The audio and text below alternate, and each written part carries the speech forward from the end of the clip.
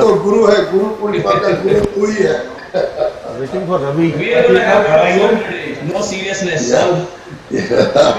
Sir, we are live. Apologize in case मैं कुछ बोल के Sir, इधर उधर. sir, we are live. Don't be Please start. sensitive. Sir, we are live. Waiting for Ravi. Sir, we are live. Any guy who is sensitive. Sir, we are live. Can Sun Pharma can start? Hi, Ashif. Sir, Hi. First class. Ekdam first class. hi, That sir. is Dr. Al-Hamadi from Dubai. अच्छा. Yeah, hi, sir. We are live. Kindly, Ashish, can we we are start? live. Sun Pharma, we I are live, think we sir. are live now. And अरे Rajiv Pachauri is the Rahul Dravid. बेचारा कितना webinar में बैठ के शादी अभी तक है, बरकरार है. so everything is fine, sir. सब कुछ है. So Deepak, we are live now. So we are live now, Oh, sorry, and sorry, I welcome all of you to this 21st webinar of our Explore the Legend. And today is the different. We have come with different format, and this would be unique in the history of any medical or surgical field. That we are operating from three different places with different cases, and thousands of the viewers will be there. And you all know that who are the legends today. So I welcome again, and I will request Sun Pharma, Mr. Varmanji, to start the procedure. Thank you, sir. Thank you very much, and indeed, it is a great pleasure and honor to welcome you all, and my heartiest welcome to entire delegates and also the entire panel of today's surgical webinar. And it is, I would say that as it has been discussed earlier, it is clean webinar, and Dr. Satish Jain and you have proposed this, and we felt that whether it will be done from 3 different places simultaneously on a single day at a single location, whether it can be transmitted across the world. Actually, then the technical team has given the support, and thanks to Dinesh, and thanks for the ideas given by you and Dr. Satish Jain for organizing this program. Yes, of course, it is a dream program for us also, and this is privilege and pleasure to be a part of this program.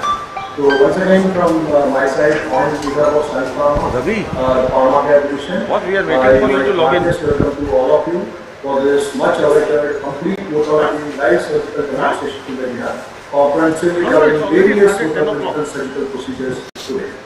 And we have the stardom of operating faculty, while starting from Dr. Satish Jain, Dr. Rajeev Pachauri, Dr. Rajeev Pachauri, Dr. Desai. But again, the galaxy of stars as moderators with Dr. Rajeev Pachauri and my friend Dr. Ravi Ramanathan, with the co-host of Dr. Robert Mittal. I am representing Pharmacare Division, and definitely for you must be prescribing my brands very regularly, like Cipodam XP, Recipar D, and Betavert, and of course the very important product for us, Montac FX too. So once again, my heartiest welcome to all of you. And this event is, as per Dr. Satish Jain and Dr. Rajeev Pachauri, is being dedicated to the dawns of this ENT faculty, Dr. Rajeev Desai, Dr. K.K. Ramalingam, Professor Dr. P.G. Vishwanathan, and Dr. N.K. Mazumdar, and Dr. S.K. Kakar. This is indeed a privilege for Pharmacare and Sun Pharma's division once again. And before I hand over the session to Dr. Rajeev Pachauri, once again thanks to you, and I will hand over the session to my boss, Mr. Amrish Sahai. Yes, sir. Yeah, thank you, Mr. Mahendra Varman, for organizing such a wonderful event. This is one of the unique webinars wherein the top legends of our country are on one platform and operating from 3 different cities. And I'm sure it is going to give immense value to all the viewers who had been consistently seeing all the webinars so far. So thank you very much, all delegates. With this, I hand over the session to Dr. Rajeev Pachauri. Over to you, Dr. Rajeev. Thank you, Sun Pharma, once again for making this happen. You have been a big support to all our events. Thank you so much. Thank you. And good morning, everyone. So it's a pleasure for me to welcome you all to this big day. a very, very emotional moment for me to introduce my brothers, the people who are, you know, whom I know as the biggest in the otology field to do some phenomenal work. And those are the people today we have with us: Dr. Ashish Bhumkar, Dr. Ashim Desai, Dr. Rajeev Pachauri, Dr. Al-Ahmadi, Dr. Deepak Haldipur, Dr. Ravi Ramalingam. These are the people who are very, very close to our heart. Thank you so much for being part of this event. Let me welcome first Ashish Bhumkar. You all know this man who have been part of our previous webinars. One thing I must tell you about his dedication to the microsia atresia work. And it is not his 1 day, 1 month, 1 year dedication which he has acquired. It is his persistent, I would say, commitment to learn this subject. I know personally what he has done for this. He has traveled so many countries, so many times he has traveled, not less than 20 times, to France, Japan, to Nagata, to US, to Brent, and so many, top authorities in the world to learn this art. And this is how he has become one of the top-notch, microsia atresia surgeons in the world. And he is our microsia atresia surgeon of our hospital as well. This department is totally, we have dedicated to him. And he is the only one. I tell you, you see a lot of plastic surgeons working microsia work, but none of them is doing anything to the hearing, and he is the one who is doing this combo work of pinna reconstruction along with the canal atresia as well as the hearing work. And that is what makes him unique. Thank you, Ashish, for being part of the event. Then I welcome Ashim Desai, Desai Institute of Otology. Believe me, he is the one whom I blindly follow. Whatever I do in otology, I totally owe to him what we have learned from him. Sir Dr. A.B.R. Desai and this institute. Amazing, amazing work. And today, this is a great day for us, all of us, to witness this great man operating. And today is the biggest day for us to learn otology, the fine arts of otology. There are a number of cases lined up. Ashish is starting our day with a very, very interesting, thick obliterative foot plate case to begin with in a stapes, and then some microsia atresia surgery. Ashim is going to start with the stapes, with his vein graft technique, their own concept of interlate tympanoplasty, and a very, very interesting cases of cholesteatoma with canal reconstruction, ossiculoplasty, and his work on tympanosclerosis. So today is going to be a great day for us to watch all this in a single day. Thank you, Ashim, for being with us. Thank you. You're too kind. Thank you very much. Then it gives me a great pleasure to, welcome, I would say, the biggest otologist in the UAE. The name, believe me, it gives me pleasure to welcome Dr. Al-Ahmadi. He is the one who is promoting academics over there, training many ENT surgeons over there. One of his trainees, let me tell you something which I heard from him, Dr. Manish Patankar, our own. He was trained in UAE by Dr. Al-Ahmadi, and his words after coming back from him, that he has traveled so many people, so many countries, and what he learned from is something is unforgettable, the kind of teacher he is. Thank you, Dr. Al-Ahmadi, for being with us. Thank you very much. Thank you for inviting me. It's a pleasure to be with you today. Thank you, and we'll keep bothering you again and again to our workshops. Thank you. Thank you very much. And then it gives me immense pleasure to welcome our big brother, my dear friend, dear brother, and like a guardian, Dr. Deepak Haldipur. This man is so popular among ENT surgeons, not only for his, humbleness, his friendliness. He's so jovial and friendly to everyone, but along with this, with his work. He is a multifaceted personality doing all aspects of ENT surgery, not only otology. He's definitely master in otology surgery. Dr. Deepak Haldipur. Along with that, he's champion in endoscopic surgery, and nowadays he has come up with a big center, believe me, a unique in our country, with his neurosurgeon to come up with a big hospital in Bangalore, Trustwell group of hospitals, wherein they are promoting skull-based surgery in a big way. We formed a team with Deepak Haldipur, Dr.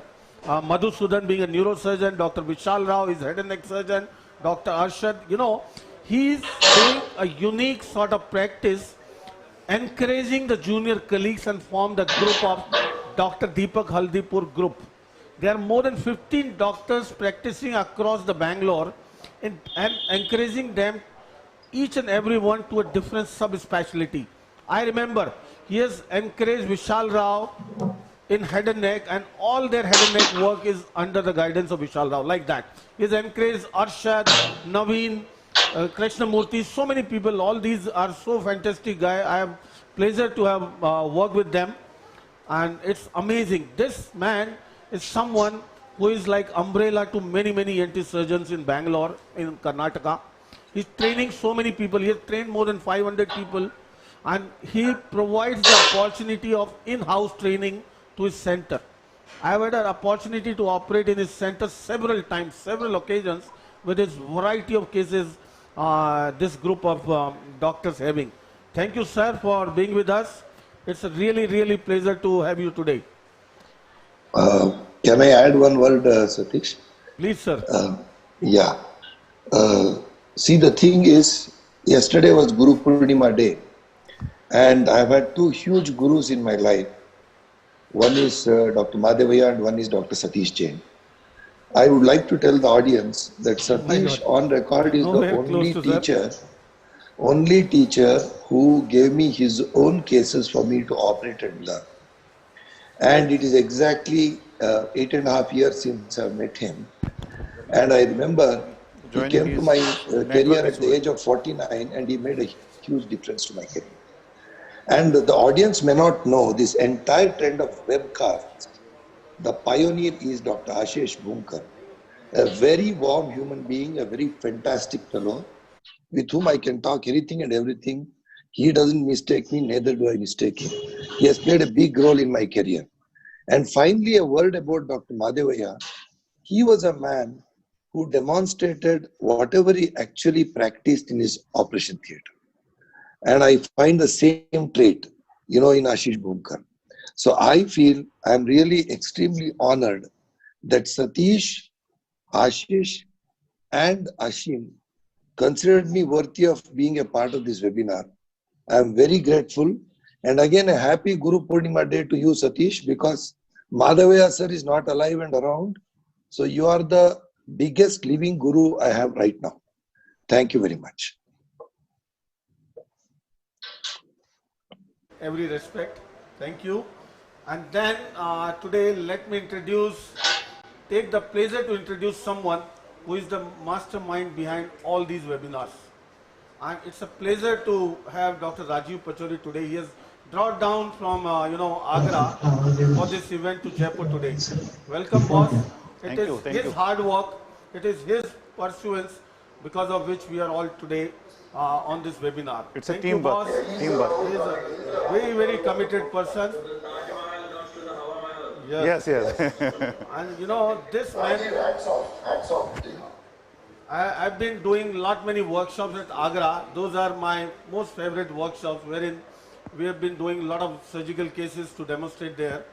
And he's the one who has a very, very, deep interest in the cochlear implantation. And today, he is going to demonstrate one of the case of cochlear implant over here in Jaipur as well. Thank you, boss. Thank you for being with us. Thank you. We are waiting for our brother, Dr. Ravi Ramalingam, to join. He is trying to log in. Probably he'll be here with us in a couple of minutes. So, thank you all. Thank you, Paramita and Udbhav, for being with us. And I'm sure they are going to, again, they have a difficult task to bring up good questions from people to all the faculty today. Thank you, and over to Ashish Bhunkar. And I think we should say... over to me? Yes, Ashish. Yeah. Okay. So, which one?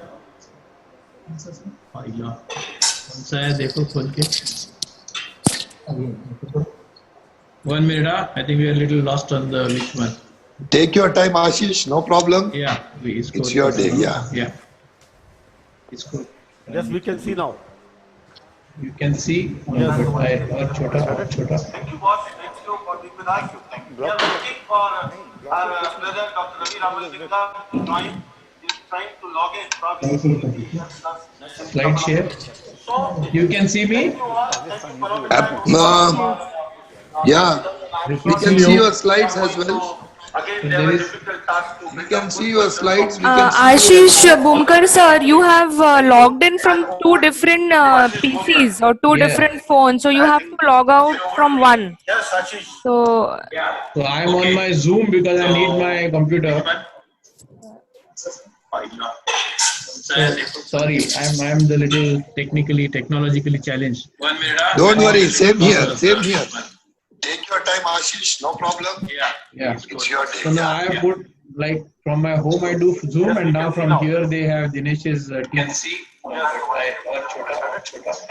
Paramita, is that a problem? Am I audible or not audible? yeah, sir, you are audible. You are audible, but there is some echoing coming. So I think you can log out from one device. Yeah, we can see your slides as well. Ashish, there's a YouTube or link also on in your place because it's coming with a little So lag. my Zoom is on. I had put on Zoom off karu. Yeah. So Sir Hashim, why don't you speak about Dr. Al-Hamadi?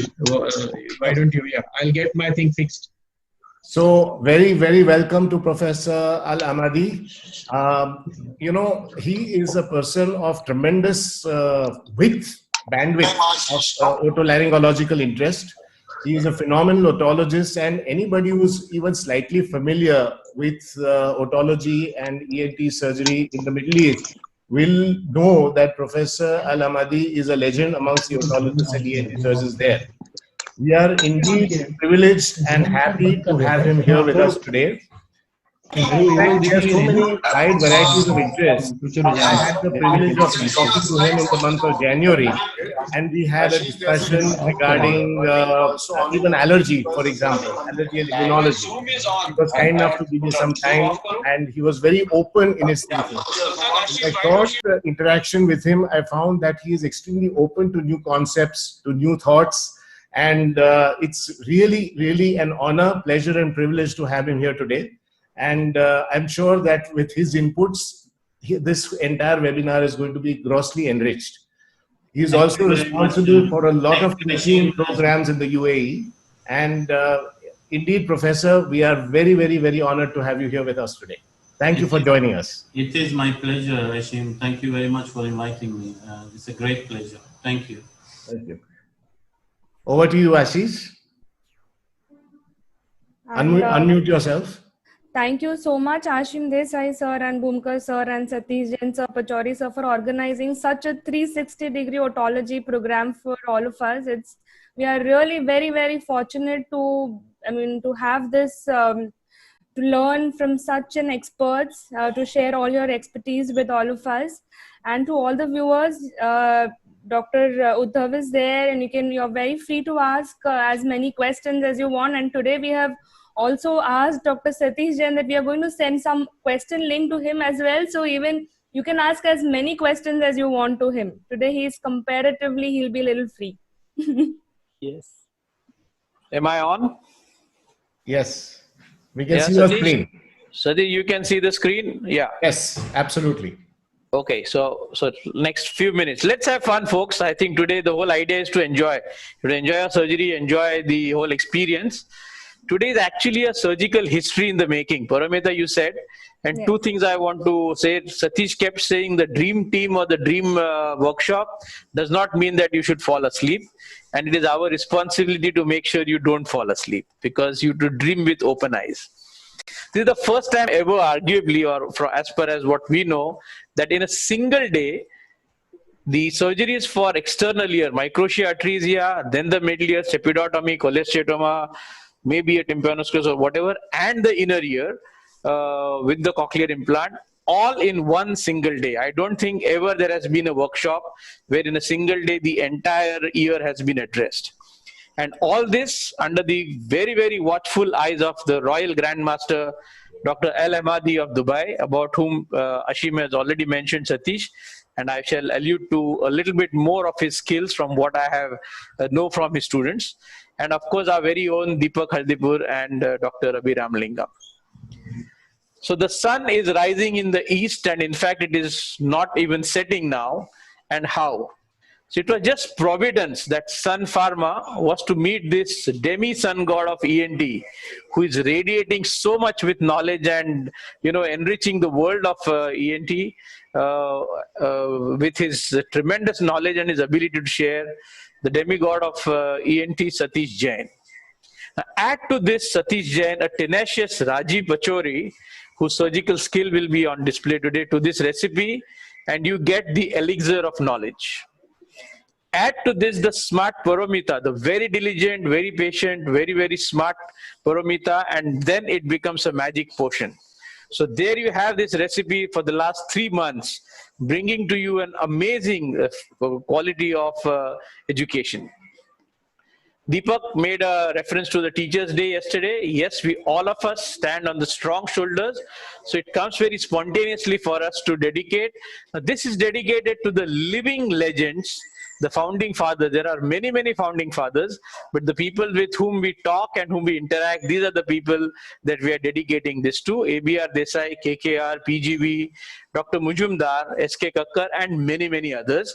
So please forgive us. It is not intentional in case we have missed a name which may be emotionally close to you or who may have influenced you. But these are the people with whom we have had the privilege to interact on very personal levels. So ABR Desai, a few words about this. He truly is the ambassador of precision and meticulous. If there were few words that I would associate with him, precision and meticulous, the no nonsense, and more importantly, no compromise person. He would not keep an OPD in the pre-lunch session or pre-surgical, not wanting to finish the surgery and rush to see an OPD. That is a lesson I learned from him. Never be in a hurry to finish your surgery. Your commitment has to be 100%. And even today, he still remains the face of excellence in all of the middle ear surgery. A man of Satish Jain's caliber says he blindly follows the Desai Institute of Otology. That is a very big statement and a very big compliment of what all ABR and now Ashim have been practicing and propagating. PG Vishwanathan, another very, very favorite of mine. He is really the ambassador of enthusiasm and utter modesty. Incredible surgeon, but still very, very enthusiastic. Even now, occasionally he will call me, but Ashish, what about this atresia? What about this flap? That send me this, send me that. Still wants to buy instruments, even if they cost 90 lakhs, 80 lakhs. He still is so enthusiastic about ENT. So that is something which I get very, very inspired by PGV. He's a man, I've been to his place several times. We've done a microtia.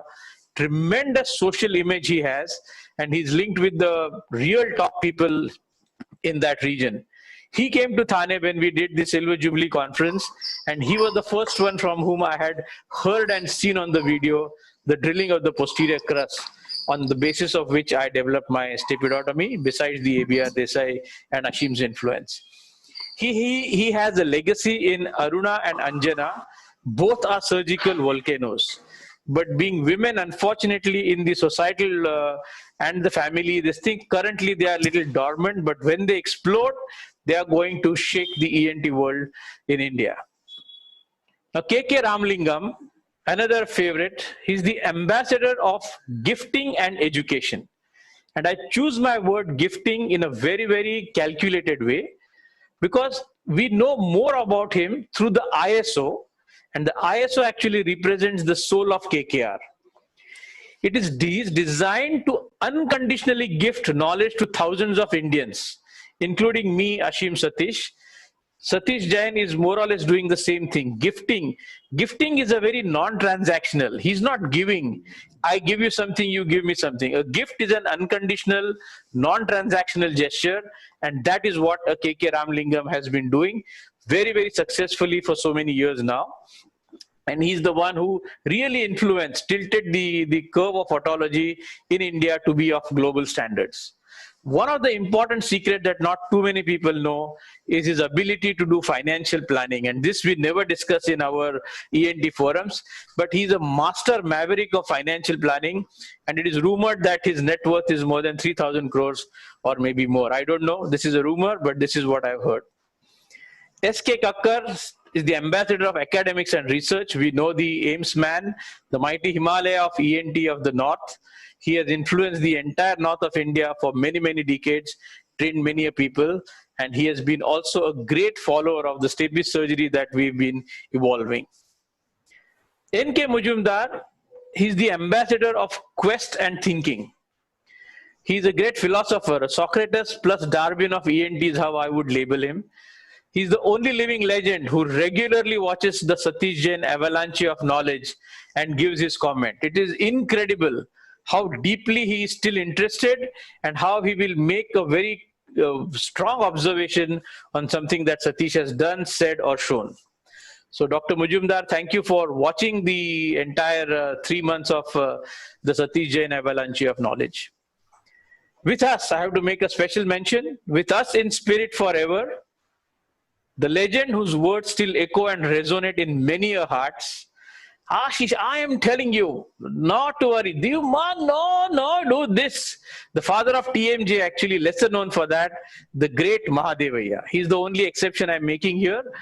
And to me, and Deepak made a comment about him, the ambassador of innocence and grace.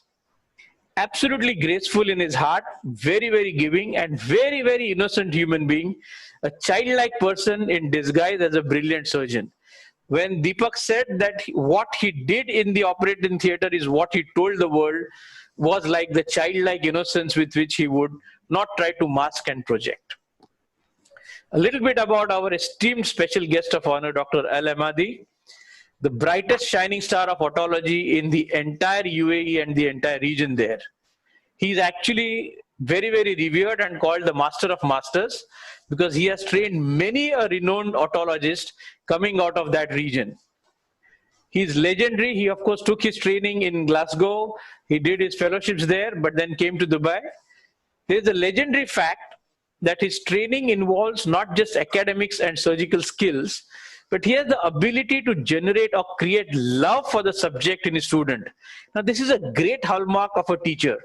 To create love of the subject is something very important rather than just the technical skills.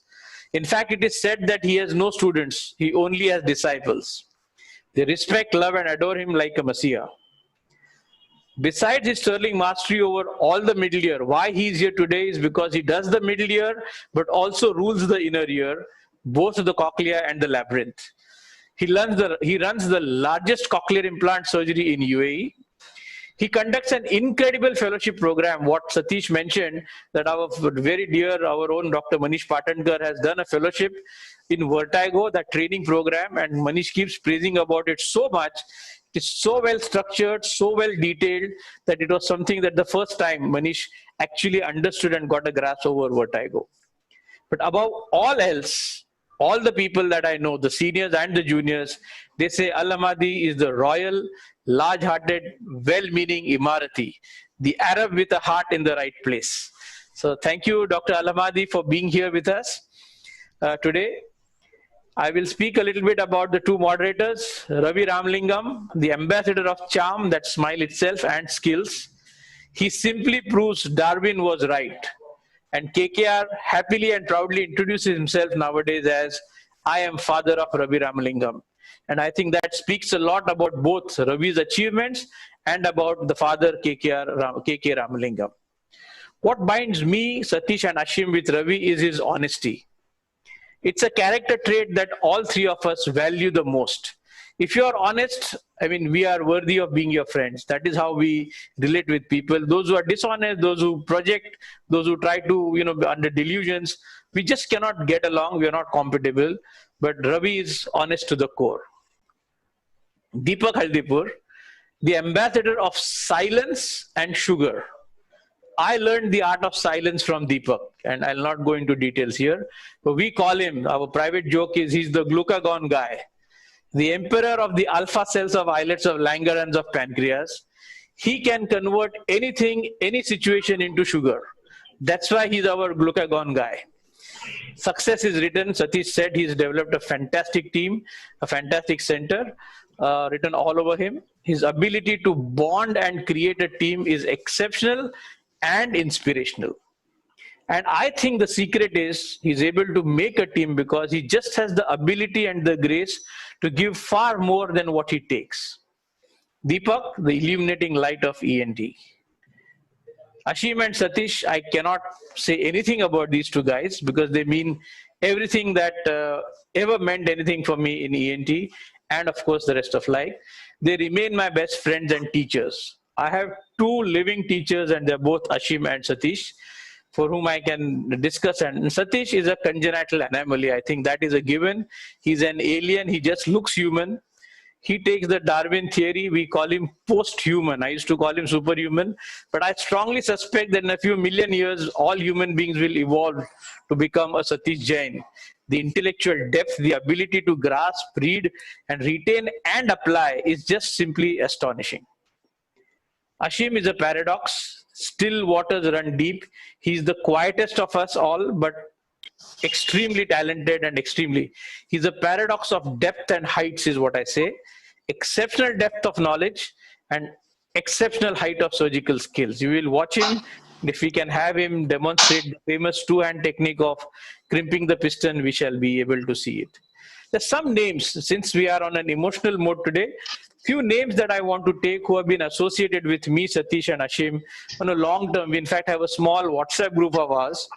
And Niranjan Reddy of Anantapur, exceptional talent and has a Midas touch.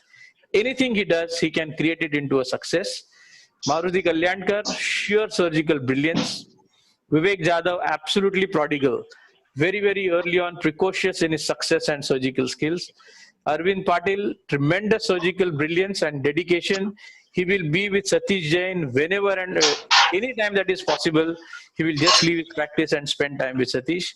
Amol Deshpande is his colleague, brilliant surgical intelligence, and Gaurav Chaturvedi is our another newly acquired friend, a friend of Satish, of course, with innate brilliance. With this, I stop the emotional part of today's introductions. Yeah. Can you guys hear me? Yeah.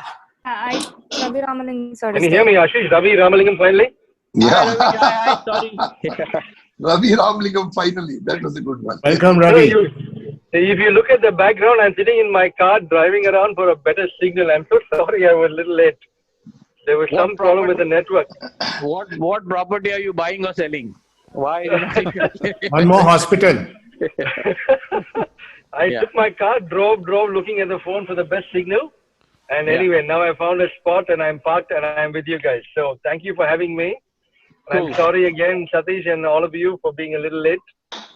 So it's always good to be back with you guys. Yeah. Okay. So now we get going, Satish, with your permission. Yes, we have already heard Ashim. Ashish saying Satish about Ravi. Can you hear me? So if you may allow me, I'm in my OR now. Yes, you can go ahead. Yeah, go ahead. Go ahead. Gayatri, you can say hi. This is Dr. Gayatri Patankar, our teammate. Hi. She's the one who will be doing the sculpting. That is Santosh, our OT manager. Hello, Gayatri. Hello, Santosh. Sushma, sister. So we'll all be trying to do the best that we can. Thank you, Ashish. Yeah. Satish, you are muted. Yeah, we'll discuss about the first case. Ashish. Yeah, we can't hear Satish. Long back I had called Satish Jain the phenomenon. He continues to be the same. Yes, absolutely. Yeah. And you forgot the detail. I was the link between you and Satish. So before no, you are the link for me for everything, man. And Dhanraj was the link between you and me. even for me, words fall short when I have to describe you because that is when I really become emotional. Yeah. So is Satish on? Yes, sir. So Satish, with the first case, it's a bit of a controversial case. Me, Satish and Ashim, we've been talking about it, whether it's likely to be tympanosclerosis or autosclerosis. Yeah. Let's see what happens. We've chosen the most controversial and difficult case to begin with. Let's say it's worthy of your expertise, Ashish. Let's see. Thank you, Ashish. You go ahead, we'll discuss about the case. When the going gets tough, the tough get going. Yeah. Satish, unmute yourself, please. Yeah, I will give you the case details. Ashish. Your final quote, it is better to be alive till we are dead. Yes. Yes. So, can you hear me, boss? Satish, you are muted. You need to unmute yourself. Am I audible? So Bhumkar sir, you've Hello, highly am I described audible? everyone so well. Yeah, There is doctor. something that Dr. Sanjeev from Nagpur has to tell about you, that how can one be so good orator and a good surgeon? I Because mean, I'm you are... For that, you have to be Ashish Bhumkar. He's the best orator, I think. Hello, am I audible? Yes, you are audible. Yes. Okay, boss. So before moving to the first case, let me welcome our brother, Dr. Ravi Ramalingam. You have already heard Ashish saying something about Ravi's smile. Is always, so mesmerizing smile. Thank you, Ravi, for joining us. What happened to his mustache?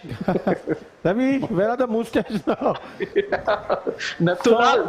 For everyone, Ravi is the managing director of the DKKR Institute in Chennai, the institute where everyone is looking up to learn something from. Believe me, they have trained maximum number of ENT surgeons, probably from every country in the world. They look up to KKR to learn something. And this is what the institute is. And they have a group of hospitals now in Chennai, catering so many people over there in the region of Tamil Nadu. Thank you, Ravi. And besides this, being a good otologist, we all know him. He's an amazing cochlear implant surgeon. He has a special interest in cochlear implant surgery. Has a vast experience of having done more than 2,000 cochlear implant surgeries. He has trained hundreds of cochlear implant surgeons, mentored so many surgeons in not only in India but entire Southeast Asia. So many cochlear implant programs he has mentored so far. Besides that, he is the one who is in the forefront of adopting a minimally invasive retrosigmoid approach, MIRA, for the posterior fossa pathologies. He has been, you all know, conducting so many teaching workshops. I've been, one of the attendees of his so many workshops to learn sinus surgery way back. It's been almost 20 years from now. So many otologic workshops he and KKR sir have organized for so many people. Thank you, Ravi, for being with us today. And I'm sure people will be benefited with your vast experience. Thank you. Yes, Satish, I'll add a couple of words about Ravi. For me, he's the best posterior tympanotomy surgeon in the world, the way he does it. Yes. And number two, whenever I remember Ravi, I remember the Glenmark company, because Ravi is candid. If there's a person who fits the word candid, it is Ravi. Thank you. So, guys, thank you. I must say a word out here. You guys are my best friends in the field of ENT. And Satish, especially you, I haven't met somebody who is so high up in the ladder but remains modest and true to his friends. Deepak, of course, you've been my best buddy for so long, and all the others too. So thank you so much for having me here. It's always a pleasure to be part of what you guys do. Thank you again. Thank you, Ravi. So, we move on to the first case of the day, and believe me, this is going to be the most interesting one, which Dr. Ashish Bhumkar is starting from Thane. So let me give some details about this case. This patient has a bilateral conductive hearing loss. You can see the audiogram on the screen. Has a, this is the tympanogram with type AS curve, and bilateral reflex is absent. And the picture of the tympanic membrane is something not very normal, but this has a lot of things hidden in it to say. So being a conductive hearing loss, Ashish is taking up the left ear. We have the CT scan to give you some more details, some more interesting aspects. We have always discussed in our previous TP's webinars also the value of CT scan in such scenarios. Maybe a simple step is to any surprising situation. CT unveils so many things. It simply gives us anatomical details to make us more prepared to do that particular case rather than getting surprises. And in this particular patient, I will touch upon some important findings which we have come across. Let me go directly to those findings. See this, on the left side, though we have seen in our otosclerosis webinar earlier what all to see in a CT scan in a patient with a conductive hearing loss when you suspect otosclerosis. Many things you can see on CT scan. Here, I'll just touch upon those issues, but highlight only the positive aspect. And see what we see here on the footplate on this side. Let me show you from above. This is a horizontal facial nerve. Horizontal part of the facial nerve you can see, and as I go below, this is the genu of the facial nerve. This is the vestibule. This is the region of the foot plate, and what you see this hyperdensity anterior to the foot plate and over the foot plate as well. Can you see very well? Ashim, can you see clearly? Very well, very well. This gives you a good clue of the kind of foot plate Ashish is going to get. We have seen so many stapes surgery that we have done, and today we have variety of stapes cases. Probably we'll be showing at least 3 cases with 3 different techniques, and this first one is full of surprises which Ashish is going to start. And what we look up here is the kind of foot plate. This is not a thin blue foot plate generally we get. What I observe here is a thick focus anteriorly and over the foot plate as well. You see on the opposite side, even more dense. Can you see almost the entire foot plate is, obliterated on the opposite side? Can you see? So you can imagine the kind of case this is going to turn out. And this is the value of CT scan. This can make you more prepared to deal with such situation. If you look in the coronal section, the same picture if I show you in the coronal plane, see this. What we see in the coronal plane mostly for the otosclerosis, first is the level of the facial nerve. This is my oval window and this is the facial nerve, and what we can see over here, the facial nerve is looking normal, not looking dehiscent, not falling upon the oval window, and that is what we want to ensure before. Secondly, the ossicular chain. See the malleus, the incus, the stapes, suprastructure, and heading towards the foot plate, and foot plate is looking little thicker than the usual one. On the opposite side, the situation is pretty, more difficult, more tough situation where you see the thick focus lateral to the vestibule in the region of the foot plate. So Satish, that is the value of would you consider tympanosclerosis in this, Satish? Can be. Looking at the condition of the tympanic membrane, yeah, it could be it's a thin scarred tympanosclerosis. drum, and also the anterior malleal ligament, there's foreshortening of the handle of the malleus. Yes. Satish. Yes, sir. In this case, would you have preferred a cone beam CT? Yes, 100%. Cone beam gives you much better detail in terms of more finer sections. I could have got 0.05 mm section through the cone beam, number one. Number two, with the cone beam, like this, you can reconstruct in all planes, all multiple planes, whatever you want to reconstruct, but with a more finer picture of thickness of the foot plate. With the cone beam, I can ascertain the thickness of the foot plate in some millimeters. If my cone beam shows my foot plate thickness is 0.3 millimeter, it has to be 0.3, like that. So cone beam is more precise, you can say. You're right, sir. The cone beam is I've been lucky, Deepak and Satish, that I have a cone beam CT in the hospital now for about 8-9 months now. Yes. And I completely agree. The pictures that you get for detail inside the middle ear and mastoid are amazing. So, and sitting position, doesn't space, it's not space occupying, sitting position, 17 times less radiation. Yeah. Pardon me? How much does the machine cost, the cone beam CT? The machine costs everything between the one you might as well get the best machine. The one I got cost between 45 and 50 lakhs. It depends on the software that you decide to take along with it. But you have cheaper machines, but I would recommend that you get the new one. It helps with your depreciation taxes. The quality is good. It lasts longer. The support is longer. So yes, you could get for 25, 30, but the one I got is a little more expensive, but I'm very happy. See, it takes 10 minutes to do it. You can do it in your own hospital. It's there in the next room. It goes into the same room where I have the X-ray machine, and I get good pictures. I can get in the computer immediately by the packs. The images are zoomed as much as you want, and the quality is really amazing. It's very good. And if Ravi says 45 to 50 lakhs, that is the best price, because Ravi is the Bania of South India.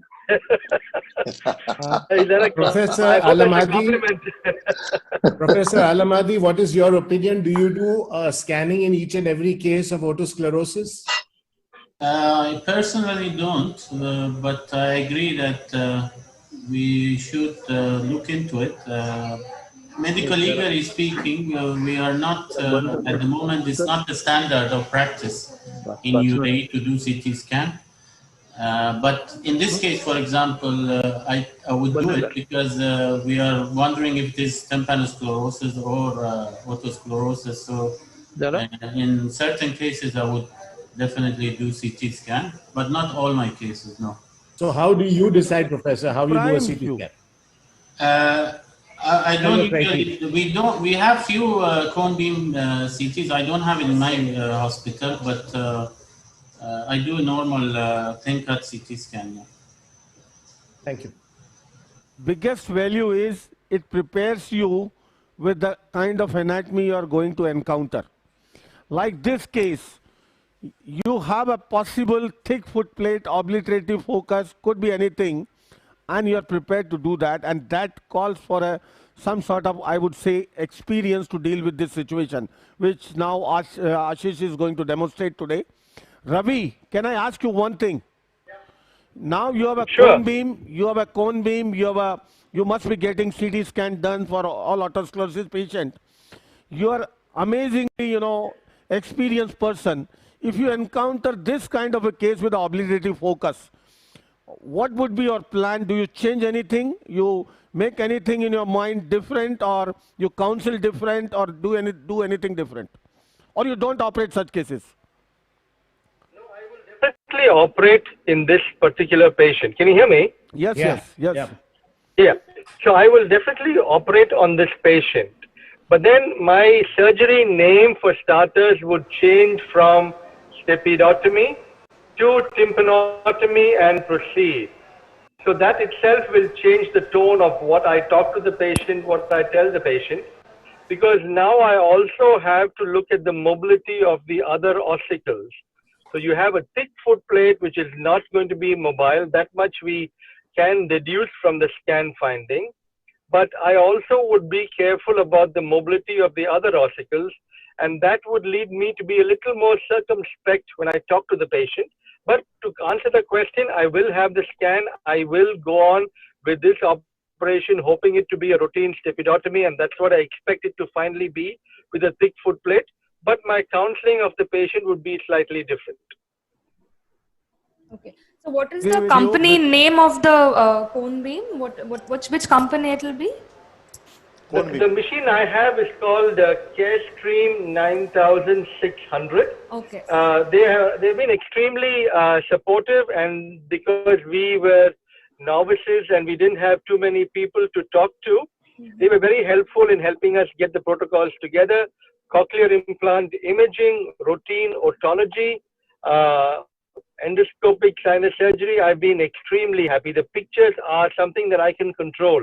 When they come back from the routine CT scan center, the pictures are often not what we want. I've been able to control them. At some point of time, if you send me a message or email, I would be happy to share with you the details, the company and the pictures, and I'm very happy. But remember, that's only for two purposes. It's for the sinuses and for the temporal bones. It cannot be used for anything below the neck. And it's more of a dental machine by definition. You can't use it for the neck. That's for the temporal bone and PNS. Correct, that's all. Non-contrast CT scan. You can't do a contrast with the Satish, I would like to add a point. Yeah. In a time when everybody is coming up with some dental implants and all that, it's going to become more common in future. CBCT has more and more value. Because so many people are going into implantology now and so many patients come up with implants. See, in implantology, the biggest advantage of CBCT, besides the other advantage, it has no artifacts. In the post-op, when you place an implant and want to ensure the location of the implant, want to see exactly where implant is going, in the scala tympani, vestibuli, you don't want the artifact to intervene, the cone beam is the choice. Cone beam is the choice for the CT scan post-cochlear implantation. Besides the other advantages, like Ravi has already enumerated, it is so quick, so fast a scan you can do. You can do even in a sitting position. It is so, convenient to the patient. Otherwise, To get an axial CT scan done, you have to lie down prone, and that is not convenient to many of the patients, particularly elderly patients. It is relatively much radiation free. You know, the overall radiation as compared to the multi-slide CT scan is almost 17 times less in a cone beam. Besides, you can have the finest slices you want. We have got 0.05 mm slices with the cone beam, as good as, you know, in terms of picture quality, as good as multi-slide CT scan. So these are the distinct advantages of the cone beam. Obviously, there are certain disadvantages. I would say it's not a versatile tool in terms of, like Ravi said, you can't do entire body scan for this. For otolaryngologists, it's good for, ideal for non-contrast CT of the temporal bone and PNS. You can't give a contrast study with a cone beam. You can't do angiogram and all. It is best to prevent artifacts, and that is why it was developed. That is how it was developed for the dentist when they plan, you know, dental implant, and they don't want an artifact, dental artifact, before planning that implantation. And that's how it has come under widespread use, and what we are doing today, using this only for that purpose it was developed for. So coming to this... Can I add one thing, Satish? Sorry. Yes, yes, please. Just one word to add. When anybody in the audience is looking to purchase CBCT, there are a couple of technical factors to keep in mind. It's the size of the image that you get. They call it the voxel size. And ideally, you want the largest voxel size. Now, if anybody is interested, the one I've got has got 16 by 18 inches. So it covers the entire head in one shot. If you compromise on that, the bigger you acquire, more costlier it is.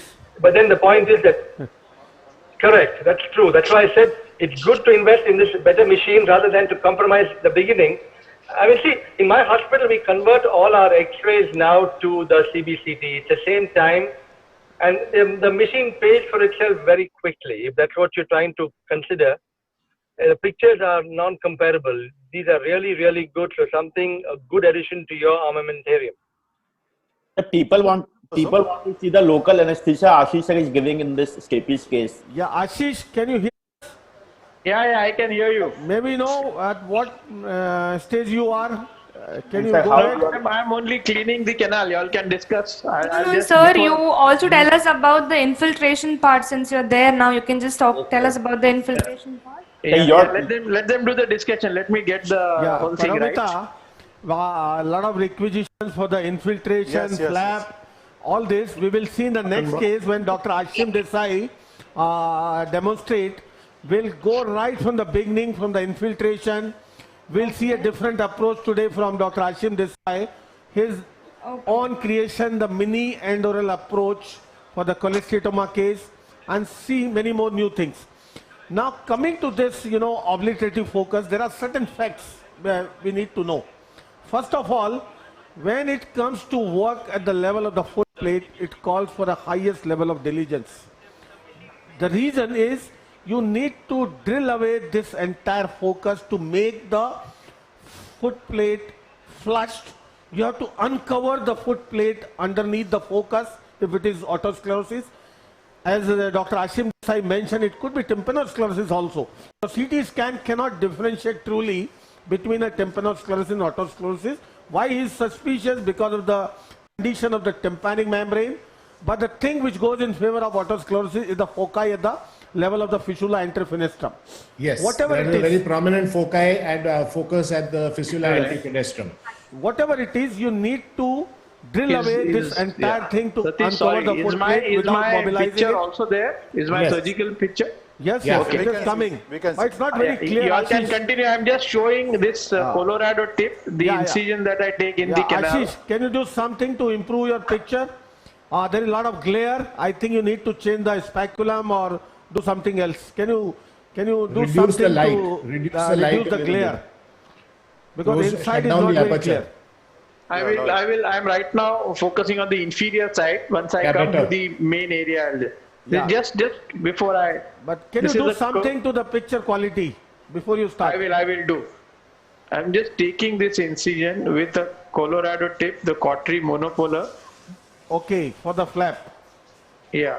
So inferiorly that tends to ooze, and now here. Yeah, that is very important point. Once it comes to stapes surgery, once you work at the level of the foot plate, literally you don't want even a micro drop of blood coming over there. And this inferior incision, sometimes it's so bothersome, it keeps on oozing and making your life very, very difficult and frustrating. It's a good idea, Ashish, to use this Colorado for the incision. Yeah. Because then you can ensure that no blood is seeping down in the middle ear. Superiorly, it's a little difficult. Yeah, so Ashish, you are not centered. Can you centralize, please? Yeah. Satish. Yes. I have a question for you. Yes, sir, please. Considering that this is a case of obliterative otosclerosis, yes, would your advice towards surgery be more in a younger patient or in a very old patient, or it doesn't make any difference at all? Suppose the patient who has got who's 20 to 25 years of age, with bilateral otosclerosis and with the CT scan or CBCT, you can make out it's an obliterative otosclerosis. Yes. What would your advice for a younger person? You would go more aggressively. Yeah, like Ravi mentioned, the counseling is very important in obliterative. First of all, believe me, like what I was mentioning, you need to go to the foot plate, being very, very diligent to drill away the entire focus without mobilizing the underlying foot plate, and then afterwards you deal with the foot plate like any other regular case. So that kind of dexterity required to drill over the foot plate, which we are going to witness today, is something very, very difficult for a beginner, number one. So the counseling part, number one, is a difficult situation, and that's why we need to counsel a patient accordingly. Overall results, if you go to the literature, are definitely inferior than to a regular blue foot plate situation. So counseling is very, very important, number one. Number two, you can't, in this situation, like Ashim is going to demonstrate the vein graft and all, this is the situation where particularly the vein graft is, I would say, contraindicated. Because if you try to use the vein graft, it can lead to, ossification of the chondrocyte and can lead to, again, a different obliterative focus.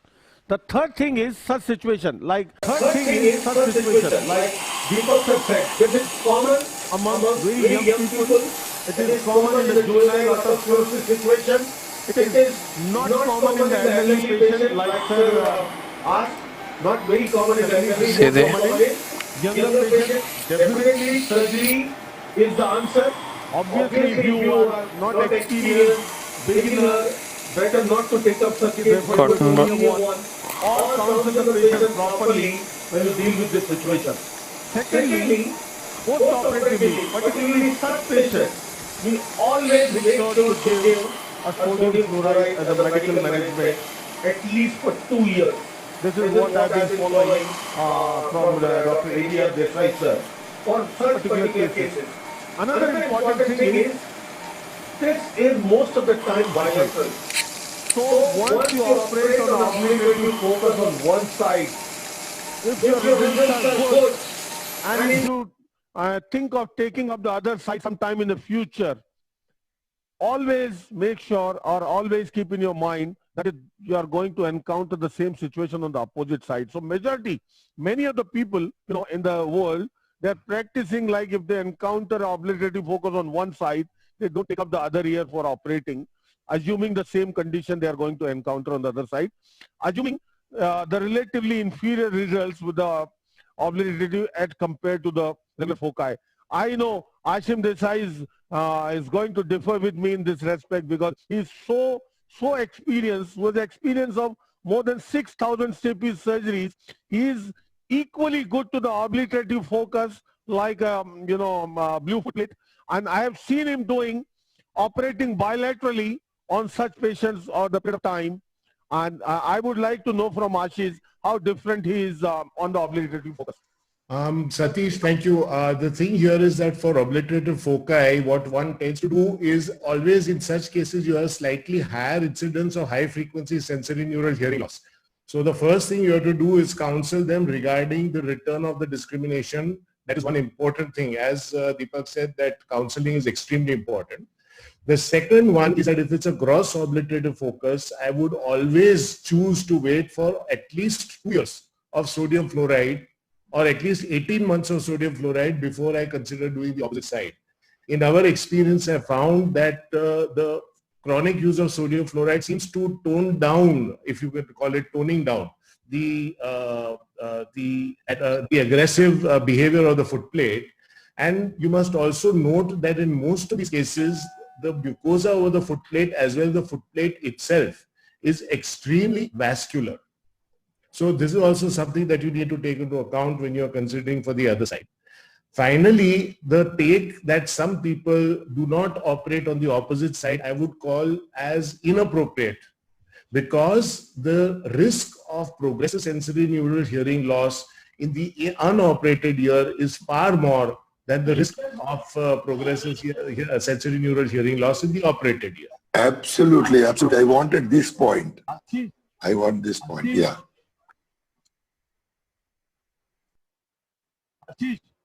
Ashish, can I interrupt you?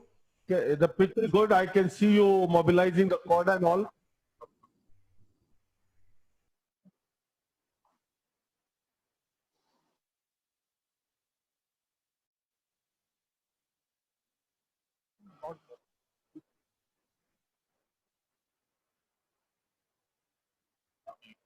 Yes.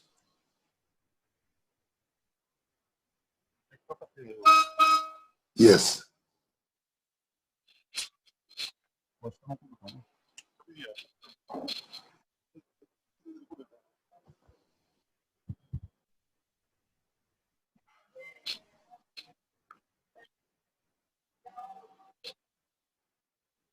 Fantastic.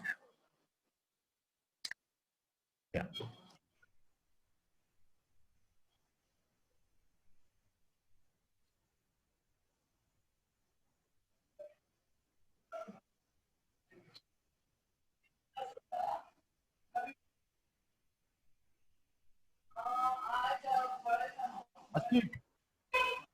Ashish, can I request you?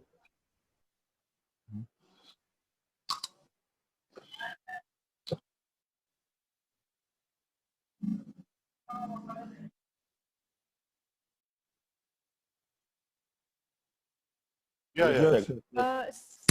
So can you focus a little more, sir? And Ashish, that's much better picture. In Yeah. higher magnification, the picture is better. The only request is, can you reduce your glare a little bit? And secondly, probably it is because of the speculum. If you can try to change the speculum, I'm sure the picture will improve.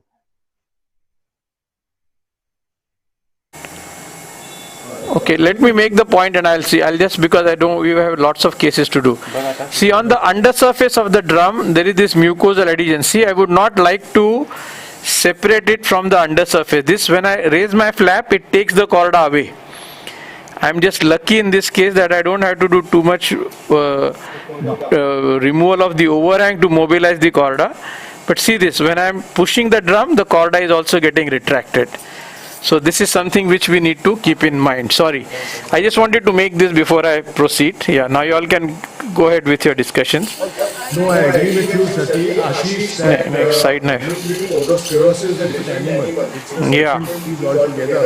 And for those of us who are doing vein intermission techniques, I would strongly recommend against or obliterative foci.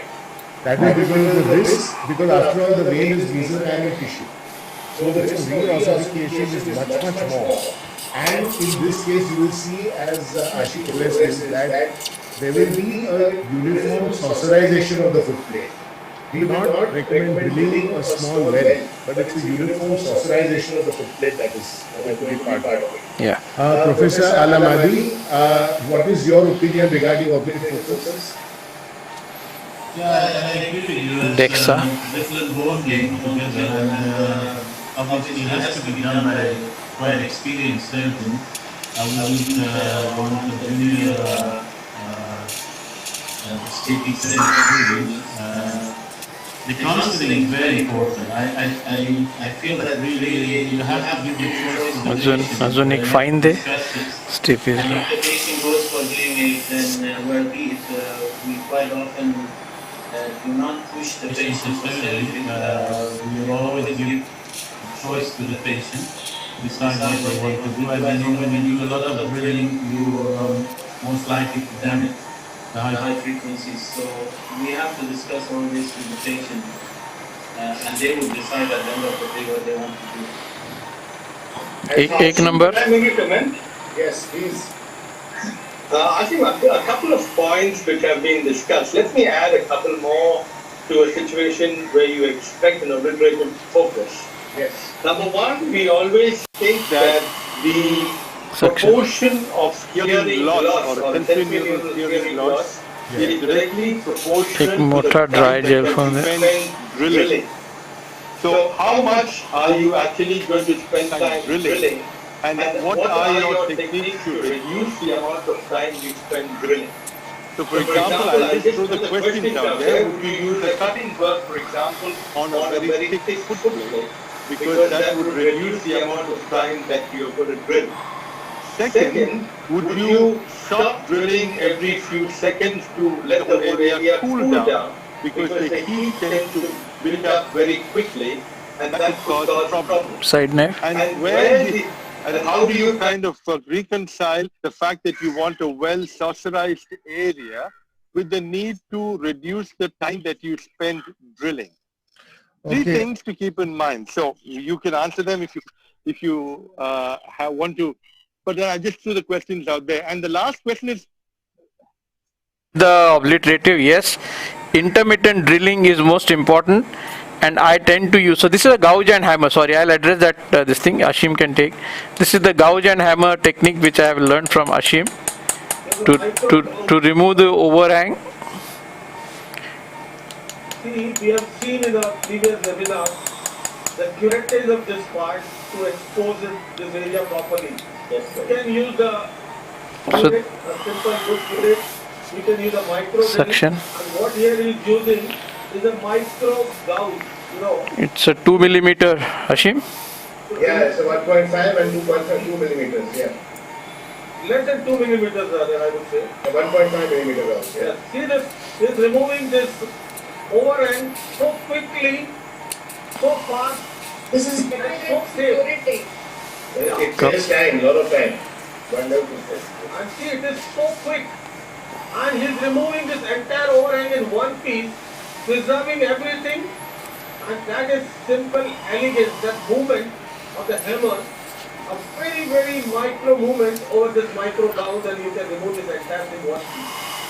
I've seen in one of our cases in the Staples Carnival, when we had a case of anterior malleolar ligament fixation, and Ashish removed this overhang far anteriorly to mobilize the anterior malleolar ligament. I remember that. Yeah.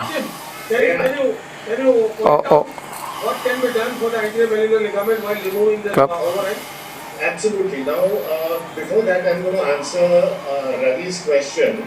Then one is, as Ashish correctly said, intermittent drilling. B, I would irrigate sufficiently. And C, I have a study, Ravi, of many cases. I have 200 consecutive cases in which drilling has been done versus not done. And we compared the high frequency losses for each of these. And we found that there is no statistical significance between the degree of hearing loss with drilling or without drilling. Just here I want to point out the extreme laser large line. vessels as we have mentioned, and obviously the focus generally has very large focal vessels. These are vessels. So this is indeed a case that is worthy of Ashish's skill. Great. Yeah, but it's going to be a pleasure, a treat to watch this guy. Ashish has a huge experience of sclerosis surgery, and it's really a treat to watch him. So now we have invited a lot of trouble on ourselves by design, of course. See the vascularity, it's a very dense atherosclerotic bone. The ossicular chain, while you all were talking, I checked the mobility. And the way I check it is I look for the sliding of the incus in the incudostapedial joint. See this? See the joint is here. This is sliding very well. And then I will make sure that the malleus is moving. So there is no malleus incus fixation. In the same joint, I see the lenticular process moving. So I have identified the joint. There's a little vascularity there. But most autosclerosis. That confirms the diagnosis. See, and there's such a big vascularity there. That is what I wanted to mention. See, Few points to learn here. Number one, he kept the chorda attached to the mucous hole to the other surface of the tympanic membrane. That is the secret behind preservation of the chorda. And he puts the chorda along with the flap to protect it. Number two, Sorry, Satish. The other thing I do is I keep putting DEXA injection in the middle ear, also to keep the chorda wet with DEXA. And if I am going to take longer time, I will keep a gel foam soaked in DEXA to keep the chorda moist. Sorry, because of the heat and exposure. So now laser. Whenever you have to differentiate the temporal sclerosis from otosclerosis, in such a situation, see the distinguishing feature is vascularity. In such thick obliquity focus which we could pick up by means of a CT scan preoperatively very well. He was much more prepared to deal with this situation. Being an experienced person, he was so straightforward in his approach and see now the diagnosis is confirmed. Curate there. Now, this is expected to have this kind of a vascularity and obliquity focus. Second point, like we discussed, his exposure. You know, in one shot with a micro gauge, the entire area is so clear. We can see the fallopian canal above. We can see the length of the long process of the incus. We can see the posterior exposure. Everything exposed in one shot with a micro gauge. That is second point to learn from. Satish. Now we have to see him, how he deals with the focus. As I said earlier, you have to drill away the entire focus and uncover the focus. So now I'm using the KTP laser. Sorry, Deepak, 1 minute. I'm using the KTP laser to control the vascularity. So I am now going to be Santosh.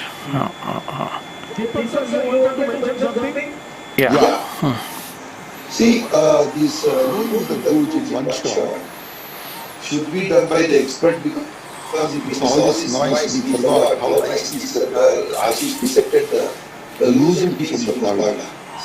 When a beginner is doing this, one of the risks is when the piece hangs loose and is attached to the chorda. If you are not careful, you can damage the chorda. Yeah, so the trick to that is to make your first stroke at that junction where the chorda is. Yes. Can I make a point here? That's a very important point we discussed in our previous webinar. I've been using, carbon dioxide lasers, and we have demonstrated almost 10 cases before. Or as a before laser, suction. And everything. See the value of KTP laser over here. What it did, he changed the entire picture by means of using KTP laser, which is a high ability for hemoglobin. He entirely devascularized the entire area so quickly. That is the value of KTP. If you don't have a KTP at this point of time, the moment you start drilling, this is going to bleed like anything. Bleed like anything means on the foot plate, even a micro drop of blood is too much to work in that region. And that is the value of KTP. KTP is a low, wavelength laser like argon, which is a high affinity for hemoglobin, and it is the best of the lasers for hemostasis. Before the advent of KTP, actually PGV sir, before the advent of KTP laser, now he has KTP laser. Before the advent of KTP laser, you would use a gel foam soaked in adrenaline on the foot plate, keep it for some time and then suck it out thoroughly later. You see, what happens is that that's a good point you brought up, Deepak, because most of us who don't have a KP laser, the way forward is to actually scrape the mucosa off and then put xylopene adrenaline on top of it. Yes, and take care to suck it out completely before you make the fenestra. Yeah, it should be a dry and naked foot plate before the fenestra is made. That's a very important part. Now, one more point that Ashish did, which I think we missed discussing, is that the curettage, after using the gouge hammer, he used a curette to smoothen the edges. Now, that's a very important step, because if the edges are not perfectly smoothened, there will be little undulations where the epithelium can grow in an awkward manner and cause tiny little posterior superior retraction pockets, and very important. So it has to be a complete, the best way to perfect remember oval. that is nature loves curves, smooth curves. So does Ashish. Yeah. And Okay, Ashish, now one thing I have to Ashish, point out, in this case, see, the stapedius is attached far superiorly. There is no posterior, see, the entire posterior crust is inferior to the attachment. Often you have a posterior crust which is more superior. So in this case, there was no need to drill the posterior crust initially, but I'll have to sacrifice the stapedius for me to drill the posterior crust. So I'm going to do it also with the laser, just because we are dealing with a very vascular middle ear here. Suction, please. Ashish, See, the way you devascularized the whole area was a class act. amazing, amazing, Wonderful. amazing. Otherwise, to deal with such vascular foot plate, That is is a really real just difficult one of the task. main reasons why we have. It's like a cautery on the in autosclerosis. You know this laser. Yeah. See, this is the value of KTP we must understand. We never advocate the KTP over CO2 laser in terms of fenestration and other parts, but here for devascularization, KTP is the laser.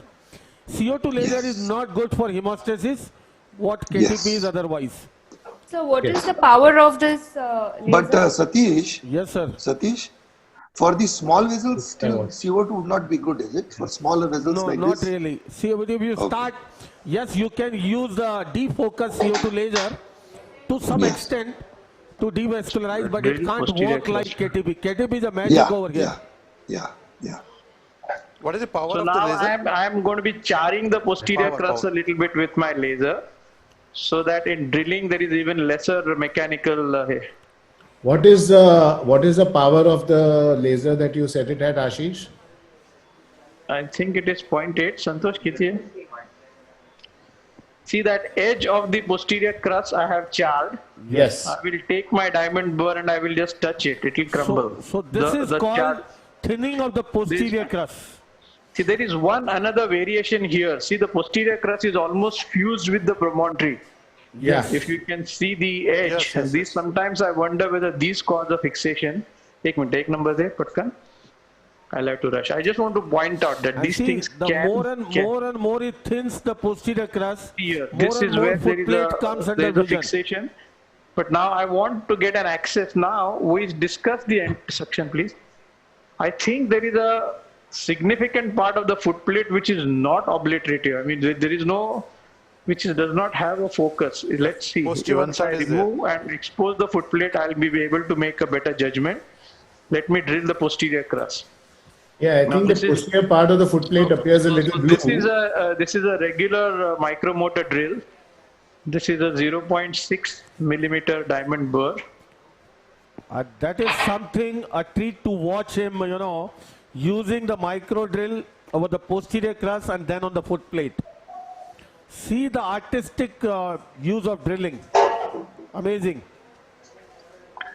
And for me, this is the step, his specific step. See the level of comfort he is using the drill. This is simple micro drill with a straight hand piece, 0.6 mm burr to thin out the posterior crust, and more foot plate is under exposure now. At this point, I'll would like to apprise you with one of the classification proposed by a surgeon, Melafronte, and that is very clinical. What it defined, and that is very practical, the way he is distributing the otosclerotic work to his residents. He categorized the foot plate into 3 categories. The first one is a blue foot plate. Blue foot plate, which is fixed one, is the ideal one where the foot plate is better, fix to the annular ligament all around. And that is the ideal one where the foot plate is adequately fixed and you can make a fenestra, you can do the carotmy and all these things which much more, comfort level without mobilizing the foot plate. And that is the foot plate he would give to his residents in their training to do the stapes surgery, because in those cases the foot plate is much better welded to the annular ligament all around. The chances of dislocation are less. Satish, may I make a point? See how gradually I'm drilling the posterior crust? Yes, I can see. Very also well. a little bit of the head of the stapes I drilled. Yeah. See here. Ashish, can you focus a little bit, please? What is the speed of the micromotor? Speed of the micromotor? Amazing. The best thing is to see the hand movements. Yeah. She's so precise. He's at the high magnification using this 0.6 mm drill right at the posterior crest with the foot plate under exposure is something a treat to watch. Ashish, can you little bit centralize the picture? Yeah, so this guy, what is that thing called here? Bajuga? What is the speed, speed of the micromotor? You're out of focus. Yes. Now this perfect, is best. perfect. This is better. Speed I think is 900, but I'm just controlling it with my foot. Now I see a little bit of the vascularity again of the foot plate. Ashish, at this point of time, can you focus on the foot plate? Yeah, It looks like you're focused on the posterior crest. Yeah, I'm just going at to this the foot plate. magnification, yes. Yeah. Now, see, almost like 40% of the foot plate has been drilled. Yes, sir. I'm getting a better access. Now, this foot plate, actually what you're seeing is not an obliterative. There's a very dense focus anteriorly. Thick foot plate, thick one. I mentioned on the opposite side was a huge focus as compared to this side. Laser. Satish wanted me to do the other side because it was more thicker, but unfortunately in the counseling we had already spoken about the left. It's great. So the patient wanted the left. So would you recommend CO2 laser or KTB laser for the stapes? Which means? See now, as the more foot plate is uncovered with vascularity over it, he is now using the KTP again to take care of that vessels. I think KTP is better. KTP is ideal for the stapes. to control. So, sir, here Professor N.K. Mojumdar has a point. He's asking that when you're talking about the vascularity in otosclerosis focus, don't you feel that this physiological change also involves the stria vascularis to affecting the nutrition of outer hair cells in basal turn? Not really. Believe me, the reason for this vascularity is the disease focus. What is otosclerosis? Where the otic capsule thick bone is turned into a more vascular, more spongy bone. Yes. And this is what the active focus is, which we are dealing with. So this is the true vascularity of the otosclerotic focus, not anything else. And this is what he is, trying to control. See now, so far he is working on the foot plate and not a single micro drop of the blood we have seen. Yes, and that the credit goes to the KTP, and the way he is using KTP in between. He first used the KTP. Drilling the head of the stapes because it is coming in the way of that is the overhang. So see that? Yes, I have drilled a part of the head of the stapes. See, like Ashish. he's taking this surgery as a mission. He first mobilized the cauda, he devascularized the area, then a little bit, thinning of the posterior crust to more and more expose the foot plate. Then again using KTP or more, vessels wherever coming under exposure, and then going to the foot plate. This is like, see, under high magnification. This is a very, very high magnification. And this is the kind of dexterity which is required to work on the foot plate in such difficult situation. Ashish? Yeah. Excellent avascular exposure of the obliterative otosclerosis I've seen. Yeah. I mentioned in the beginning this will turn out to be the case of the day. And this is an amazing, learning experience for everyone, how to deal with such thick, difficult vascular foot plate. This is the classical example where you could see even a micro drop of the blood didn't ooze, and that is something amazing. Here you can see the way Dr. Bhumkar is drilling. He's drilling in the long axis. The most stable axis of the stapes and the footplate is the long axis. Yeah, very valid point, boss. Yeah, he's drilling from Very, the very posterior crust valid point, area Ashim. to the anterior crust. If you drill from side to side, the chances of mobilization are much, much higher. Some more lasers. So now we have the entire width of the footplate visible to us. Beautiful, beautiful, Ashish. We'll use Beautiful. a little bit again the laser for those small vessels so that I don't want any blood. Dr. Ashish, great work, very nice demonstration. Thank you, sir. I just want to add that so many people have different ways of doing this, and you have demonstrated a very elegant method with a drill. I usually use a CO2 laser to remove the posterior crust, but I just want to mention for the people who are in training and people who already have established way of doing the stapes, Dr. Ashish make this look very easy, but in the wrong hand, the drill can be very dangerous if you're not actually familiar with it. So try to use a technique that you are familiar with, and I think this is a very elegant way of doing it, but you have to be careful. So amazing to see how he has simplified such a difficult situation.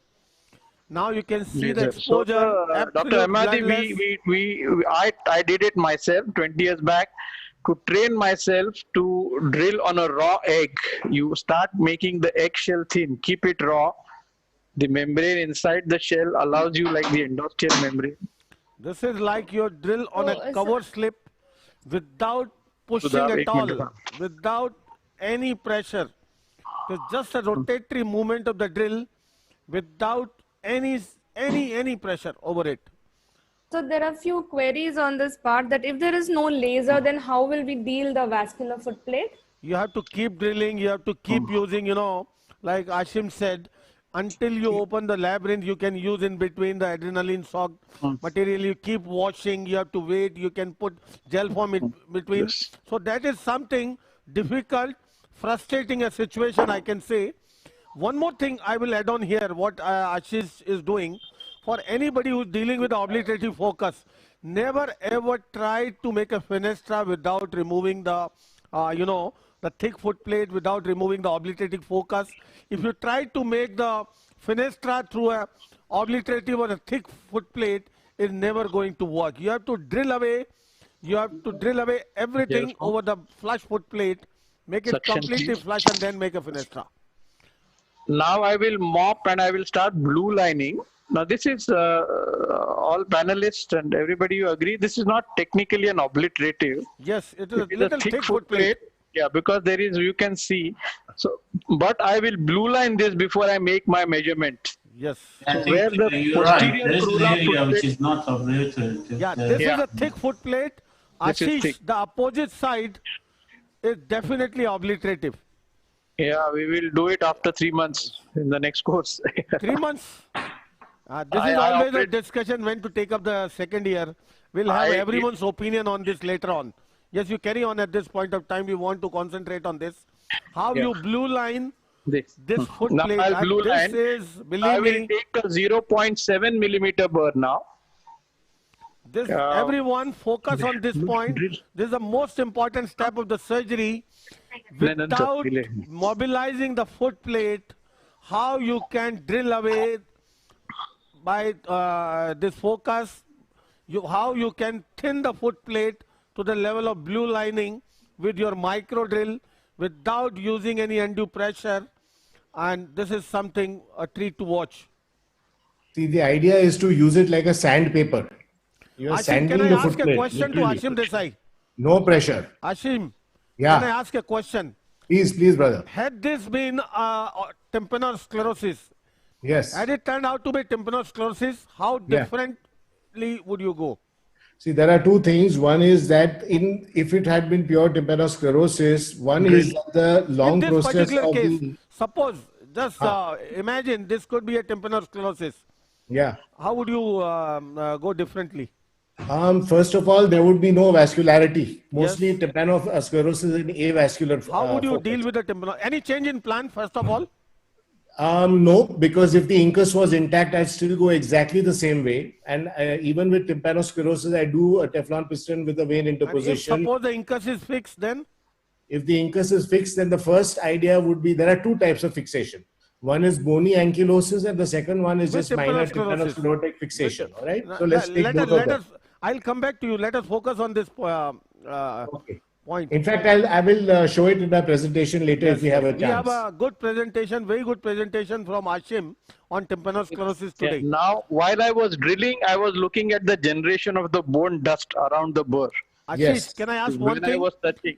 Ashish, any irrigation are you using at this point? No. Yes. No irrigation at this point, and if at all I want, I am going to put DEXA injection. But the Ashish, color has already changed.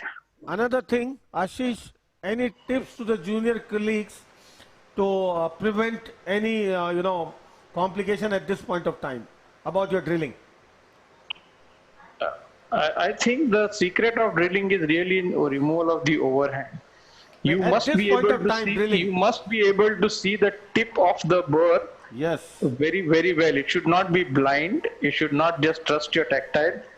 Look how the color is changing. Yeah, we can see the blue lining coming up. Yeah, very nicely it is coming up. Everyone look at the dexterity required at this step to expose the footplate region, to blue line it. Amazing, Ashish. Satish. Yes, sir. I would like to add a couple of points. One is perfect. He said it should be under vision. Yes. The whole area should be seen.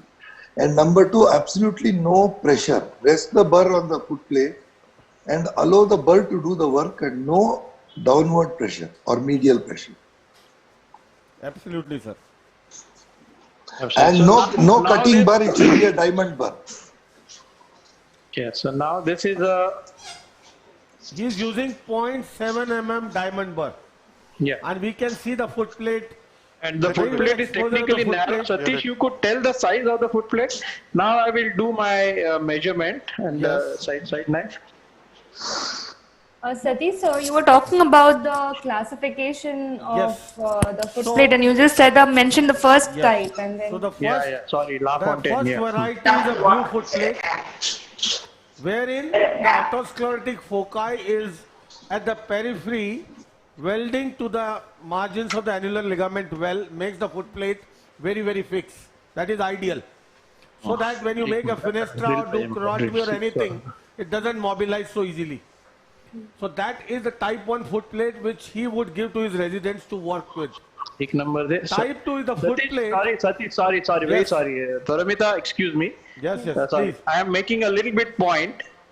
See, the head of the stapes is jutting more towards the footplate. Can you see this? Yes. So when I put my piston here, which is about 1.5 millimeters up, this is going to come in the way of my shaft. So I'm going to drill. This is also a bit of the overhang. A part of the head of the stape is remaining. I'm just going to drill that away. So Ashish, are you trying to do like a sort of reverse stepedotomy? Reverse only, yeah, always, yeah. Okay.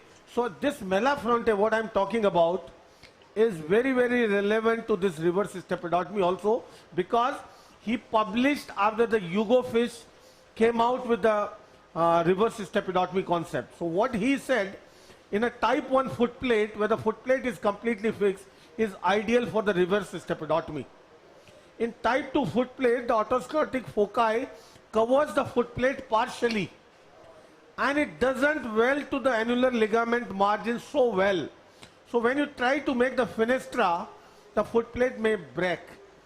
The reason is the blue footplate is a good elastic footplate, and whatever the foci come over the footplate is brittle. It is not so strong a bone. So when you try to make a fenestra in a type 2 kind of footplate, you may have a chance of breaking the footplate. You may have a chance of, mobilizing the footplate, and that is a difficult scenario. He would never advocate a reverse stepedotomy in type 2 footplate. He would never go to the beginners a type 2 footplate. Type 3, is a biscuit foot plate where the foci completely covers the foot plate and it is not very well welded to the margins. So chances of mobilization are much more difficult. It calls for a more experience to deal with that situation. And that's a very, very clinical classification you can say in that situation. नंतर मला 0.6 दिया बर. So now I'm doing, this is, I call it the piston rehearsal and the length measuring both. Yes. Can you tell in detail how do you measure this, at what point of time, and so what is your lateral limit? What is your lateral limit? So first of all, what I did was I saw whether with ease my piston is going in or not. That tells me whether my overhang removal is adequate, I'm not struggling, and two, that when I crimp, it is not going to be inadequate. The suction, please. So that is something like rehearsal of the exposure as well. Yeah. Second, I am watching whether my piston is standing absolutely perpendicular or not, which it is. Yeah. This is the second thing. Third thing I have done is I am now marking the spot on the foot plate where the perpendicularity of the piston will be maintained. So I will make a fenestra there. So if I make a fenestra more anteriorly, the piston tends to see, like for where it is resting right now. If I make a fenestra anteriorly, there will be a constant posterior tug to the piston later on. So it must be absolutely perpendicular. Then you don't have those 5 years, 10 years down the line necrosis and other issues. So it should be free floating. This is where I will make my fenestra. I mark that point in my head. And now third, coming to the precise length part, the loop, I think Satish will show it with his hand. I will compare the level of this part of the internal loop with the midpoint of the thickness of the long process of incus. That is a very, very important point. Right now it is very, very long. So I am going to cut it and I'll bring it. I may do this 3-4 times. So meantime, you all can discuss the... See what he has mentioned. Let me elaborate. He is measuring the lateral limit to the midpoint of the thickness of the incus. The reason is, the goal is not to use an overlong piston. Why so?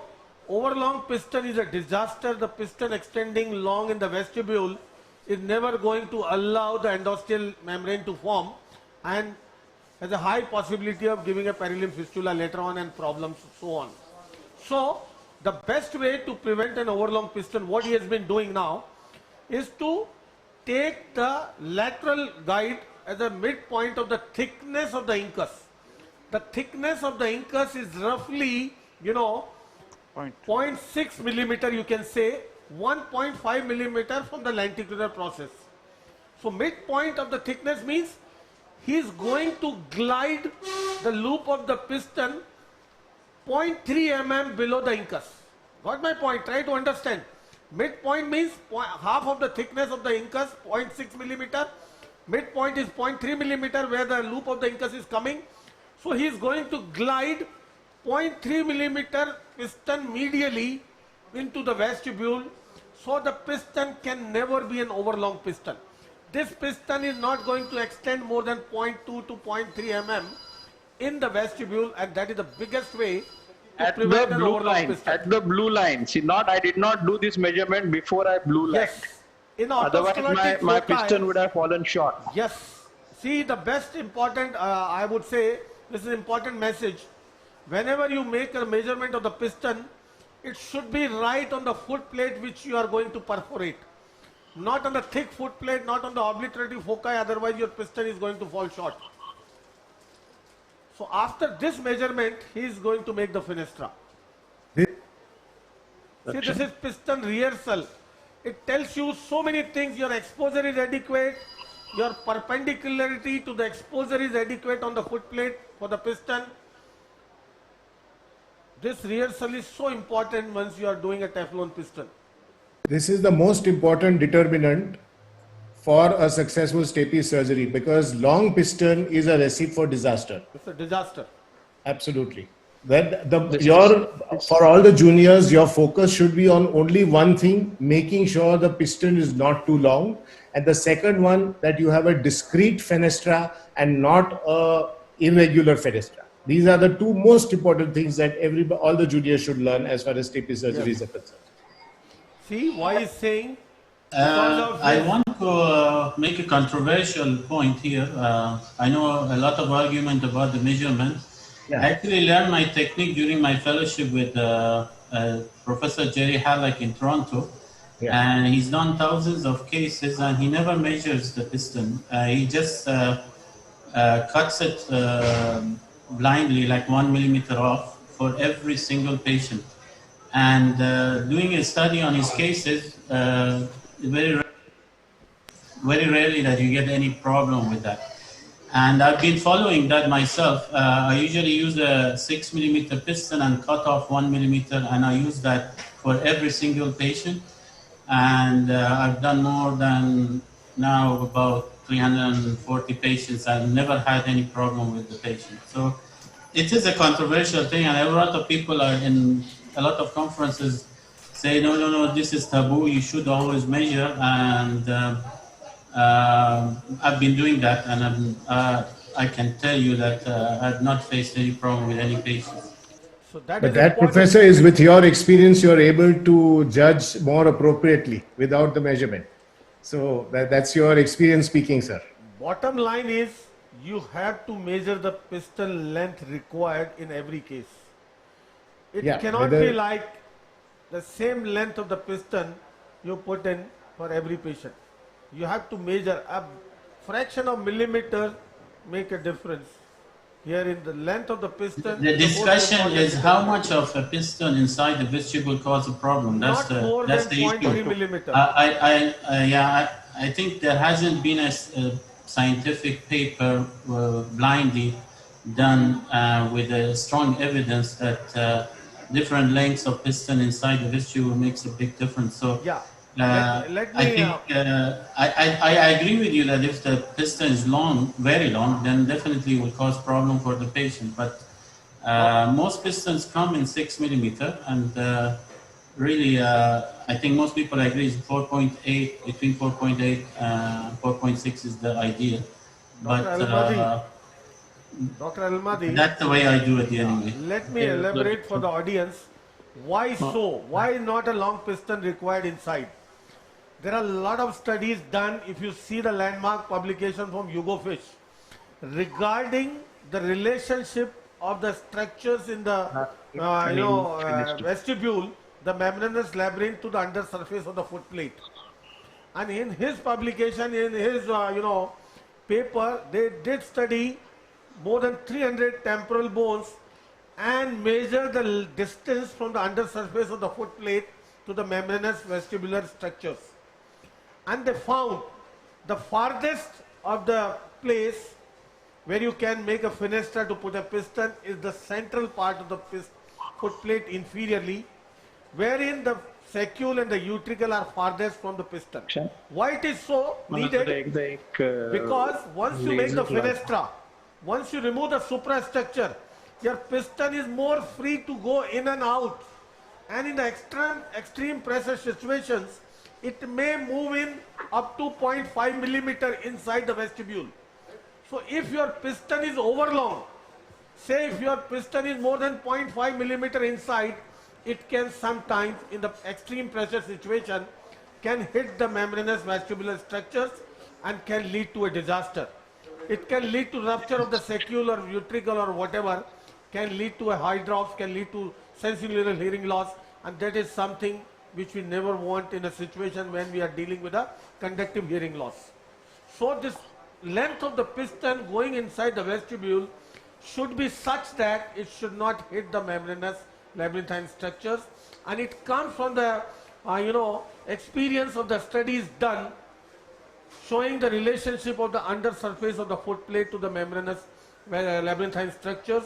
And in order to stay on the safer side, we should not push the piston more than 0.3 millimeter inside the vestibule. That is to stay on the safer side.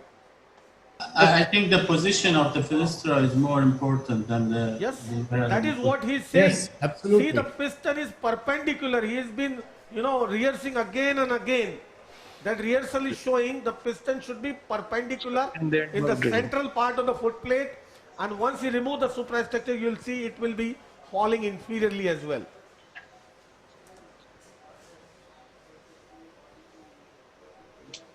So now I'm going to make the fenestra. Yes.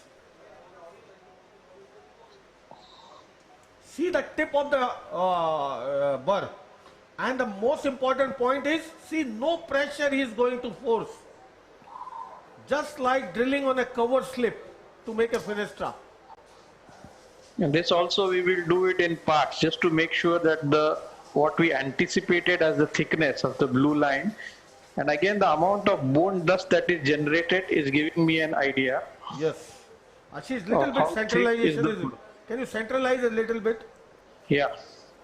Satish, Dr. Nageshwar wants to know the blood supply of incus from you. Can you elaborate the blood supply of incus? Okay. See this.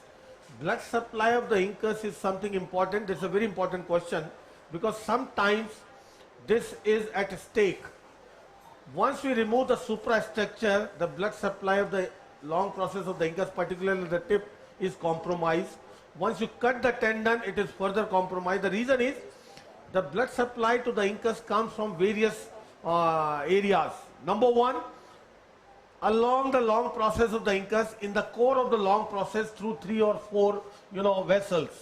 Number two, posteriorly from the facial artery branches along the tendon of the stapedius. A lot of people try to preserve the tendon not only for the the function of the tendon, but to protect the vascularity to the lenticular process. Then through the stapedial arch, one anteriorly and from the posterior crust, at both the base of both of the crust, particularly the anterior crust, is a small plexus of vessels formed by the branches of the facial and the anterior tympanic and inferior tympanic vessels. And all these small capillaries run along the stapedial arch going towards the tip of the incus. So this vascularity is very important to understand, and a lot of people are working on the conservative stapes surgery to protect more and more of this vascularity by means of preserving the tendon, by means of preserving the stapedial arch itself. A lot of people are doing, cutting the head of the stapes, a sort of decapitation to protect the vascularity as well. So there are many, many more concepts working towards preservation of the vascularity. Ashish, we are with you. See, he is coming again and again without using the pressure. His guide is the bone dust which is generated. Smallest bone dust generated, he will come again with the fine suction and see. This is a very, very high, magnification what we are watching. This is also, at some point I'll make a very, very micro opening. The gusher thing, that I look for. Of course, we have a CT scan here, so no. And here, let me tell you, once it comes to fenestration of the foot plate, in terms of hearing preservation, the best of the lasers, if you compare all, is the CO2. CO2 has the ability to pass through the fluid. It has the ability to get absorbed by the fluid. So whatever laser energy going beyond the foot plate, when it cuts the foot plate, the remaining energy, laser energy, is absorbed by the fluid. So fluid acts as a shock absorber of the energy to prevent the energy dissipating to the membranous labyrinth.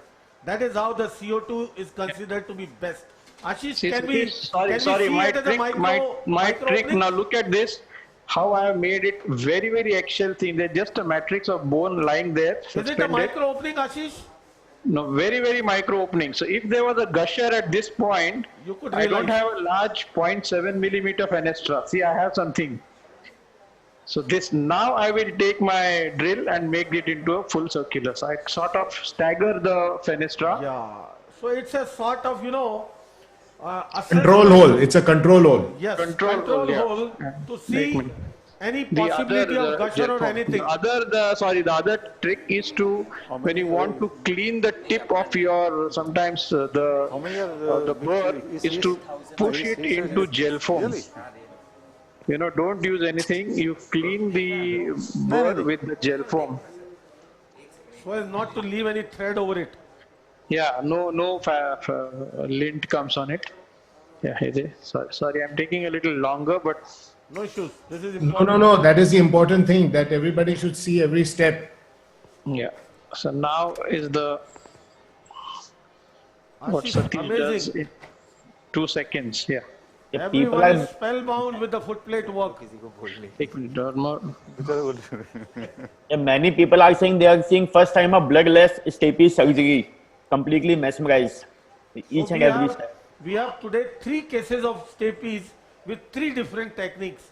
You will see after this the Ashim Desai doing their own technique and lot of important concept about the stapes surgery after this case. उतना है section.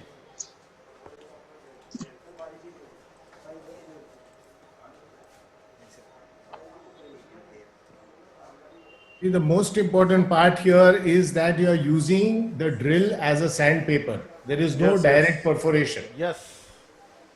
It is being used without any pressure on the foot. Zero pressure. At all.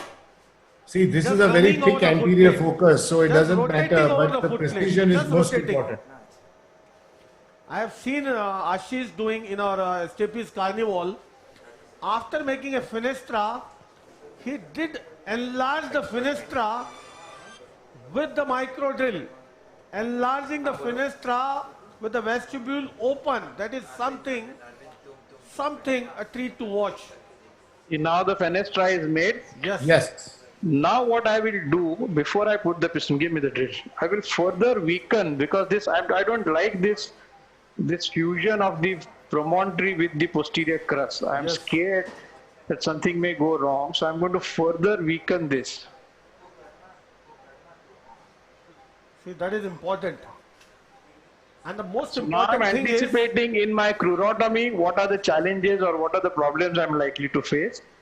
So I have done this. Now unfortunately I was earlier planning to show you how I manage the anterior crura.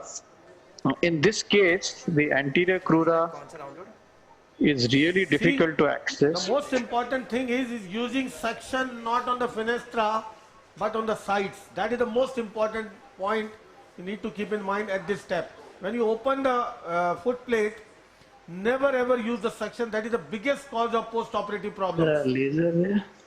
Biggest cause of post-operative problems. The second is no issue about the blood going inside the vestibule as long as the vestibule is full of perilymph.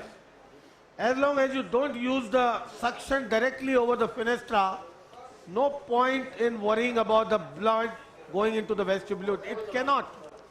Blood cannot seep into the vestibule as long as it is full of perilymph. The reason is the pressure inside the vestibule is much more than the pressure inside the middle ear. I'd like to take this opportunity to welcome Professor Herman Kingma. Welcome, Professor. Your work on vertigo has made you very, very famous, and I know that you've been to India many times. And very, very warm welcome to our Otology program today. Thank you. Thank you. We welcome him, and he is our guest to witness a very important ceremony after this case. It's a unique book. One of our senior colleagues who has developed after our dedicated work for years into the field of neurotology, and that is the biggest gift to the world, I can say, which will witness after this case.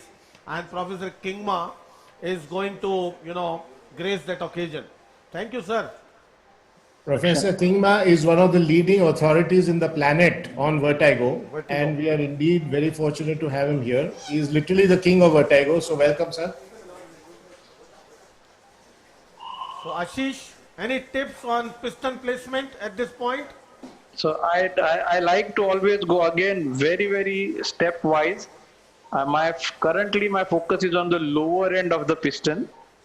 I want to make sure that the size of the fenestra that I have made is just about larger than the piston diameter of my piston. Yeah. I remember you use 0.7 mm fenestra and your piston is probably 0.5. 0.5, that's right. So this is going to make a sort of annular ligament once the endosteal forms inside. a sort of 0.5 millimeter annular ligament all around the piston. Yeah, I want to watch the lower end go into the, sorry, my, yes, yeah. Yes, this is a better picture now. Yeah.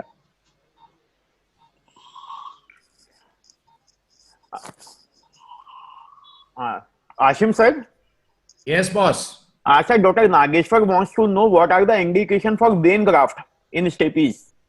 You see, we are going to discuss, boss. Next case.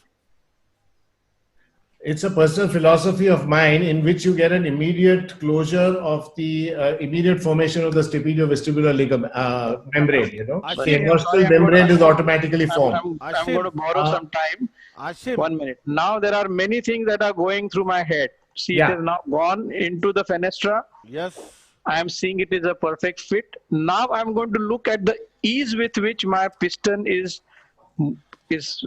feeling to the touch. When I dip it inside a little bit, is it snug or not snug? One, I have attained the perpendicularity. See, I was saying it should be perfectly perpendicular.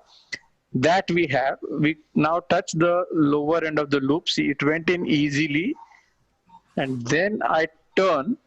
And I see how easy this is turning and going. If the lower end is very snug, Ashish, then it does not. Little bit? We want to see It does not. Yes. It does not turn by 90 degree, and there it is. So now I'm seeing. See, everything is perfect. So the lower end is very nice. It is not snug. It is at the right point for the perpendicularity of the footplate of the piston. Absolutely. Then you see that it is nicely in. Now this entire assembly is still completely fixed, crimp. For crimping, you go a little lower in magnification. Again, you should be able to see both the tips of your, see, just a simple alligator, and then you crimp. 1 minute suction. Now, because the entire incudostapedial joint and everything is all still fixed, I cannot subluxate or move the incus at all. So I can crimp to my heart's content the way I want, absolutely tight at a spot that I want to. Fabulous. Yeah, Ashish, so this is now. Yeah. Ashish, a word over the crimping the way you do. Can you emphasize? So first of all, go lower in your magnification side knife. Yes. Make sure that the flap is away, and you are able to see both the ends here. Yes. And now we take the crimping, both the tips of the blade you should be able to see, and then you go and you crimp.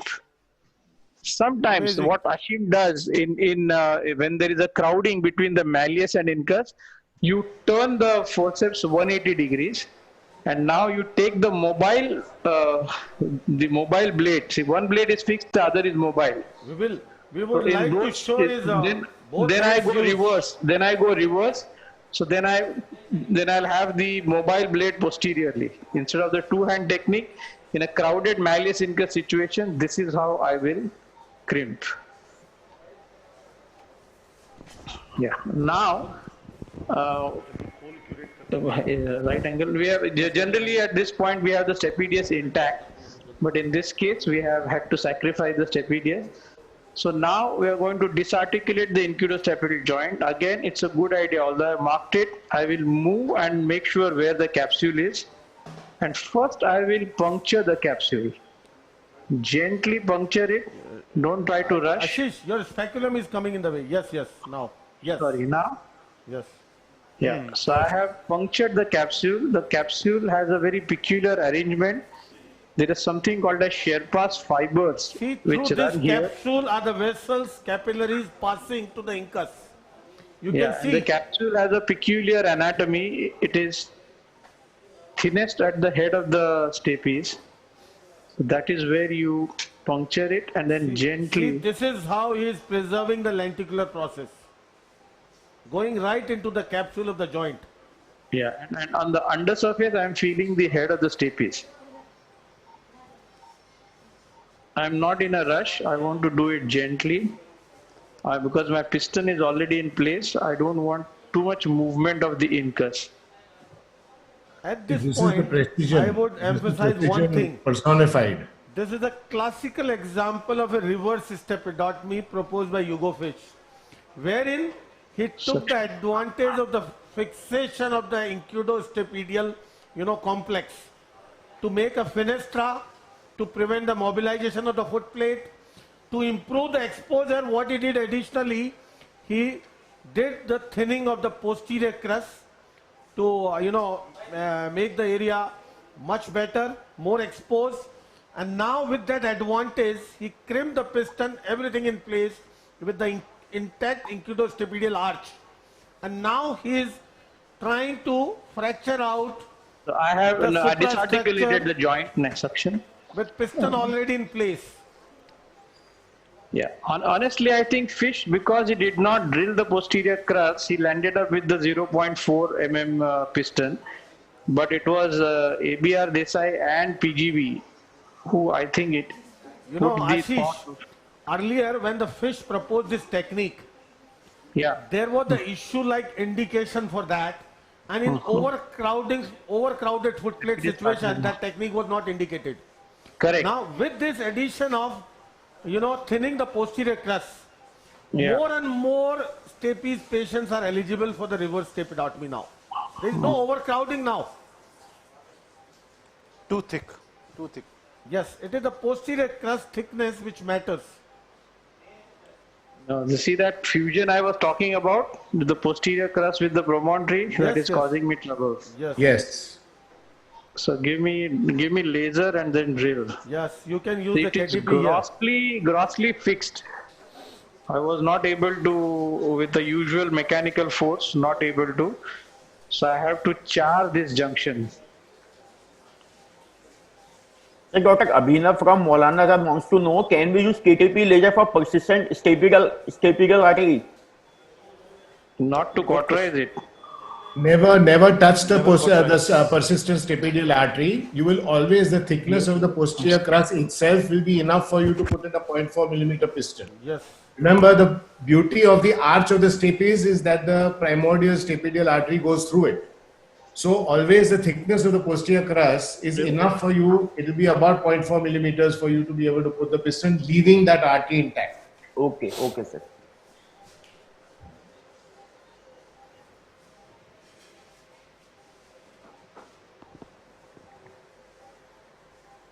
This is a complete bony fusion.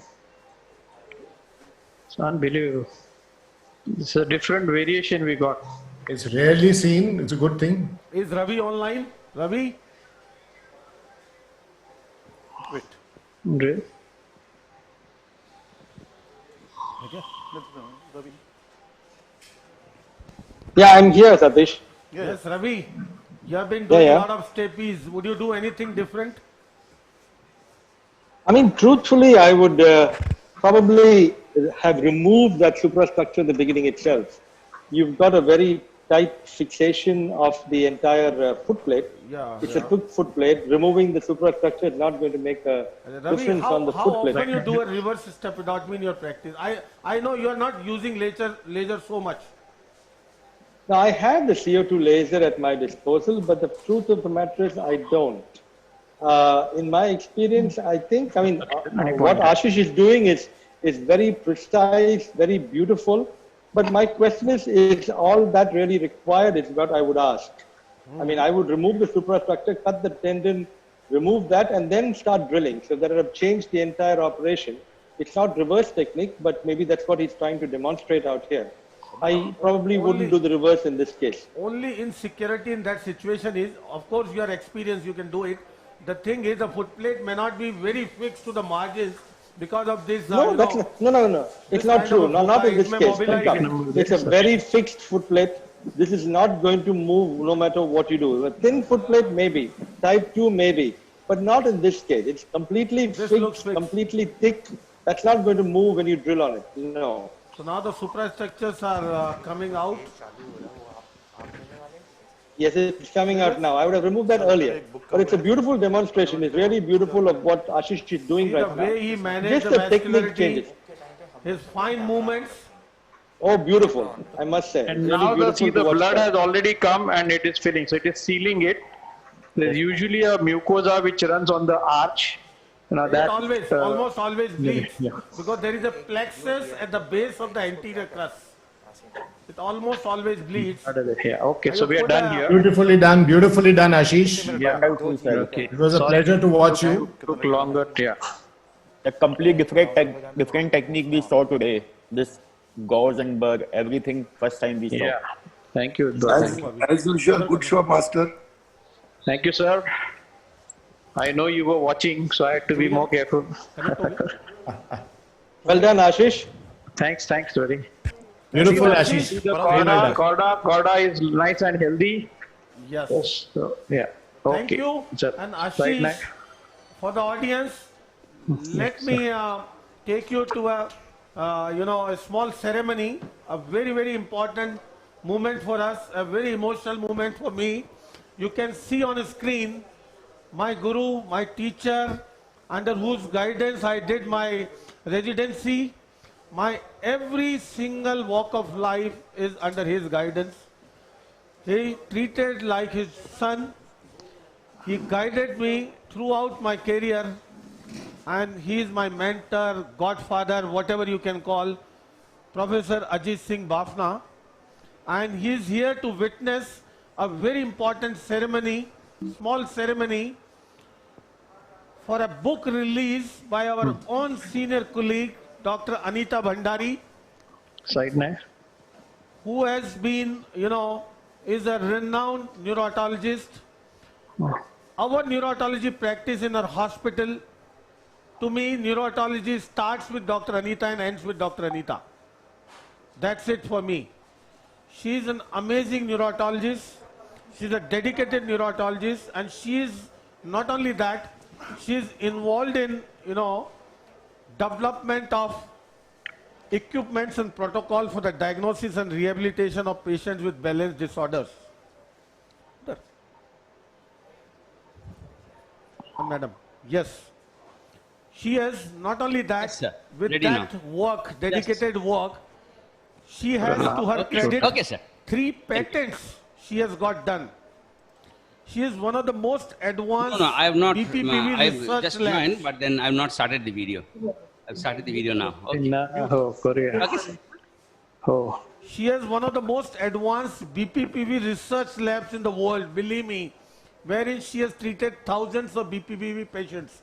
BPPV is one of the most important pathology in the neurotology, and she has written out of her dedicated work of over a decade. She has published a more than 300 pages book dedicated to the BPPV, which is a unique.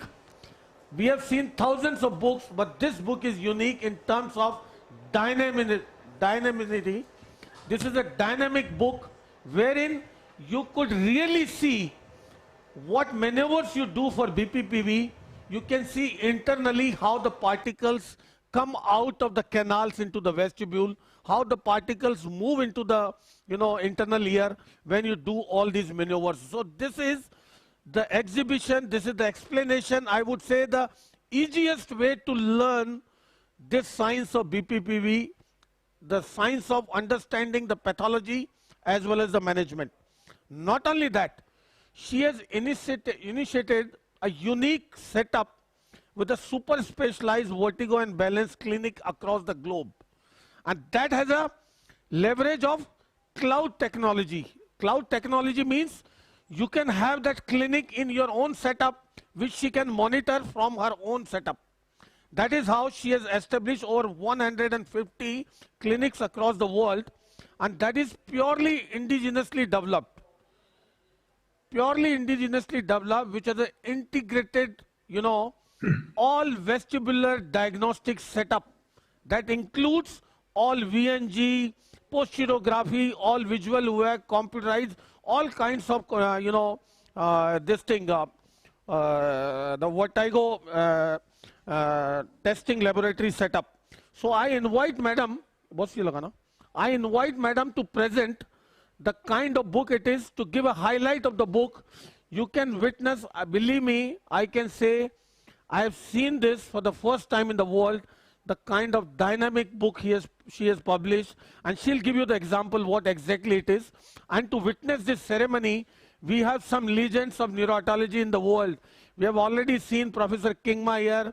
We can see on the screen Professor Milind Kirtane, and we can see Dr. Anirban Biswas with us, who is the most renowned neurologist of our country. So, Madam, can you please explain us in brief what exactly it is? Right. Thank you so much, Satish, for this opportunity to reach out to people, Connect. my teachers, my family and friends who have helped me on the way. So this book is basically an interactive e-book in which all descriptions of different aspects of BPP have been described. BPPV is actually the most common cause of vertigo in all grade. It occurs in all age groups. So I'd just like to give you a sneak peek. He's going to hear. No. I just like to give you a sneak peek of the book, of how it works. Fantastic, Shani. You will get everything. Yeah. So right from the contents, so you can just click and go to different parts of the book. You can enlarge them, see the maneuvers. So just besides the steps which have been described, you are able to see the animations to get an even clearer picture of each part of it. We've also showed different simulations in which you can see exactly during different maneuvers how the particle moves forward. You can go to any part of the book like this. See this maneuver being done and see how at every point of the maneuver how the particles are moving inside the membranous labyrinth.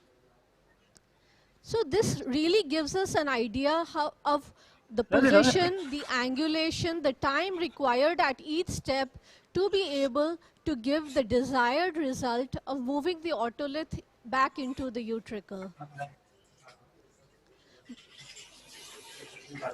In this book, I've also described about torsion, which up till now has not been described much. So here you can see all aspects of the torsion in the videos and also graphically, right from the detection, the amplitude, the direction, the slow phase velocity. Each part of torsion can be analyzed, which is such an important part of BPPV diagnosis and understanding where the otolith is there. So I'd just like to talk about how BPPV has changed right from being equated with just Eppleys. Now we understand that according to the position of the particle in different parts and in different canals, we now have over 14 variants of BPPV. And if I go specifically to the posterior canal, you can see that the nystagmus patterns of a long arm posterior canal BPPV, which shows as torsion, upbeat torsion, nystagmus, is very different from BPPV, which affects the posterior canal at the non-ampullary end or crus commune. So we see the downbeat nystagmus here. So all the nystagmus patterns have been described in the book, which will give us a clearer idea of how to manage it. We have simulations, and we've given different modifications of the simulation. So here you can see that not just plain Simonds, a Simonds plus maneuver in which we increase the angulation during different positions will give an even better result when we do this for our patients.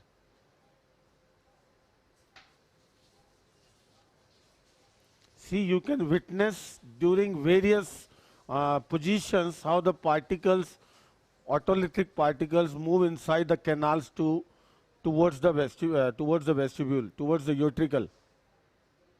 We can easily learn in which variant of BPPV what kind of a maneuver is benefiting, how the maneuver is going to benefit. This is so easy to understand. And how the otolith moves in different positions, how it excites the cells, and how nystagmus patterns differ according to the movement of those otolith particles. right? So you can really understand why the nystagmus patterns were differ. Once we've analyzed the nystagmus, there are flow charts and tables in the book which will describe how in each condition you can proceed, what kind of maneuvers, from which side it should be done to bring more clarity and ease of how to go ahead. So this is the book. So I'd like you and invite you to take a look at this. It's available on Amazon, presently available on all Android services, and very soon will be available on Apple devices as well. Thank you so much. Thank you, madam. I believe this is a big gift to the people who want to learn this vestibular science, who really want to learn this BPPV.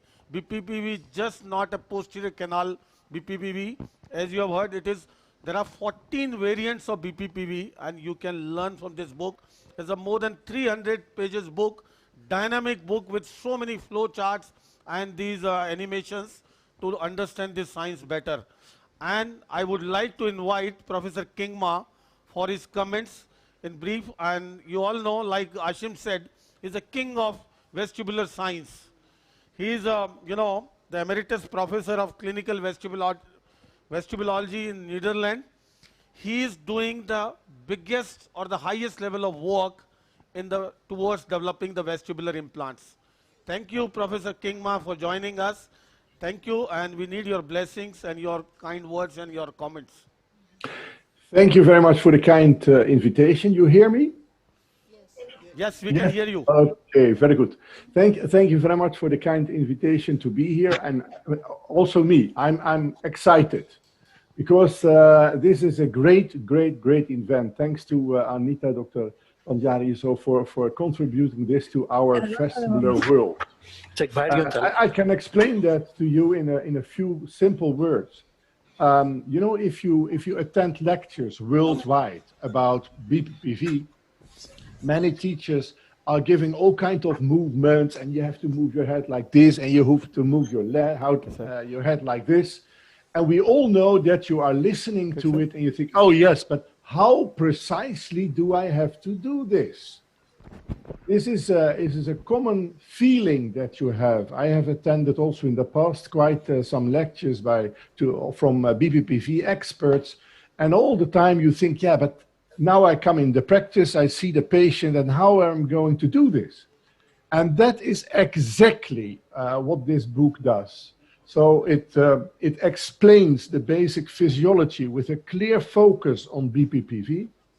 The next step is that it shows you how everything works, the physiology, the things that I like to talk myself always about it, you know that.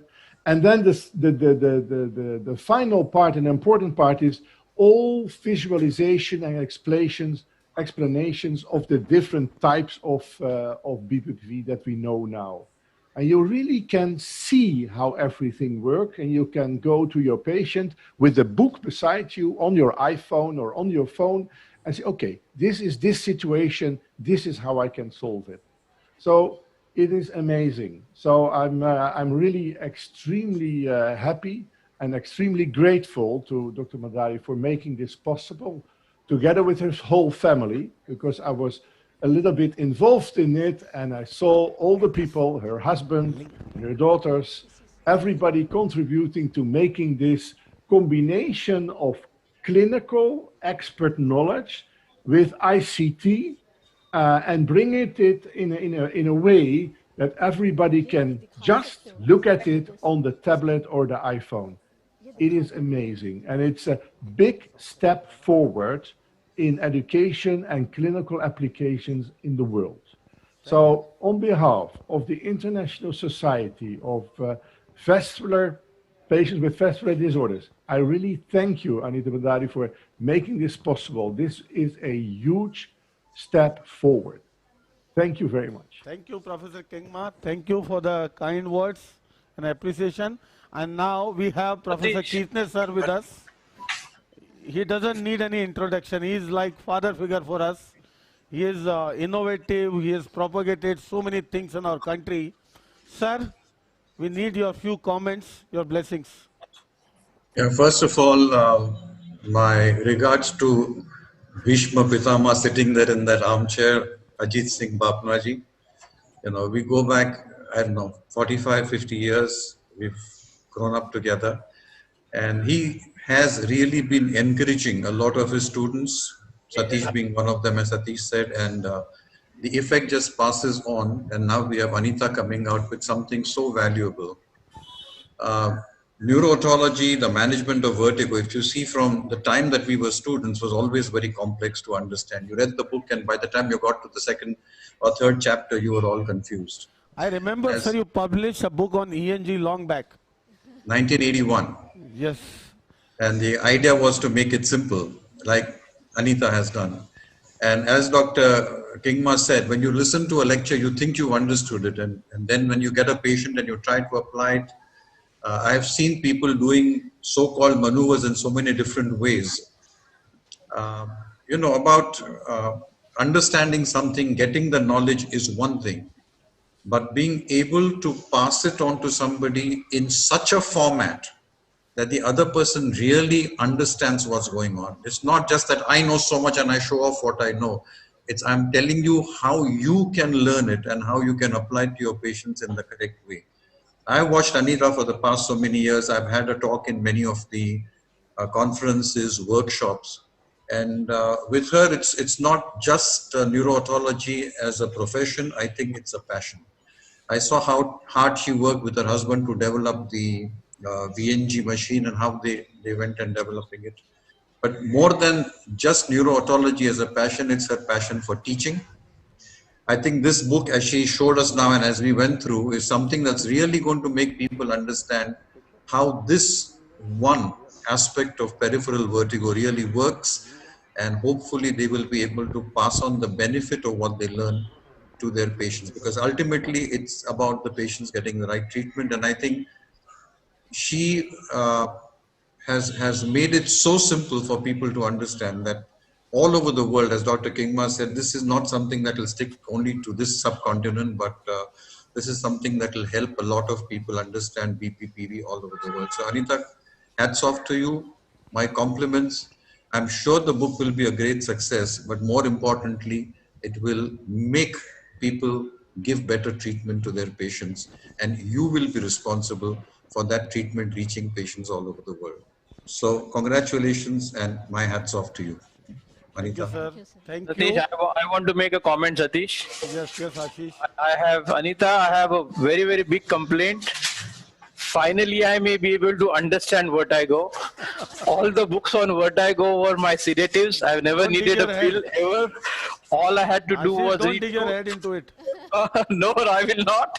But this eventually, this may be the first book that actually explains to me. Otherwise, most of the books and most of the maneuvers in vertigo were the Kama Sutras of the neck.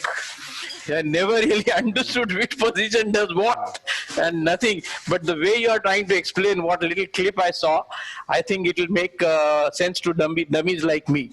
Thank you very much. So, before we move on to the next case, in the last but not the least, I would invite a phenomenal person who is considered as a, uncrowned king of neurotology in our country, Dr. Anirban Biswas, who has done most extensive work in neurotology in propagating the concept of this science, who published so many books.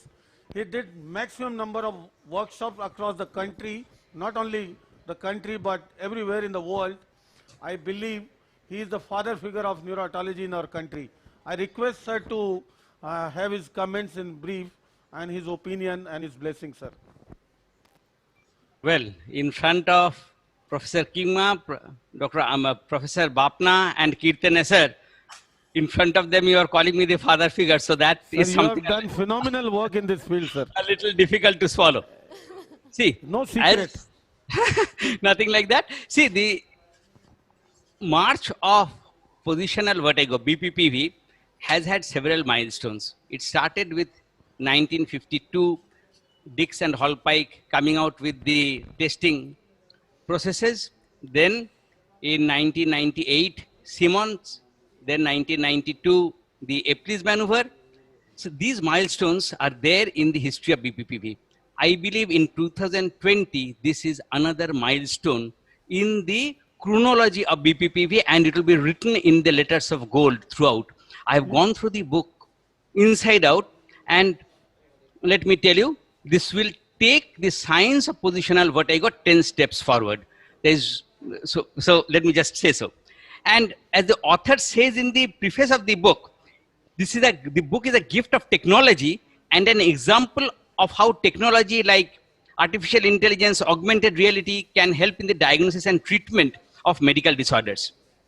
Of course, and it ensures the preciseness of diagnosis, and it mechanizes treatment without sacrificing the human part of it. And this is the beauty of the science. See, not only is this book an example of how technology can help in disseminating medical knowledge and simplify the process of learning, there is something else to the book. This book is a step in medical education where we can find how technology is taking the science forward. Sir, for this technology, the credit goes to her husband. Yeah, that is exactly what I'm wanting to say. He is an engineer and who indigenously developed the entire equipment. Yeah, and that is so. And the book also.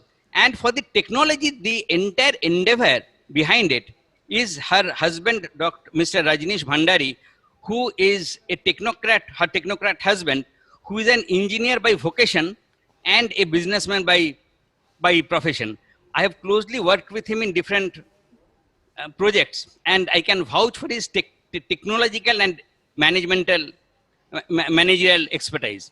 The book is definitely very good. There's no doubt about that as a medical literature. But the making of the book is that it shows how technology can combine with medical knowledge and augment patient benefit. The BPPV guidance system devised by Neuroequilibrium, that is her husband's company, in which of course I am also involved in a small way, as covered in the book, is a huge help. There is something called a humanoid 3D model developed by Neuroequilibrium, which with specially designed sensors, and it is a process of hand-holding the doctor to carry out different maneuvers.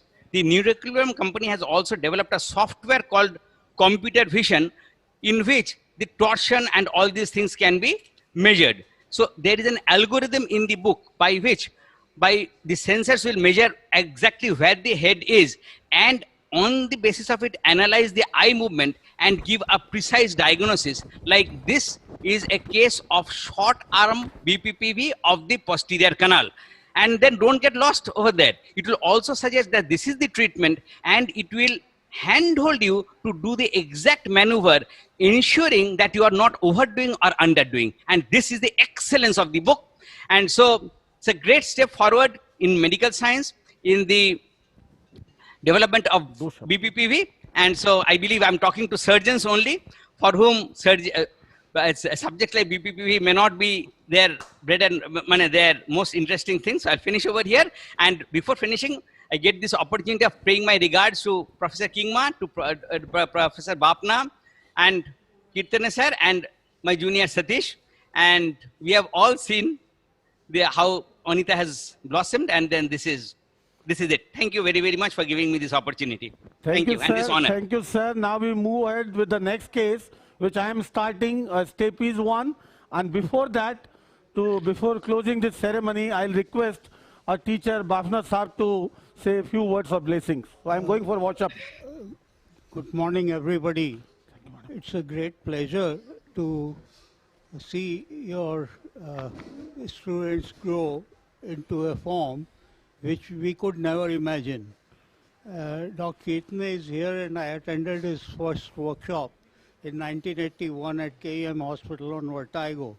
At that time, we knew very little about it, and he, in very simple language, could make us understand. He's a great friend and also my teacher, I would say.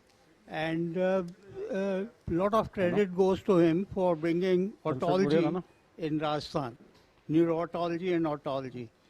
And when I requested Dr. Anita to enter this field, she was very reluctant.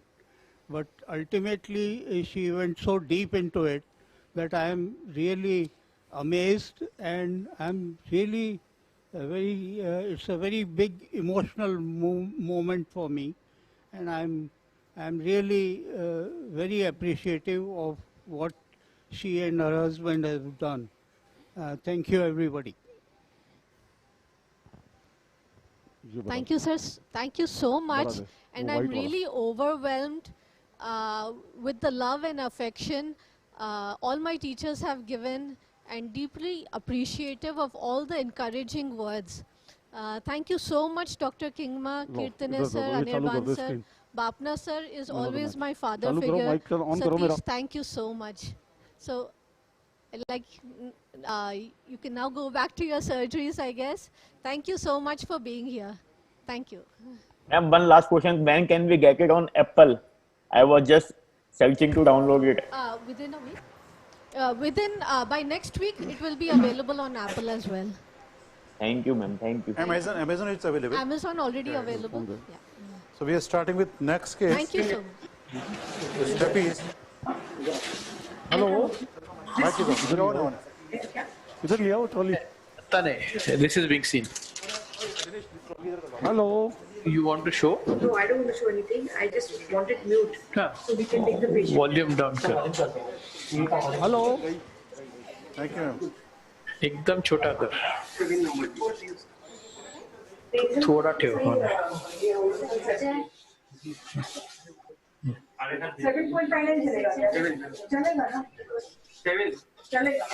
Hello. तो देखा patient? Yes, sir. Yes, sir. Focus करना. एक जना focus करो. Ajay, focus करना.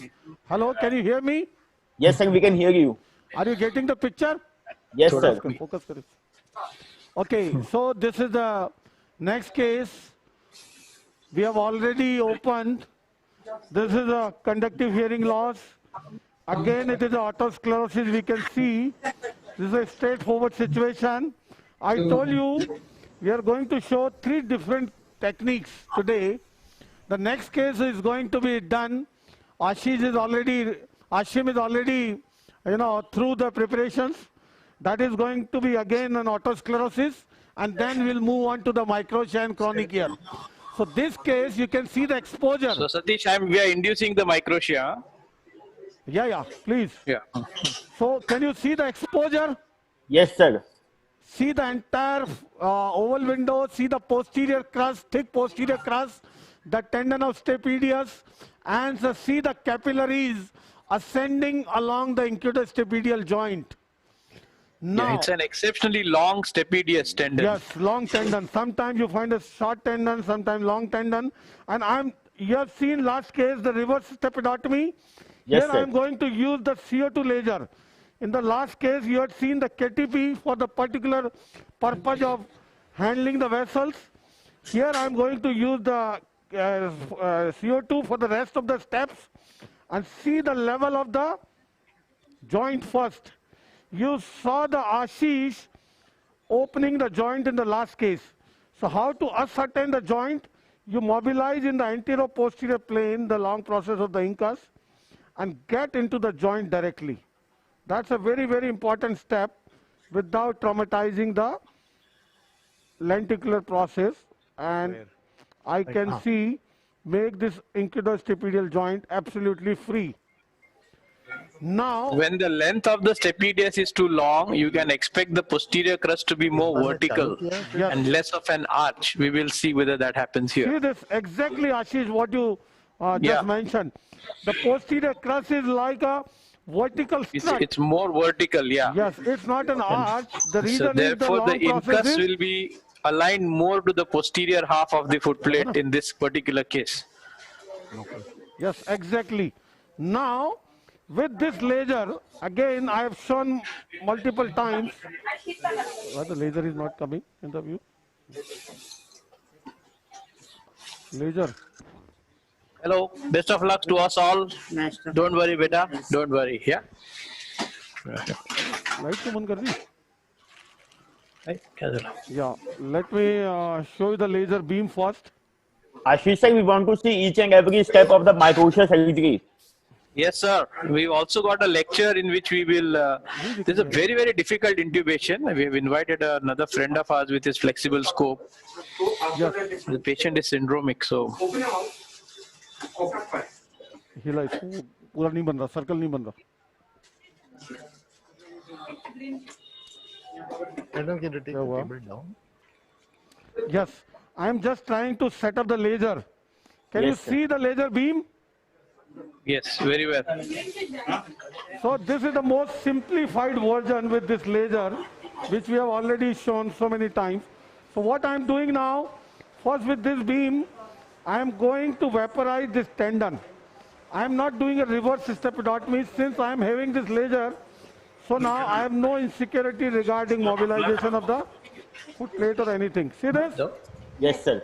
And couple of, shots, our tendon is vaporized. Now my next step, you can see the posterior crust like Ashish mentioned. Absolutely vertical. It is not giving appearance of an arch. Now what I'm doing is I'm using the laser to vaporize the posterior crust. Can you see this? Yes, sir. करना on कर नहीं चल रहा. Yeah, I am getting the laser beam ready. See this? Yes. Vaporizing the posterior crust. This is, I would say, the most simplifying version of the stapes surgery if you have this laser. This is luminous. See, I have already thinned out the posterior crust. See this? It is already broken. Yes. Anterior crust is fragile, we know. I can break this and bring out the foot plate, the stapes suprastructure in no time. Can you see this? Yes, sir.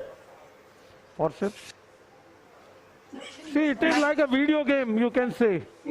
That noise. It is like a video game. And now we have the foot plate in view. Can you see? Yes, sir. The part of the superior part of the foot plate is thick. But inferiorly in the central part where we have to make the fenestra is very good. Can you see very clear? Yes, sir. Yes, sir. At this point, I will measure the required size of the piston. Why have you not given me the proper circular, the diameter? Ashim? Yes? Any comments? No, it's perfect. Very good. Are you ready? Yes, I am ready. Okay, I'll be through in a couple of minutes. I know.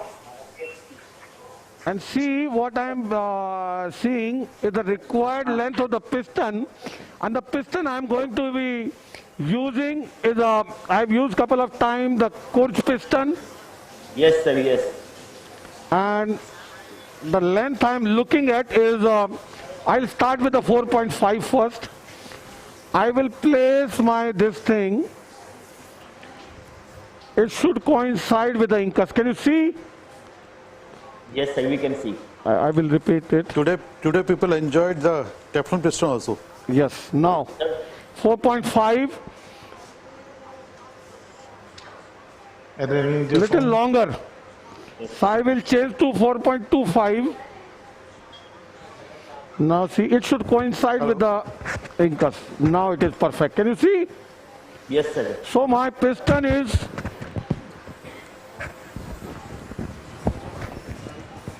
so 4.25. Okay? Yes, sir. Hello. Now, as I told you, this is like a video game. This is the safest in the beginner's hand, I would tell you, because using this laser is ruled out the possibility of mobilizing the foot plate. Ashish, sir. Yes. Sir, I have a question. Ashish sir mentioned that the piston has to be perpendicular. So there is no particular side for stepidotomy. We need to have a perpendicular piston irrespective of the size of the site of the stepidotomy. Is it true? No, but generally you have to make sure that it is in the posterior part, because as Satish earlier mentioned, the problem here is that you want to stay as far from the utricle and sacule as you possibly can. Yes. Okay. Now see with my beam, it's a single shot, 20 watt, and it didn't go through. Can you see? Yes, yes. Now, what are the options with me to fire again, which I am not going to? Yes, I can fire because it had already thinned out. It is already thinned out. I can fire with a less power, or since it has already thinned out, I can try, using a mechanical instrument to penetrate. Can you see this? Yes, yes. This was a thick foot plate which was partially taken care of by Q2. By the laser, thinned out, and then I could penetrate easily without mobilizing it with my. See this fenestra? My fenestra is 0.6 mm, and my piston, which I am going to use, again is the simplest of the piston in terms of simplicity, in terms of biocompatibility. This is excellent. This is a clipped titanium piston. The beauty is why I say simple for the beginners. There is no need of crimping. Crimping is an extremely difficult, step in terms of getting an adequate crimping. It should not be over crimping, it should not be under crimping. And in the next case, Dr. Ashim Desai is going to demonstrate you with his superhuman two-handed efforts of his techniques of crimping. That is something he can do, which I can never think of doing that, which he is going to show you. Now see the simplest aspect of piston placement. Yes, sir.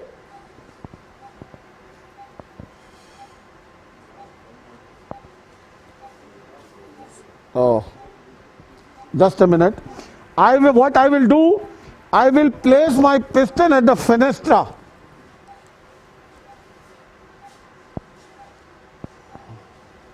See the piston at the fenestra? Yes, sir. And this is the piston which is going to take on the long process of the incus. See this? Yes. I will ascend roughly, it should be 1.5 millimeter from the edge of the lenticular process.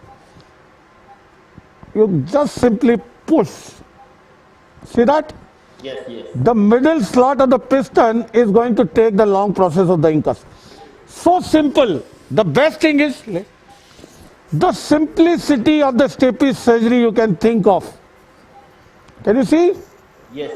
Last case we saw a difficult situation of thick foot plate, which Ashish simplified by means of his wonderful, technique of drilling, his expertise.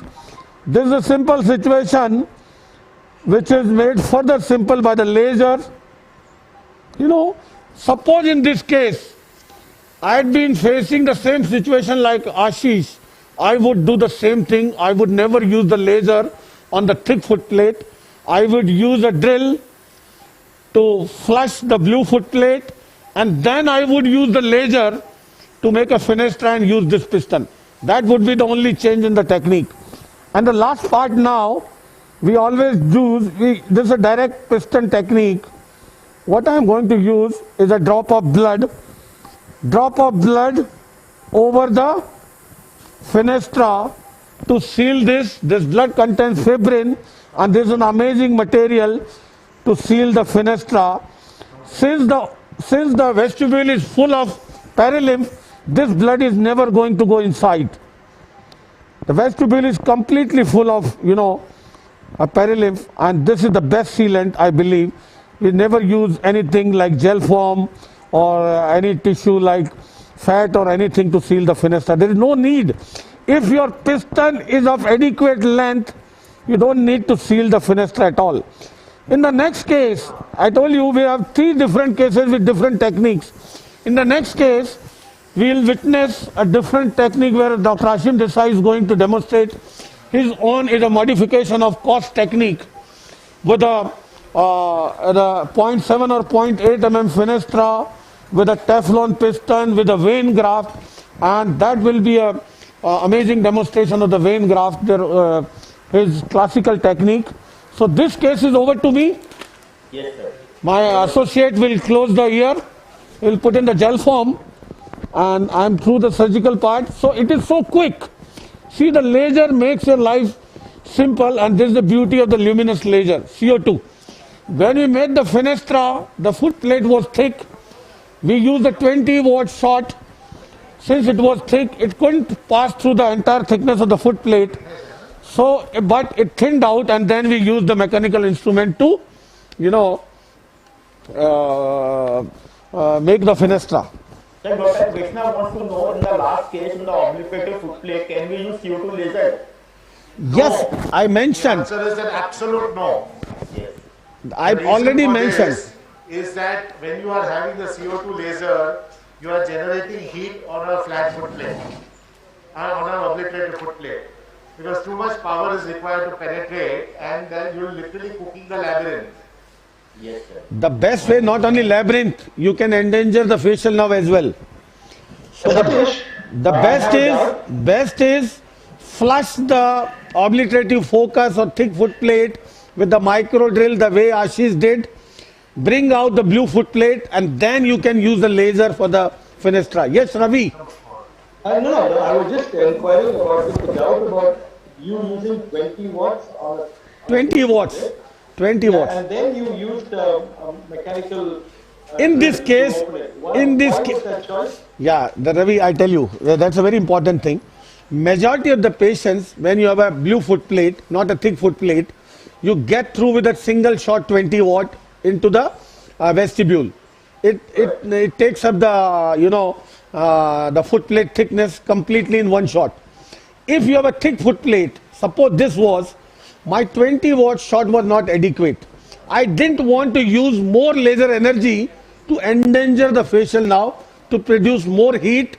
There could be micro dehiscence in the facial nerve where the heat can dissipate. So never use over 20 watt. Now the question was, couldn't I use the another 20 watt shot to go through the foot plate? I could. But since I have already thinned out the foot plate, my purpose was solved.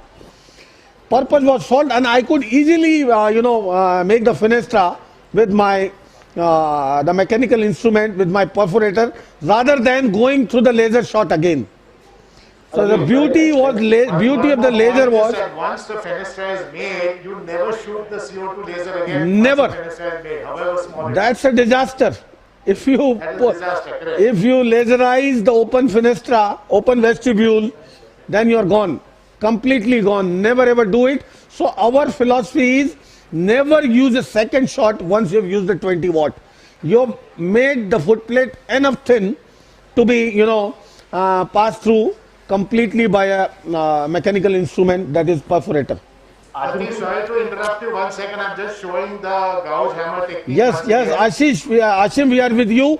Can you tell us, before you go, what is this case, which year is this, and what is your plan? What is your plan? This is a right-sided otosclerosis. It's a bilateral otosclerosis case. She's a 37-year-old lady, and she has high-frequency sensory neural hearing loss. So in this kind of a case, I'm anticipating some degree of different foot plate, probably some degree of active focus like Ashish experienced a while ago. Now, when we opened her, this is a standard endomeatal incision but we always take an anterior limb which is slightly more extended for the endomeatal incision so that we can see at the end of the day the anterior mallear ligament also. In many cases of long-standing otosclerosis and long-standing ossicular issues, you find a hyalinization of the anterior mallear ligament. And sometimes where we have a habit of doing intraoperative audiometry, and during the intraoperative audiometry, we have seen actually a jump of 5 or 10 decibels once we divide the anterior mallear ligament. Yeah, Ravi. In technique or anything, once you have a associated high frequency bone conduction loss. See, one thing is for sure, that I will anticipate a slight ossification, additional ossification and slight active focus of otosclerosis in such a case. I'm very sure to anticipate. She's a young lady and still with such a high degree of sensory neural loss means that there might be an obliterative focus. If there is an obliterative focus, then I will not do a vein interposition, I will do a direct piston. Of large fenestra, partial stepidotomy or large piston or anything. My concept is that and there have been many studies, including the latest one by Janka, that the larger the fenestra, the better the hearing post-op. We are talking about a large fenestra. We are not talking of stapedectomy. Large fenestra means it is the fenestra is surrounded by the footplate on all sides in 360 degrees. Staphylotomy. Not partial stapedectomy. So the problem with partial stapedectomy is that the additional trauma of dislocating the posterior fragment or most of the footplate from the stapediovestibular ligament, it's very risky for the sensory neural hearing loss. So although you will get a very good closure of the lower frequencies, the higher frequencies you'll end up with a higher degree of sensory neural loss, and therefore you will be stuck in a scenario where you will have better hearing but poorer discrimination. Because for me, discrimination is a more important indicator than hearing alone. Any problems? Okay. Great, boss. And I congratulate you for the very good picture we are getting. Yes, wonderful. Amazing picture. Thank you. How do you use this gauge? Okay, so this is a 2 millimeter gouge, 1.5 millimeter gouge, sorry. Can you see the gouge? Yeah, there's a question. Sorry, I want to make, Deepak had asked about the chorda, the bone around the chorda. See, his first stroke was at the junction of the chorda and the bone. Yeah. And now he's going superiorly. Yeah. Correct. The idea is to create a fracture line. It's like scoring a piece of glass. Ashish. Yeah. Can you tell again how to protect the chorda? Sorry, you're asking me or Ashim? Yeah, anybody. During this step of, hammering, yeah. protect the So chorda. first, if there is too much of a bone over the chorda, you have to curate it out of. Which I have done. I've done exactly that. Then you take a micro fracture around the chorda so that the big chunk of bone does not get entangled, like it gets fished into the chorda. That was what Deepak was pointing out. This is an important step. So that is exactly what I had done. You saw. Initially, I curated around this area, then I removed the mucosa, and now you can see that with a couple of hammer shots, you got a very good exposure. You're getting a very good exposure. Learning this technique, no, Satish, I find it in those very thin pockets that form in the posterior superior. You know, if you use the drill, you sort of break into the pocket, the epithelial pockets that we see. This technique of removing the bone without damaging the epithelium in those cases, not of autosclerosis, I find it very, very useful. Yeah, you will see that maybe in the next case of cholesteatoma that I'm proposing to do, curate. Yeah. And this, honestly, in every tympanoplasty case, one can practice this overhang removal of some degree, so you develop your tactile feel. Asim, yeah. Tell me how to prevent over removal of the bone. How do you control? See, you have to see where is the overhang, for example. Now, in this case, the overhang was such that I was not able to see any part of the ossicular chain. Thank you, buddy. Thank you so much. Thank you. Because every time I see you, now the issue here is that you have to make sure that you do not see too much of the incus. The long process should be seen. It's blocked. See, we can see the fallopian canal. The fallopian canal is there. It appears to be dehiscent. How to get this gauge?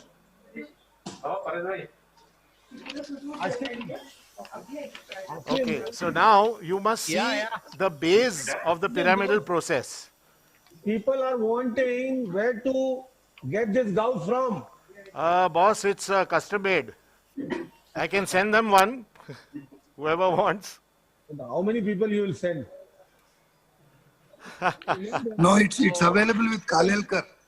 No, the Kalelkar gouges are terrible. Long curd. Really? I have the privilege of being gifted by the big man ABR and then Ashim.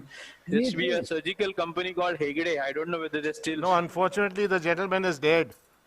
Oh, okay. I am so you see, this is the chorda is still stuck in its canal. Yes. I'm gently elevating it out, curate. Some people may feel that this exposure is adequate. I feel it's still inadequate. Ashim, yeah. 2 points at this point of time. One is what is your superior limit of exposure? Number one. Number two, how do you extend anteriorly if you need to, cut the anterior malleolar ligament? Okay, so I will show you that very quickly here. Sorry to point out. Did you just see the stroke that it did, which exposed the pyramidal process? It's very important to see the processus pyramidalis because you need to see the base of the posterior crus. Yeah. Now, what is your limit to the superior exposure? Okay, I will show you. One moment, please. See, what I've kept is a piece of gel foam, so all the curated and fragments of bone will adhere to that gel foam and they'll come out. Now, I don't know if you can see properly, but long curve, please. Whatever is different, we'll just show it. Yes. Now, you see this piece of gel foam. Yeah. I will just remove it and we will then So reveal please center the picture. The picture is going. Okay. Yeah, fine. Ashim, how do you extend towards, anterior malleolar ligament exposure? See, what happens is that when you are doing a 12 and 6 o'clock incision, Boss, at this point of time, can you reduce the magnification a little bit?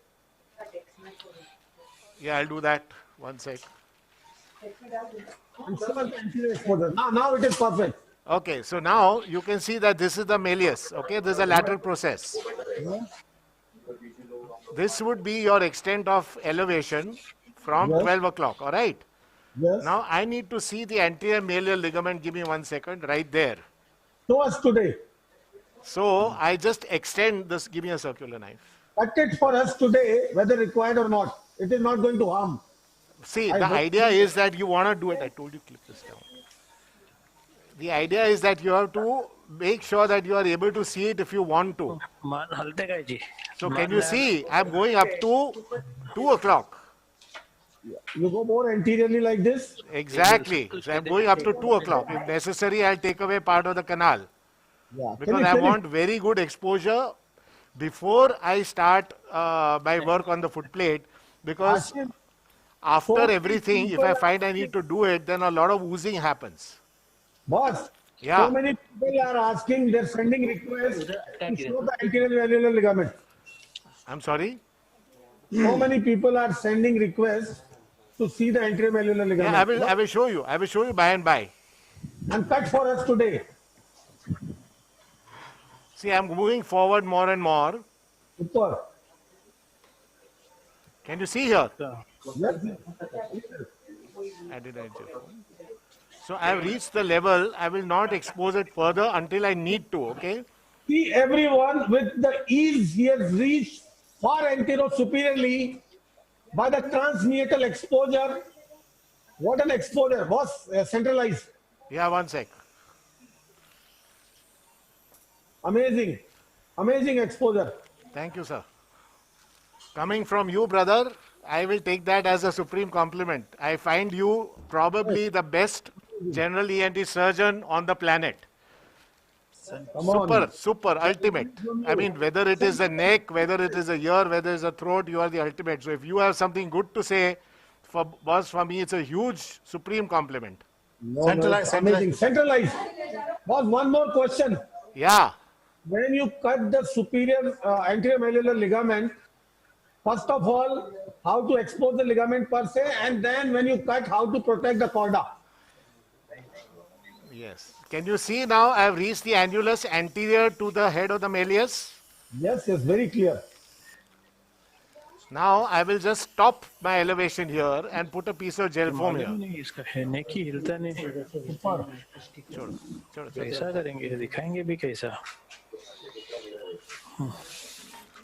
Now let us go back to the area of interest. It's difficult. The foot plate. They want to see how will we demonstrate? You will come back. So you will come back after some time to the same area to show us? Yes, I will. Right at the end. I don't need to cut it till the end. Okay, tell us how to ascertain the mobility, how to ascertain the need of malleolar ligament experience. Okay, now first, we have to first ascertain the mobility of the whole ossicular chain, okay? Okay, can you show how to do? So now I'm going to go high magnification. Okay? Yes. Long curved. But it is going off center. Yes, yes. Now. One moment. It's a template good hai. Yes. So the first step is to touch the neck of the malleus. Out of center. चला infiltrate करा आणि आपण सुरू करूया. Out of focus. Yes. Yeah. Can you see the neck? दे जो भी है. Can you see the neck? Now. Very good. See the movement. So lateral movement of the malleus. No big. Now that is first one. The lateral movement is good. So you are placing your needle underneath the neck of malleus? Yes, under the neck. Never under the handle, under the neck. Okay, and then? The next is trying to move the incus. So can you see the joint move? Observe the joint, okay? IS joint. See the joint. Yes, yes, very clear. Do the suction of the blood on the canal. It will look better. And then show us the foot plate level. Yeah, one sec. Blocked.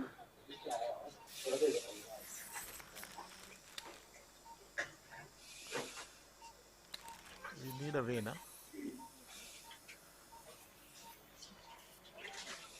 This is too big. Give me a small one. Okay, so we have a decent facial nerve for sure. Yeah. Yeah, it little bit of the bulge of the facial nerve means decent. Okay, so this is a blue foot plate. But nice thin blue foot plate, yeah. Yes. So I am a little luckier than you, Ashish. But I like Ashish had. You can see the posterior crus is wedged and locked onto the promontory. Promontory, yeah. Yes. Okay, so now I can see the base of the posterior crus, okay? That's very clear. So now I'm going to start drilling. Now, when I want to drill, I drill from posterior to anterior. I have purposely not using a luminous laser. Can you repeat? Your first step is thinning the posterior crus? My first step will be to drill a little bit of the pyramid because I cannot see the base of the posterior crus. Okay. If I can see the base of the posterior crus, I won't drill the pyramid, but in this case, I am not seeing it. Okay. Any region or when would you use the laser? I would use a laser, but most people don't have the laser, so I'm not using the laser today. Great. But see, this drilling of the pyramidal process, one should not be shy or scared of. This is very important during managing tympanosclerosis, not so much in otosclerosis, but when you want a good clearance. Yeah, this is beautiful. Ashish, you are ready with your presentation after this? I am ready, but we are also induced successfully. The difficult intubation has been managed well by Gayatri. But after this, your presentation is ready? My presentation is ready, yeah. Okay, great. So now what I'm going to do But I was wondering, okay, because then I want to also harvest the rib, na Satish? Drill the base of the posterior crus. Maybe Ashish, it's a better idea for you to give your presentation after the pinna. No. Okay. Okay, what so about the boss Satish, says? if I make the presentation, then what is after my presentation? Yeah, we'll do some tympanoplasty, we'll do something, and then meantime you harvest. Why don't you harvest now? I'm doing, but this I will finish. No, I'm starting actually. I'm starting meaning we're doing the printing, draping. No, you're doing it. So this is thinning the posterior crus, is it? Yes, I'm drilling off the posterior crus. In this case, it's a blue foot plate, so I will do a vein interposition, okay? See, this one step for everyone who is watching, this one step of thinning the posterior crus can make the surgeon's life so easy. It improves the exposure of the entire foot plate like anything. So now for Satish, for Ashim, this drilling is because he has to flush the posterior crus and the foot plate. His vein has to be flat. The vein has to lie flat. Yeah, that is why his drilling was exactly in the opposite direction of mine. He drilled posterior to anterior. I go from anterior of the posterior crus and come backwards. Okay, now in this case, you can see that the stapedial tendon is parked lower than the incudostapedial joint. So I'm not going to be in a position to preserve it. So the next step I'm going to do is cut the stapedial tendon. Scissors. Scissors. Micro.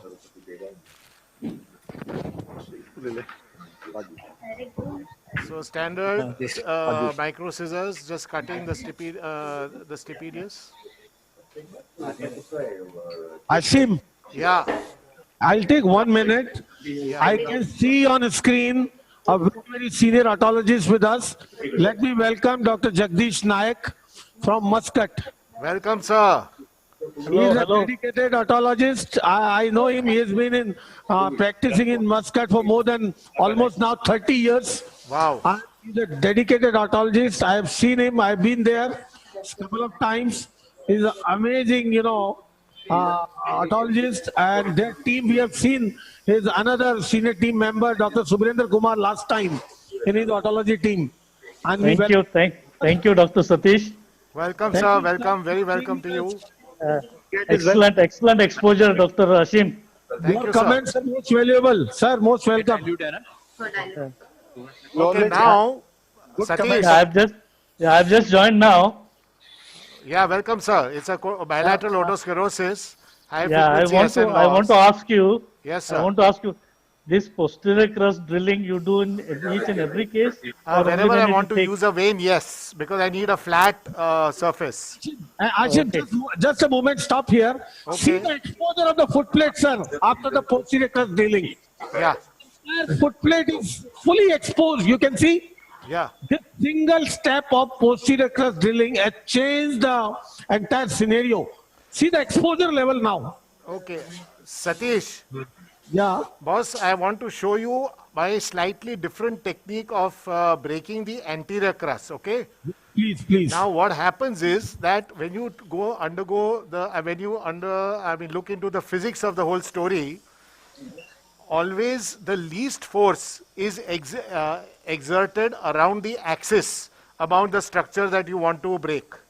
Yes. So what I'm doing is I'm twisting. Can you see I'm twisting it around the axis? Boss, why do you want to do at this point of time? Because I want to make a 0.8 millimeter hole. So where the anterior crust is coming in the way? It's not a matter of anterior crust. I want the whole superstructure out. And in case you happen to mobilize the foot plate, it will not mobilize, sir. It will not mobilize. At this point, why don't you want to use a laser if you have? I would, but I want to demonstrate for most people who don't have a laser. Okay. So this is for the, I have a CO2. Yes, that's why. You saw how I was able to easily break the posterior crust with complete safety? Yeah. Can you show again? Can you explain again? See, this is the turn. You're twisting it. Okay. And now there your superstructure is out. Okay. You're not pulling laterally, you're just twisting. Twisting it. You never push laterally. And since it is fragile, it breaks easily. Even if it is relatively thick, it will definitely break easily. टाय करा त्याला कारण मला ते drilling करताना त्याचं डोकं मला sorry. Now we can see the foot plate exposure. Foot plate exposure is complete. Yes. Now for the audience, Dr. Ashim Desai is going to show you his technique of vein graft use. Yes, Sealing of fenestra with a vein graft. So Ashim, for vein graft, when you use the vein graft, what additionally you need to do about removal of the mucosa or anything? Yes, I will demucosify the surface of the foot plate. Foot plate and? No, that's it. Just the foot plate and a little bit surrounding. Can you see? This is a otosclerotic focus on the promontory. Yes. So I'm going to remove he needs the crura remnants not to be attached to the foot plate. So he needs to, one is the mucosa has to go because he doesn't want to bury the mucosa under the vein.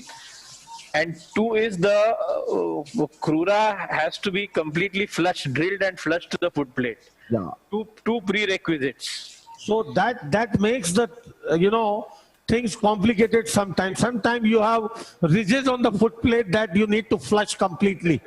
Absolutely, yeah. And the width of the fenestra should be minimum. If it's a very narrow foot plate, then he can't fit his vein in there. If it's a narrow foot plate, you cannot do it. Yes. And secondly, this demucosalization sometimes leads to bleeding as well. You need I would rather bleed first. See, if I had a laser, I would have burnt it. Yes, I know. But if I would rather let it bleed first, can you see? Before the fenestra is made. Before the fenestration. Many Let it people bleed as want much to as know, you want. So give me a very small adrenaline injection. like, how to harvest vein graft. Many people are I asking. will show. I will show. That's why, I am very fortunate to have with me a junior colleague of mine, Dr. Priyank Talati. He's a very dynamic young guy. And, those of you know me will relate to him. He knows a little bit of everything on this planet.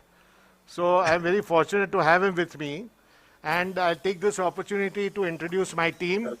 Very old, very venerable team. I have Rashmi, both Ashish and Satish know Rashmi. She's been with me since I started my practice. Dr. Rashmi is an Sonal. asset for you. Rashmi, say hi to Rashmi. Camera here.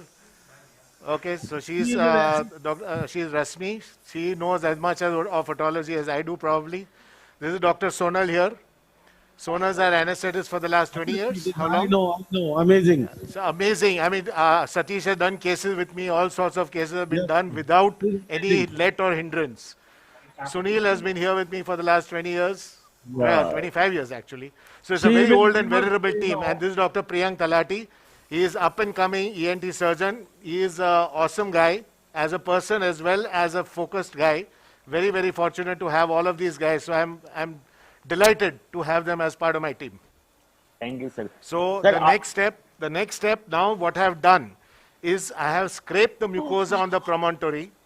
I have put a piece of adrenaline gel foam to decongest the mucosa on the promontory. And now I'm going to go and harvest the vein.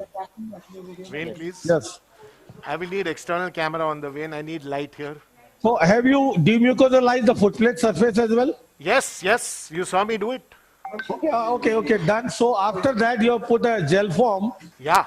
Control for the hemostasis, you can say. Control the chota mota oozing, capillary oozing, and all that we are likely to find. And now you are going to the vein graft harvesting. That is right. From the wrist? From the dorsum of the wrist. Okay. Can you show? Yes, of course. I don't know. I'm trying to get the external camera going here. Can you show with the microscope? Now we are getting the picture. Yeah, it is good. It is good. Can you see something? Yeah, we can see. Okay. And also, Ashish sir, people want to see each and every step of microtia surgery. So please don't start. People want to see each and every step. I'm going to cover most of it in the lecture. Okay. So don't worry, we have to also manage more cases. So I will tell every small detail, don't worry at all. Yeah, Udbhav, he'll explain every point, what he is doing.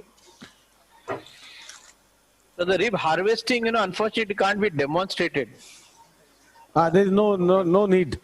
Because rib harvesting is a standard procedure. Standard, yeah, just like the rhinoplasty guys and, Yes, when we do rhinoplasty, or many other purpose, we need rib. So now I'm injecting on both sides of the vein. From the dorsum of the wrist. The another side you can harvest from is the superficial temporal vein in the same field. We do harvest sometimes from the superficial temporal vein. Yes, but I can't see anything. I need you to hold this. So infiltrate a little bit. Harvest a segment of, vein, say centimeter or so. Around 1 centimeter is all that's required to be harvested. Yes. See, that's a horizontal incision. Yes. Then he'll open up vertically. See this? You can see the vein deep down. I don't know if it's visible. हाँ सतीश बोल.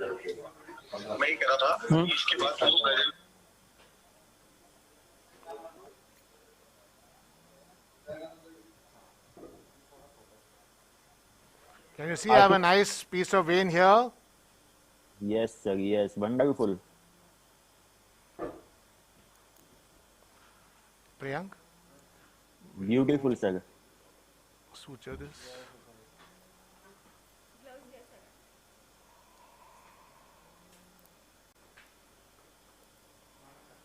So now there is a couple of points. Yes, sir. The most important thing is that you are not going to touch the vein with your hands, with your gloves. Okay. And I am going to ensure that This is now, you see, remember there is some xylocaine adrenaline on this. All Yes. right. Yes. So what happens is that I need to wash it off. So the next step is that I'm going to put it in saline. Okay, okay. There is no, you are not supposed to use any gauze while you're harvesting the vein. You're not supposed to mop. So you have to make sure your injection is precise, everything is precise. Yeah, you are not supposed to contaminate with any foreign body. Absolutely. Because this is going to be placed on the vestibule. That Yeah, is what? jar tip. That is a very important part. You cannot afford any form of contamination whatsoever. The people are asking what are the other places from where we can harvest this vein? Superficial temporal vein, as Satish said, you can harvest it from the ventral part of the wrist. You can take it from the leg, medium. Okay. From the foot, it doesn't matter. You want a vein. That's all you want.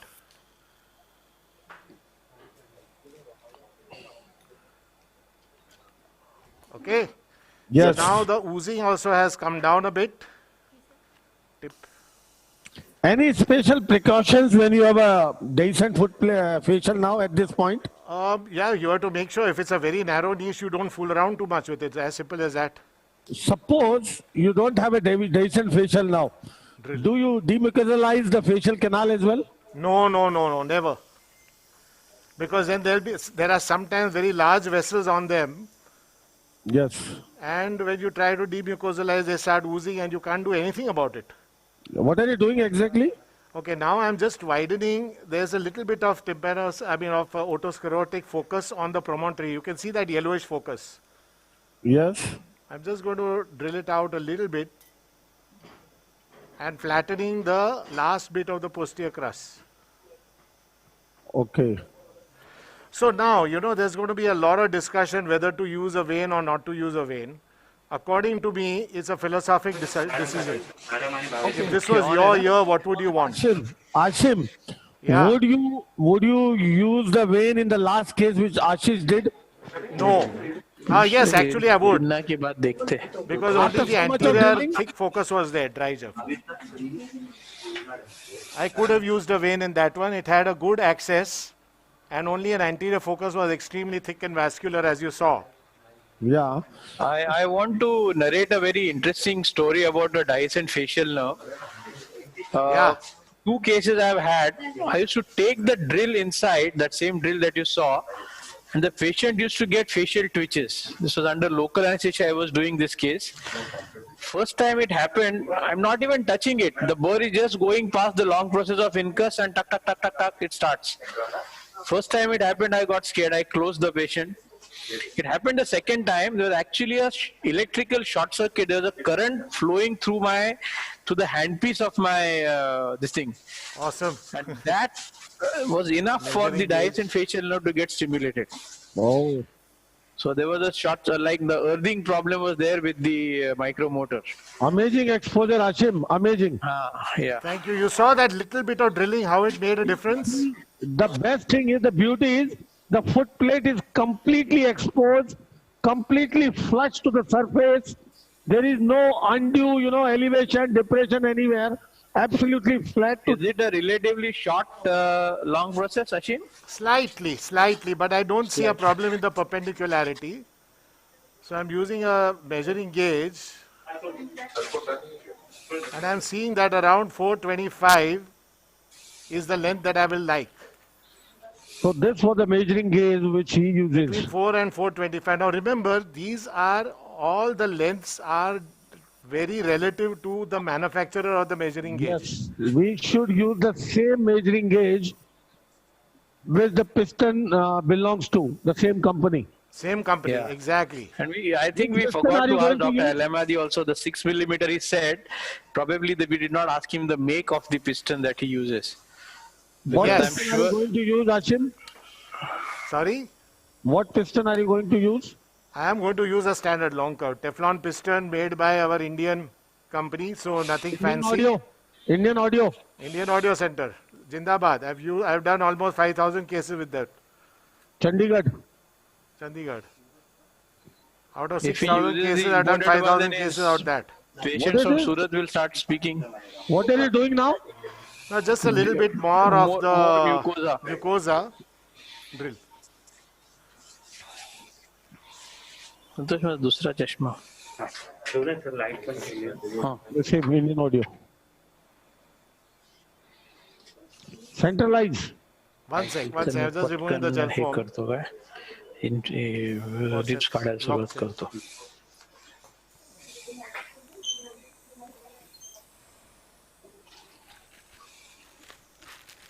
So in the first part of the session today, we are going to be through the 3 cases of, 3 otosclerosis, 3 different techniques, and all with the same result, provided you follow the fundamental principles.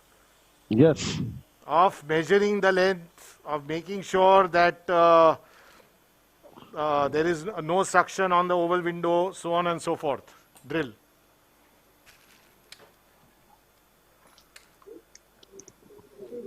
The biggest reason of the post-operative problems is suctioning over the oval window.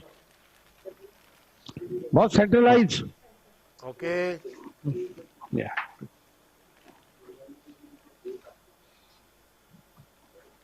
तुला काय प्रश्न आले तर मी उत्तर देईन. Don't worry. In fact, I'll make enough noise. Hello. Yes, Udbhav. Sir, Dr. Grish wants to know if a patient with otosclerosis is having complaint of tinnitus. How do you counsel him before? You tell him that we can't guarantee the tinnitus, but when the relative hearing moves up, the volume of tinnitus will move down. Yeah, Udbhav. Yes. Majority So of the now low can you see I'm just through. Oh. Hey, क्या हुआ? It's a light and इधर गया. 0.4 disc. Now I have a set of measuring discs. हे बरोबर नाही लागलंय. Satish.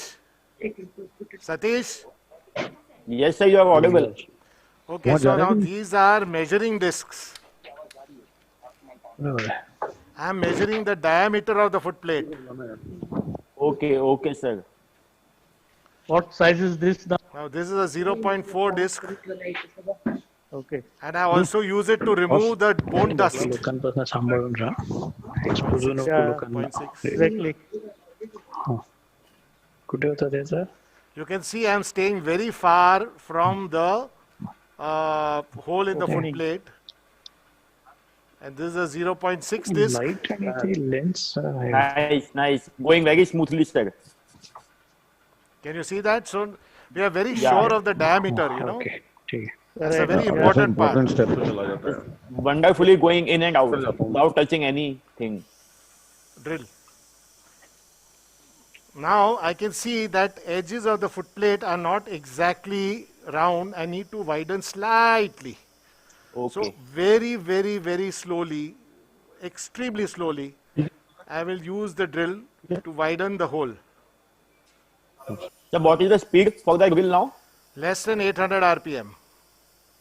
Okay.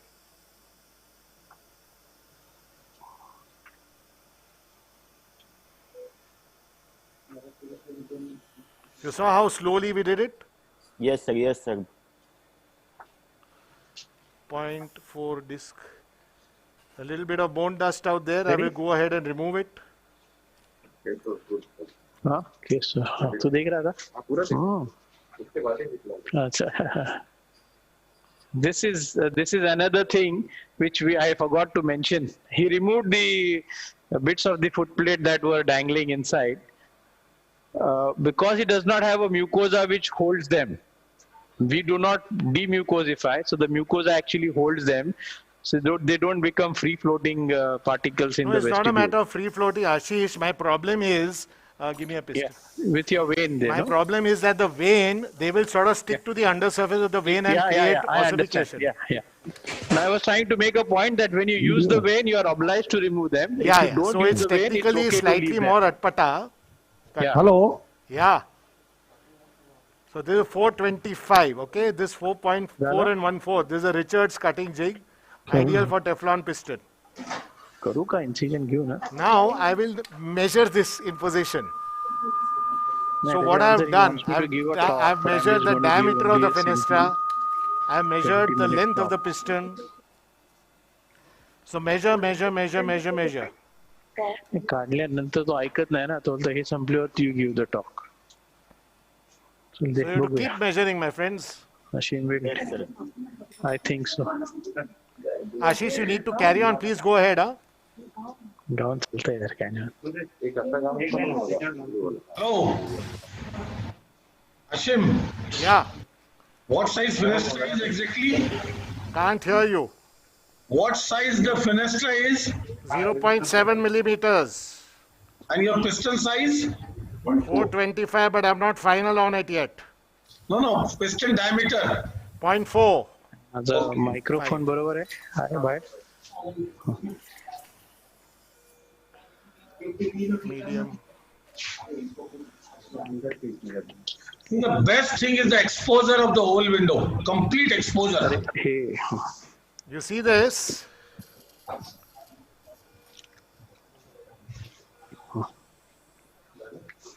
Now I will do what is known as a hanging and bending test.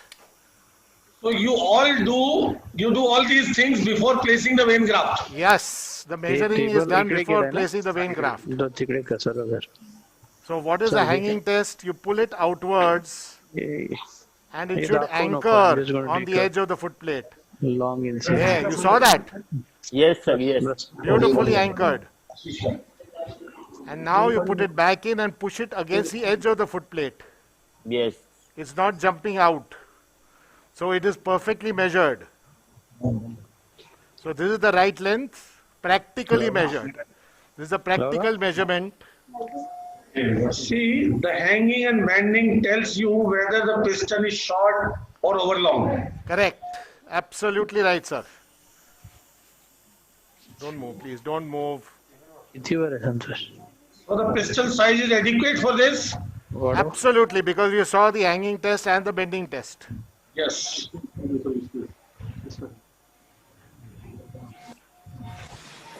Now the entire area is so receptive for the vein graft. Yes. See, all around the fenestra is completely raw, very well exposed. It's not like a deep well. Dry. What an amazing exposure. Boss, thank you. But I'm lucky, the exposure was good. My YouTube videos are bad exposure. I don't know if you've seen it. Okay, can you tell the contraindication when you don't use the vein graft? Obliterative focus, too narrow a foot plate.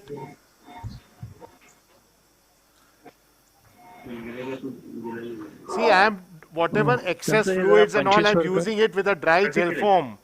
I'm not putting suction anywhere close to my fenestra. That is a message for everyone.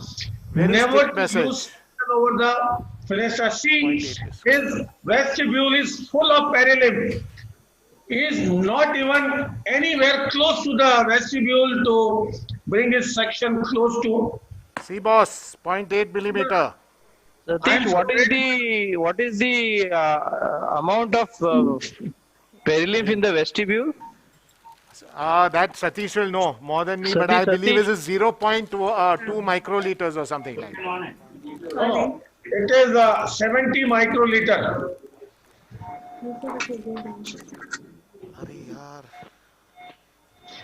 See, this was the measuring gauge, measuring the size of the fenestra.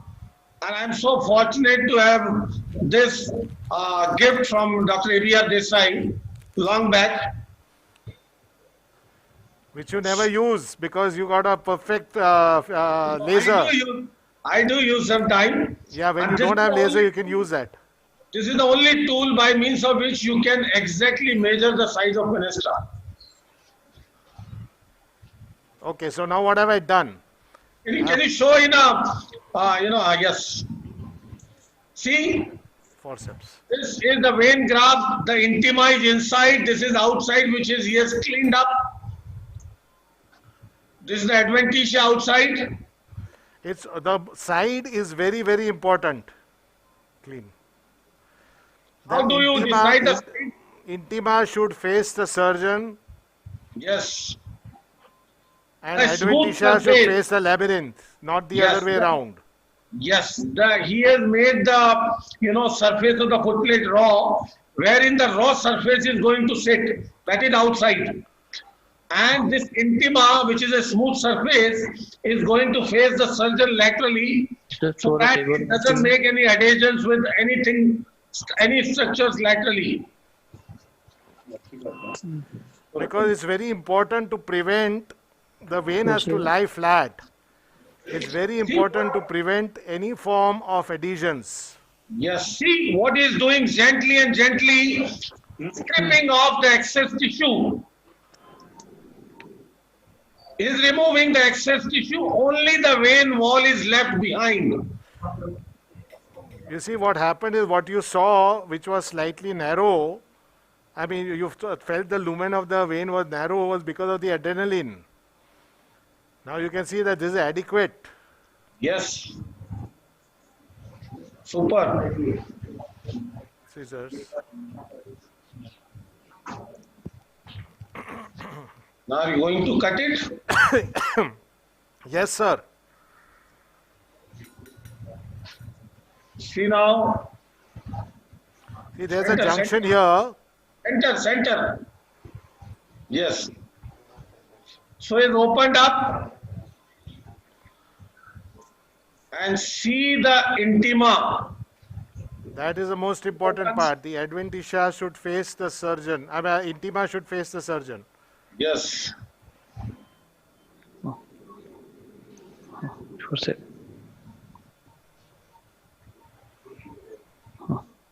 Yes, opened up.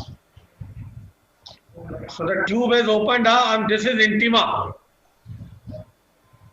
You allow it to dry or use as a wet or roll in some. Boss, wet. You will be happy to know that I use wet. So will you roll in something to introduce? I will show you how I do it. Give me 1 minute. Yes. Give me a measure. So now I measure this also. I need around 4.5 by 4.5. So this is all 4.5 by 4.5, approximately 15. 15. Yes. So this is always fixed or what? Generally, general rule of thumb. Open up the front of fenestra. Because the fenestra size is 8.8, no? So that is a fixed size.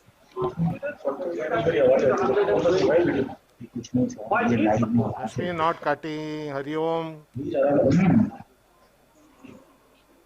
I don't care, it's not cutting, the blade is bad. Okay, so now 15, measurement. Let's measure it once again.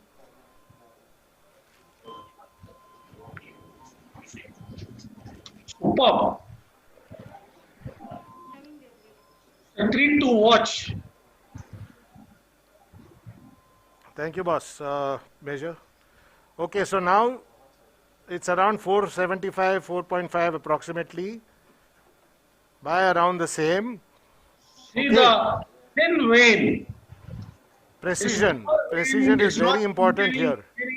Any extra tissue, and it has been studied earlier a lot of times. Do you know the elasticity of this vein is comparable to the elasticity of the natural annular ligament of the foot plate? Yes. Closest to the natural annular ligament. Yes. That's why vein is the preferred tissue. And not fascia, because fascia can cause adhesions. Yes.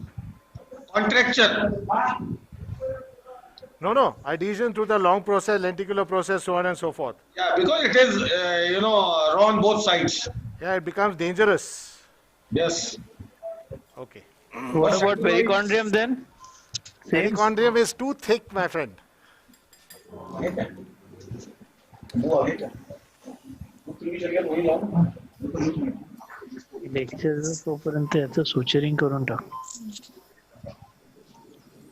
Boss, we want to see how you introduce. Yes, just now, remember I had put that little piece of gel foam. I'm taking it out now to protect the oval window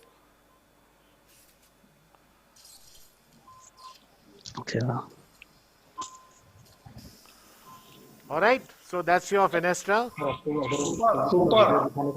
Okay. What a view. Vein. Now you have to be under slightly lower magnification, gel foam. The best thing is the vestibule full of parallels. I will take.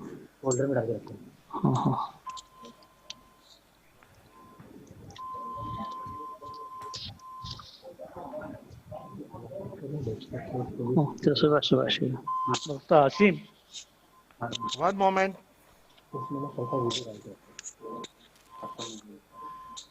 So now I'm introducing the vein.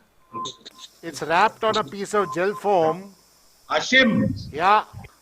11,000 people watching your magic. Wow. It's Right your now. magic, brother. It's your magic.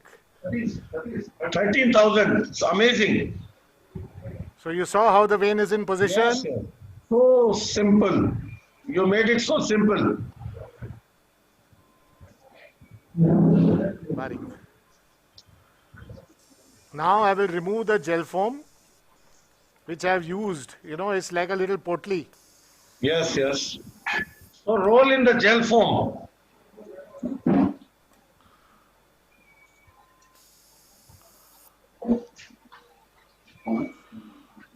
Rashmi is blocked, please. I'm sorry, it's a little blocked, the suction. Usual story with suctions around the world. What size suction are you using? 26.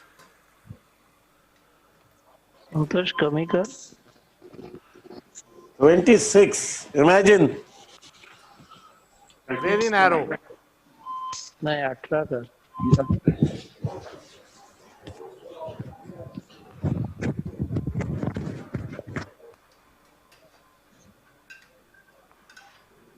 This is a very, very important step. And see how gently is unrolling the vein. Can you see how the vein is unrolled? Amazing. And I can see through the vein the site of fenestra.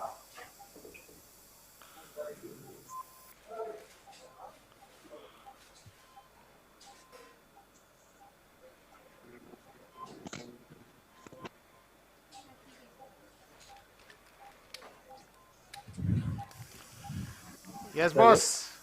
Yes. दिखा रहे हो कौन सी technique Ashim. Superb. Dr. Ashim. Yeah. Are you using foot pedal suction? No. So how much is the power pressure of the suction now? I can't see actually. It's on that little gauge which is a little bit far away, but it's not a very high pressure medium. Ashim centralized. See the amazing way he unrolled the vein. The vein is beyond the margins of the oval window all around. That's why he chose to use the size of 4.75 by 4.75 millimeter. Beyond the margins of oval window. The vein is going over the facial now, over the promontory, anteriorly and posteriorly beyond the oval window margins. So this is about 10 to 12 millimeters of mercury. Okay, thank you. Okay. So now this goes out. Yes, super. Barik again.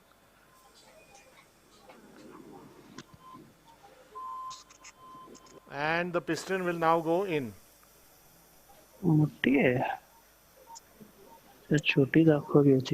See this?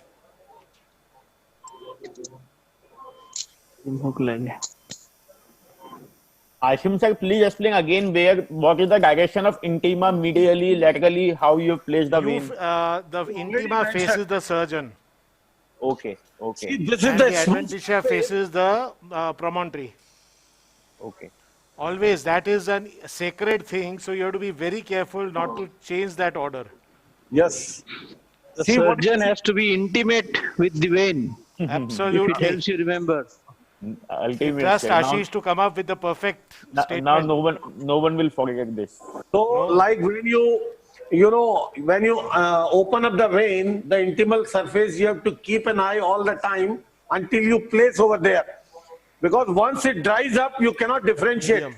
Yeah, so we always use it wet. Medium. That's why he uses the wet. Once it dries up, you cannot make out which surface is what. Long curve. To me, the biggest advantage of the vein, besides the, you know, sealing the inner ear, is it prevents you from using an overlong piston. The reason is, the moment you try to use an overlong piston, your vein will be invaginated deep inside, and that will warn you that your piston is overlong. That is something can easily be prevented by using a vein graft. It warns you from using an overlong piston. Number 5. You know. Ashim. Yeah. Just like to see your crimping using 2 hands. Let us see if that's going to be feasible. Everything to be adjusted as per patient. But boss, you have to adjust for the audience. Yes, sir. It's like a showstopper. Okay. All yes. set? All set. Okay, now give me right, number 5. See the now, crimping is one see step. now, this is one very important step. See how free it is. Yes. Just take them tight. See how free it is. Can you show the lower end again? Can you little bit suck over there? Yeah, 1 second. Give me a barik suction. I'll go back to my number 26 suction.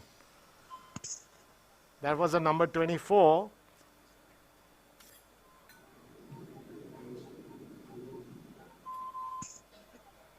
See how well it is sitting inside.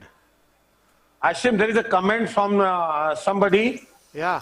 That they've never heard of 26 number section. How do you get it? We've been custom made for all of this. I mean, I'll be happy to share. But 26 is it's a beautiful size, you know. I mean, the tragedy is that it keeps getting blocked time and again. Yes, it is so fine.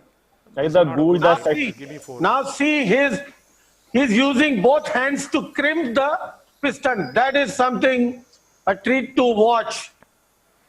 So it is not always easy. Is See, you're both anchoring hands. the lower end here. What centralized? He's using both hands. That is something you will never get to see anywhere. So you can see how I'm locking the lower end down like that. Yes, he's locking through one end and now using the other end to crimp it and then at the same place. Upper end is adapted like that. You see Wonderful, that? sir. Amazing. You know why? The advantage of this. See so much of ease. Through the speculum, he's using 2 instruments through both hands. One to stabilize the piston and other is to crimp. What a technique. Unbelievable, sir. Unbelievable. Amazing. And then I'm just doing a final tightening. This step is something I really hate. Crimping. That's why I changed to titanium piston, which doesn't require crimping. That's the only reason. So you need to have Ashim's expertise. Then only. Now, what I'm going to do is everything is in position, Jad. See, this crimping is so wonderful. It is such a calculated step. By a human hand, it is so difficult otherwise. It should not be under crimping, otherwise a loose piston over the incus will keep on hitting the incus and keep on hitting the incus and ultimately can erode the incus.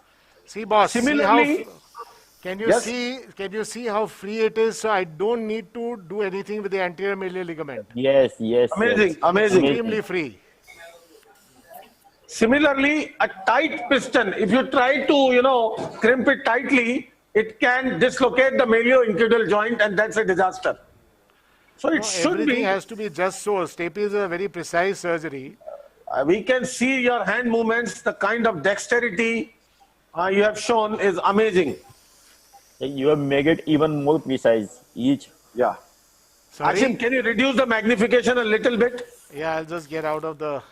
And for the audience, Dr. Ashim Desai is the one who always does the intraoperative audiometry after every case. Actually, we will be doing it in this case also, because all cases are done under local anesthesia. And the audiologist on table is my anesthetist, Dr. Sonal. She herself is the master of doing the audiology. Wow, you're trained anesthetist. Well, She Ashish says trained anesthetist is a Gayatri. carver, Shilpakar. कैसे हो बहन? आवाज आती है? Boss, how do you ascertain the need of anterior ligament resection? Can you show? I am sorry? How do you ascertain the need of anterior malleolar ligament division? After everything is put in position, if that freedom of movement is not there, what I showed you just now, yes, then I would disarticulate, because what happens is that you how cannot would you really do? judge. What instrument would you use to cut the ligament? I have a reverse angled sickle knife, a reverse sickle knife sharpened on the opposite end. Okay, so you cut it coming laterally. Yeah, and what happens is that you use that because you want to save the chorda which is just deep to it. Yes, just underneath that is chorda. Just That's underneath right. is the chorda. So it's better to shred the fibers bit by bit rather than just go right through with one single movement, you know. Can you interpose a gel form and laserize it? Can you cut with a laser? See, it's impossible to put a gel foam there, but what I do is I use a 4-watt laser, 4 or 5 watts, CO2. Yeah. And that works well. It just chars it and then you just divide it with your knife. I think Ashish can do better with a KTP. I suppose so. Absolutely. But that's a contact laser. Yeah, it's a and contact very, laser. very precise wherever you want to use that in contact. So that is for the intra-op audiometry. Is using this, sleeve that is sterilized and where the microphone is going to go. So this is a sterile sleeve, and this is it's covering the cup. It's a single headphone. Now I will need silence here, so I'm going to go off air. So I'm going to mute you guys if you don't mind. Oh, thank you, boss. Superb, amazing demonstration. Wonderful, sir. Thanks a lot. Thanks a lot. Thank you, Ashish. Yeah. Amazing. So, for the audience, this is for the first time that how this technology has made us, able to demonstrate from 3 places. You have seen from 3 places together. And I'm so grateful to Mr. Dinesh for making this happen. He's the man behind this, technology of which we could do it.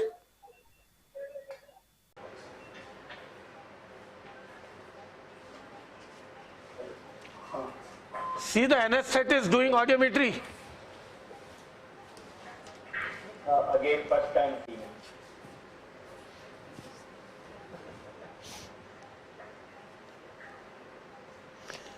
After some time, you will see another anesthetist doing some other action.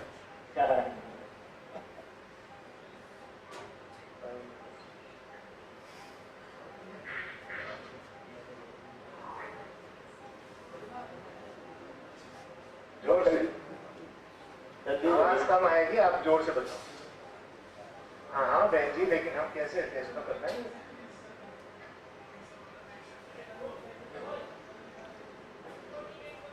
Ashish, Ashim, you continue.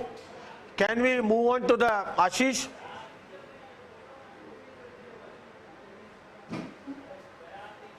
Satish, you just carry on some discussion. Yeah. I'm just getting my 8th rib out. Give me 5 or 10 minutes. How long you are going to take? 10 minutes? 5 or 10 minutes if for the 8th to come out. If you give me 20 minutes, my 6 and 7 will be out also. Can you show that also from the central camera? I can. 2 minute में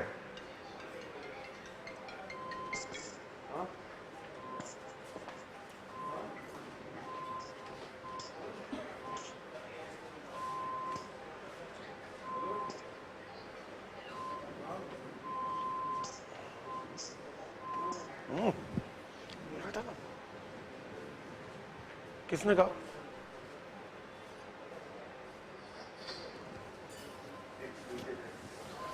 This is the other case going on, the graph being harvested.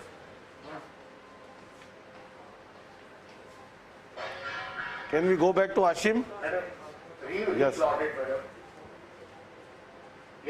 It's doing beautifully, and you know, there's so much peace. Can you hear me? Yes. Yeah, sir. there is so much peace of mind when you do this audiogram. You're seeing 25, 25, 25, 25. You have to go back and do something again. On most of the times, it is due to the anterior malleolus ligament. I would say 10% of the times, I find that audio. Do you appreciate directly, or you always need the help of intra-op audiometry? No. For me, look, like I said, most people can see the side of the fenestra and judge. Most people can judge the length of the piston. I am handicapped, I cannot judge. Similarly, I am not 100% judgment. I cannot give 100% judgment on the AML. To my eyes, it appears mobile, but if the intraoperative audiometry does not come up, then I will definitely go and section it. That happens in about 10% of cases, and Dr. Sonal, you can ask her independently, she's standing right there, that she's seeing a jump, literally a jump. Now, I want you to see the plotted audiogram. Can you see? This gives me peace of mind. Oh, super. Can you focus? This just jumps up, you know. Super. So, and I do this in every case. Ashim, when you do a direct piston without the vein, do you think an intra-op audiometry can still have a role? Of course, because it does jump up. Like I said, I do it in every case. You know what? In intraoperative, you cannot see the round window reflex in a direct piston. No, that's true. But then do you think if you use a direct piston, one can still do an intra-op audiogram? Still be reliable? Of course. I've done it in every case. I've been doing it for years. Even with direct piston? Boss, absolutely. Believe me, at least 10 to 15%, maybe 20% of my cases are direct pistons. I have done it in each and every case. And I feel uneasy now because even before I became an ENT surgeon, my father was doing it from 1988 onwards. I'm doing a couple of times. So from 1988 to 2020, we've been doing it for each and every stapes case. So it's become second nature to us, you know. Even after tympanoplasty. Sorry, Ashish. So my only question is that when the perilymph when the vestibule is decompressed, how do you get an audiogram? That was my... It comes. Sonal is standing right there. Ashish, let me tell you what Ashish is trying to say. In the present conditions, when you have opened the middle ear, your flap you have raised, you don't have an ideal, condition to assess the hearing. It's not ideal, but when you see it's higher up than before, you're happy.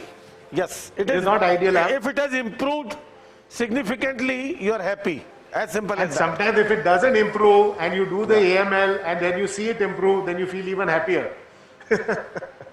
Yes, that is something important. Yeah, it's probably the same thing. When we ask the patient, can you hear? The patient is hearing. Yeah, no, because see what happens is that discrimination will come up once the stapediovestibular membrane has formed, the endosteal membrane has formed. But the actual raw audiogram definitely comes up. बस बहन हो गया super अब आप ज्यादा do you do planned audiometry post operatively 1 month all cases is it always planned always so 1 month is the time and after that 1 year so what kind of change you see in a successful stapes surgery in audiogram 1 month after surgery and 12 months after surgery? The higher frequencies come up after 12 months, the extremely high frequencies. So I believe over the period of time, the hearing improves. If in a well done surgery, the 4K and 8K comes up by the end of 1 year. Yes, the reason is once you have assessed the hearing intraoperatively or immediate after surgery, the tissue reaction, the fibrosis, the healing, mucosalization, everything happens to occur. The piston anchors at the lower end much better. The piston anchors at the upper end of the incus much better. And this goes on until 6 to 12 months for the middle ear to stabilize. Yeah. So I think the final status of the hearing, one should assess after 1 year. Yeah, and also we also like to do a tympanogram. Sometimes what happens is, again, after complaint or something, after 1 month I will do it strictly. After 1 year I'll do it strictly. On patient certain complaint or in a planned way. 1 month planned, absolutely planned. Audiogram, tympanogram is a must at the end of 1 month. You want to use tympanogram and subject to pressure changes? See, what is happening is static pressure displacements are not much. As you will see in my lecture on tympanosclerosis, static pressure displacements at the level of the foot plate are not much because of the slip joint of the malleus and the incus. Okay. Now, what happens here is that when there is sometimes you have a otitis media with effusion, very little reactive effusion is there in the region of the oval window that sometimes, around window rather, that sometimes compromises your result. So in that case, what I always suggest is that we use a tympanometry to judge. So a little reduction in the impedance means that there may be some fluid, or rather the compliance, sorry.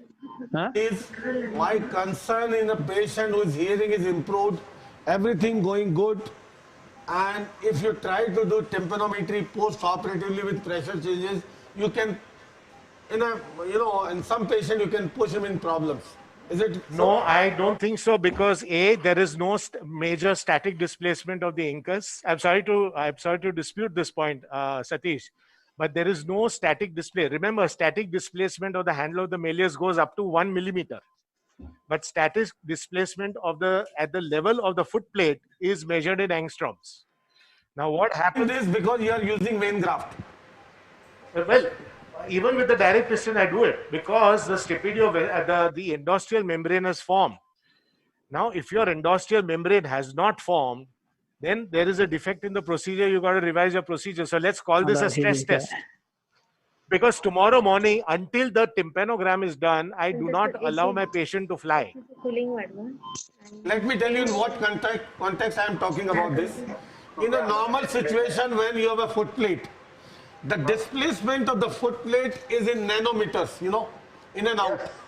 But once you do a stepidotomy, the entire physiology changes and you make a small hole which moves, wherein the piston moves, but that displacement is much more than the displacement of the foot plate. Now with the tympanometry, with the pressure change of say 400 plus or minus, the piston may go in and out up to 0.5 millimeter. Now I don't know how much with the vein graft interposed. I'm talking about the direct piston. 0.2 millimeters is your static displacement. Yeah. But remember one thing, that when you are going in a high-speed elevator, when you are going to high altitude, all of this will cause up to 300-400 millimeter change of pressure. So you want to stress test the patient's ear also. If he feels pressure there and you feel chakkar, then okay, you can't let him fly till he stabilizes or till you revise. We do this tympanogram test with subject patient, but only when it is required in certain group of patients. When sometimes patient asks us, am I fit for this or this purpose? Can I fly? Can I dive? Can I do this or that? So our philosophy is, if any patient passes the tympanogram test without vertigo, is a fit candidate to do anything. That is what simply we use. But we have fear of subjecting every patient to tympanogram. That's why I am asking. Sir, every single case that we have done, I have not yet come across a single case where he had vertigo on tympanometry. I'll give you this in writing. This is between 5,000, 7,000 of my father's cases, 6,000 of my cases, which I have actually monitored. Before me, dad has done thousands. But those that I have monitored myself, I've never had a problem. One of the reasons is you have been using interposing this vein graft in every case. No, I've told you, no, so many cases, almost 20% I use direct piston. There's no vein, really no vein. But measurement is very, very, very, very precise. The piston should never be overlong. It should never be overlong. The size is the single most important determinant of the outcome. Yes. Piston size. Yes, there's no argument on that. Yeah. So, Udbhav, yes, sir. Before we move on to Ashish Bhomkar, Satish, we can take questions. Yes, Ashish. You can, give me 10 or 15, 20 minutes so that, my chest wound can start getting sutured. So I will say one time and I'll be able to show the third stapes. While I'm giving the lecture, they'll finish. 15-20 minutes kuch dusra karna. Okay. You want me to talk on tympanosclerosis? Yeah, we can go to Ashish. Yes, sir. Because then this suturing of the chest can happen. Can you go ahead with your tympanosclerosis talk? Give me exactly 2 minutes. I'll get started. Here, if I am visible here, Satish, if I am visible here, our 8th rib is out. This is the 8th rib. It is about 10 centimeters long. Is it? Yes, for the helix. This will be helix and part of it will be probably the anti-helix. We'll see how it goes. And you will need some more rib cartilage after this?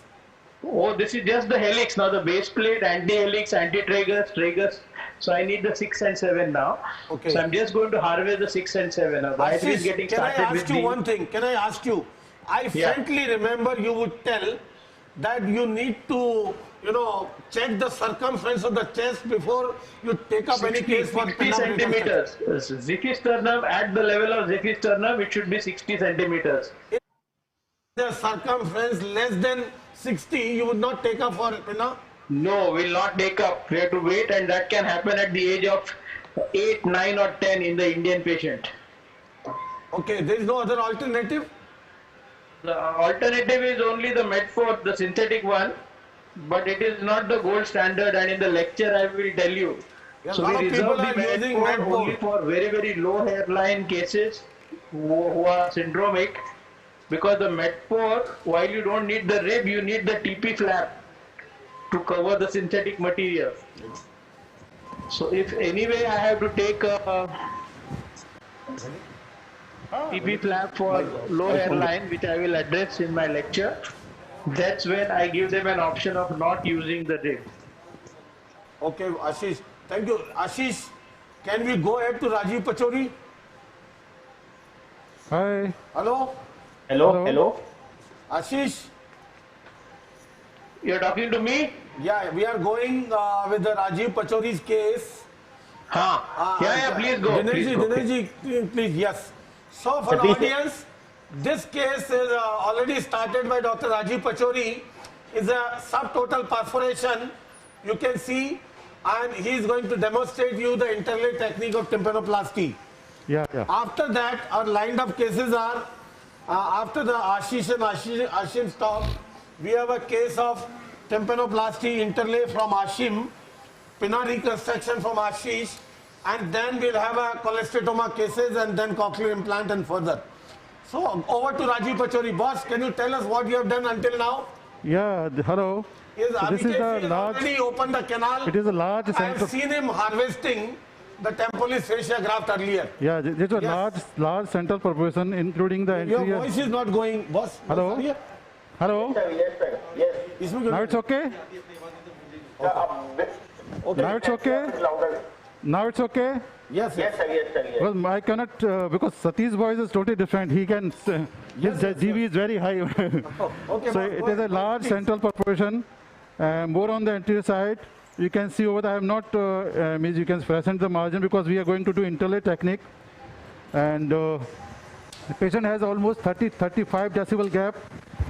I have already harvested the graft from the temporalis fascia.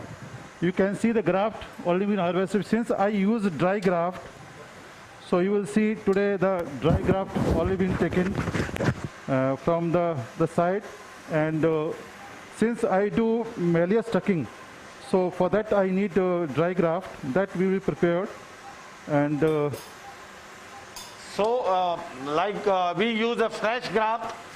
Some people use dry graft, though it doesn't make that much of a difference. Yeah, it doesn't make a big difference. This is how you are used to. You can go ahead. You can see, and I have elevated the flap. Table one thing. Yeah, right now. Satish sir. Yeah.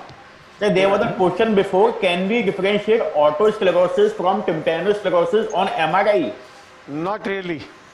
Not really. The reason is MRI doesn't appreciate sclerosis, number one.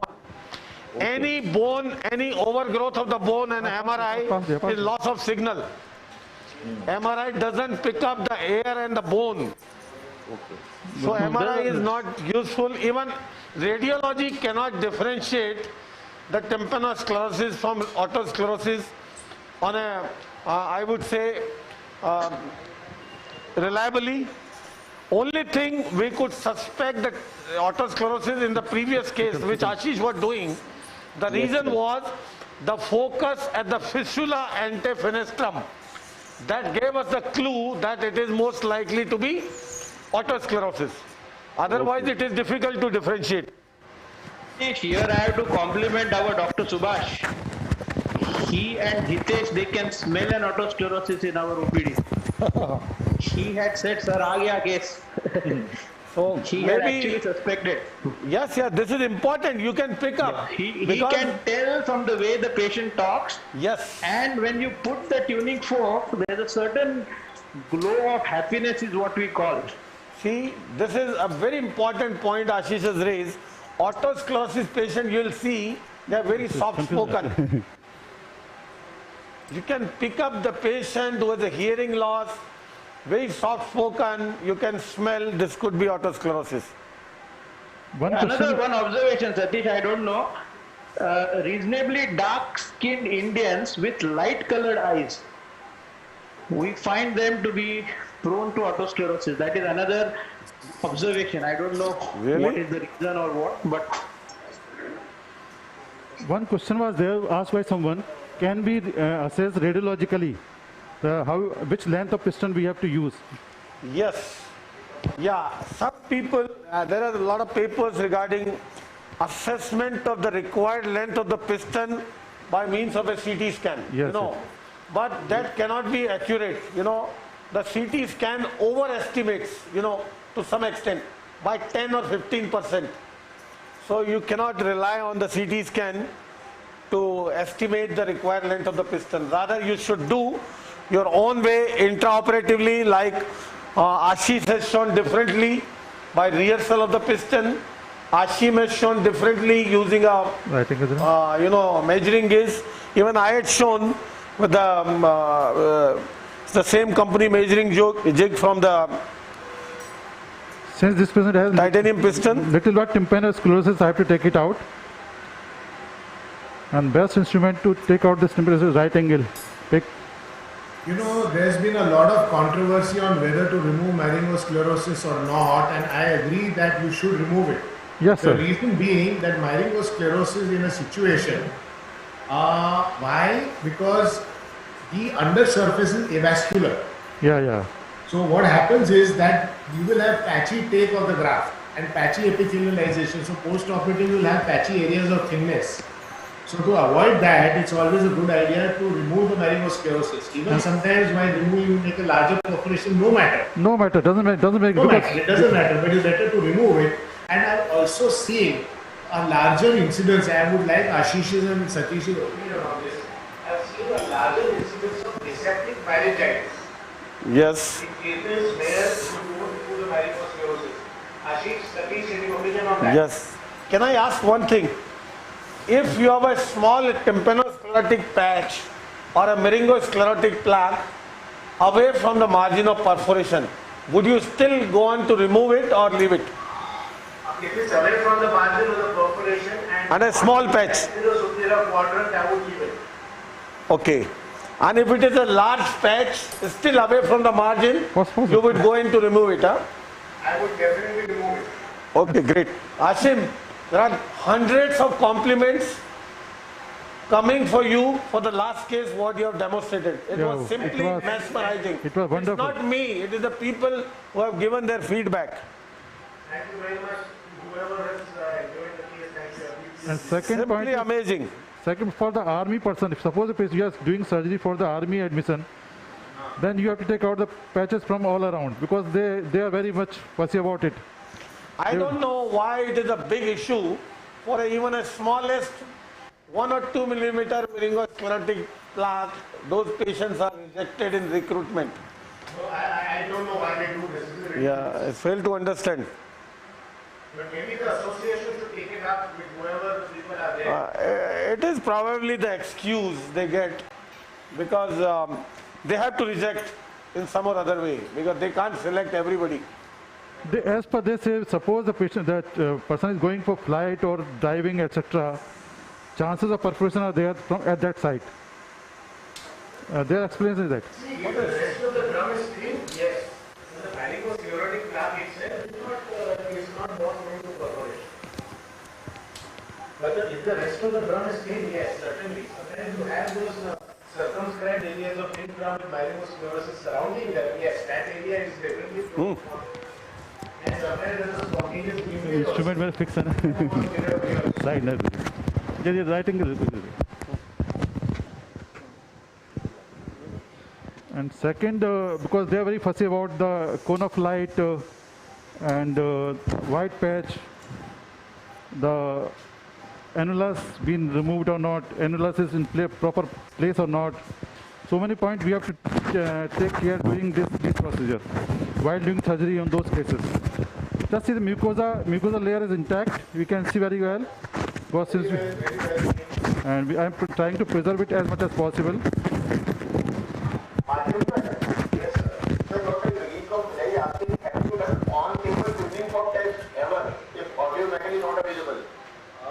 It's a good idea to do it.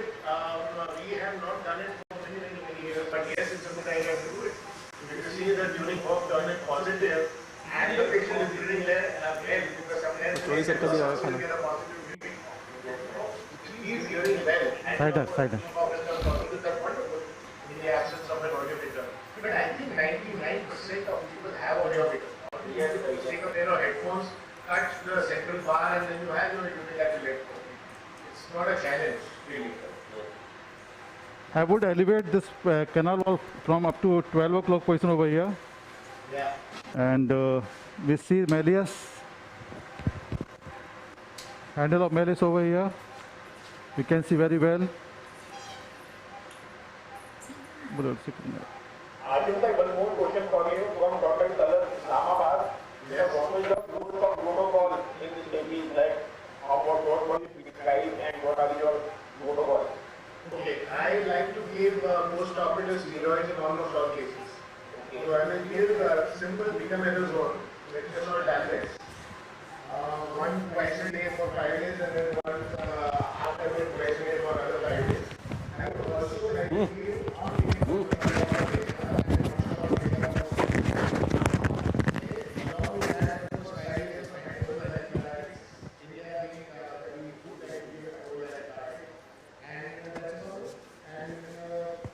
make sure that the patient does not get a hold hair dryer is forbidden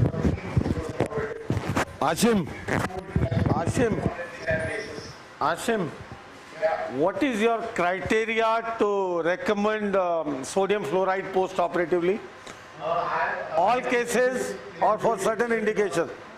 High frequency sensory neural hearing loss, otosclerosis involving the aortic capsule on CT scan, and if I see obliterative otosclerosis, these guys get sodium chloride or alendronic acid or... But I remember sir used to give earlier at least for 6 months, sometime 2 years to all cases. Was it? 2 years. Have you, now you don't do that? Not in all cases. Perfect circumscribed blue foot plates with perfect hearing, I do not give the sodium chloride. Okay. Sometimes what happens is another practical point is that many of these cases are young women, somehow or the other they are due to get so I don't want them to take this as sort of vitamin forever and then conceive and get problems with the kiddos. So those are also factors that you need to take into cognizance.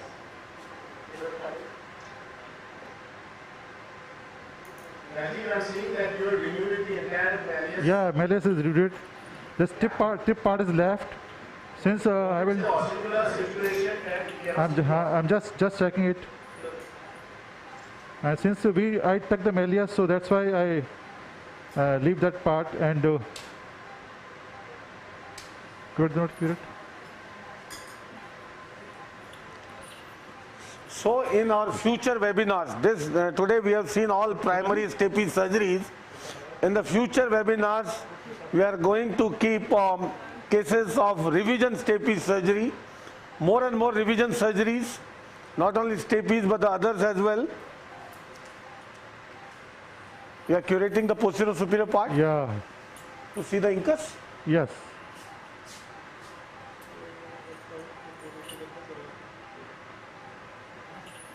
See his technique of tympanoplasty. He has denuded the malleus. He is going to use the fascia like a V to take the malleus inside. Yes.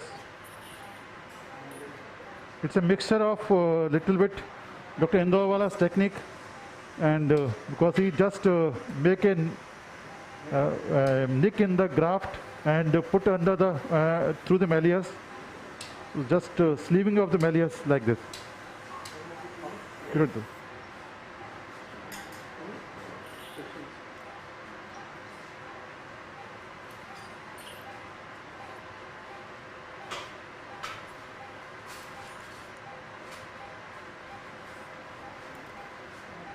I can use drill over here, but no problem. I will check how is the ossicles, how is the hiatus. If needed, I will go for the mastoid opening, just to check how whether it is patent or not. So not in all cases? Not in all the cases. Whether straight pick the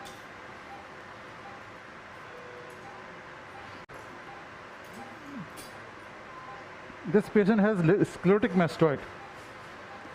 So you do in all the cases? Yeah, it doesn't take long. It doesn't take more than a minute or so.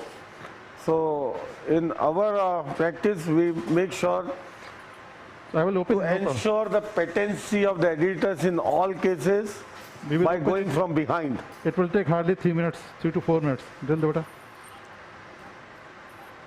Because in every case, you don't need to go right to the antrum. Yes, yes.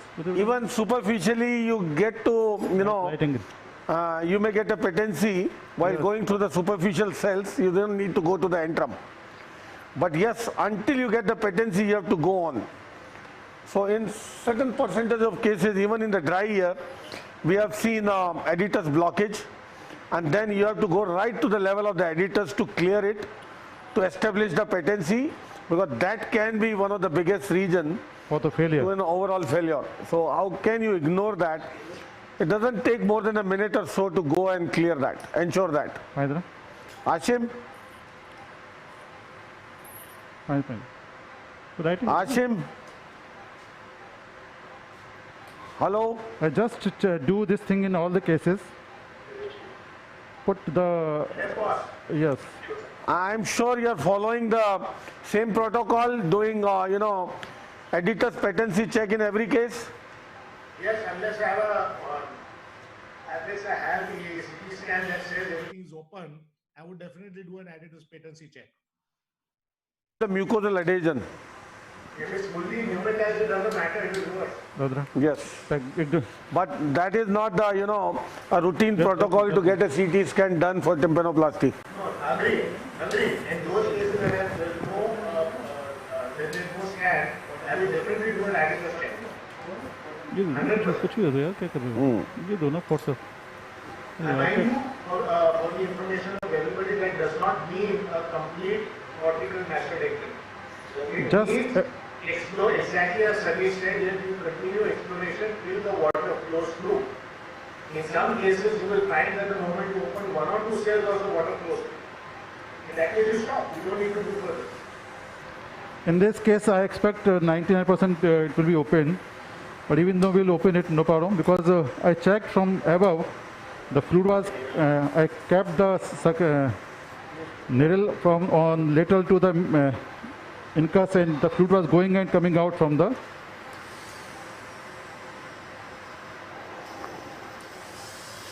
There were a lot of questions on the vein graft. I think all have been addressed. Suction, what is it? So people were asking this question for the last 3-4 months about this vein graft technique, how to harvest. Yeah. C is always better. The thing is the length of the piston. That is most important. If you have an adequate length piston, even if you are not using vein graft in a primary stage surgery, it works well. But yes, in revision surgeries, in most demanding patients, like patients who have to fly frequently, dive, professional requirements, it is always, better to use a vein graft in those situations. Maximum questions were on the vein graft, was how to take it. So I shared many times with my previous videos and all the things. Yeah, today was a wonderful demonstration by Ashim about harvesting the vein graft, introducing the vein graft, placing it, spreading it. Main thing, how to prepare, that is the main. Preparing the bed for the vein graft, everything is important. It's not that you harvest the vein and spread over there.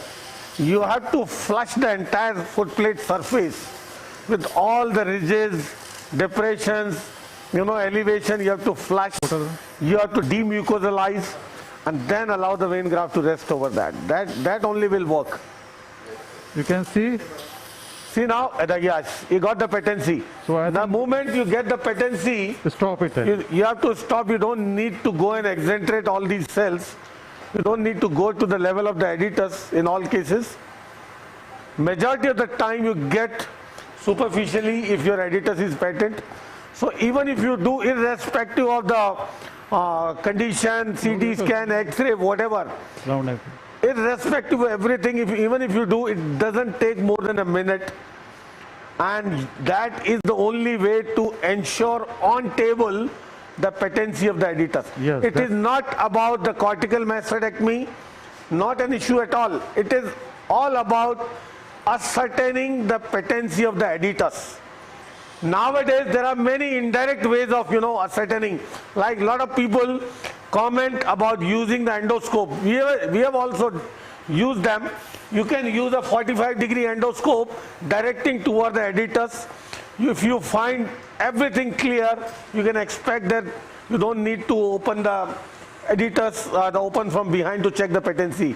But still your endoscope cannot tell you beyond the level of the editus, and we have seen in certain group of patients, even with the telescope showing everything clear, but beyond that tympanosclerosis or mucosal adhesions blocking the patency. So the most direct 100% test is to check on the table, go from behind, check until you get the patency. That is the best way. Why to take a chance of failure? See, these are the maneuvers which can take your success rate from 95 to 99%. There are certain maneuvers which are really so useful. So posterior wall is elevated. I take the anterior wall elevation little bit at different level from the posterior one. So when we put it back, you can find out the exact location from where we are getting it.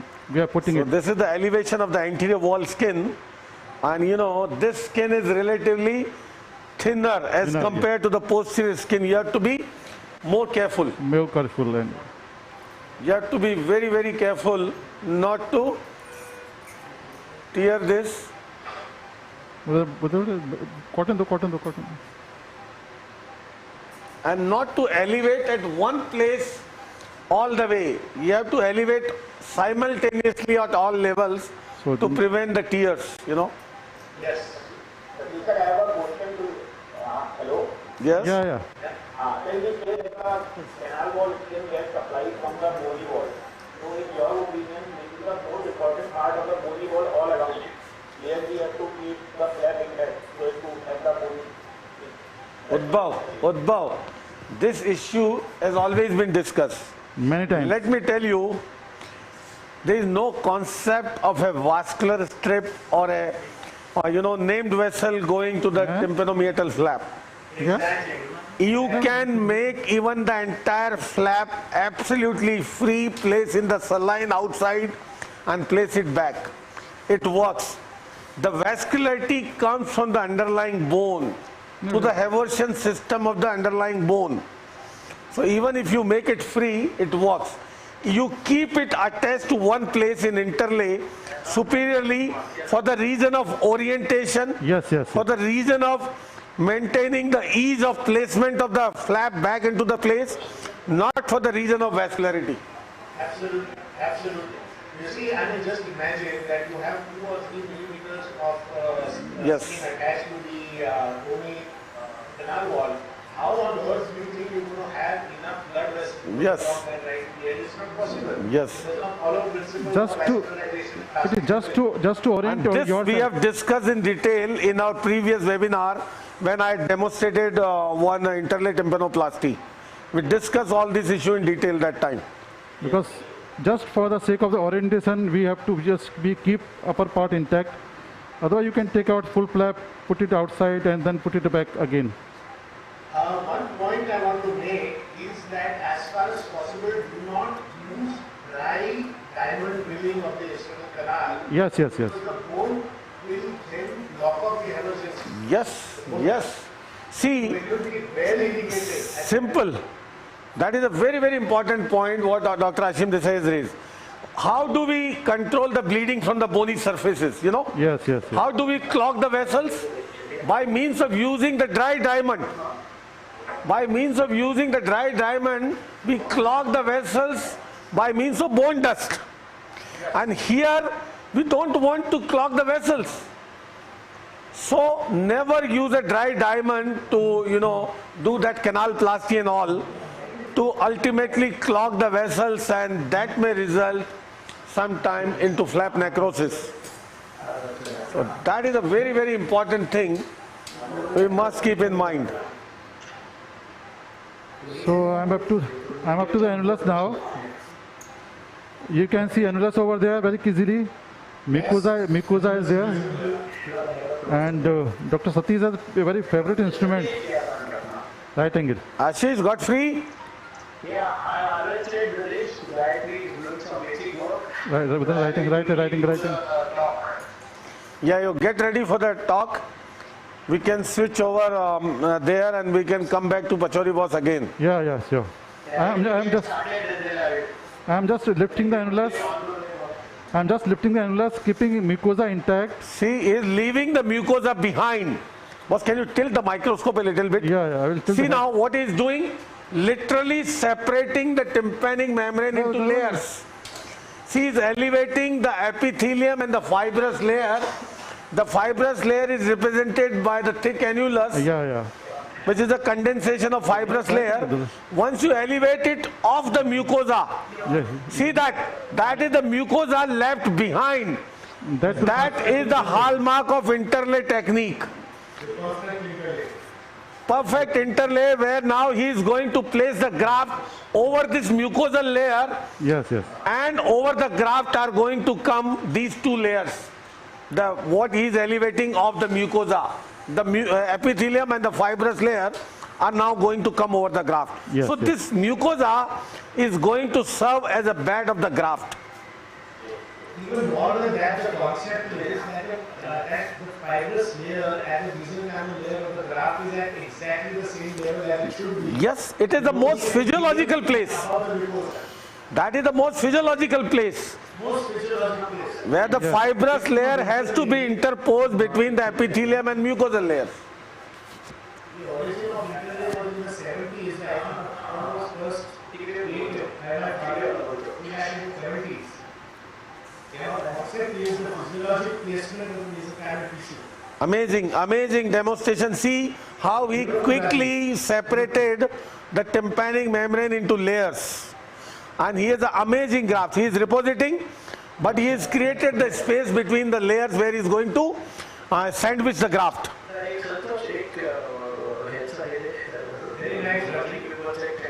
See the perforation below? and the rest of the layers again reposited in the same place. But the plane he created between the fibrous and the mucosal layer is the place for the graft where he is going to interpose. Yeah. So this is the best way of reconstruction of the eardrum. Most physiological in the terms where you are placing the fibrous tissue between the epithelium and the mucosal layers. Secondly, it, prevents all the drawbacks of the overlay and underlay techniques. His graft is going to be well supported all along 360 degree by the mucosal layer below. Yes, you can see. So there is no question of, medialization of the graft. Secondly, since he has elevated the epithelium along with the fibrous layer, there is no question of leaving any epithelium below. This is the biggest drawback of the onlay technique once you elevate the epithelium only. Interlay obviates and prevents all the drawbacks and the complications of onlay and underlay. Your graft is much more secure between the layers of the tympanic membrane.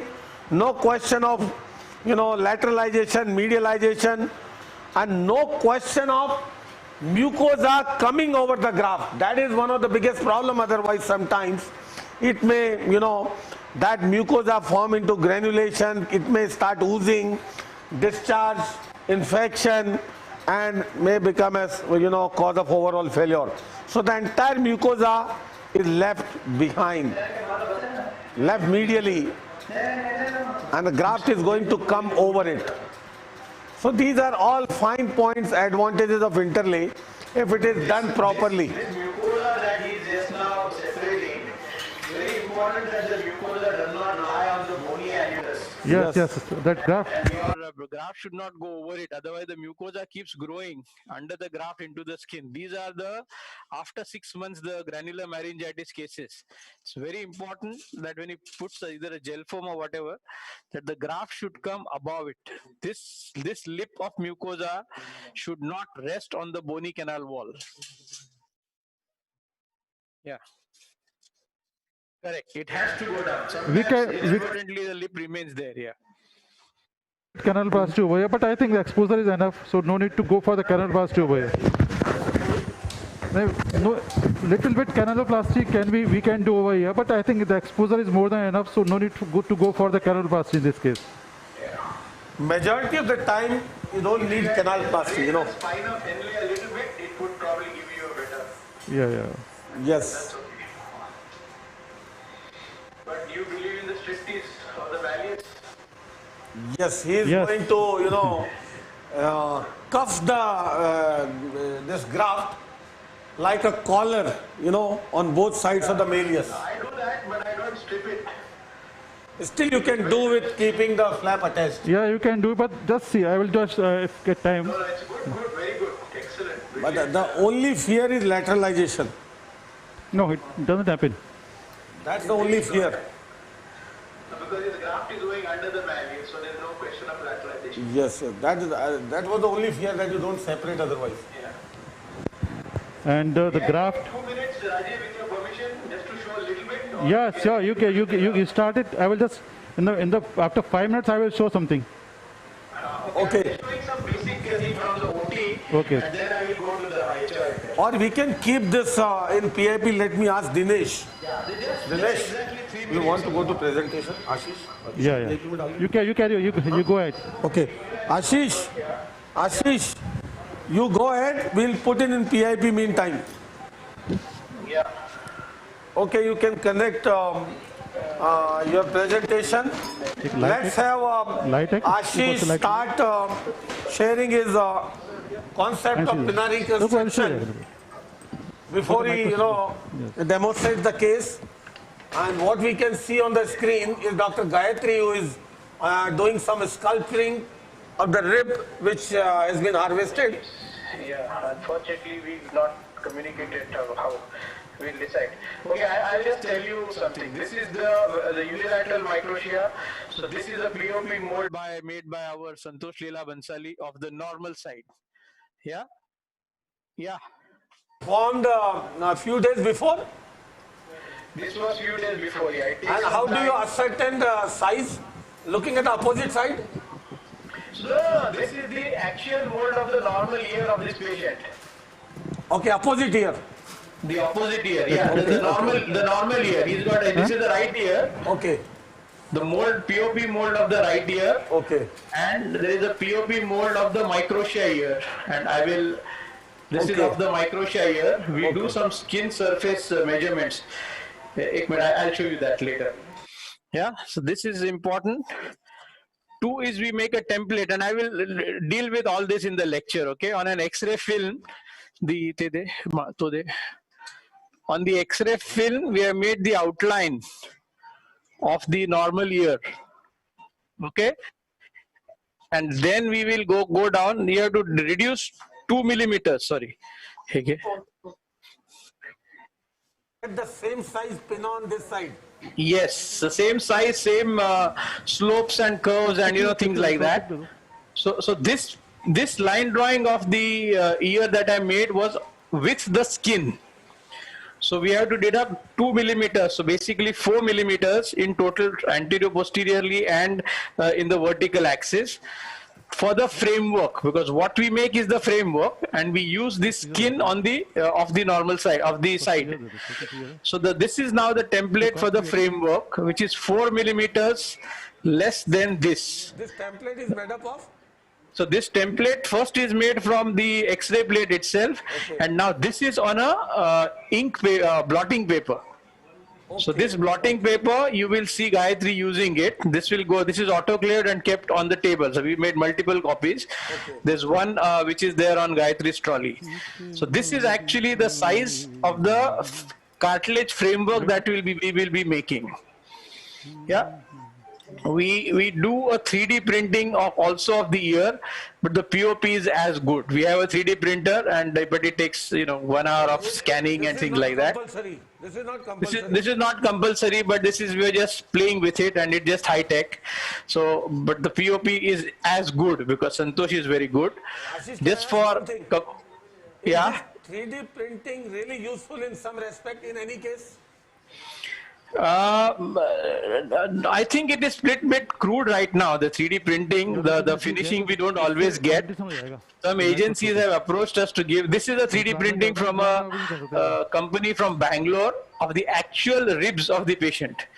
The CT, the same imaging, we transfer it to the Bangalore company, and they give you actually the 3D model of the patient's ribs. So we know the thickness, we know the size, so we can do a virtual surgery. See, This must be useful. yeah, this is useful, but now with experience in the early curve, I recommend you do all this, so that when you do a virtual surgery, Size of the rib which you are going to get. correct, size of the rib, we know where to fit it in, how much to harvest, we know the thickness of the ribs, the contours in different forms. This I wanted to show. And the most important, Satish, the real challenge of this surgery is really understanding the skin. So we have this grid cloth which Santosh has also printed, and this tells us the size and the square millimeters of the skin that is going to be required to this tells us the square millimeters. There's a particular way in the lecture I will show you. So this is what I wanted to show you before I go down to the lecture in a comprehensive way. Yeah, Ashish. Yeah. Can you go to your computer? Meantime, Dr. Pachauri is going to show the graph. Yeah. Yes, can you enlarge the PIP? Gayatri just wants to show before she cuts the rib. Hello, now it's okay?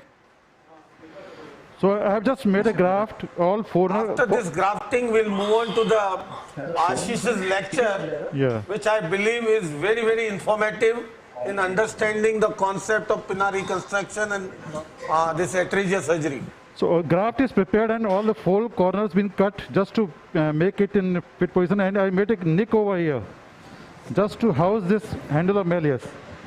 So once it go inside, and you can see very clearly.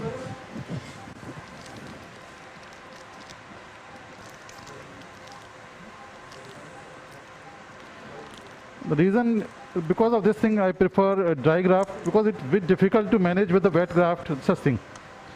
Only Satish can do that. That is not difficult. I know. Used to. For this malleus, this thing.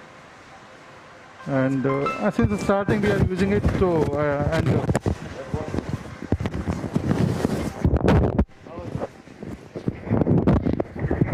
I think you can just tuck it inside.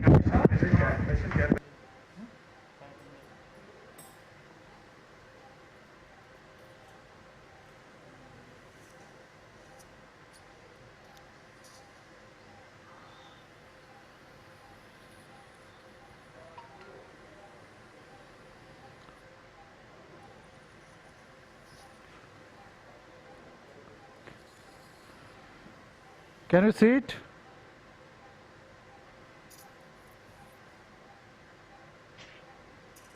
I think that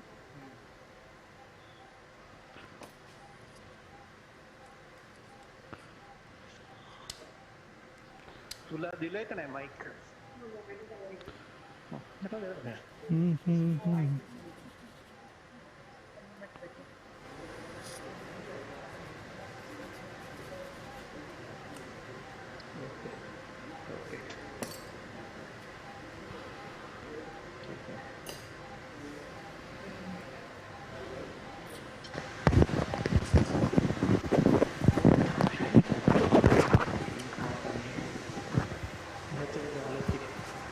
writing को तो fix कर रहा है.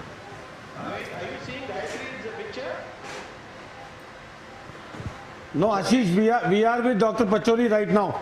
Oh, okay. He is at the final step of placement of the graft. Tell me when. Please hold on. Couple of minutes will be with you. So you can see the malleus is here, undergone. But the main screen, Ashish sir picture is coming, video is coming, but also video is not coming. Wait, you got it.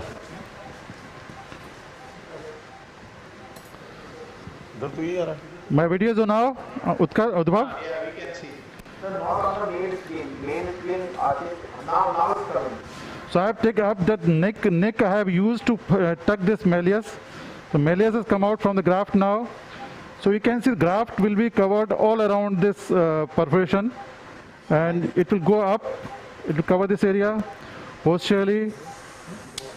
So this way is covering the, perforation 360 degree around the malleus. So there is no effect on anything. Anyway, the malleus is going to be suspended in the TM only. Yes. And we'll deposit this posterior flap back. See now the graft placement has become so easy. With this kind of exposure, with this kind of bed. He has all around bed for the graft. That is mucosa and the canal wall. And now the antecanal wall. Wrapped around the malleus and reposited the flap back. This is our mucosa, and now we are just taking it up like this. And you can see it will just move around it. This is a very important point. There can be too much of an overlap. So what Rajeev is doing is a very good thing, making sure that only 2-3 millimeters overlap is there, so that the skin can take properly. Yes. Skin should maximum. Much overlap, and Rajeev is making sure scenes to make sure that there is not excessive overlap. I can see that. And we'll deposit this. It is important that the skin should fall on the canal wall directly. Yes. Not on the graft all the way. So otherwise, how will it acquire the vascularity? We have enough skin to cover the bone actually. Yes, perfect, very good. And once it goes back, it will take a normal cone of light after 6 weeks, 10-15 days. Once the patient comes after 6 weeks, you will have a normal cone of light with graft all around it. Yeah. I just put a small, tugged in. And a small gel foam can put over there, just press it, just check whether... There is no gel foam placed underneath the graft. Yeah, not needed in this case. And the middle layer is, left ventilated. The air cells that he has operated, you see the fluid is moving in those air cells. Yeah. So it's an airtight compartment. Airtight compartment. So you see the movement of the fluid there. Yeah. So that is, I used to call it the ice gola. Yes. So after... So that is the final placement of the gel foam, and I think we can move on. Yes. Boss? Thank you. Wonderful Yes. job, Rajeev. Yeah, thank you. Thank you. Welcome to the club. Thank you, boss. Thank you so much. Okay. Wonderful. Well done, Rajeev. Nicely demonstrated. We are declaring next course Gauravida is going to demonstrate. Acha, okay, say dakho. Just one step, Gayatri. Yeah, sure. Just one step, yeah. Just Satish, I showed you the blotting paper template that we had made. Yes. So that is soaked in the ink, methylene blue. Okay. That blotting paper is.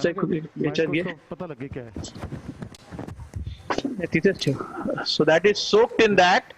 Thank you. And then it is used as a marking thing. So this is Utsal there. This. And then now from that the cartilage block that I made, that is the base plate. And then from the same thing she has taken out, this is the anti-helix. So you have to sort of use your judgment and make the most out of the cartilage that you have. And that is the 8th rib, the long one. For the helix. That will form the helix, and a little bit of it can be used for the anti-helix. Was I audible? Yes, sir. Yes, boss, you are audible. Yeah. Okay, now I'll go start the lecture very quickly. I'll do the lecture. And because I don't want to come, the main steps are going to be shown by Gayatri about making the framework. So Gayatri, be a little bit slow. Can you show And I will... for audience, Gayatri is anesthesiologist, and she is so committed, she does this entire sculpturing. Besides that, she does a lot of allergy work as well. Hello, Gayatri. Yes, Gayatri. Super. So because this reconstruction surgery requires a lot of time for sculpturing, for giving the exact shape and size of the pinna what you are making, and all those depressions, elevations. नाही राहू दे मला इथे लक्ष द्यायचंय तिथे राहू दे वो POP PIP में रखो. Gayatri is one of those people who believes in working in silence and let the work do the talking. Yes.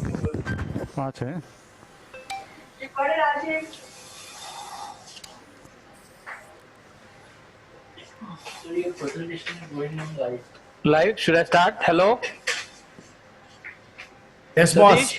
Yes. Can you see my screen? Yes, sir. Yes. Udbhav? Yes, sir. We can see the screen. Ashish. Yeah. Just a minute. Can you share the screen for a while? Just a second. Yeah, no problem. It's a zara wadu ka zara. Just for the final picture, and then. Yeah, sure. No problem. Yeah. So that is just a minute. This is the final picture of the graft. That's the final picture after the graft placement. You can see the handle of Melis over here. Preposition. And there is no, gel foam in the middle here. Air around it. Supported all around by the mucosal layer below. And wrapped around the malleus. So it is well enveloped. The malleus is well, enveloped within the layers of the graft and the tympanomeatal flap, so it doesn't allow it to lateralize. It looks like he has ironed the graft. Yes. And see the flat pieces of gel foam to secure everything in place. Yeah. Great. Thank you. Can you change now? Thank you very much. Thank you. Yeah. Can you go to Ashish? Thank you. Great. Yeah. Yes, Ashish. Now the story of my presentation is such that I had prepared 2 presentations, and we had another case yesterday, the most ideal case of microtia, but he turned out positive for COVID. So there's another one who's a little syndromic, very difficult. So a lot of the photos are of the patient that we had originally scheduled. Yesterday only at 5 o'clock we got the report of that person. Same thing happened to one of our patients as well. Yeah. Yeah, so I'll quickly go over this. It's too big a lecture, but I think I'll restrict myself to the most practical parts. Okay, so we have this externalear.com, and that's Ashish Bhumkar, and we call this the, yeah. Announcement, Dr. Ashin Desai is taking up the next case. That is a very, very interesting one, cholesteatoma. Oh, So lovely. he has already induced, and after your lecture, he'll be on with the cholesteatoma. And believe me, that is one of the case like a treat to watch. Yeah. I will rush through my initial slides. Can I start? Yes, please. Yeah, so we call it now the HIM, as in hearing improvement and microtia repair in a single stage. In majority of the cases, we are able to achieve this, and there's a CT scan which guides us. So the single stage, I will allude to the philosophy, the physiology, and the technique of this particular surgery.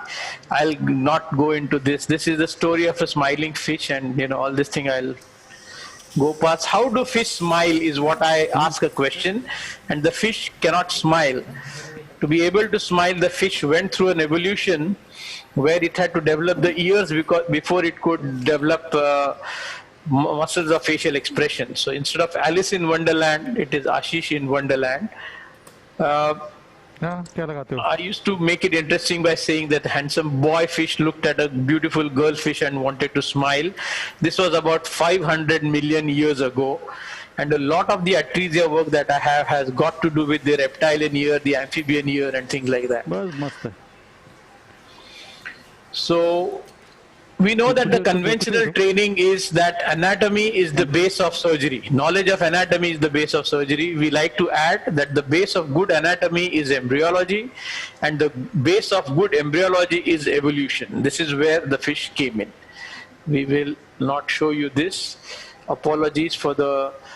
Okay, there are some nude photos here of Sony Leon and her body parts. So be careful, the innocent minds.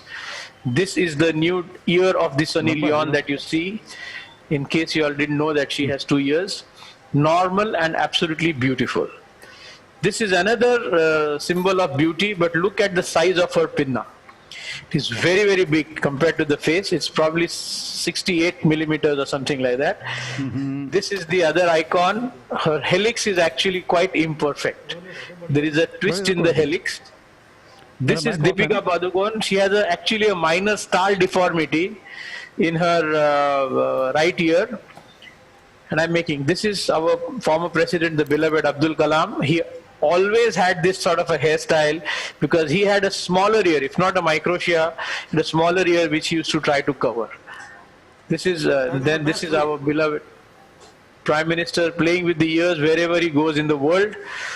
Now this is about the microtia, hearing improvement and microtia repair based on evolution, embryology and experience of 30 years and a lot of enthusiasm, excitement and empathy. We feel for the patient and therefore we constantly think what better can we do.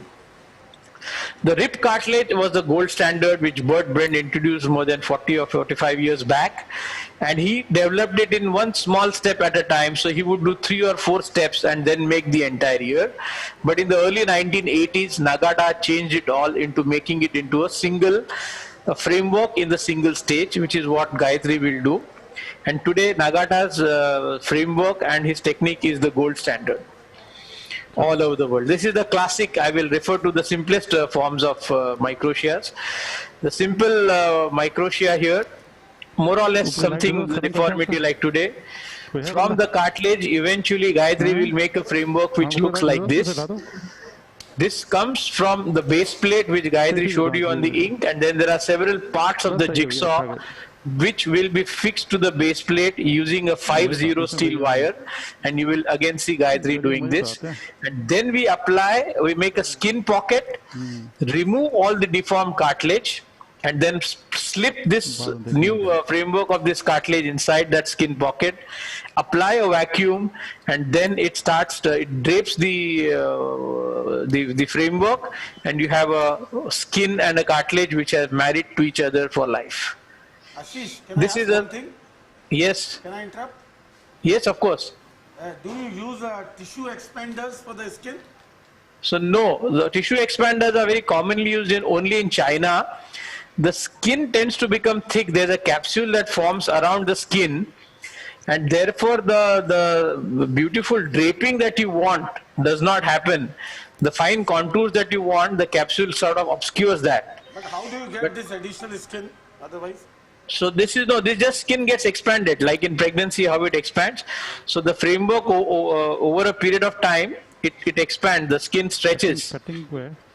And that's where it is. It should not break down. That's the secret of this surgery. How much can you stretch the skin is really the salt of the recipe. But tissue expanders have been used, and in China they are doing it routinely. So this is the rib cartilage, and these are the kind of results we get in a single stage. This I don't want to go into the classification, but several others, more and more of this.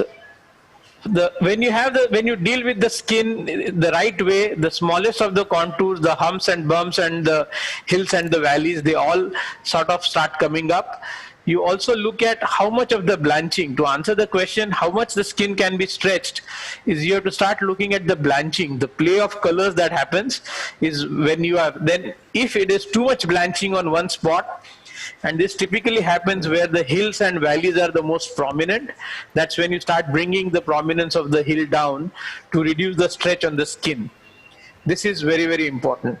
So this is the case in which the deformed cartilage has been removed. We went through an incision way up into the scalp, removed entire everything. So there is no cut here. I'll talk about the vascular mapping. There is no cut in the local area. We have kept the incision way up and then slipped, and the beautiful. Although a young adult male is the most toughest of the skin. Children, it is little more pliable, but post-puberty, the skin, especially in a male patient, tends to get less supple. So this is one, this is the other one, and Gayatri will speak about it. It's a three-dimensional structure which has a high point of the helix, a high point of the antihelix, and there is a tragus, antitragus notch. These are the few things in this sculpting. So there is no scar mark over the pinna region now? Yes, in both these. In others, in today's case, there will be, but in both these slides you're seeing, we take an incision way superior. Because we have the endoscope, we use the endoscope. When you go from here to go down beyond the lobule, sometimes if you have bleeding or something, it's difficult. So then we use our endoscope with the camera, and with bipolar we sort of do this, and then we use a hydrodebrider. So that's an advantage. I will have a slide on that later. Now this looks like a very bad ear, but simply a simple pin back. It is just pinned back and the entire thing over in 20 minutes. The trauma is the simplest one. You have to just fit in the missing jigsaw puzzle, and these cases really are very gratifying. You can't even tell whether, so you use the rib. In this case we used only the 7th rib and fitted the missing jigsaw puzzle. But for this, you cannot do it immediately after the trauma. The scar has to settle down, and only then you can do it. And then of course you can bring it out again under local anesthesia with a small skin graft. This is another case of trauma where the dog bit it. Not all cases you can do. This is a former Miss Mysore who actually had an acid thrown at her, and she had a very bad acid burn injury. She wears a prosthesis. Satish, you had asked about the Metpor. Metpor also gives good looking ears, but they have no sensation because it is grafted. Now, the most important points of this surgery is harvesting the rib cartilage, and I think there are too many YouTube things on harvesting. It's a simple, straightforward. Only important point, if you saw on the screen, as you need a lot of cartilage. It's not just a small piece of cartilage. Therefore, the selection criteria of the chest circumference being minimum 60 centimeters at the level of the xiphisternum is a very, very important selection criteria. Do not compromise. I have got pushed only one time by a mother to do a child at 54 or 55, and this child landed up One, with a compromised framework because it was too supple and small, and two, there was a local chest deformity. So we cannot afford to give a local chest deformity. So sticking to this criteria is very, very important. And we've done bilateral also. So even if you harvest from both sides, eventually it is okay. But that 60 centimeters is important. Then the sculpting, which Gayatri is already doing of the 6th, 7th and 8th rib, to prepare a 3-dimensional cartilage framework, which is rock solid. The only thing is this ear is not pliable like the normal ear. It is rock solid. It has to be rock solid, because the skin has tremendous tensile strength and it can flatten out a cartilage, or it can deform a cartilage if it is not strong enough. Third is creating the skin pocket. The skin pocket is created in the subcute plane. About 2 millimeter thickness of the skin is kept, and all the deformed cartilage is removed. A very meticulous hemostasis has to be achieved. The skin pocket has to be washed thoroughly. There are these fat globules which in the subcute space which remain here and there, and in the post-op when you apply the suction, they block the suction. And then if the suction goes away, then the skin and the cartilage, they separate from each other. There's a hematoma or a seroma, and if the skin separates from the cartilage, the result suffers. The cartilage starts to get resorbed because the cartilage gets its nutrition only from the contact with the skin. Now the hearing part, after having done the skin pocket, we started drilling away the bone, the atretic bone, right up to the ossicular chain, and always the malleus is underdeveloped. The part of the handle of the malleus is completely engulfed in the atretic plate, and this is where the surgery is all about, drilling away and mobilizing the malleus from the atretic plate to make the ossicular chain completely mobile. And I will tell you the physics and the basis of that, but maybe not today, at some other time we'll do. And then you slip the framework into the skin pocket, apply the vacuum.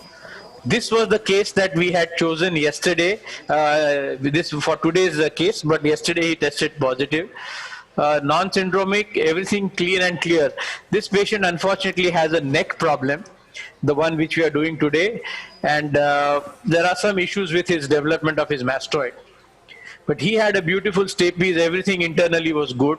So this is the POP of this patient that Santosh had made. This is the POP of the deformity side. Then we measured the square centimeter or square millimeters of both the sides. This is about 15 to 18 square millimeters of skin present on the deformed skin, on the deformed ear, including the lobule. And normally we need about 27 to 28. The total area of a normal pinna is about 47 to 49 square centimeters, 47 being in females and 49 being in males. Interestingly, the tragus of a female on an average is little longer than that of a male, about 11 millimeters versus 9 millimeters in a male. That's the comparative differences between the two. But nonetheless, this entire skin is about 15 square millimeters, 15 square centimeters. This is what we measure. This has a bearing because now we drill, in every single case we drill, at least to give a beautiful conchal bowl. We begin with actually documenting that the facial nerve function, is good, and I maybe not show it. How do I?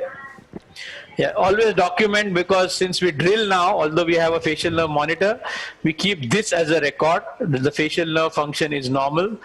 Then we locate the TM joint. We make sure, because that is the most important landmark for us during surgery. That's the anterior limit of our, and almost always the TM joint and the canal is going to be at the junction of the deformed cartilage and the lobule. So I actually leave a small piece of the cartilage there as a marker to help me later on to identify the precise region of the canal. There's a vascular mapping that happens with a simple handheld Doppler. So you look for the superficial temporal artery. This is, you do a bit of a vascular mapping, because then you can decide your skin incision, which will not cut the main vascularity there. The posterior auricular and the superficial temporal artery, they are the ones which Yeah, this posteriorly also one needs to see. Many times the blood vessel runs through, not in such, only in hemifacial microsomia cases, the blood vessels tend to run in a crazy way, sometimes directly in the surgical field. At that time, you have to meticulously map them and plan your incision to cause a minimal vascular compromise. The basic measurements and dimensions. So this is usually the ear is 6/3, even in a child of 8 years old. It is 6/3, and it very rarely will grow about 1 millimeter or 2 millimeters later on in life. So 6/3 is the standard grid on which it goes. Then we do on the normal side, we highlight the borders of the ear with a sketch pen. So just to make sure that we don't miss out. So this is just highlighted, and then we use a X-ray film on which we make a tracing of the normal side. And this is what we call the template on an X-ray. So all the fine features of the tragus, antitragus notch, helix, antihelix, triangular fossa, the Simba, everything is the scaphoid fossa, everything is marked here. But this, like I was making a point, this is the ear, complete ear with the skin. What we are doing surgically is creating a cartilage framework, and then that is going to be draped with the skin. So we have to minus 4 millimeters from there to like make the size of the framework smaller than the actual size. Because then when the skin drapes it, you get a normal size of the ear. The axis and the position is important in patients who don't have a hemifacial microsomia. We mark the eyebrow, the lateral canthus of the eye. We used to mark the nose, but now with the mask it's difficult. Basically 2 fixed points or 3 fixed points, and draw the normal side here on a transparent sheet of paper, and simply flip that piece of paper on the opposite side, so you have the precise coordinates of the ear on the microtia side. Yeah, this is what so you cut the ear, the transparent sheet, and then you simply flip it to the opposite side and make a drawing. This line drawing is the most important drawing of this surgery, because everything is around this, where the placement of the ear is, where the vascularity is, where the canal is going to come. This is how you now flip it. It is stuck in the middle on the dorsum of the nose and the forehead, and then you match the eyebrow to the eyebrow, the lateral canthus to the lateral canthus, and then draw it. This is very important. Then you draw. Now all these cases, the hairline is very normal, meaning where the new ear is going to come, the hairline is way above it. So Ashish, what this is is the the concept of lower high hairline? How does it make a difference? I will just show you in the video. Sometimes the hairline is very low. This is typically in hemifacial microsomia. So this is now the final location of the ear that we want, so that they will both look symmetrical on both the sides, in the vertical axis and also the horizontal axis. Okay, this is measuring. I'll go into this little at some other point of time. How much square millimeters, and this is something which I want to come up with some concept about, the amount of skin in millimeters or square millimeters. This is something which we are working on, but it has a tremendous bearing on the outcomes. The deformed ear, like I told you, this case I think was 15 or 16 square centimeters, and I think our today's case is also about the same or a little bit less. This is an important step. How loose is the skin in the postoral area? How easily it glides over the bone? This was very ideal. Today's case, it is densely adherent to the mastoid, which itself is grossly malformed. There's a deep excavation there. This was very, very normal. So today's case, unfortunately, because we could not do him, is going to be a little bit of a compromise. The earring measuring per square, I'm just going over it again, sorry. Now I want to bring this is something which I have never spoken, and Satish told me we have to give the finest details to our audience here. This skin here to me are 5 different skin patterns. So the post-surgical robust index of the skin is what I call this. Which skin is likely to sustain the stretch and which skin is most likely to break down. Now the post-oral skin is the most robust skin. You can play with it a little bit more. You can take liberty with it a little bit more. Next to that is the skin on either side of the lobule, on the anterior and the posterior side. This is the next strongest skin in this area. And then okay, I also want to make a point of where does the lobule attach to the face. That point is very, very important, and I will explain to you why. That we have to mark that point. And about 8 millimeters above that point, within that 8 millimeters, one should never take a cut. Otherwise, there's a chance of necrosis of the ear lobule. There are some vessels which run in that critical, and this is Nagata's work. So we have to always make sure that we leave 8 millimeters from the point where the lobule is attached to the face.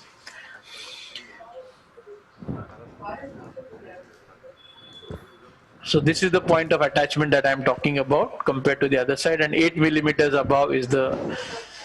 So the skin on I said the most robust is the post-oral skin, then the second and the third is the skin anterior and posterior to the lobular part, and then the deformed cartilage, the posterior aspect of the skin is thicker and more robust, and the one which is anterior is the thinnest, is the most delicate. So we have 5 different skins is how I see when I'm dealing with the skin. 1, the post-oral, 2, posterior lobular, anterior lobular, posterior to the deformity and anterior to the deformity, and all the pits that you have generally are in the anterior part. This skin is very, very thin. The surgical relevance is when you're dissecting and making a skin pocket there, you have to be very careful. This is like the foot plate of the stapes. You have to deal with it very delicately. If possible, you have to keep a layer of the perichondrium attached to the skin rather than making the skin completely thin and nude. Keep a part of the perichondrium. So dissect the deformed cartilage dry. Don't keep any soft tissue on it. That is the surgical tip to make sure the skin does not break down in this area. We have done a lot of hydrodissection, very dilute xylocaine adrenaline with 5 cc of xylocaine adrenaline with 20 cc of saline. We have done hydrodissection, already dissected the surgical field with that. This is important. The chest marking is very simple. We always do a CT scan of the chest, but you mark the inferior border of the costal cartilage, then you can actually with time start marking the ribs and take an incision. It is not such a big deal. This is also another, from the X-ray plate we go to the grid plate, and in this precise in millimeters, what Ashim was mentioning, Satish, in millimeters as otosclerosis surgeons we are trained. We measure things in millimeters and try bringing them down. Now this is all the paperwork, but the cartilage has to be also matching what we want.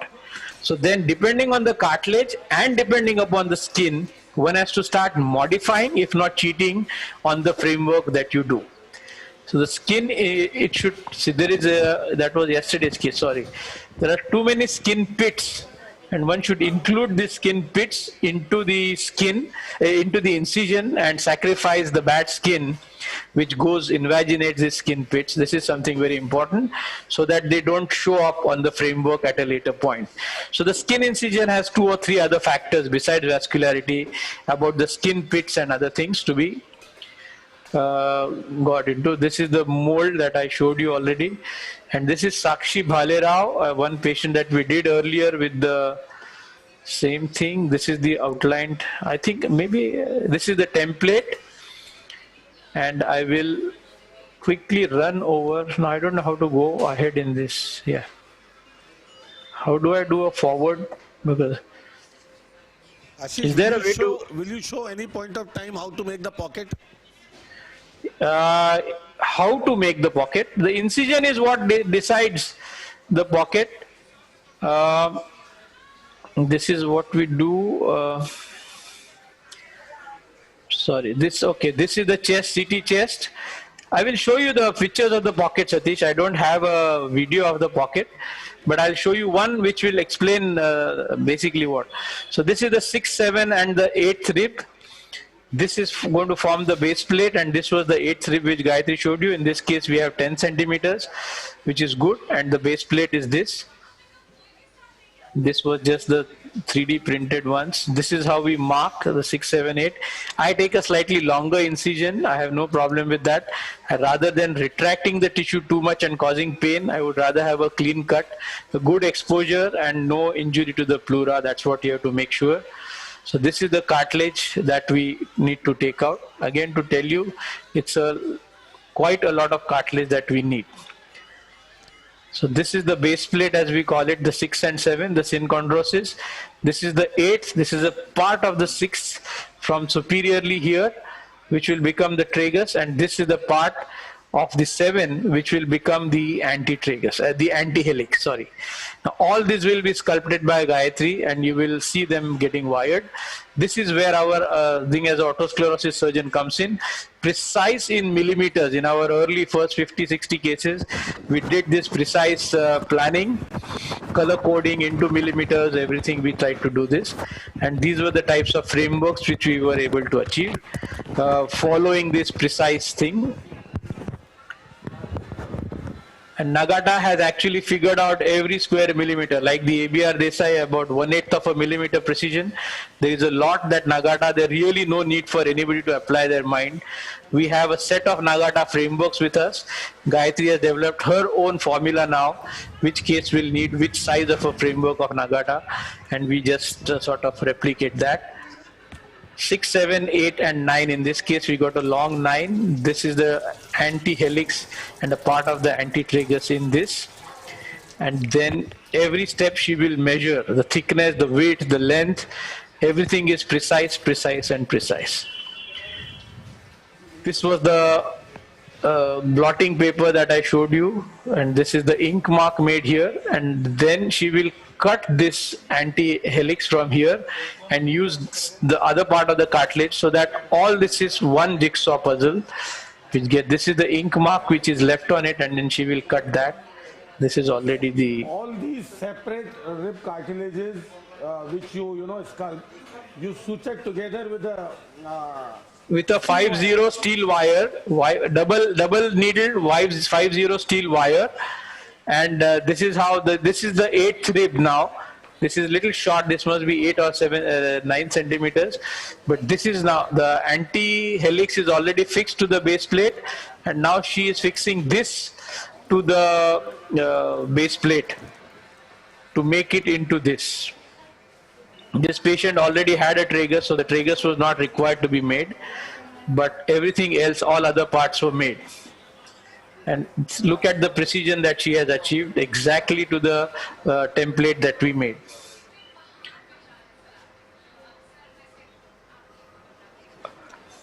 So this is the skin pocket, Satish. Yeah. All the deformed. So we take the incision right over the cartilage. We keep, like I said, 8 millimeters. So we keep more. We take the incision directly on the deformed cartilage, find the right plane, and then go on. You have to go about 2.5 centimeters beyond the line drawing that you have made. You have to mobilize, undermine a lot of skin, because then it has to go down in the hills and valleys. And once you do that, you have to slip the framework into the skin pocket, and then we have to apply the vacuum. And this understanding, this microvascularity of the skin is really what is the most important part of this surgery, because the skin can break down. And this is something else. There are different patterns. Unfortunately, there are no studies which show the pattern of vascularity in a microtic ear, but in the normal ear, the post-auricular, there are 5-7 different patterns of the branching there. Therefore, where you should cut and not cut. But by and large, the anterior and the posterior surface, the anastomosis happens at the edge of the ear. Therefore, I like to take the incision on the edge where there is a minimum compromise to the vascularity. These papers are actually, this Satish, you have only sent me this. Among the 150 odd articles that you sent me, this is from that article. This is what I was talking. We start taking the incision way up in the scalp. So we use the endoscope to make sure that the skin pocket and the hemostasis is complete. And the next one, this is where we are using the light illumination. Look at how even the skin pocket has been made. It is evenly thin or evenly thick, the trans-illumination sort of a test. This tells you that the skin pocket is thin enough and it is almost uniform in its then it is sutured. This suturing also Gayatri does. This absolutely airtight it has to be because the vacuum has to hold on. And then when you do this, then you have, I've applied the drain here and put the drain on, and there you have it. This has to remain married for life. Vacuum is man of the match. Vacuum is absolutely the man of the match, and it should not get blocked. Earlier we used to get blocked, the vacuum blocked. This is how it goes. The vacuum remains there. Now we pass the vacuum a little bit into the mastoid bowl that we do. This is the framework going into the place. Look at my line drawing. There are special sketch pens which do not get, the marking does not get cleared with when you are doing this draping, cleaning and draping with betadine and other things. So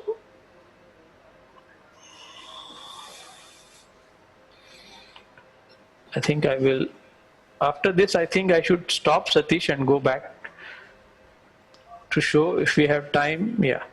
Then this is about placing things, making them here and there the right, some more and more of these vacuums. This is what happens.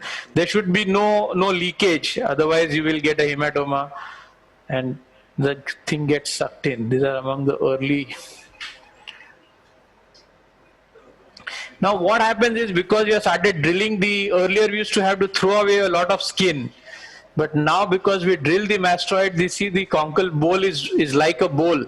If you don't drill the mastoid, then you don't get a conchal bowl, you just get a flat surface there. So instead we started drilling to get a better bowl. So this is very important. I think I'll stop with this. Microshare repair is not about making the perfect framework. If you think your framework looks like an ear, then you have made a mistake. But after the skin drapes it, that's when you want it to look normal. So you have to cheat and underplay on the hills mainly, not the valleys. It's very important because you have to adjust and modify the design of the framework to best suit the available skin envelope. This is the learning part of this microshare surgery, not really anything else. So a perfect framework is not what is desired. The perfectly appropriate framework for that particular case is what is essential. So the skin is the sin is in the skin. What you do on the operation table, the incision, the surgical plane, the handling, the suction, and what you expect the skin to do for the rest of the life is the skin has to drape it properly, give it nutrition so that you prevent resorption. Resorption is a reality with cartilage, we all know that. So I will not speak about the superb, boss, superb. This is the Medpore, just 2 minutes. Gayatri, I'm sorry, I hope you are not finished. I do use a Medpore, and just to answer, but a Medpore cannot be slipped under the skin like a cartilage framework. A Medpore has to be covered every square millimeter with a rich vascular flap, which comes from the temporoparietal flap. So even if 1 millimeter of the Medpore is exposed and touches the skin, it will extrude. The skin will break down. So you have to cover, so you need a, these are beautiful results with the Medpore, but I'll tell you where we use the Medpore. This is in a single stage. The Medpore is good. I will not go into this. I just want to show you the low hairline. This is the TP flap. It's not, we'll not go to the details of the distal end. So this is where, so we need a incision on the scalp. We need about 11 centimeters by about 13 centimeters. That's the dimension that we harvest, because then it shrinks. Once you separate it, then it shrinks, and then you have to cover every part of the Medpore without causing a stretch on the DP flap. If you cause a stretch on the DP flap, it breaks down again. So We do CT angio studies to make sure that the blood vessels are good, and only then we commit. And this is lower hairline, Satish. See the lateral canthus, the entire scalp is coming all the way down here. You cannot make a skin pocket and put a cartilage here. You have to excise this hair-bearing skin. So these are the difficult ones. So the canal is going to be here. So these cases we do Met4, or we give them an option, because anyway we are going to take a TP flap. And this is with the TP flap, and then you need a skin graft. Sometimes we take it from the scalp, sometimes from the thigh. And in this case we had made the canal also. I will, if we get time, I will talk about the importance of hearing. I definitely want to talk about this to our audience here. Can I ask one thing? Yes. So this hearing reconstruction surgery, when you do, is it done before the pinna reconstruction, at the same stage of pinna reconstruction, or afterwards? So we are doing it now in the same stage. When we are planning a microtia, we are able to do the hearing reconstruction in the same stage. And however, if a child wants it, because see, for making a rib reconstruction, we have to wait till the age of 6, 7 or 8 till the chest is 60 centimeters. But if some parents, especially the bilateral ones, if they want a canal at earlier in the age, then we are doing it at the age of 4. By 3, the mastoid is reasonably well formed, the facial nerve is well protected. So between 3 and 4 are our preferences at the age of 4. And I have certain slides I will show you later. But in them, we remove this cartilage and use the same skin here to line the canal. We don't take a free skin graft. This say, okay, here it is, here it comes. So this is a child. This skin, this cartilage is removed. Entire skin pocket is made not in the postoral area, only of the deformed skin, a deformed cartilage, and that skin with a vacuum is sucked into the canal. And the bony canal typically is about 16 millimeters or so, and we have enough skin here most of the times for it to go all the way inside and touch the incudomalleolar joint. But we've realized these are the cases which are doing a pure atresia, pure canal work, lot of skin here. That gets, you understand, no? Right now it is protruding out. We remove the cartilage and the same skin goes into the tunnel of the canal. And at the other end, it meets this here. See this child. You make so this the skin. Canal, when you do same stage, you make the canal also at the same stage? Yes, we make the canal, and whatever skin we have, that gets sucked in. So I'm not, I will explain the physics of that later. But you see this particular patient, he's a 4-year-old child in whom we have done only the canal reconstruction. We have used the skin which was lining the deformed cartilage and drilled the canal and sucked it in. Only this canal has to be made much wider, about 1.8 centimeters or so, because the 2 millimeter thickness has to be considered in a circumferential way. Yeah, I think we'll come down to, she's already finishing with the framework. Because my concern was, in canal reconstruction, the biggest challenge is to prevent the collapse of the canal. Yes, that collapse, that is when you put a free skin graft on it. You know, that is when the bone, this is actually a skin which is gone in. This is a live skin, not a grafted skin. And then we of course keep a mold here. Maybe it is later on. We use the material for hearing aids, what we use, no? That is what we inject into the canal. And we keep it there for 3 weeks or more. So there's a vacuum which will be there for 4 to 5 days, and then there is a mold. And generally, if there is no hematoma between the skin and the bone, the canals remain wide and patent. And what the patient gets is a tremendous improvement in the perception of sound. It's not so much hearing. Now, I want to make a point that hearing is not just pure tone audiometry. There is a lot, just like you have a perception of light, which is very different from vision. So also you have a perception of sound, which increases tremendously. There are children who don't ask for their Baha the next morning after this kind of surgery, because the malleus has become mobile. And now this fluid-filled cochlea the vibrations are getting better transmitted into the cochlea, because one side is now also mobile besides the round window. There's a certain city selection criteria that we apply, but I think I will not get into that. Is that okay? Can I now? Yeah. So now Gayatri will show. Yeah.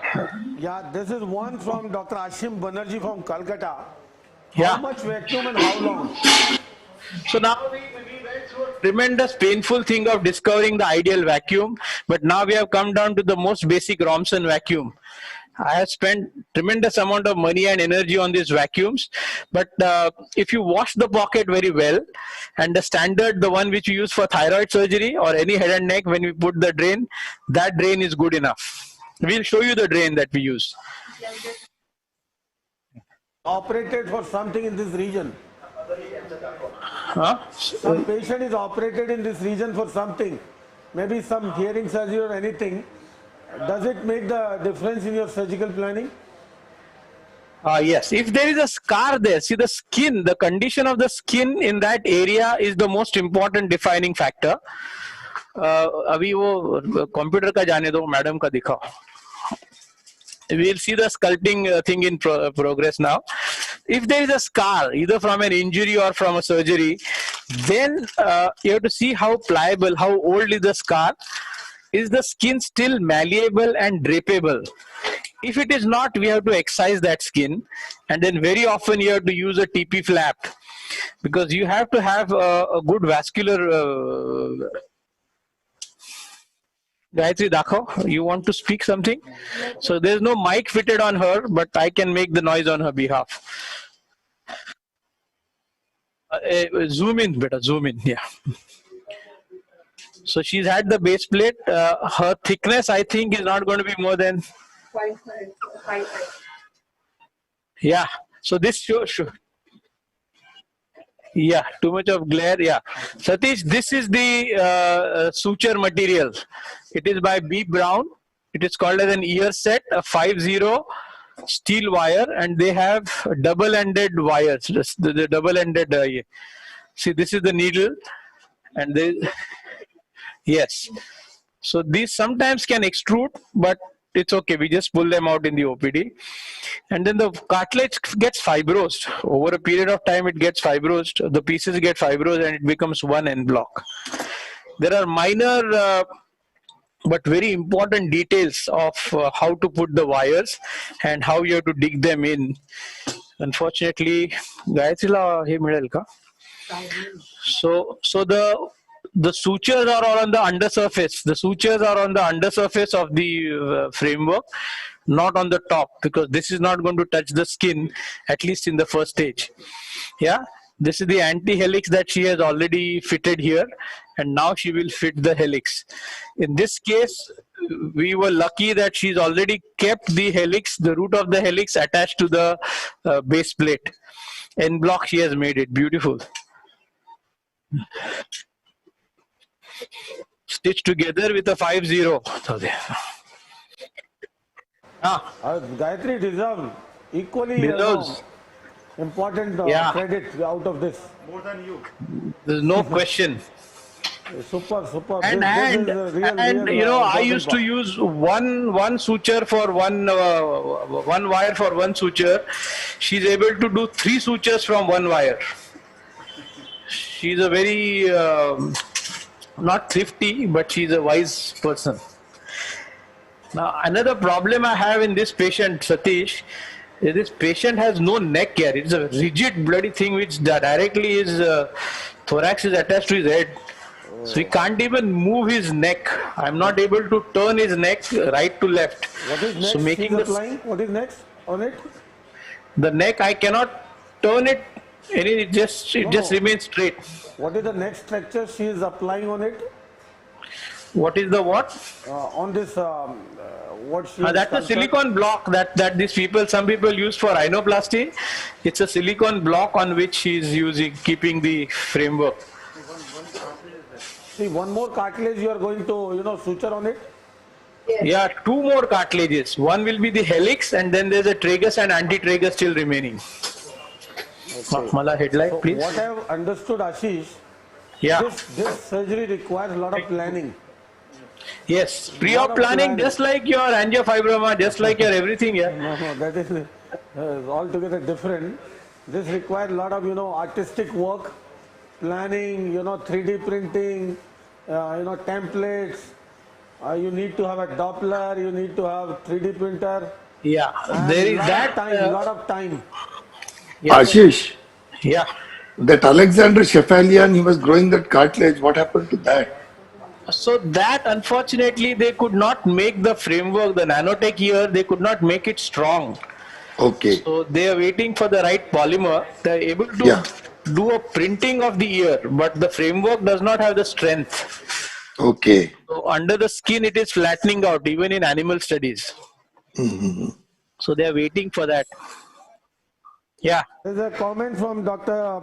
Prakash Muka, who wishes to organize an autoplasty workshop with you in Bokaro. Most definitely. All I need is the Tata Airline charter plane to come there. No, and we were very keen on seeing your canal work today. Yeah. Maybe some other time, because... because, I don't think if I go on my talk, then the surgery will take time in the other cases. But if there's time, at the end of it, I'll show you about the canal. Yeah, because we are keen to see that. I'm hoping to do some drilling, although this is not the most ideal case. Yeah. And I'm going to have a problem with the neck position. So... Yeah.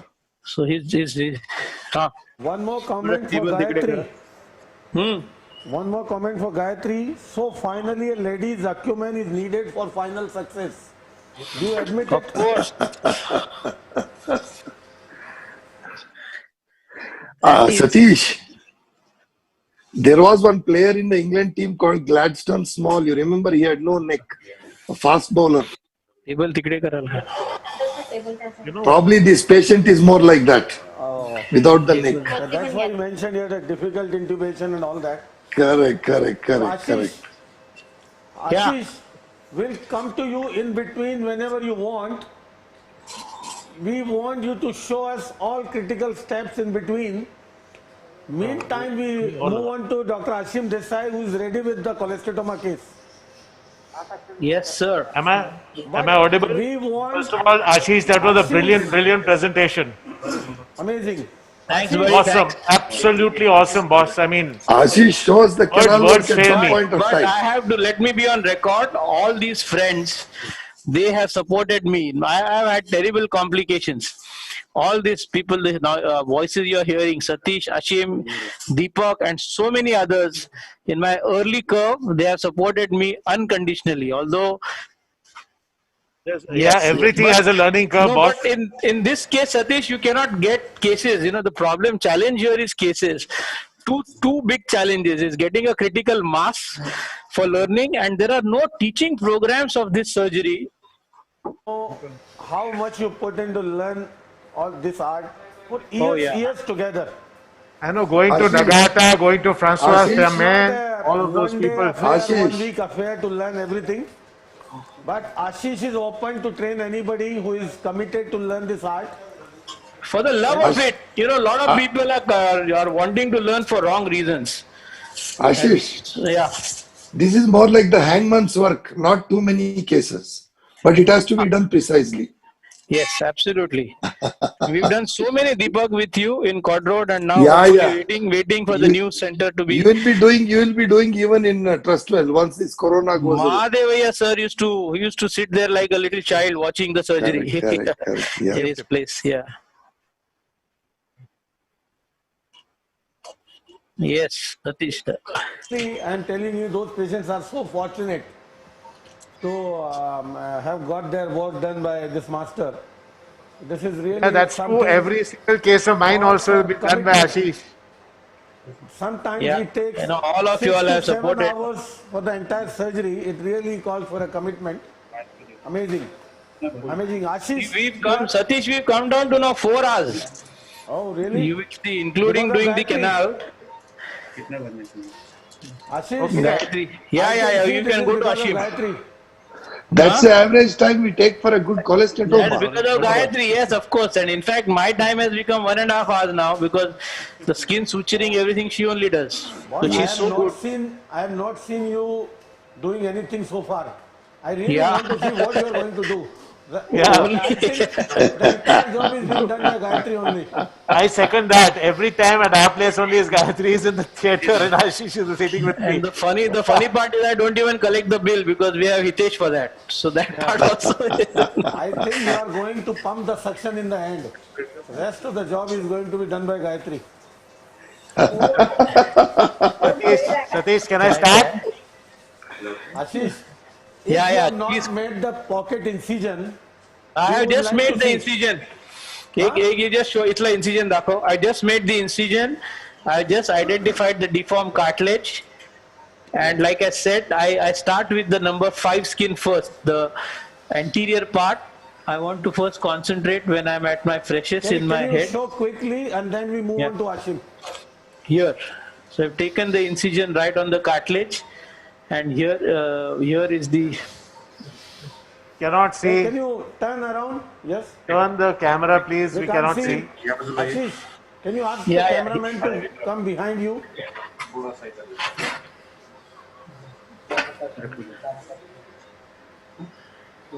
Zoom out. Can you see it now? Zoom out. Yes. See, this is the cartilage. Yeah. Unfortunately now I have to struggle for this because his neck won't move. See this? His neck is rigid. It just doesn't move. Okay. Ashish, Yeah. number one, there's too much of glare. Can you ask him to reduce the light? There are And light ask him come to come karenge beta. behind you. You need very good scissors for this. And Medicon has a very good This view surgical is scissors. not proper. Yeah, man. cameraman. Ask him to come behind you. Cameraman इधर से आएगा? Ajad, can you come behind to sir? और brightness कम करो. Yeah. वो brightness शायद मेरे दिमाग का है, नहीं? Glowing. Just reduce the brightness. Reduce the more brightness. So actually we are used to the tragal cartilage, no? Getting the plane, even Ashish, septoplasty. you can't see anything. It is difficult. They are managing something. Yes, Acha, okay, madha band kar. No, it's my headlight that is causing the glare. Yes. Yeah, okay. Kindly increase the I saw in brightness. between good picture. Yeah, fine. Now fine, can you fine, see perfect. skin of this? Yes, better focus. Focus. Yeah. Done. Now the length of this incision should be equal to the width of the framework. Okay. So I think when we need 3 centimeters of a width, Gayatri will minus 4 millimeters, so it will be 26 millimeters. So right now I'm focusing more on the cartilage, so this is probably a little less than 26, this length. Of course the skin gets stretched. Again the brightness. Light banda karna sagre. Okay. So Ashish, Yeah. we'll wait for your call to when you want to demonstrate something. Until Yeah, then yeah. we Go to Ashim, yeah. But we'll wait for your call. We really want to see all Yeah, important yeah. steps in between. Yes, most definitely. Okay. Can we In, go in to making Ashim? the skin pocket, you just to make sure you don't damage the superficial temporal artery. It's very important. Okay, Thank you, Ashim, all Ashish. over to you, buddy. Super. Okay, buddy. Amazing. Okay, am I on air? Do you get my picture? Yeah, Ashim's picture, please. Yes. Okay, so now this is an anticholecystoma with a posterior superior retraction. Ashim, can you tell about the case, what exactly it is? Yeah, this is a 36-year-old male and he has a posterior superior retraction with a pure aticholecystoma. Left ear. Just about appreciate the white flakes coming You out want of to the speak something at the aticholecystoma end, you inside. speak. Once the I framework have is done, I'll send you a DICOM of the CT scan if you want to discuss it later. I am going to do a mini endoral incision Boss, in order to do this show procedure. this incision properly. A lot of people want to see. Okay. Point details of this incision. So, okay, you can see this is a tragus, this is a left ear, this is a pinna. Can you and reduce the magnification a little bit? minimum, boss, minimum. Okay. एक second मैं zoom out करता हूँ. Is this a different microscope? No, it's the same one. एक second. This is a minimum, boss. Magnified. Yes, yes. Okay. Okay, so now, Rashmi, pull this back. The idea is to make sure that a lot of undermining is done to keep the cosmetic incision, you know. So this is the Lempert 1 incision that goes from the osteocartilaginous junction. Okay. And right along the cartilage of the ear, the cartilage of the pinna, and then you can see how I am angling my knife inwards. What is the depth of the incision? The depth of the incision may be half a centimeter or so. I will use a knife for the rest. Now again for the horizontal incision, this is the osteocartilaginous junction. Boss. Yeah. Yeah, in the depth, what we are seeing is the temporalis fascia? No, yeah, almost. This is the temporalis fascia here. So how deep we have to go? About half a centimeter of 3/4 of a centimeter, not more. No, in the depth to the level of the temporalis fascia. To the level of the fascia, to the level of the fascia. And then turn it up. Then turn it up like that. Okay. Then the posterior incision is a Lempert 2 incision that goes along the osteocartilaginous junction again, and you separate the skin out posteriorly. Can you see this? This is bone deep now? No, this is just at the level of the skin and subcute. Okay, can you centralize please? Centralize. Yeah. So the one was the intercartilaginous incision going up. Yes. And the second is the horizontal one at the bony cartilaginous junction. Correct. Now the third, the Lempert 3 incision. Oh, slowly. It is so complex. Come on. This is the Lempert 3 incision. Madam is bucking. We can't see. I'm sorry. You have to tell us the level of incision, where you are beginning, where you are going. Okay, so this is again from the osteocartilaginous junction back into the conchal cartilage, okay? That horizontal one. This is, yeah, that was a horizontal from here to here, and this is another third. The Lempert 3 is a vertical incision in this angle. Where it is going up? It is going into the conchal, up to the conchal cartilage, not going through, but up to. Okay, that's the third one. Yeah. So then the next step. Separate this posterior skin behind. What I want to do is show you how I am able to get a lot of exposure using this relatively small incision. Langenbeck. Yes. Langenbeck. Scissors.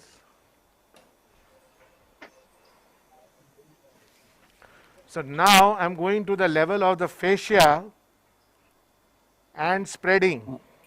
Okay, so you are harvesting fascia now? No, I don't know how much fascia I will need. I have not done the complete surgery yet. So I'm just going to expose it. Can you see the fascia? Yes, yes. So very beautifully, within 2 seconds, you can come to the fascia. Center the picture a little better, Rashil. Yes, boss. Is that better? Yeah. Yes, sir. Now I'm going to follow the line of the fascia posteriorly. Can you see this? Yes. Center it a little bit. Yeah. Okay, that is the plane of the fascia. That's the plane of the fascia and the subcute. Posteriorly as well. Yes. Music background too. Now, how far do I go down? Up to the floor of the external canal. Can you see? Can you see this? Yes. Okay. 15. So you go with the scissor itself, is it? You don't use the knife. I'm sorry? You go with the scissors, not with the I go knife. with the scissors. That way you are able to spare the cartilage. He is not going bone deep. Yeah, yeah.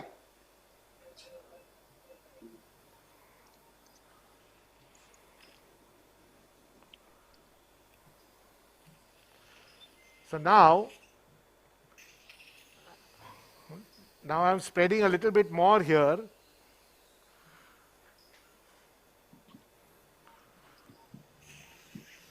Up forceps. And you can see that you can remain in the avascular plane and you hardly have any oozing. Touch. Yeah. I will do it scissors. By this mini endural incision, he is able to do all mastoid surgery. Even if you want to go to the level of the mastoid tip, he can easily go with this. The only thing I cannot do with this incision is a subtotal petrosectomy. Yes.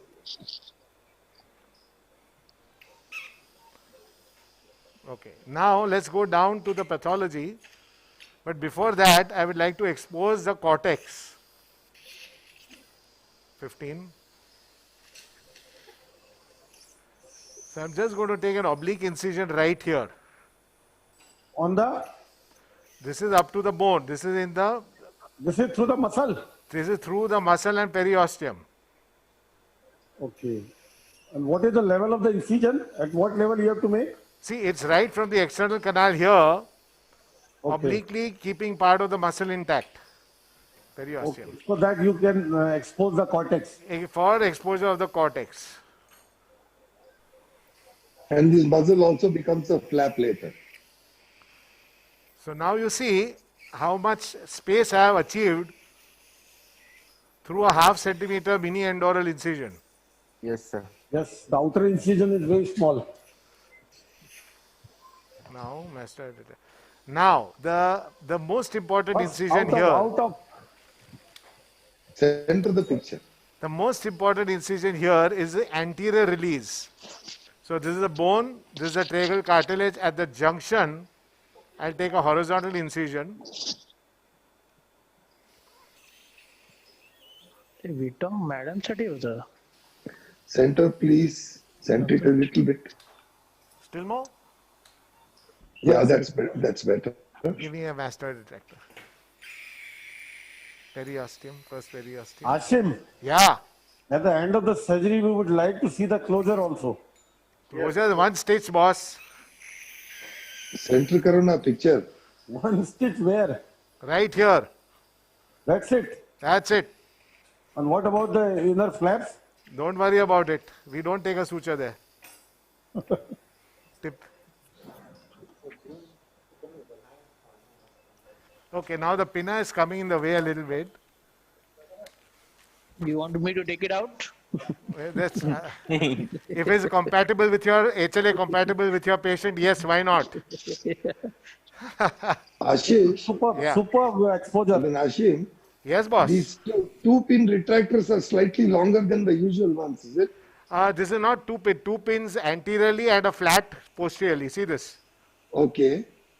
So this is specially made for us for this particular technique. Okay, now what I have already done is, let's go deeper down. There is a request. Yeah. Can you clean the lens of the microscope? Maybe the picture becomes better. You know, that's a very funny thing because it's exactly the same microscope and I've cleaned the lens a minute ago. I think there is some condensation within the camera because I'm getting a perfect picture. See, this is the cholesterol. Can you see? Yes, yes, very clear. Yeah. Nice exposure. Superb exposure. Ashim sir, Dr. Anup is asking what is the difference between mini end oral and classical end oral incision? The classical end oral goes above the root of the helix. Mini end oral stays up to the root of the helix. It's the same as the difference between a skirt and a mini skirt. Trust Ashish to come up with that. Okay, so now next step. With this mini endoral, the outside scar is not visible. You see the inferior mesotympanum is beautiful. Yes. So what I'm going to do is now I'm going to take a stapes type of incision right here. Superb exposure, superb. Exactly, thank you sir.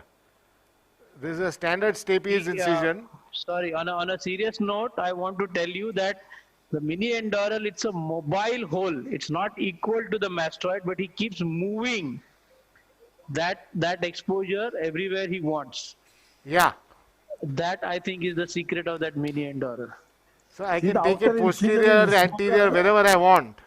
Outer incision is smaller with a lot of undermining underneath. Yeah, so he can move it. You saw how I was undermining the skin. I hope I'm visible. 50. Yes, sir. Yeah, yeah. Okay, 50. Yes. The next now step. Raising the skin. The next step is to thin the canal skin. Just taking an incision. Simple step, thinning the skin. Circular.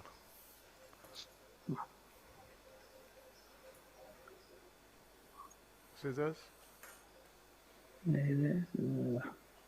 Straight. Special. Using the beautiful titanium scissors. Yeah. So in this end angle approach, sometimes the thick skin can be a problem. It can obscure the view. What's your point of view, sir, on that? This is exactly why I am elevating. I mean, I'm thinning out the skin. Okay. I have to thank my colleague, my junior colleague, Dr. Priyank, for having organized for this beautiful titanium circular knife. I mean, it cuts like butter, as you can see. What make is it? Priyank, what make is it? It's a local producer, and I'll put you in touch with Dr. Priyank, and he can guide you. He'll send the manufacturer over to you. No, don't do that. Just gift it to me and Satish, like always. 100%. Don't bother. Boss, place an order for 3. Sir, Ashim sir has mentioned 5-7 instruments today, and none of them is available easily. Scissors. Now you can see how mere defatting has allowed so much space to be created. Yes, sir. So to this Udbhav, this answers your question. Yes, yes. Dr. Udbhav Mittal has a lot of interest in many things. He is also interested in allergy in a big way. Am I right, Udbhav? Yes, sir. Yes, sir. I've been in my center. We have been doing this allergic testing. Yeah. I know. Udbhav. Hello. Yes, sir. Go for few days to Ashim's place. He's a champion in allergy rhinitis management. 100%, sir. It will be a dream come true. And he has developed a lot of protocols for skin prick allergic testing and immunotherapy. Yes. No, Udbhav is familiar with all of them. He is doing the right things. Okay, now this is the anterior spine, okay? Anterior meatal spine. Can you see? Yes, so sir. this is obscuring our view. So I'm going to drill this off first. Drill. Before I drill it, I'm going to define where my temporomandibular joint lies. So I'm seeing that the bone is here up to here. This is a huge overhang. So I can safely remove this entire bit of bone without compromising the joint. Ashim, centralize. Centering. Yes. Huh? Okay, aisa. Drill up. Okay, 4 prong. So what I'm going to do is, this thing is bothering me. Okay. Another retractor. Yeah.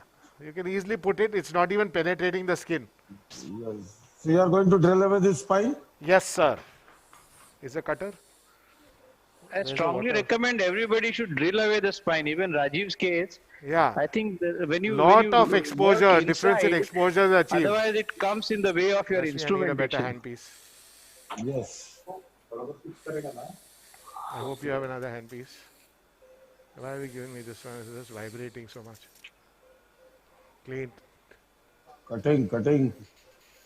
Cutting burr, can you see? Yes.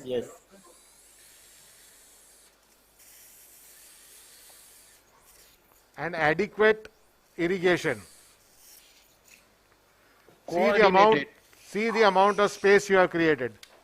Yes. Okay.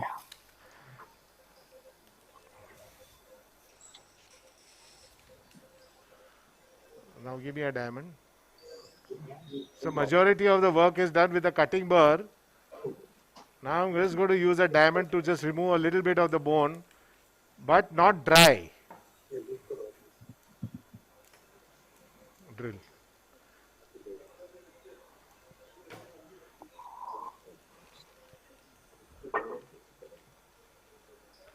I'm just waiting for my burr to come in.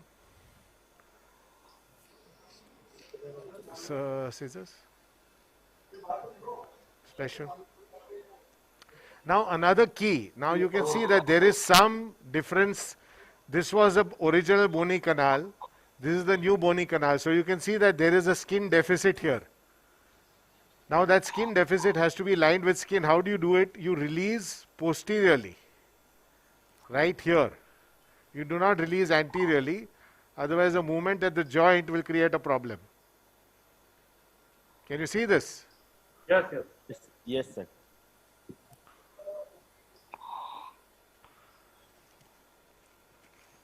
Circular.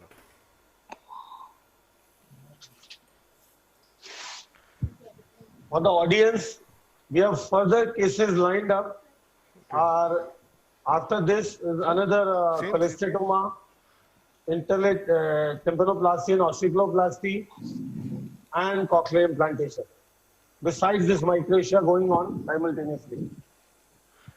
When Satish is there, trust him to ensure that there are tons and tons of cases. Surgical delight. You are the boss. Come on, Rashmi. So now you have two pathologies in this patient, an attic perforation. Long. Boss, what is your surgical planning? Can you explain what you are going to do? That all depends on how much, it all depends on how much disease is there and going where it goes, you know. You are going to follow the disease. I am not going to follow the disease. I don't do an inside out technique, but I am going to limit my surgery to the extent of the disease. I will not use the word follow the disease. Okay. Why is there not a proper, I want irrigation. Goal is to remove the disease, not the normal mucosa unnecessarily. Yeah.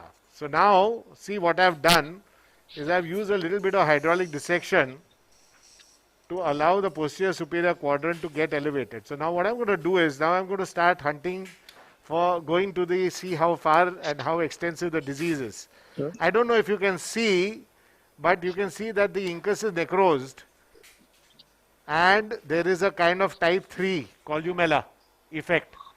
The head of the stapes is seen quite clearly. Yes, yes. Circular, circular.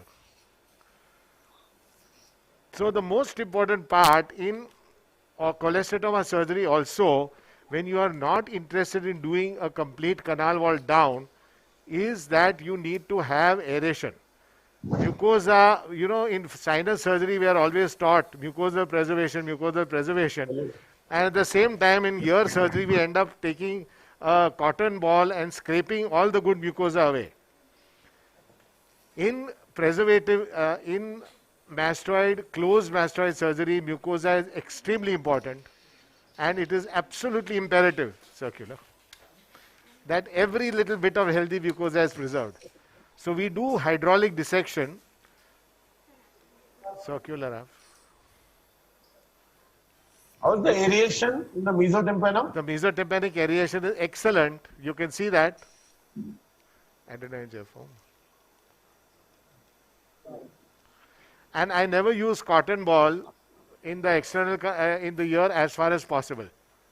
I always use gel foam. The reason being very simple. Tip blocked. Medium. Even khali.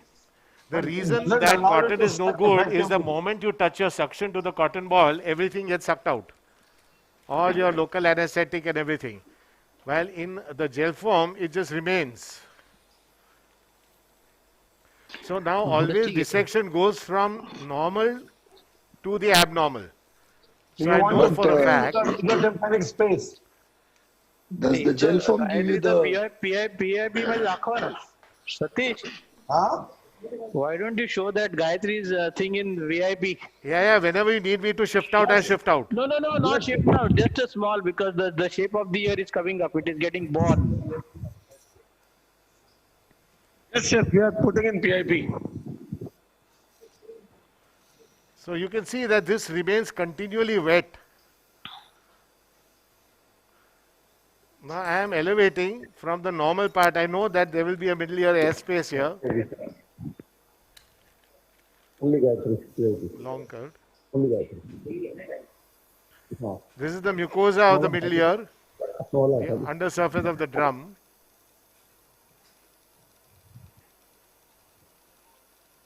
long curved.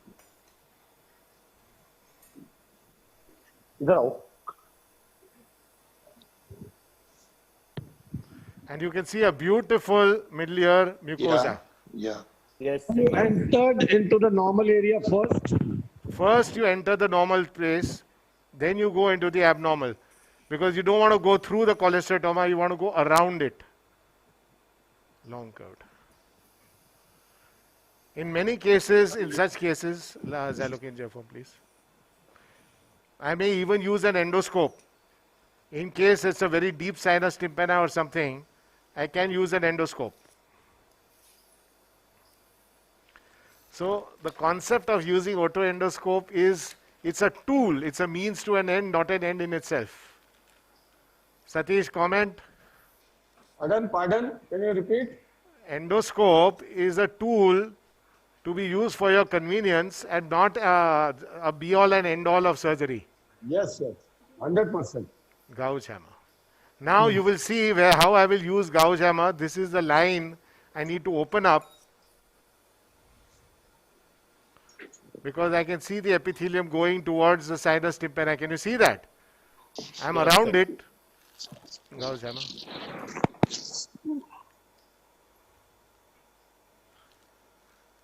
But the advantage of this is that I will be able to mostly keep the mucosa and epithelium intact.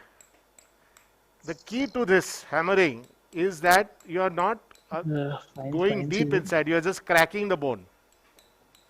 See, this mesotympanum, well aerated mesotympanum signifies a good eustachian tube function. Absolutely. So this is the ideal case for interiorization. Means the mucosa has to be in continuation, the mucosa of the mastoid has to be in continuation with the eustachian tube. So now our goal is to remove the cholesteatoma from everywhere and preserve the maximum mucosa. Yes. That can never happen when you suddenly start drilling, you know, full speed. Forceps.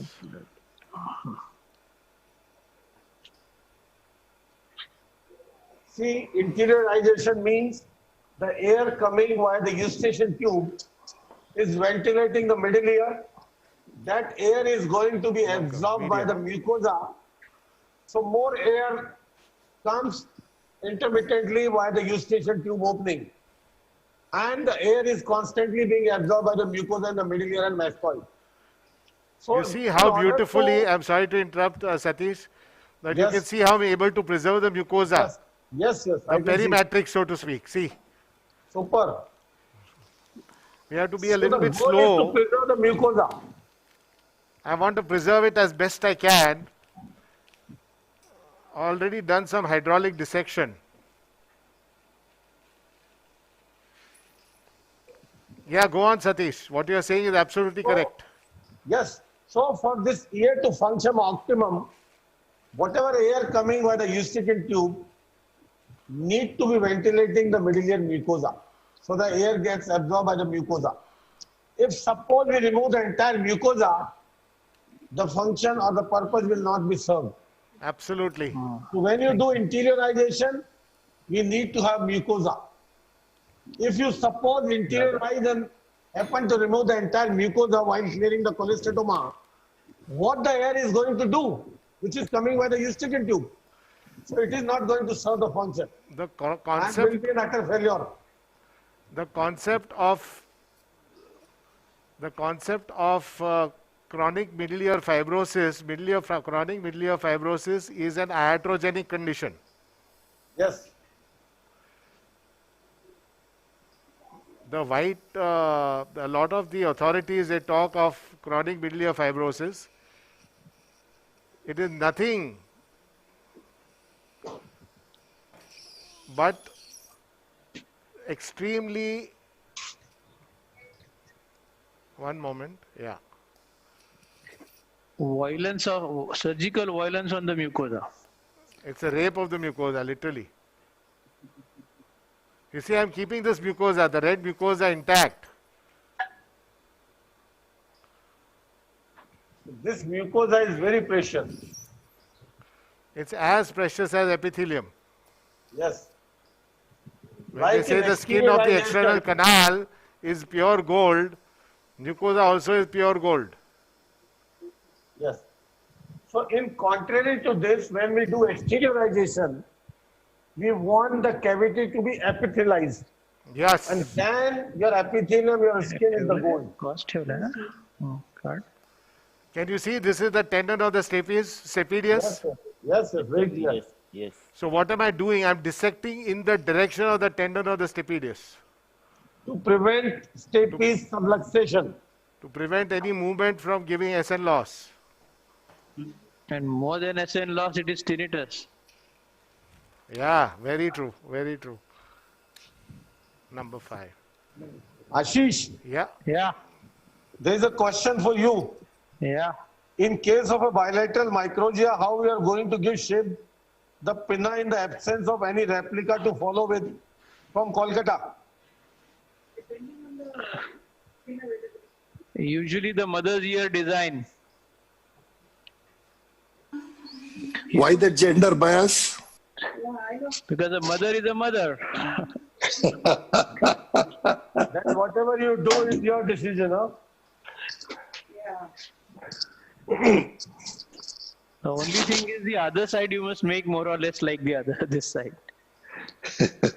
So actually in those cases you plan to keep the design very simple. Don't try to make it complex.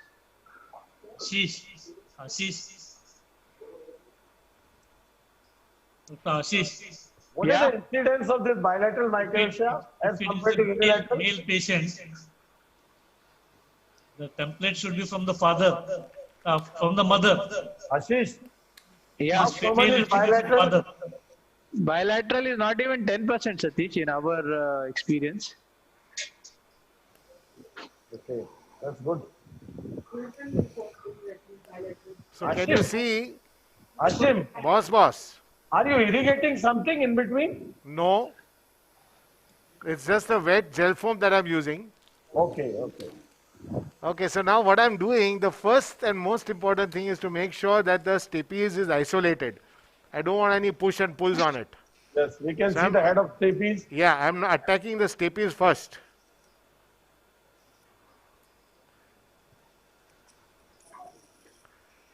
You can see how intact elevation has been achieved. Completely intact. The whole pocket is coming out in toto. So, could you reach the limit of the pocket?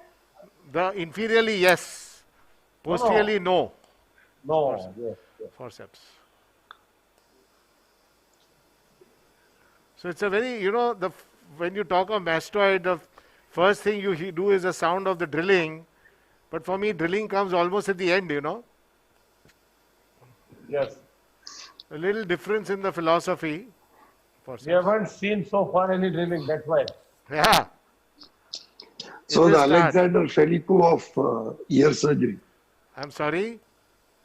Alexander Filippo of ear surgery, I said. Using the gouge.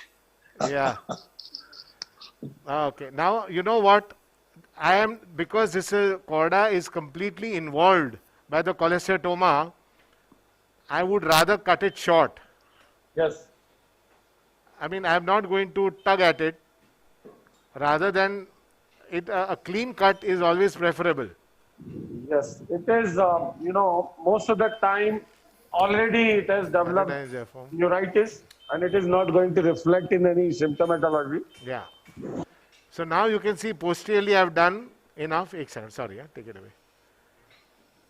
Posteriorly I have done enough. Now I will go antero-superiorly. Anterior to the attic cholesteatoma. You see? Mathana support. Am I visible? Yes. So it calls for a perfect plane. You are not supposed to leave the skin below. You are not supposed to elevate the mucosa unnecessarily. You have to be in the proper plane. Circular.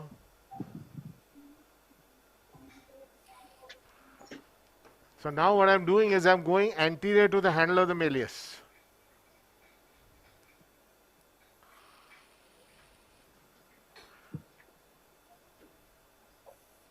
See, the most important part is isolating the normal from the abnormal. Satish, you know that. Yes, yes. Very What you important. often do is you separate the inferior mesotympanum and the inferior part of the tympanic membrane, and then you attack the cholesterol superiorly. So this is Yes. similar to that. Same thinking. Absolutely. So you can see anteriorly it's an absolutely clean ear. Yes, absolutely normal. Absolutely normal. So why should we bother this area? We should not trouble this region at all. Okay? Yeah. Gel foam. So what I'm going to do is protect it with some gel foam. So I'll put some gel foam inferiorly out there. Put some gel foam superiorly out here.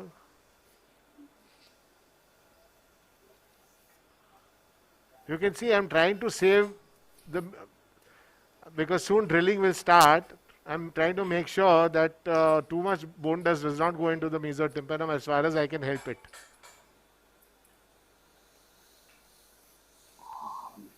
Okay, chalo. One more. Atlu motu ne.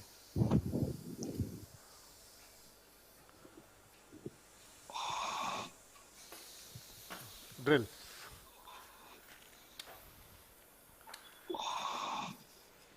Cutting burr, please.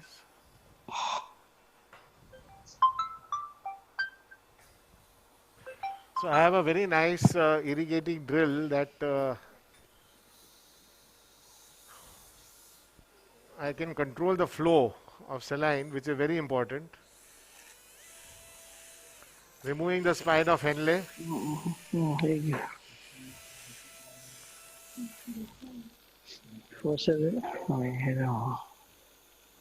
I'm going to just zoom out a bit. Right angle track. Bipolar है.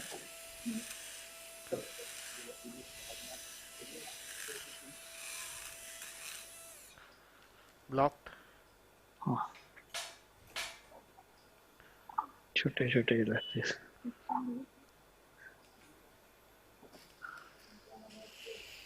So now I am thinning out the posterior canal wall, doing an outside in procedure. I want to really see how far the cholecystoma ends. Blocked. As usual, problems with suction. So you can see that this is a reasonably pneumatic mastoid. And as Satish very rightly said, this is a kind of case for closed approach rather than open approach. This is ideal for interiorization. Yes, now if you started doing an inside out technique with this, you end up with a cavity. You can see the pink of the dura, the tegmen. This is the pink of the tegmen tympani. Yes. Okay. So you haven't seen the limit of the pocket behind? I have not, because it's going far inside. I'm first going to look at the mastoid and then decide how much of the posterior canal wall to remove. Yes. I want to do what we call a lateral intact bridge mastoidectomy. See, the idea is to remove the cholecystoma, skin. Now, this canal wall is the obstacle. With the lateral bridge, which involves removal of the medial part of the canal, if we are able to remove the cholecystoma, we can reconstruct the canal. That's it. Absolutely. That small part can be reconstructed, smaller one, please. If this criteria for interiorization is fulfilled, means a good aerated middle ear, good eustachian tube function with mucosal preservation, if we can do, cholecystoma going anywhere in the temporal bone can be removed. Even if it mandates the removal of the canal at one place, we can reconstruct that. But that technique required will be interiorization. If in any case, the aeration is not good or the mucosa you are not able to preserve, better to exteriorize rather than giving it a failure. See, now this is a huge cholecystoma going inside. You can see the pneumatic mastoid means it is a far less barrier to spread.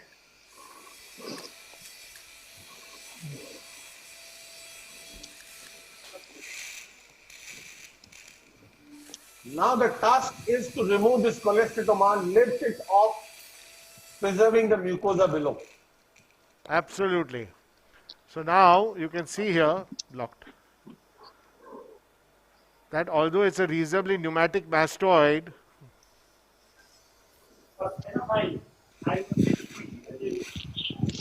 see there are good healthy air cells here, okay? Satish? Yes, boss. There's healthy air cells here, Yes, but yes. there's cholesteatoma up to the antrum. Yes, yes. So let me go anteriorly. And I'm going to do a classic lateral IBM mostly for this patient.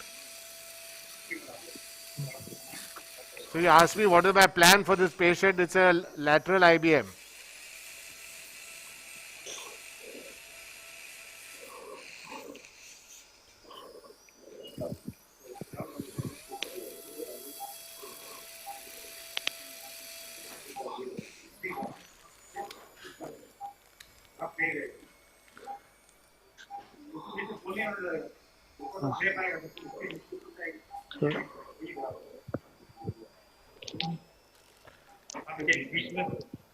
Ashish, while I'm drilling, if you want to demonstrate something, please go ahead.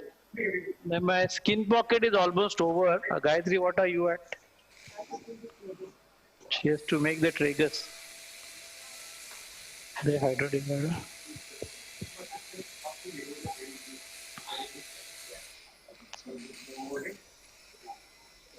एक minute वाला है 15 number.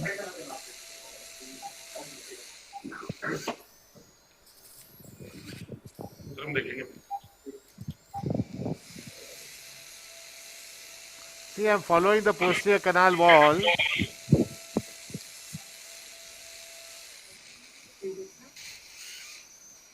No, I'll do.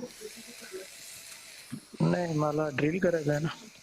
You can see how the Satish. Yes. Yes, sir. Please see how the mucosa has become edematous because it has been devoid of aeration. Absolutely.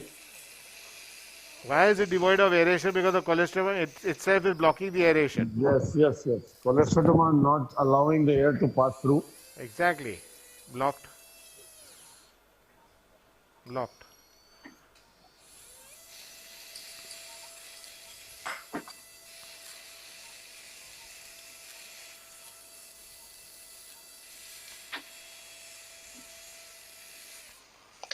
Making the posterior canal wall absolutely paper thin.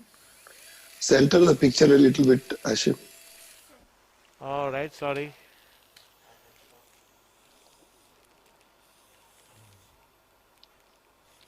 One moment, yeah? Okay? Yeah.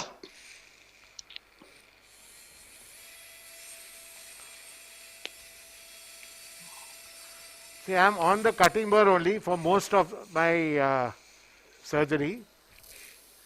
Diamond burr comes at the end.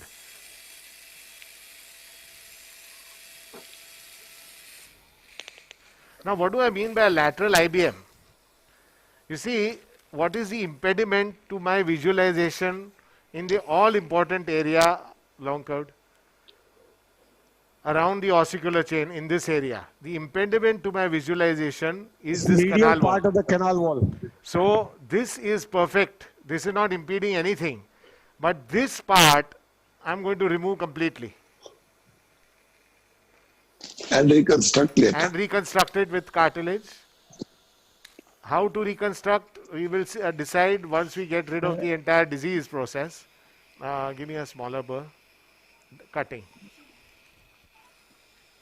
Suction बंद कर दो बड़ा देखता हूँ.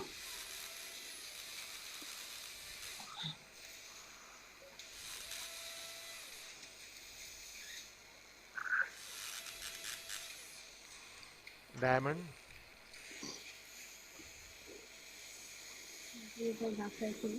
हाँ हे जरा ये दाखव रे जरा Diamond दे याला जरा राइट एंगल नहीं मार थोड़ुक लाओ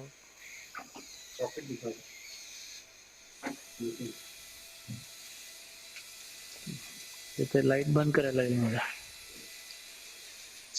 Ashim sir. Hello. Yeah. Yeah, second, complicated cholesteatoma cases like in tegment defect, in those cases, do you go endoral approach or you go post-auricular approach? Depends. Cup forceps. Therefore, depends. Mostly endoral only. Okay. Large. See, now I think I've reached the end of my dissection, cotton ball. Yes. There are small Dural vessel, bleed. Yeah. some Vessel emissary vein closer. from the dura which is bleeding. Yeah. It'll go away in a short while. Typically, we don't like to lose our sleep over this, but it has to be taken care of. Now we know for a fact, drill, I can be a little bit less concerned about any vibratory trauma to my ossicular chain because I know that my stapes are isolated. And well covered. Yeah. Yeah. So now you can see the transparency of the posterior canal wall. See how transparent I made. Yes. Yep. Yeah. Tapery thin. Forceps. So this is the only place where I use cotton to squeeze gel foam into some non-specific bleeder here or there. Tip, medium, long curved. Curate up.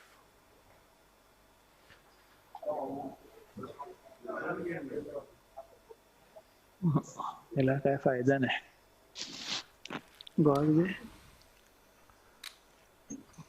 Curate.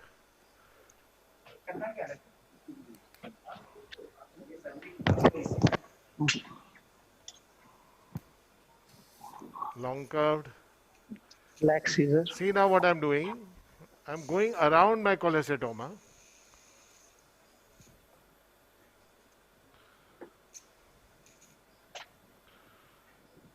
This is important to develop the plane.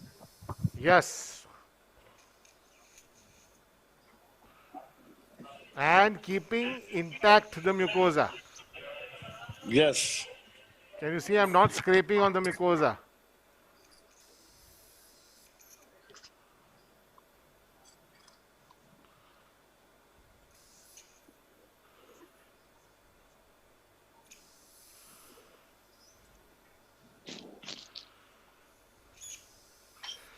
Why am I not using a circular knife deep inside? Because the problem with the circular knife, there's too many undulations by the air cells. Can you see the undulations?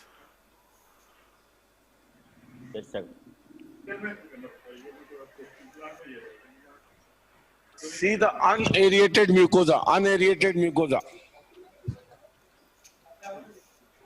Small adrenaline form.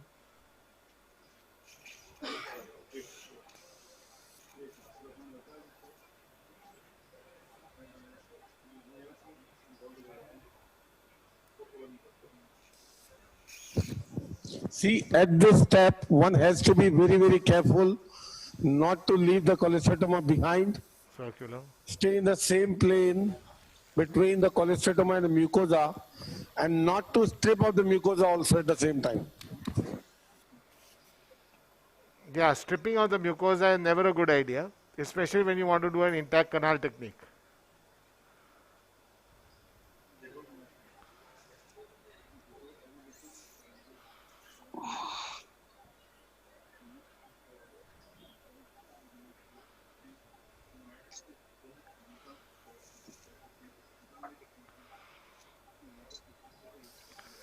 Satish, can you see the whole thing coming out?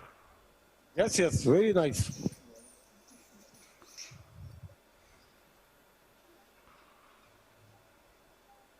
Ultimate.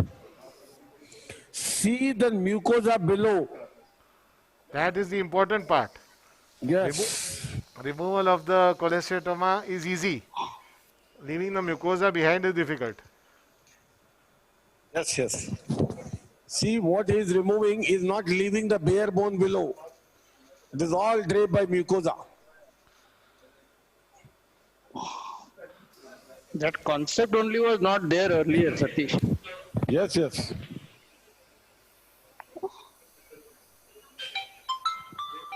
See now, this bone is interfering in my vision, this part. So I'm going to get rid of it. Draw. मेरे से Drill. Clean. Take the tip off. Hello, hi Satish.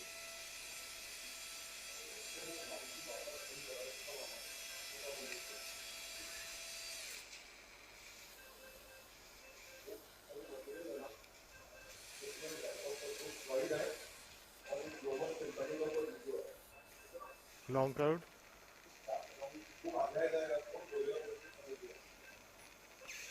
So you can see I'm around the perimatrix.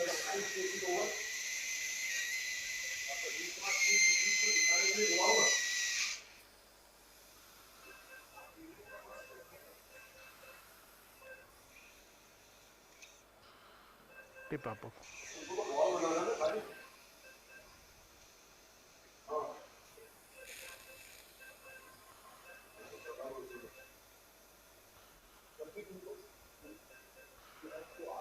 So now this is the fossa incudis. I'm going to remove the incus. You saw that it was necrotic anyways, serving no useful purpose to us.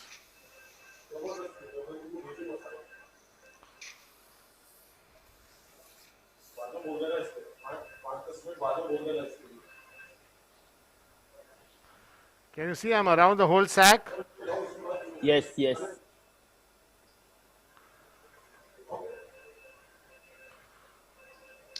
Centering करो थोड़ा सा.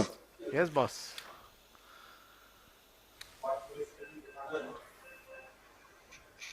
आप पे लू निकली गई लागे sir. Tip निकली गई सर.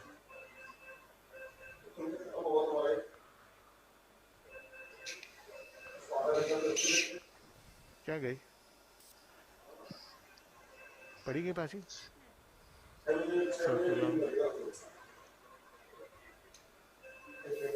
मुझे तो खाली कॉफी निकाल निकाला मुझे आ रहा 8 बजे ही हो गई. Drill.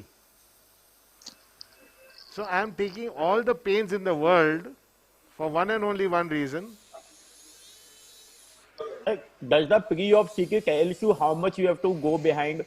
Absolutely, absolutely. Yeah. In fact, if you want, I have sent the CT to Satish to discuss. Yes. He's got the dicoms. Priyank, he's got the dicom, no? Yeah, maybe sir, if you ask Satish, he can talk about it. Okay, sir. Okay.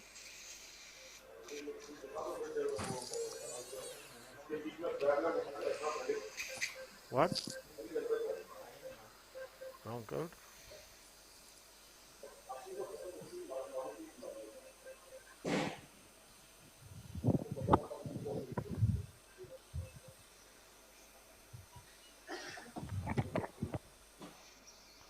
See, there are two ways of tackling this kind of a patient.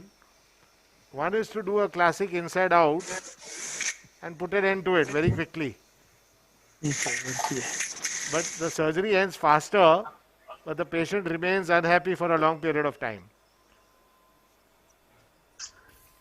The second way, of course, is to ensure that each and every ASL is well aerated. And I use gel film. I don't use elastic in the middle here. Cochlear implant भी लेना है. Time देखो. It's a second after. 7 बजे तक चला लेंगे.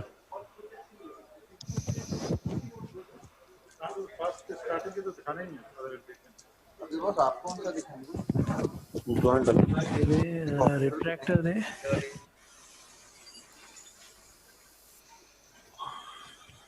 Satish? Yes, boss. Do you want to show your implant?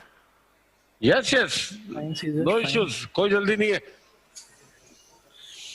I will show implant after this. This is going on so good. Drill. Like the best part of the webinar is that we have seen so many different variety of techniques and all things in a day.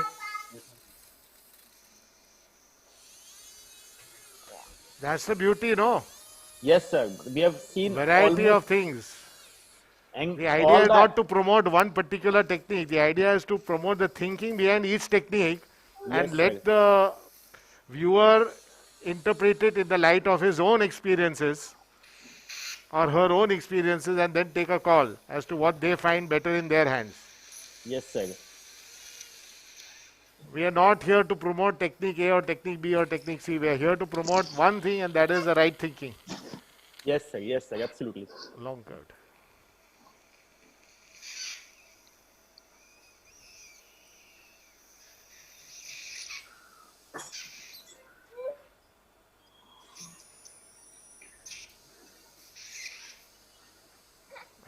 Tip.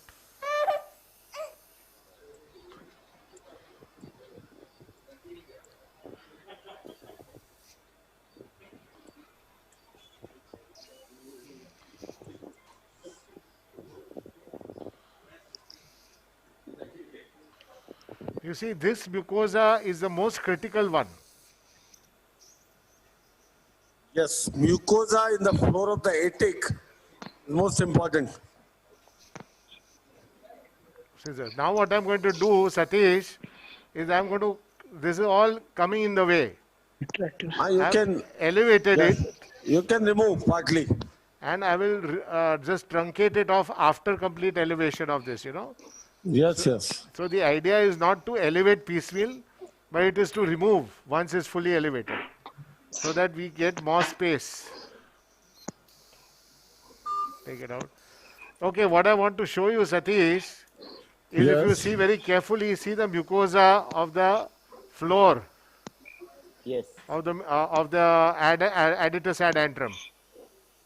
Yes. Can you see it's completely intact? Yes, sir. Yes. Yes. That is the crux of our surgery here. Drill. That is most important. Now, what I'm going to do is do the classic lateral IBM. That is remove this part.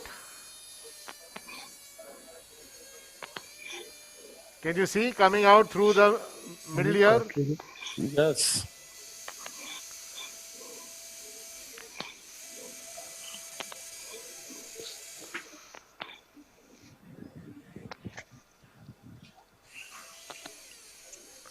So this part of the middle of the posterior canal wall is removed not by accident but by design. Yes.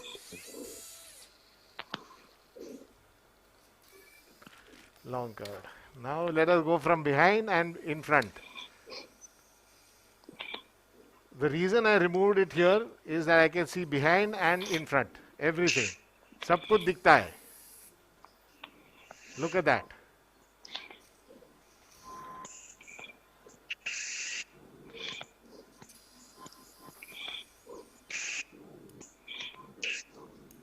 You're right.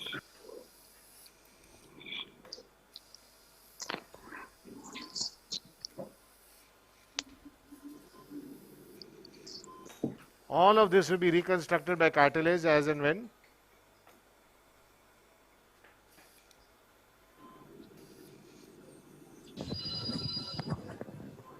This is the fossa incudis.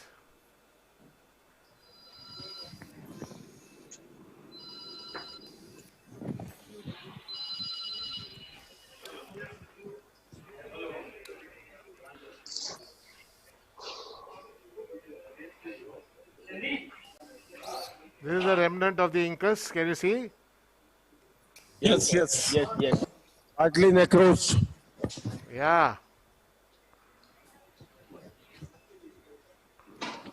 Gauze and periosteum. Gauze. At this point, how to take care about the facial nerve? Like what? But your facial nerve is deep What inside. precaution See we where need the to facial nerve take? is. So far away. You are see even the mucosa on the facial nerve. See, you have to in such cases you have to imagine that the facial nerve is dehiscent till proved otherwise. We are going to assume dehiscence. You're not going to assume intactness. You're going to assume dehiscence. Uddhav, Yes, sir.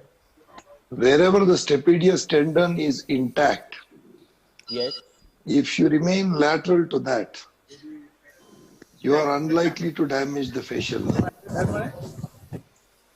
Wonderful point, sir. Thank you. I like your word unlikely, Deepak.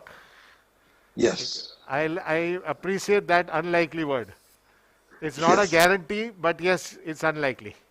Yeah, because a decent nerve can always It bulge a can be little too much. bulged anywhere, In occasional anywhere. case, then you know what, Uddhav? Don't Yes, sir. use the needle like Ashim uses. He's a master. You use a ball probe or a Yes, participant. yes, absolutely. What he is using is a curved blunt probe, needle, curved blunt needle.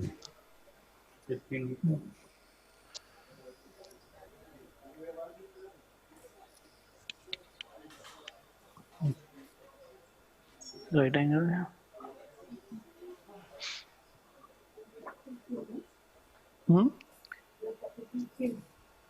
खूप जास्त मोठं नको ठेव. Triggers नको ठेवू जास्त prominent. See the plane. Look at the plane. Yes, sir. Makeup Absolutely. Excellent elevation. See the amazing plane of the mucosa everywhere. See the entire bed from where he has removed the cholesteatoma.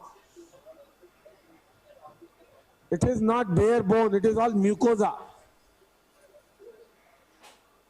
Suppose you happen to remove the entire mucosa, where the gas exchange is going to take place.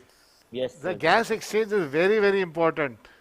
The air coming through the Eustachian tube is constantly being absorbed by the mucosa. If you happen to remove the mucosa, that function is not going to happen.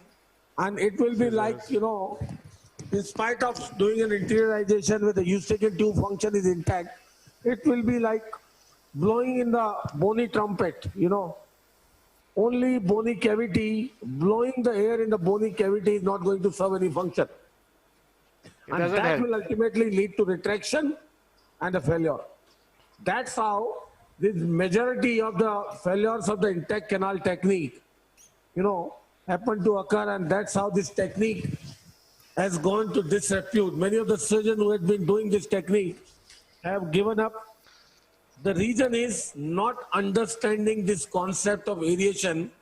If you are doing intact canal interiorization, you have to leave the mucosa intact. Without that, it is an utter failure. Okay, now you can see the rest of the mesotympanoid is fine. Yes, sir. Yes. Now what I'm going to do is cut the head of the malleus. Yeah, I'm just going to go 5 minutes, Ashim. Yeah, please go ahead. If you don't mind, Please, microscope please. picture दाखवू शकतो whenever possible. 5. Because this is not the most ideal case for. Yes, Ashish, what we can do, we can have Ashish's picture in a PIP में करो, yeah. So this is unfortunately not the most ideal case. The one which Ashish. Yeah. Just a minute, Ashim. Yeah. We are going to keep your picture in PIP. In case you want to show some important step, you can wait for 5 minutes. Satish, show mine in PIP. Okay, yours is already on. Acha. On in PIP means. So now in this case, later on with the CT, you can explain to them what was my challenge. Here is the DM joint, here is the middle fossa dura that I am trying to see. Now both pictures are coming equal.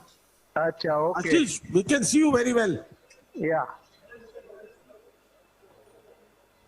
So this is a very dense bone. Unfortunately, yesterday's case there was a very nice bone with a beautiful ossicular chain. So what you are doing, you are making a conchal ball? Yes, so I am drilling this because I want a depth and I want a beautiful bowl.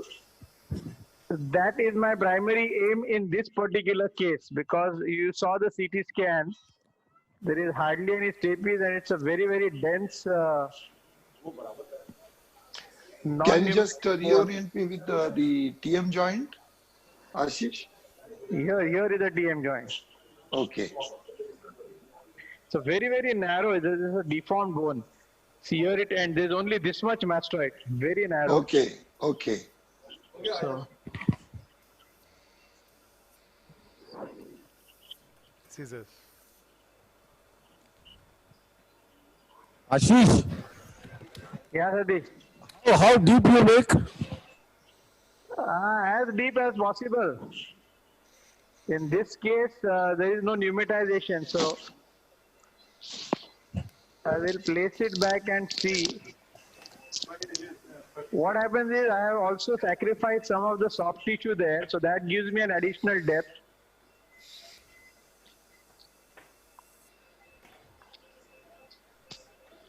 Scissors. Super. Ashim. Yeah. We are watching you. Both screens are equal. Okay, great. So anytime you want to point out anything, we are with you also. Yeah, I will not have any major thing to show here.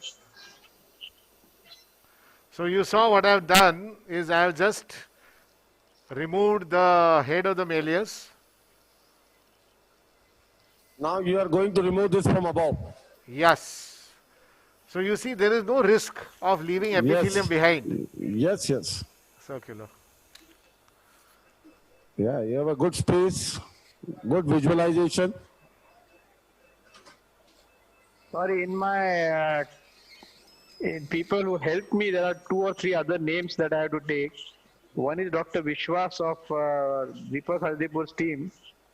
He taught us a lot about tissue and suturing, and Gayatri spent in all the Bangalore things. He used to teach us different types of suturing. So I think we are very, very thankful to him. And Ullas Raghavan was also once, he came here thanks to Deepak. I think he taught us some very basic things about skin management. And another friend is a maxillofacial surgeon, Vikram Shetty from Bangalore. He helped a lot in our early phase. So I had to be on record thanking these people, my gratitude. So, Ashim. Yeah. Amazing preservation of mucosa. Thank you, boss. And with that gel foam that he does, it's incredible. Half the time the gel foam will come in people's suction, but the way he uses it. See the way he's using this curved needle. If you don't mind, I would like you to show the CT scan of this temporal bone of this patient whenever you have the time. Satish, I have sent it to you. Which patient, Ashish? This one. Yeah, this patient, yeah. Fayaz, yeah. See, I had mentioned in my talk that I leave a little bit of the cartilage as a pointer for the TM joint. See this? Yeah. This I have left. So this is where Deepak was asking. This is where the TM joint is. Typically, that's where the... But here's a very, very narrow, non-pneumatic. There's no air. Almost fine scissor. Yeah, now we can see the complete removal of the cholestoma, I think. Yes, absolutely complete. Can you show the entire cavity by tilting your microscope everywhere? See, wash. One the second. posterior most limit. Towards the apex, towards the cortex. Yes. Yes. That See, is. wash.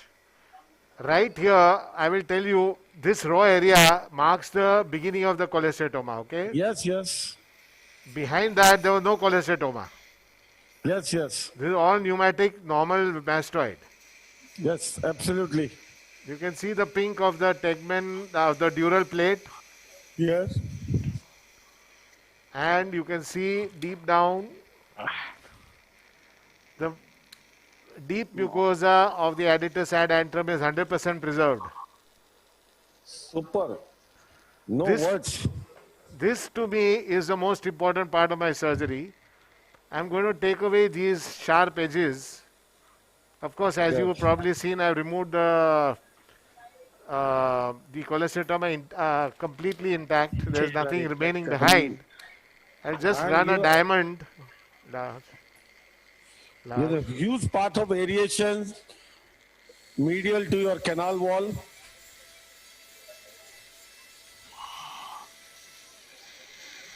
Bipolar. See, he has been able to remove the cholesteatoma with this important part of the canal wall keeping intact. Now what all he has to do is reconstruct the part of the canal wall and the ossicular chain and the drum. So the entire physiology of the ear remains preserved. That is the goal. The goal is Not proper at the cost physiological of- aeration. With complete removal of the cholesteatoma, not at the cost of, compromise with the disease removal.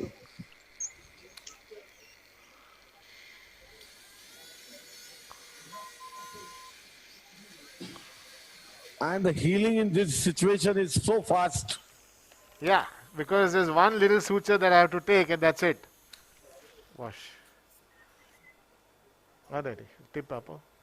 So you see the only part of mucosa which has got denuded is only a little bit on the lateral canal. All other mucosa is intact. So Yes, it will sir. remucosalize beautifully. I have no doubts in my head. And anyway, you have kept the mucosa on the medial wall of the attic intact. Which Absolutely. Is a critical one. Yeah. The adductus, yeah. And the attic, you're right. Yes. By taking a small cut on the ear, Ashim and his dad could take a bigger cut on the patient's pocket all these years.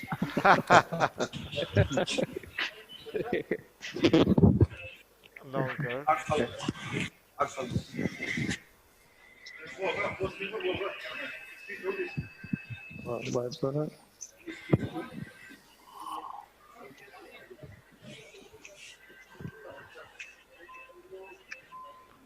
See, the last bit of epithelium that is draping the tympanic, the stapes is taking it away now.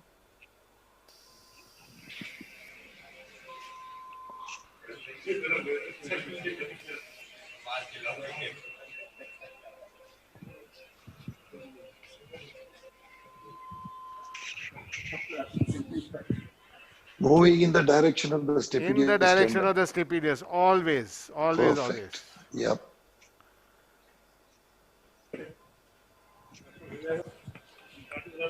कोई दिक्कत नहीं है आपको भी।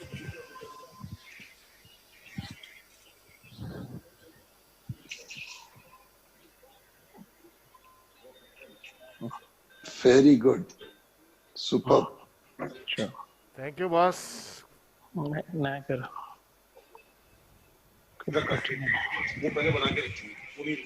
होगा सही करने का अर्थ नहीं हाँ current Ashim, Yes, sir. the stapes looks nice It's wonderful. and the facial canal is intact. I see. I've not poked it, but it kind of could be. See, it bulging. Yes. Yes, sir. Anyway, Yes. that is not going to bother now. So now that's not going to compromise either my reconstruction or anything. You Yes. saw how careful I was with dissection here. Yes, yes. Yes. So I have no fears. See what he was doing? He was dissecting antero-posteriorly in the plane of the tendon of stapedius. See this?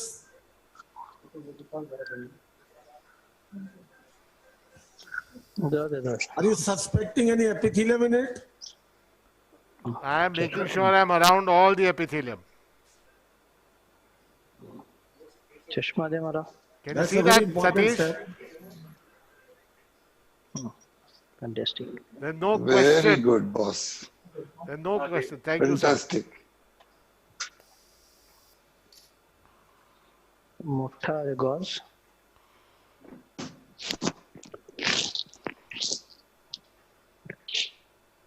Sir, can we have the Ashim sir picture in the center? I'm sorry, Udbhav. Sir, your picture is in the PIP. Now it's coming. Yeah. Micro scissors. So, in spite of having a totally dehiscent facial nerve, I have no fears.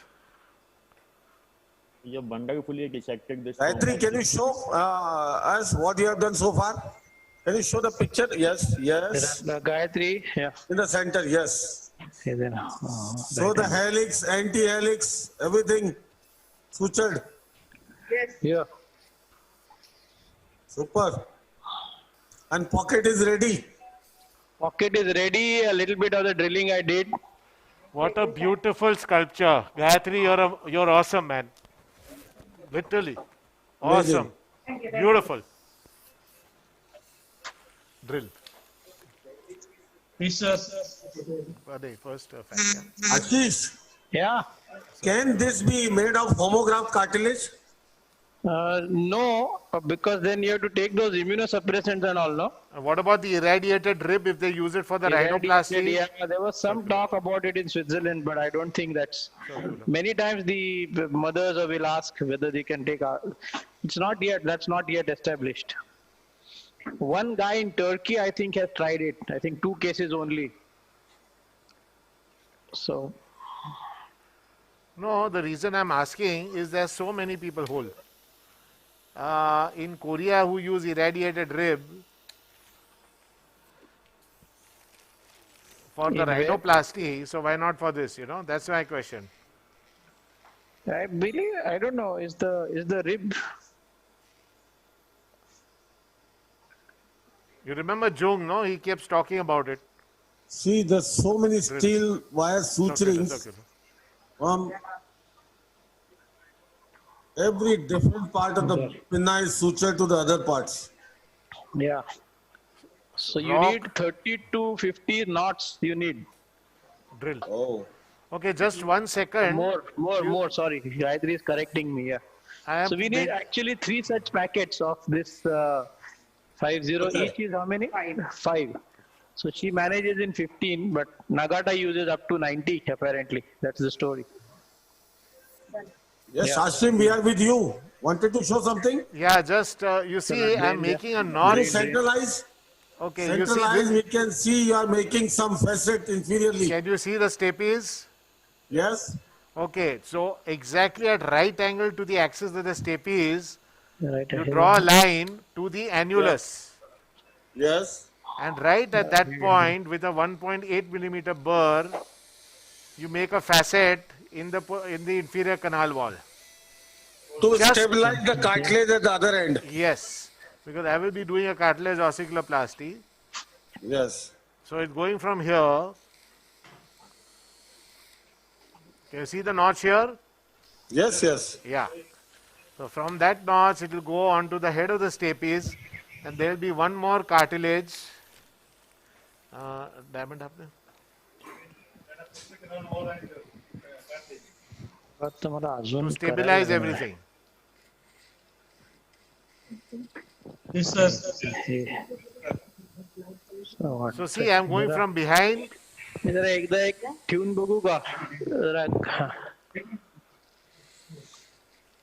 Satish. Ashish Graft cartilage. Now I'm going to take my graft. Now I know, Ashish, Satish, you asked me, when are you taking your graft? So this is the time I'm going to take my graft, because now I know exactly how much tissue I will need. 4 pounds. Ashish sir. Yeah. Sir, Dr. Talat from Islamabad is asking, do we have silicon implant available for this pinna reconstruction? Yeah, but that flattens out and that's not established. There was one guy in Argentina who was using it a lot, but there is too much extrusion and failure rates with the silicone. As in an implant, the prosthesis of course is there, but that's a different story. But the Medpor I showed you.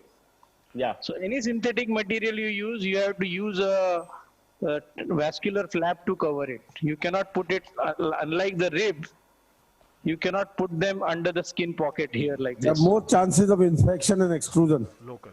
Yeah, and that silicone flattens out. The skin over a few months will flatten out that silicone. It really has to be very, very rock solid. Gayatri will show you the framework finally. Yeah. It is a very, very strong framework you need. See, this cartilage is the autologous material. With this much of sculpturing, the way you wanted to give the shape, you can. Yes, yes, this is amazing.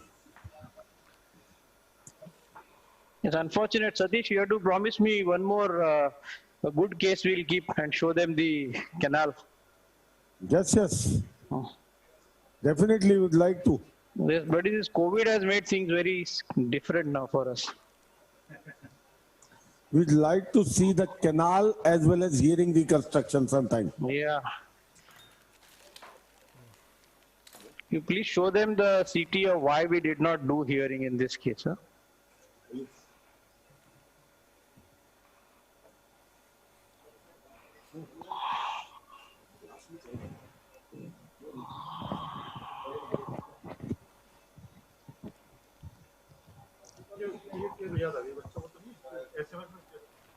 Oh.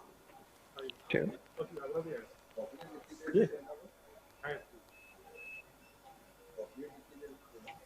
So Satish, Yes. hello.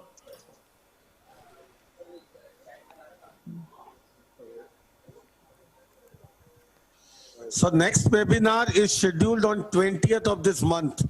Next week is a National Phonosurgery workshop. Hello. Yes.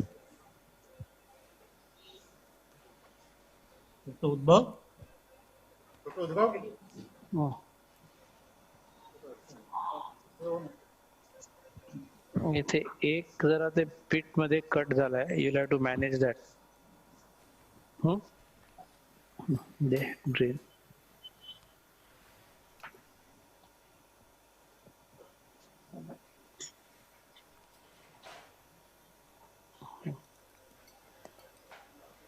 Dr. Asim boss. Yeah, boss. And some Dr. Ridwan was asking, ask Dr. Asim about long-term cartilage osteoporosis rate and why not so popular. I'm sorry, I did not hear you. Once again, please. Long-term cartilage. Long-term results of the cartilage osteoporosis. Oh, excellent. As long as you keep the perichondrium intact on both sides, the results are excellent and stable, at least for the foreseeable future. The reason being that, remember one thing, that the cartilage is an avascular structure. It gains its nourishment from diffusion. Yes, yes. So, as long as your perichondrium, now the diffusion comes through the perichondrium. Perichondrium has the ability to revascularize. So, as long as you keep perichondrium intact on both the sides, and you will see that in this case, I'm going to do a cartilage ossiculoplasty, you will have persistently good long-term results. And even if you preserve the perichondrium on one side, it works like anything in long run. Yeah, in fact, in my own group with Satish and Ashish and all that, I've been sharing some results. We are patients for even 20 years doing so well with the cartilage. Easy, The 20 years. The best answer for that is look at the cartilage. How much cartilage is used here of the framework? What is this as per literature or as per experience?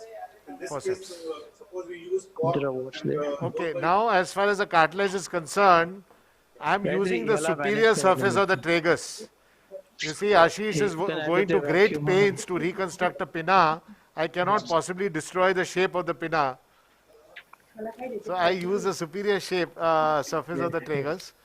So the shape is well maintained. Fix the through and through hole. Rest we are pulling too much. Cut करायला लागेल. दाखवलं का तू madam के हाथ का दिखा है क्या?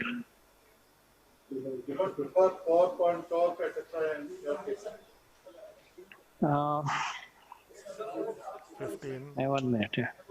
See the other thing. Sorry, I'm pointing out. Hello. Yes, Ashish. Yeah. See, there is very little cartilage that we had extra. Is that good?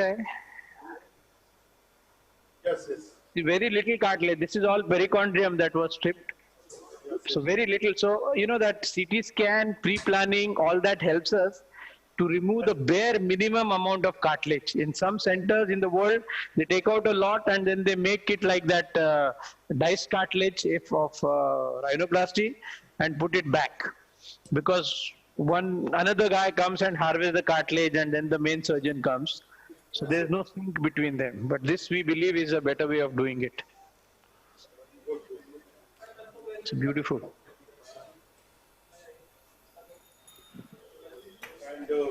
is taking today because of this plastic case. The record-breaking attendance is there.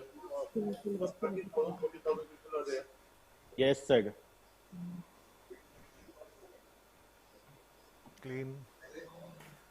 So you can see I am defatting this. Camera. But very carefully I am preserving all the perichondrium possible. Yes, yes.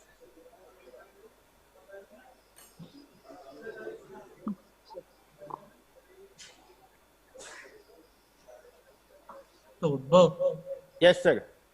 can you get Sims in the main frame? Sir, actually, it's not So we have possible to from my compliment side. Dinesh, his team, his people are very, very well behaved, extremely disciplined in the operation theatre. So very thankful. Outstanding. So Dinesh can do it. Keep it for some time. Yes. Now I can see you. So you want to say something? Someone is keeping on the changing the main frame.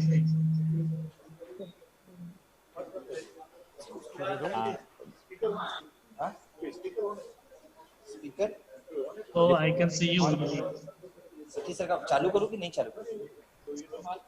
हाँ वही इसीलिए Repeat करेगा sir इसको बंद एक घंटा लगेगा ना 6 बजेगा ना Dinesh, can you make Ashim sir in the main frame? Local. So this is important step. Dinesh, Yes. please make Ashim sir in the main frame. Yes, Dinesh. Special scissors. Yeah, you can go off my thing. We'll show you the main thing later. Yeah. Now this Ashim and Satish are blessed. I don't know, for some reason, without their judgment is so good about how to make these cartilage length and breadth. It's unbelievable. No, boss, we have to do it 2-3 times. Yeah, so I went through a very laborious process of making again a template out of the suture materials. The thing, I would invariably go wrong, my sense. The beauty of this osteoplasty is the stability. For any osteoplasty to work in long run, the most important factor is stability and of course aeration. Without aeration, it cannot work. Yeah, without Whatever aeration, nothing works. osteoplasty you do, nothing. It cannot. And the cartilage has a beauty. That's the additional advantage that once you put over the stapes to the inferior annulus, it maintains the middle ear space in the aeration. Yes, it gives you the volume. Yes, so it maintains the middle ear volume. So, yeah, this trigger has a natural curve. You can use it. It is not so thick. It is pliable, and this assembly. You will see him making a socket there now. So now this I'm making a little hole to house the head of the stapes. Yes. And it's important how much distance he has kept. Because if you keep too much superiorly, it rests on the fallopian canal. Yeah. So the location of this socket that he's making is very, very important. Now I've turned it around. What is that, Ashim? That is the second cartilage to the socket canal. for my second cartilage. Yeah. But it is not in the same line as the earlier one. It is away it from has this. to be a little bit further down. Yeah. Ashish, this is another cartilage to the canal, superior canal. Yes. The two cartilage reconstruction. Yeah. 15. I thought he was not happy with the earlier socket, so he flipped.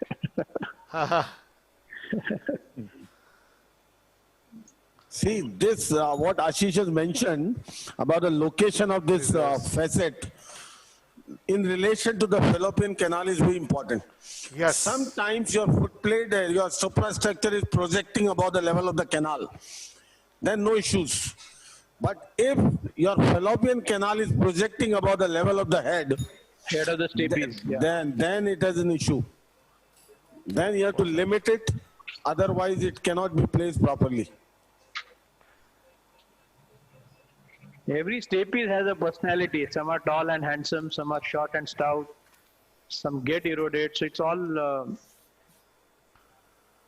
Yeah, you are very, very, very aptly put, Ashish. Very aptly put. Every year has its own personality.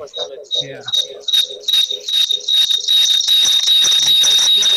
Getting a lot of feedback from somewhere. Yeah. Ashim. Yeah. Please show this step. Slowly, people want to see this double cartilage osteoplasty as well as canal reconstruction. It serves both the purposes. Okay, but I'm just, you know, this is a slide. Can you wash the area? I'm doing that. I'm just creating some space here. There. Forceps. Saline wash.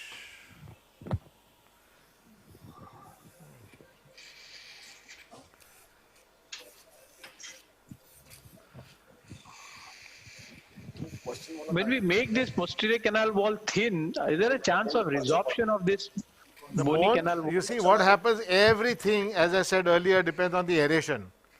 If the aeration is good, nothing ever goes wrong. If the aeration is bad, you put bloody bone there, it will get resorbed. Yes. No, not about the cartilage. I'm talking about the bony canal wall that you have seen. No, nothing happens. As long as you have good aeration, nothing happens. Yes. If the aeration is at compromise, this canal wall get absorbed.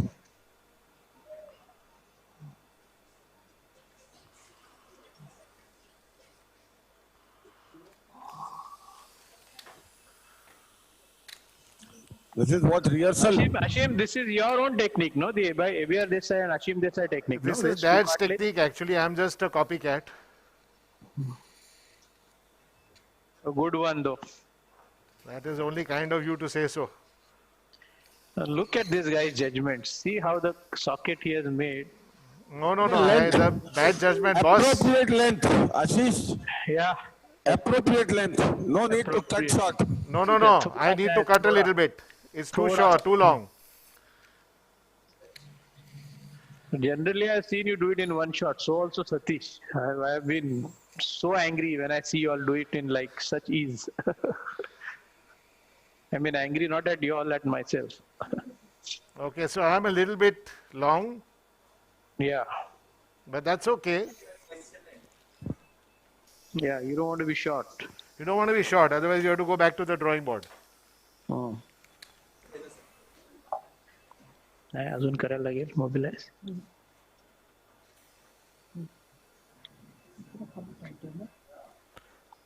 So you can see that I've got lot of perichondrium, both the sides. To me, that's the most important part of this whole procedure. Perichondrium.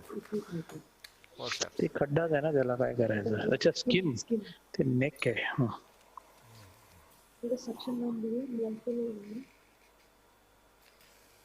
एक minute See, there is a question from Dr. Manish Munjal from Ludhiana. Hi, Manish. Ashim, yeah. When we do a soft wall reconstruction procedure, where the entire posterior canal wall is removed. Okay, see this. One second, sorry. Yeah. See how it is aligned? How you judge is this alignment. Absolutely fantastic. And then you just turn it on top. जाता येत नाही जर head असं आहे ना Superb. Wonderful, sir. Ashish. Yeah. The another advantage of this cartilage is when you reconstruct the eardrum, your entire length of the cartilage is in contact with the drum. Drum, yes. So maximum. So it gives a maximum very good mechanical advantage. Yes. So can you see it's perfectly sitting on top? Yes, yes. So the length is correct. Yes. I don't know if you can see the round window reflex, but it's beautiful. I can see. Excellent. Very clear. Can you suck around that region? I could see it. Yes, yes. One sec. Let it fill up a little bit. Yeah. Can you see? Yes, yes. Now. Bouncing. Yes. Very clear. Okay. So now everything is right. Right angle can skew. Have you made the other cartilage already? No, I will. Once I put the graft and then I'll put the second cartilage. No, but have you refashioned the second cartilage? I have not fashioned it yet. We want to see. I will show you. So the question from Dr. Munish Punjal was, when we do a soft wall reconstruction, when the entire posterior canal wall is removed, and the cartilage is used to reconstruct, how do we ensure that we have a mucosa for gaseous exchange? Let me tell something about the soft wall reconstruction. Yeah. Soft wall is when it's a canal down procedure basically, but it is a procedure to ensure certain areas wherein in canal down you cannot remove the entire cellularity, like perilabyrinthine cells. Graft. Once you cannot remove the perilabyrinthine cells completely, you include that region in the middle ear cavity. Graft. That is what soft wall reconstruction is. And in that scenario, you are preserving the mucosa. That's why it is, working. But you are excluding the rest of the cavity which you have, demucosalized. Yeah. So it's a very good procedure in those scenarios, in a very, very pneumatized, mastoids, wherein you cannot ensure a complete exentration of the entire cellularity in mucosa. Because once you do a canal down, you have to exentrate all the cells. Yes, so the point here is that your posterior canal reconstruction can be at any level. It does not have to be at the level of your surgically created posterior canal wall. You can have partial reconstruction, total reconstruction. So many permutations, combinations are there. Now what I am doing, I am putting some gel film forceps.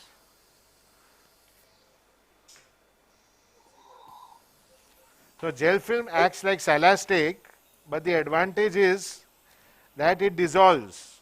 Yeah, it is absorbable. So risk of extrusion is nil. So where do you get the gel film, Ashim, now? US, buddy. Still that Upjohn thing? Yeah, it is Upjohn. And you ask for the ophthalmic gel film.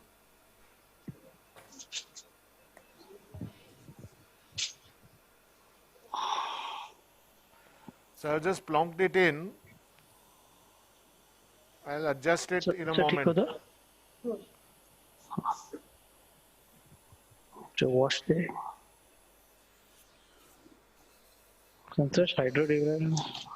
This is gel film. This is gel film, buddy. See, this is like silastic, but it is absorbable. Yes, it behaves like silastic for about between 6 to 8 weeks. Yes, the limiting factor is the availability and the cost. And this I am using it in the to line the anterior path of aeration, the isthmus tympani anticus. Yes. And you have extended behind over the round window as well. That is very Yes, important. this is the second one to preserve the aeration there. Aeration to round window essential for hearing. This will help mucosalize the rest of the areas wherever is the raw area or anything.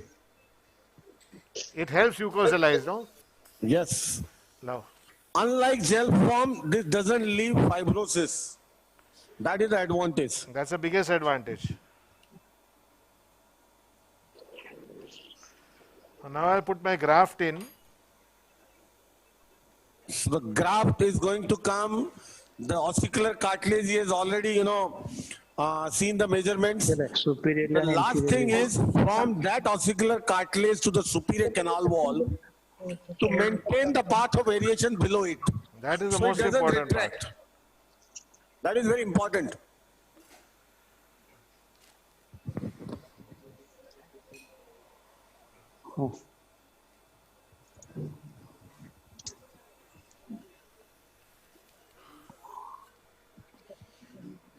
एक second ना जरा card adrenaline form गेलो होता वाढवायचंय नाही नाही मोठो एकदम मोठो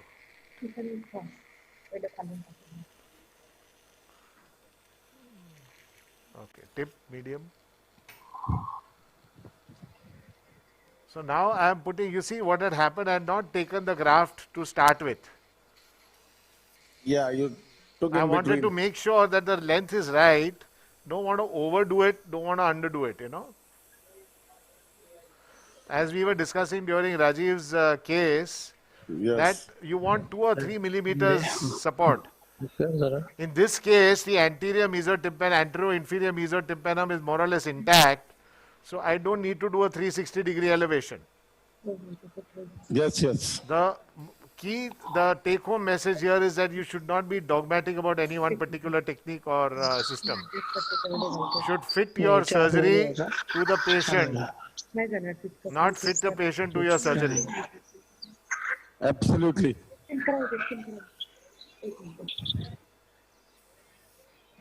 Whether you can put it in that lobules pocket. See, this is the anterior part, anterior support. Yes. And when I put it back, it's all intact and good.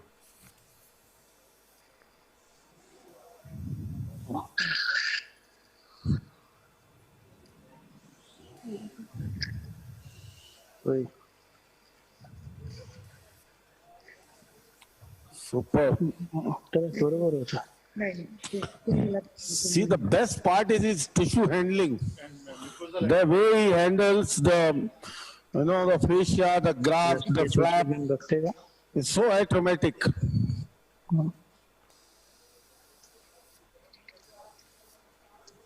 Boss, we learned all of this together. थोड़ा trigger slag खाली करिए. हाँ?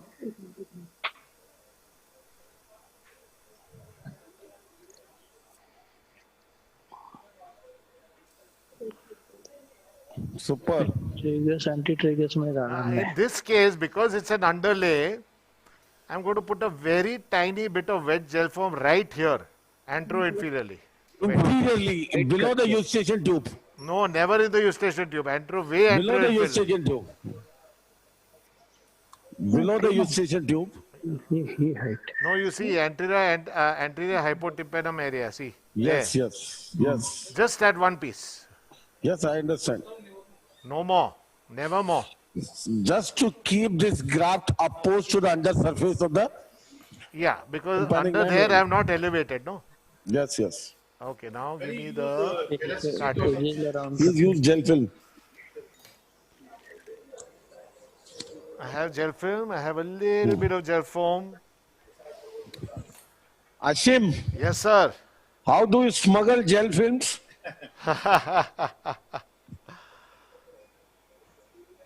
भगवान की और दोस्तों की दया है.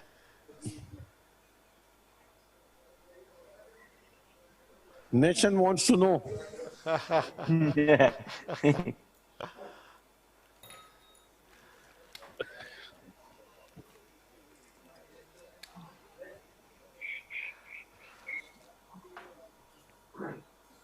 So, we are coming to the end of our procedure at long last.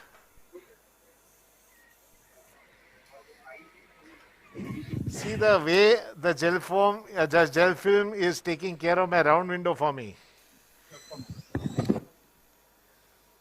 Satish. Yes, boss. See how yes, the round window is taken care of by the gel film. Yes, yes.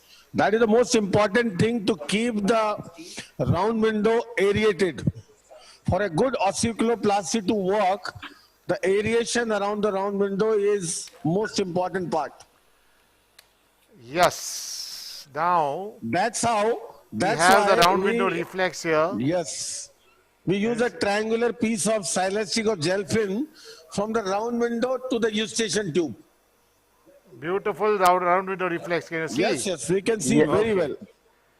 Amazing. Now the next part.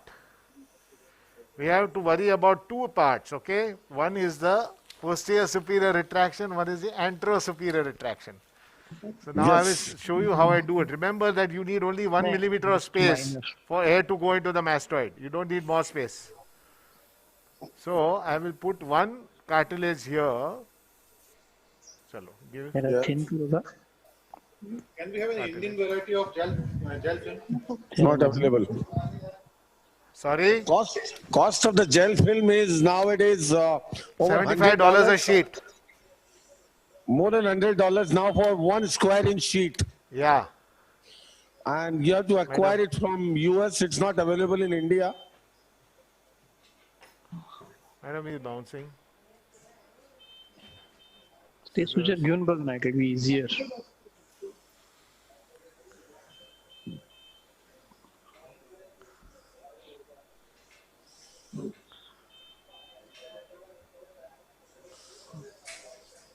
Scissors. This is the second cartilage. This is the second cartilage, buddy.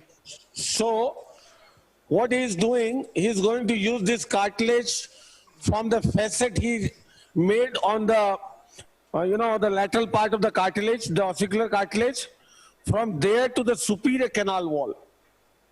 That will serve many purposes to stabilize the first cartilage, the ossicular cartilage. At the same time, will reconstruct the canal wall. And not only that, it also creates a little pressure contact. Yes. For more stable hearing. Yes, better hearing, and that will underneath the cartilage will allow the aeration to maintain for long run.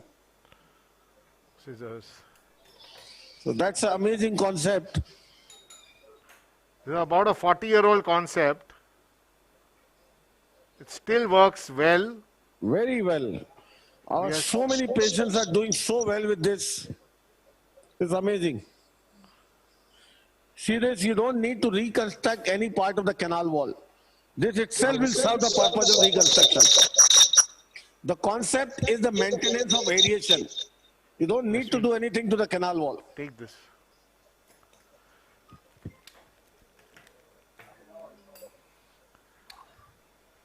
Forceps.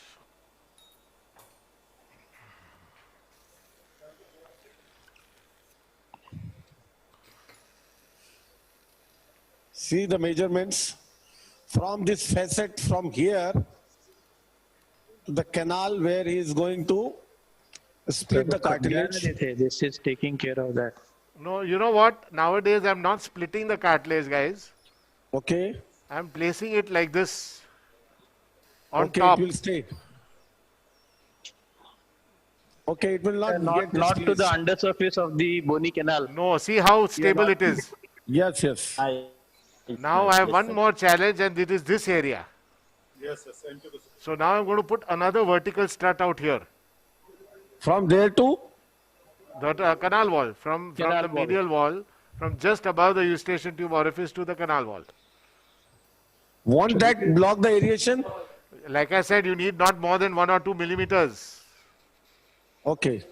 Okay, the thin cartilage. You mean Very thin, very thin. Watch.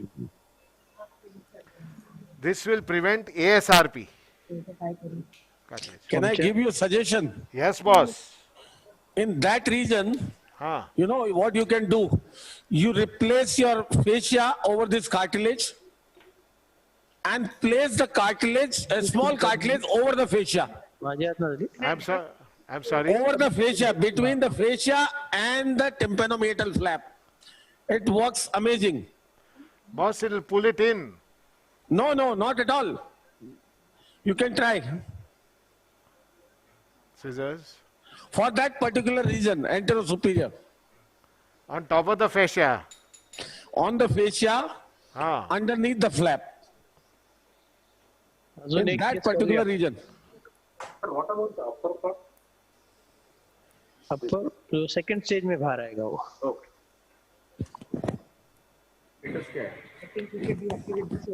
Anupam. No, because he's got a good lobule. Part of the hair you can hide beneath. A cochlear implant patient is induced. The microtia is going to be Microtia is coming to the almost done. final stages. Gayatri suturing. Suturing means you have placed the cartilage? Yes, it has gone in. We want to see, man. Yeah. We'll show you the final impact now. So in that skin pocket, it slipped inside, and now that linear incision she's suturing. So when you push the pocket in the cartilage, or in the cartilage in the pocket, do you stabilize it at some place or? So the trick is in that I told you about the line drawing, and then undermining the skin parallel to that line drawing.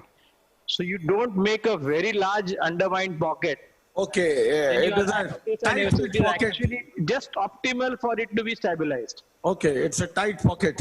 Tight pocket, yeah. It's appropriately tight, not too much.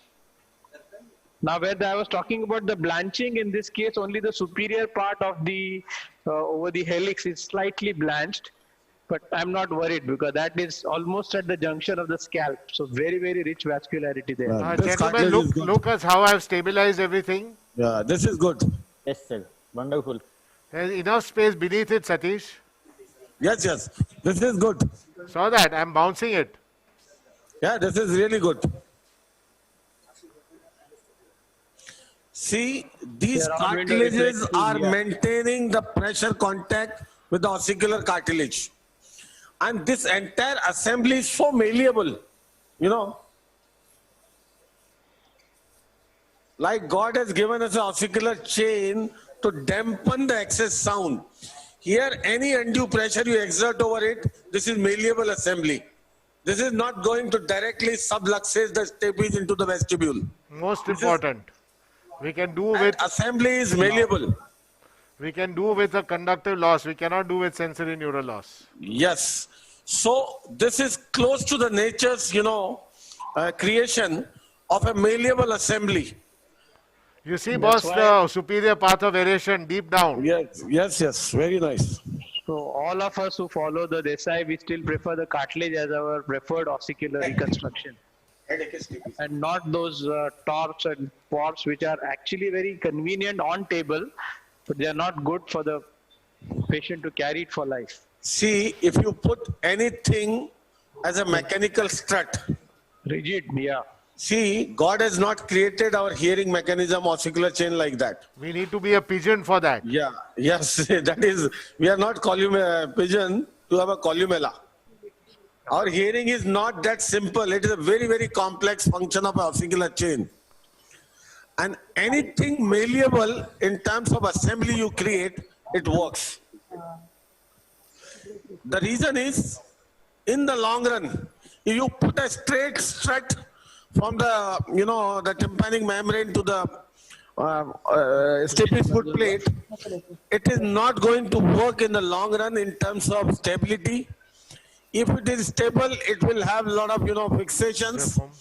Even if it is not, it is going to give sensory neural loss in the long run. In long run, that is not the nature's way of hearing in the human beings. But with a malleable assembly to dampen the, you know, unwanted sound, to protect the inner ear is the need which is required in the human being. What I was expecting. So now what I'm doing is recreating the inferior annulus. Annulus, yes. By pressing the gel foam inside, you know. Amazing, Ashim. It is like a normal ear canal you have reconstructed. The middle ear is well aerated. The ossicular chain is well, you know, with a pressure contact. The atic is reconstructed. The aeration to the editors, atic and the antrum is very, very clear, stable, and the mucosa is preserved throughout the cavity. Now, one more point I want to make. Reconstruction close to the nature than this, I believe. Thank you, boss. Thank you, gel foam. Now, one more point I want to make is that you should not use pressure with the gel foam. Gel foam is for support, not pressure. Yes. Wait. So Ashim, what is the thing that you say when the gel foam gets soaked, it becomes what in its volume? How many times? About more 40 times, 40.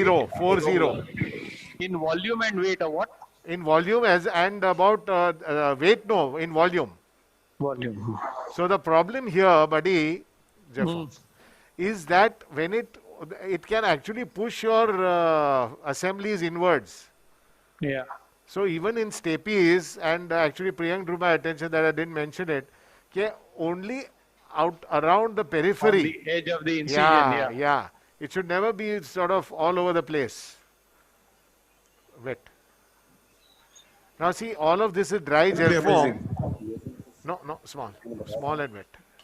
And now I'll just put a small wet gel foam inside. This is antibiotic. One more, like this. So there's no pressure, buddy. Yeah. Satish, your cochlear implant is induced? Yes, yes. So you should go there. I want to see. I want to see your final. No, wait for 5-10 minutes. We are going to do the magic moment. Okay. The unveiling, the magical unveiling. We have half an hour, no issue. Right. I think, should we end with the cochlear implant, Satish? If you don't mind, I'll not do the stapes. Stapes, the tympanoplasty, ossiculoplasty. Let's see how the time structure works out. Huh? Let's see how the time No, structure TC, no? works out. But the other cases are also Tell him that I'm the, huh? What? there in the waiting. That stapes, your stapes, one tympanoplasty with ossiculoplasty. Touch. And we have to listen to the tympanosclerosis. That is a very, I very think you know important what, part. forget the stapes. Because that's actually a simple one. Just the canal is narrow, but the foot plate is so nice. So nothing to be shown there. Except when the canal is, okay, Ashim, you finish, then I'll make a point about when the canal is narrow, how do I alter my incision and my flap endomyotic. No, go ahead, I want to hear you. Yeah, so when the canal is narrow, the tympanomeatal flap that you raise should be at its bare minimum, not smallest, because then when it rolls up and goes on the anterior wall, the bulk should be less. Agreed, so it doesn't agreed. keep coming in your suction or in your field. So you don't take the usual cuts, you try to make it as slender, and depending upon how much overhang you are anticipating, you go a little bit more closer to the annulus, so that the square millimeters of that flap is much less. And then you have enough place, of course making sure that it's not going to fall short after the overhang has been removed. So I sort of on the posterior canal wall, my incision changes a little bit. During the training, they are... So I'm just extending the flap a little bit posteriorly. You are still to support the posterior canal wall, no? No. Just to close the defect in the mastoid to prevent the meatomastoid fistula. With okay.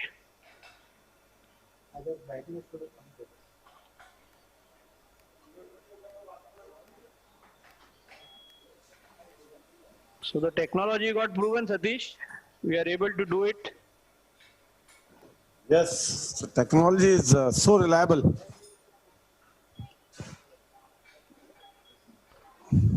So the next ISO, we are likely to do it like this? Yes, for the audience, on the November 21st and 22nd is a full dedicated otology and lateral skull-based surgery webinar. It's a pure live surgical webinar under the aegis of ISOCON, Indian Society of Otology. Since this year, we were supposed to organize the Indian Society of Otology conference in Jaipur under the mentorship of Dr. Ravi Ramalingam. But because of the COVID situation, this couldn't happen. So we have converted that to a webinar, 2 days live surgical, full 2 days live surgical webinar covering all important aspects of otology and lateral skull-based surgery in depth. So you are all welcome, invited to that on 21st and 2nd of November. We'll keep informing you, keep updating the program and everything later. Yeah. Ashim, may I do the magic? Yes, please. Wait, Yes, I'm going to sir. watch. Wait. Ashish, Do it. Just 1 minute. We want to see how is what is he doing. Okay. What is he pulling now? I'm wondering why is it Ashim. Touch. Ashim. Yeah. Please comment. What are you pulling to close? Okay, so this is the temporal muscle, temporalis muscle. Touch. Can you remove this gauge piece? Yeah. Yes, now. So what is happening, I'm opening like a book to pull it across like this. So you And can you see this see is the investing layer of the temporalis fascia. Partial thickness. Yeah, so this is a layer of the temporal investing layer, and accordingly I'm taking it down. So you will, the roof of this mastoid opening will be completely covered. Absolutely, it's very important to cover it. Otherwise you can get a meatomastoid fistula. Yes, that will prevent the meatomastoid fistula. Yes, that is something very, very important. See this, otherwise the canal skin can drop inside the mastoid and grow inside and lead to meatomastoid, cholesteatoma, it can lead to. See, that is, the entire muscle is advanced, release, and he'll put some, stay sutures to it. No stitching. No stitching. Not needed. Not at all. See how well it's sitting. Yeah, I understand. But there is no harm in putting a stay suture. You can put it. Why not? But I don't. It does. I don't find the need. We can believe it. Yes. Forceps, Very nice. forceps. That's it, guys. So let's see Ashish's magic moment. And your lateral skin flap, the skin incision flaps are going to fall over it, and then you'll just put up a suture. Touch. See this, with a 1 centimeter mini endoral incision, he could do this cholesteatoma with no compromise in the exposure. Yeah, no compromise. No compromise in any, reaching any area of the medullary and mastoid. With such a small incision, this is mini endoral. No, but buddy, I'll tell you one thing, and this is for the juniors, that if ever you find that there is a compromise in exposure, don't hesitate. This is not an ego battle, chota incision, whatever. The idea is to make sure everything is taken care of. Cotton ball. You're putting gel foam in this place? You talk. How is it? Hello, Ashim? Yeah. You're pushing gel foam? Into the muscle. Why? Just to stop a little bit of oozing. Won't it affect the healing? No. This is just superficial, just between the skin and the muscle. It's not going inside the mastoid. See, the mastoid is open. No, not about the mastoid. It won't allow the skin flap to fall back on the muscle and adhere to and Boss, heal. it's a matter of a week or so, yeah. Okay. It works very well. Okay. Otherwise, sometimes they come with oozing and all that. And most of my patients, as you know, are from out of town. Yeah. Super. Can you release your retractor? Yep. And show. See, this That's is a it. small endoral incision. 1 mini centimeter. endoral. It is not appreciable afterwards, any scar or anything. And see, this is how amazing this approach is. See this posterior flap he created with a second and the third incision. Now it's being replaced back. It's just replaced and to this cover. is coming over the muscle to prevent this muscle retracting back. To prevent the meatomastoid fistula, and this is going to join the canal skin. And only this lateral incision is going to be sutured upon. That's it. Superb. Yes, sir. Brilliant, Ashim. Fantastic job. Boss, it pales in front of the beautiful bloody sculpting you've done here. Wow. दिख रहा है क्या? Beautiful. Now we go to the Ashish. Can you enlarge this picture, please? Yeah, just zoom in, boss. Zoom in. This is the final. Hello? Dr. Bhumkar, you're a magician. Gayatri, you're a magician. Really. No, अभी क्या है? धलक है vacuum? No, is it Yes, on? now we can see. You can see the ear? Yes, Beautiful. See, the negative pressure section is the key. Yeah. See, now I was telling the blanching. Here you have a little blanching and here. But this lobule is very rich in vascularity. So I'm not worried. This is also quite good. Ashish, Yeah. would it need to be released from the post-auricular region afterwards? Yes, in the second stage, yes. He has a good lobule. We'll have to release this if he wants. Honestly, and put a SSG? Then what do you do? Put a SSG? SSG, that's right, yeah. And see the about conchal bowl, Satish? Yes. If we don't do this, the concha remains flat, and then See, that is the key. What he was drilling was this conchal ball to give this appearance of the natural appearance of the conchal depression. In fact, this will get even deeper Yes. once the fibrosis happens. And look at the shine of that skin. Yeah. This appears absolutely appropriate. Yeah. Ashish, Brilliant, Ashish. one thing now I have learned to start this pinna surgery today, that I have to abduct the Gayatri from there. Yes.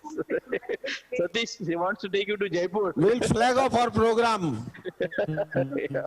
No, I'm not coming. Gayatri, come on. Thank you, everybody. Beautiful, Gayatri. Unbelievable. This was the precision, but the way she measured, I will show you the framework that she had done. And honestly, all this she only does in terms of, See, it took so many hours to create this framework by so many sutures, the steel wire suturing, from different one part to another to make this desired framework. Asking about the suction, it's the standard Romson 10 number. 10 number, yeah. That bottle section. Bottle wo kya damru. Yes, we yes. call it the damru. Yeah. Yeah, I understood. Yes. Yeah. Yeah, Okay. that's a negative pressure. We're done. If you allow me, after your implant, I will show a few results of the HIM, how the patient starts hearing. Yeah, if you can show in brief, you have your remaining presentation in 5-10 minutes, if you can. Yeah, it's on. So. And Ashim. Yeah. Bring your laptop with tympanosclerosis. It's ready. You say when. So no, Yes, no TPs. For audience, that is a mesmerizing concept of tympanosclerosis surgery. We need to understand from him. Maruti from Nanded. In the chronic ear surgery and concept of, there are so many myths regarding the so-called recurrence, so-called staging of the surgery, so many, myths about the hearing reconstruction results. Everything you can clear your doubts through that talk. Thank you, sir. So Ashish, come on. Yeah. Big applause from everyone regarding this Pina, and big applause for Gayatri. Gayatri, Yes. congratulations. Big applause for you. Thank you very much. Thank you. Great Gayatri. Amazing. So the meantime, we have this presentation before we start the cochlear implant. Ashish, come on. My presentation I'll do. Yeah, okay. Quickly. Ashish. ये इसको चालू करो. And Ashish, I can see on the screen Dr. Maruti Kalyankar. Maruti, you can see. So Maruti has come out with some novel concept. Yes. I think we are launching his YouTube channel. Can you share my screen? Satish, Ashim and me to launch it just as a friend. He's equally... sorry, let me... So Maruti. Hello Ashish. Yeah, hi. So Maruti is here. I can show the flyer. Yeah, you can show the flyer. Yeah. Can you share my screen, please? Yeah, they are doing it, I think. Can you share my screen, please? My screen. Dinesh, my screen. Yes. Maruti is one. His pictures, I am really so jealous of him. Yes. The kind of pictures and video he produces is something I could never do in life. I don't know what camera he's using. He's always so simply says that I'm using a very small camera. I'm using this, what do you call that? He's a striker man. A striker camera, this camera. Dinesh, share my screen, please. And a fabulous surgeon from Nanded, but the being in a little smaller town has not stopped him from reaching absolute heights of excellence. Tremendous dedication. He was one of the guys that I mentioned. Yeah. So Ashish, can you see the screen? Yeah, I can see. Kalyankar ENT. Maruti, Gayatri is also complimenting you. Thank you, Gayatri. Can you just say a few words? What is your intention behind this? And what is it going to have?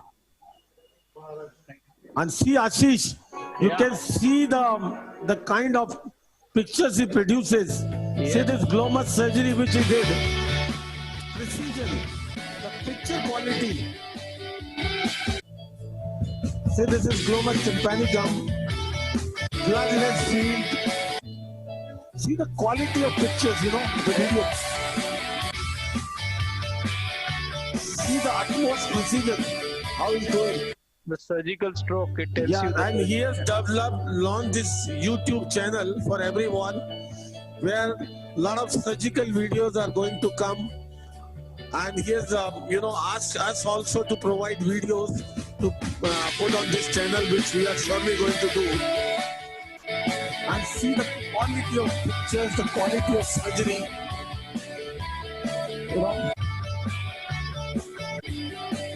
Maruti, this is going to be purely ENT videos, ENT surgical videos. Yes. See the pulsatile glomus. Sorry? Maruti, can you elaborate a little bit in brief? Satish, thank you, Satish, Ashish and Ashim for launching my YouTube video. At the outset, I would like to thank you all. For a very long time, I have been thinking about this launching a channel, and this is in the tip of my bucket is I am very happy. This channel is purely for a educational purpose. I would like to dedicate these videos and the videos coming in future to all my teachers and to my all friends. And at last, I would like to thank Satish, Ashish, Asim, All India Group for encouraging me and giving a platform for covering the subject. Thank you. Thank you, Maruti. And this is the channel which is launching. Brilliant. If you are really interested in the high quality surgical videos, you can subscribe this. And I'm sure this will add on a different dimension to the academic activities. Thank you, Maruti. Ashish, All the best, share your Maruti. picture. Yeah. Deepak is saying congratulations and also. Ashish, share your screen, please. Share my All screen. the best. My screen is off now. We are dismantling the OT. My lecture. Sorry. Yeah. Okay. ये on करो. 10 minutes. ये on करो जरा.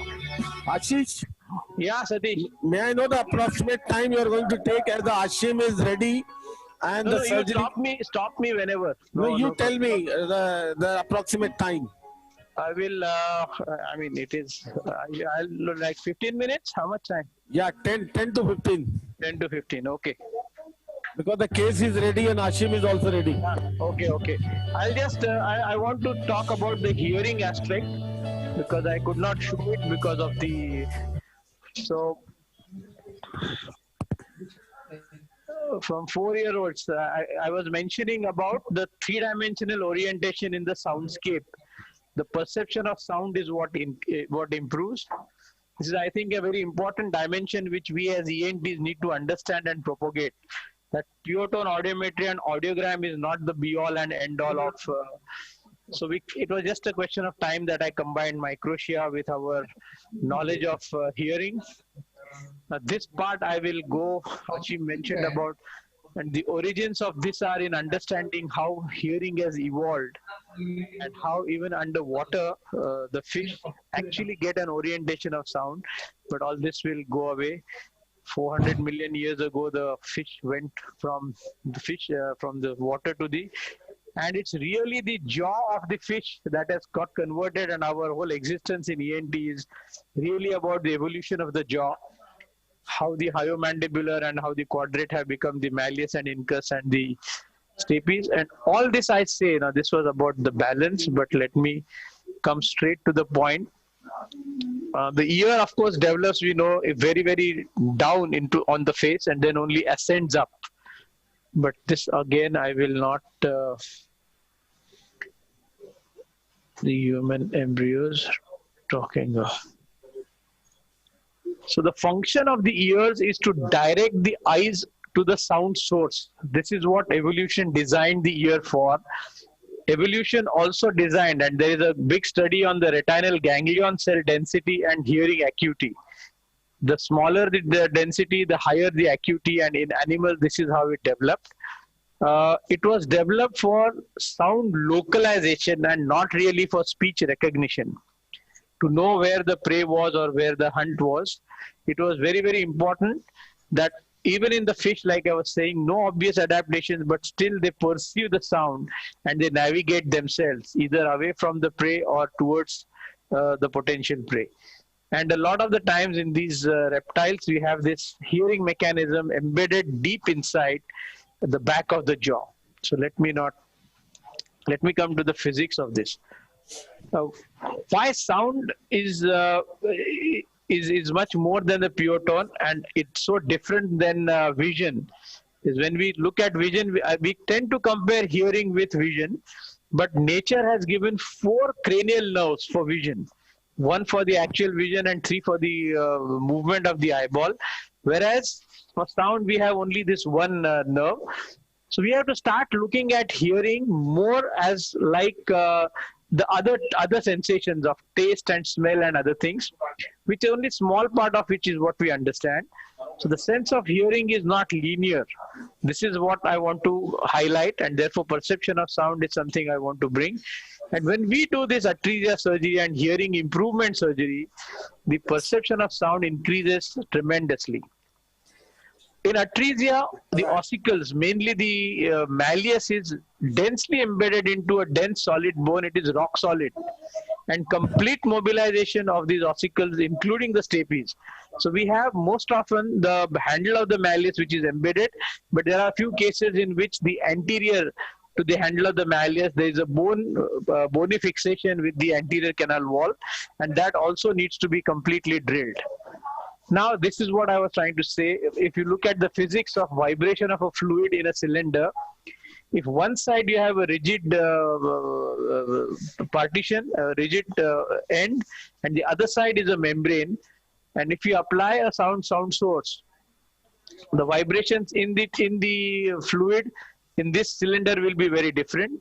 Whereas if you make the membrane mobile on both the sides, the same stimulus is going to create a different movement or different vibrations in the fluid when both ends are, which is what we have in a normal ossicular chain. We have the round window, and in an atresia we have the ossicular chain which is fixed like this, and once you mobilize it, for some reason the perception of sound, because the pattern of the waves inside the cochlea get altered, and there is a certain improvement in the perception of sound. What allowed us to do this was, of course, the fantastic CT scans, which allowed us to look at every small detail now. The fear used to be always of the facial nerve, but almost always when you have an intact ossicular mass, even if it is slightly dysplastic, it always protects the nerve, and any deviation or any thing of the facial nerve is from below the second genu. Very rarely, if the stapes is present, will you have a facial nerve anomaly, which can be potentially dangerous in a surgical situation. So long as we have, in this case that I did just now, the malleus incus is also quite dysplastic, and the stapes is almost not there, and there is no aeration at all. There is completely dense bone. When those criteria are met, in almost all cases we are able to do this. We started cheating on the concha. Initially our surgery started to make the conchal bone look nice, and then I said, wait a minute, why am I drilling only up to a little part of the mastoid? Why don't I just go ahead and drill? And bingo, we started getting excellent improvement in hearing.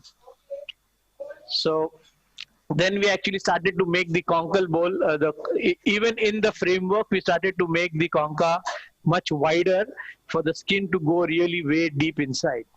Before this, our conchas were not as good as what you saw today. Doing the surgery was just a very simple story, nothing really great in doing this. This is where... Sorry.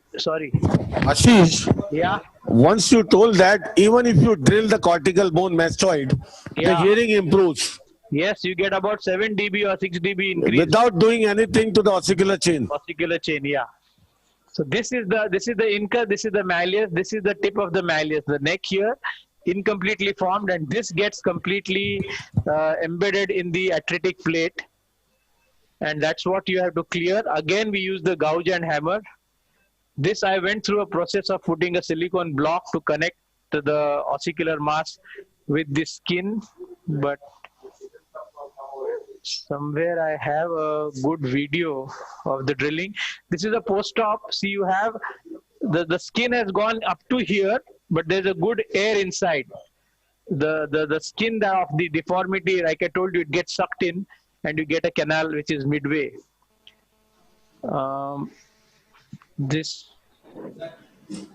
Sakshi, forget this. I will. This is a case that we have done. I don't know whether the audio is coming. Is there an audio attached? No. So these are all the patients of HIM who are telling after, sometimes after 1 day, sometimes after. This is a patient from Kazakhstan. And this is actually just 5 or 7, I don't know how many days, 5 days or 4 days after the surgery. And she's able to hear very well after this HIM. This was a bilateral one we operated in Moscow, a bilateral who used to wear a Baha. And the mother wrote to us that he's heard without his hearing aid. It is so amazing. Their sense of sound increases so much that they really relate well with the world. This is also another case, same HIM. Look at this beautiful conchal bowl and a very, very good hearing.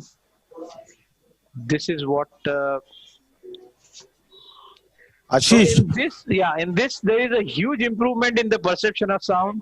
No added risk to microtia repair because the skin we are managing it very well, and we are not putting the mastoid retractor directly on the skin. There's a little soft tissue thing that we make and engage the retractor in that. The aesthetics of the conchal bowl improve hugely. Over a period of time, it gets even better. The conchal bowl is now almost natural looking. And the most important part, earlier, I was obsessed with the skin, and when I was not making a deep conchal bowl, there was a lot of skin that I had to sacrifice. There's a redundant skin which used to cut. When we were struggling for the skin, we were actually sacrificing a lot of skin. Most of the skin gets accommodated now in the mastoid bowl and into the canal skin. So all these have become very... Ashish. Yeah. How often you advocate Baha and for which patients? So Baha almost always we have reserved it for the bilateral cases. We do give a soft band Baha for unilateral. What cases where you find that you can't reconstruct anything? What cases are those? No, the truth is that the hearing improvement is not a substitute for Baha. In no way is it the same as a Baha. But it's a Baha is a device. Even if I was to do a Baha on somebody, I would still go ahead and do this HIM technique. Because when the device is not on you, you're still in a better position to relate with the world where the sound is concerned. Do you follow? This will not give you normal speech, but this will improve it. So it's not a substitute. I would do a Baha, but most of the cases are unilateral. So in a unilateral case, it is better to do the microtia along with the hearing improvement surgery. So unilateral cases in India, I don't think are going for a Baha. Very few we have done. The cost is a factor. Bilateral, and no, cost is a factor. The device itself, it has a stigma to it. When you have to wear it, especially children and then girls, it's very different from a cochlear implant where you don't have a choice. But in this case, you have a choice. I went through a small phase of making a canal just to be made to use a conventional hearing aid. But when I was putting the skin graft, the results were really not very encouraging. They're unpredictable. If it goes well, it goes well. If it breaks down, then it's a perpetually discharging ear. But this technique, this trick of using the skin over the deformed ear and sucking it into the canal, I think it has made a big difference. Great. Yeah. Okay. Great, man. Thank you for making us so wiser. That's so many new concepts we heard today, and we'll go on with the discussion later. Let's move on to Dr. Ashim Desai for one of the most important,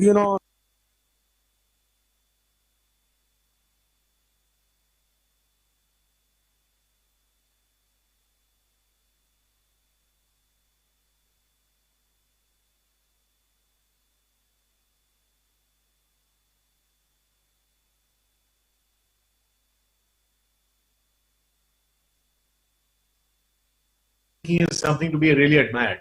And we have learned a lot from you today, Ashish. Coming to my presentation today, I'm going to start sharing the screen in a moment.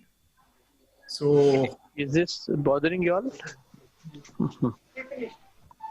So I've been called upon to speak on tympanosclerosis by Satish, and I think that tympanosclerosis is a pretty important topic as far as we're concerned, because we see this all the time. The reason that we see it all the time is because this is virtually like an end stage of chronic mastoid disease, of chronic tubotympanic mastoid disease, Now, the statistics here are the last 1,442 cases of large central perforation. We found tympanosclerosis was present in 226 cases. Now, how it was distributed, that is 15.7% of all cases of large central perforation had tympanosclerosis.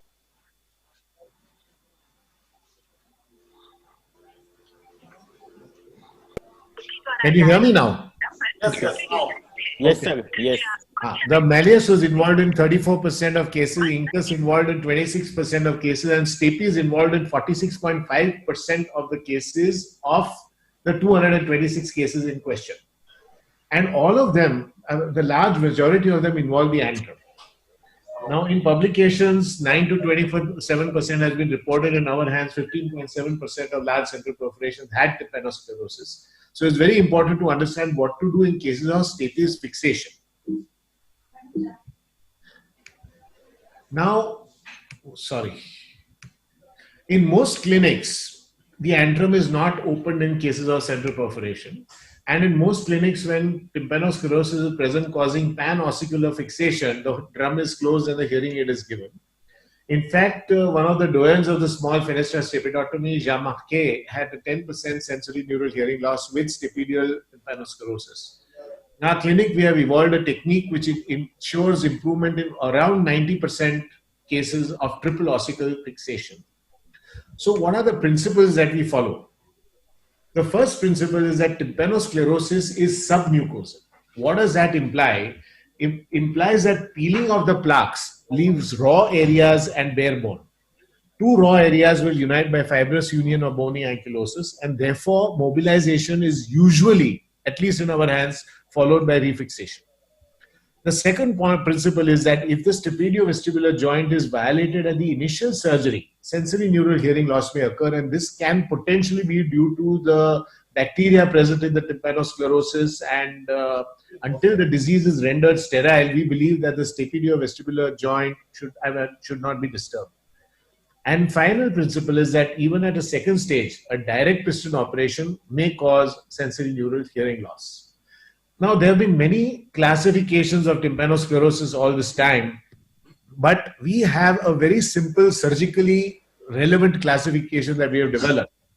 And that is a type 1, that is meringosclerosis, type 2, where lateral ossicular chain involvement is present, and type 3, where stapedial involvement is present. This is a clinical classification. We are not looking at the histopathology and whether it is soft and hard and so on and so forth. But it Can I interrupt you? Of course. Clinically, when you see a patient with meringosclerosis, how predictive is the ossicular involvement? Can you predict?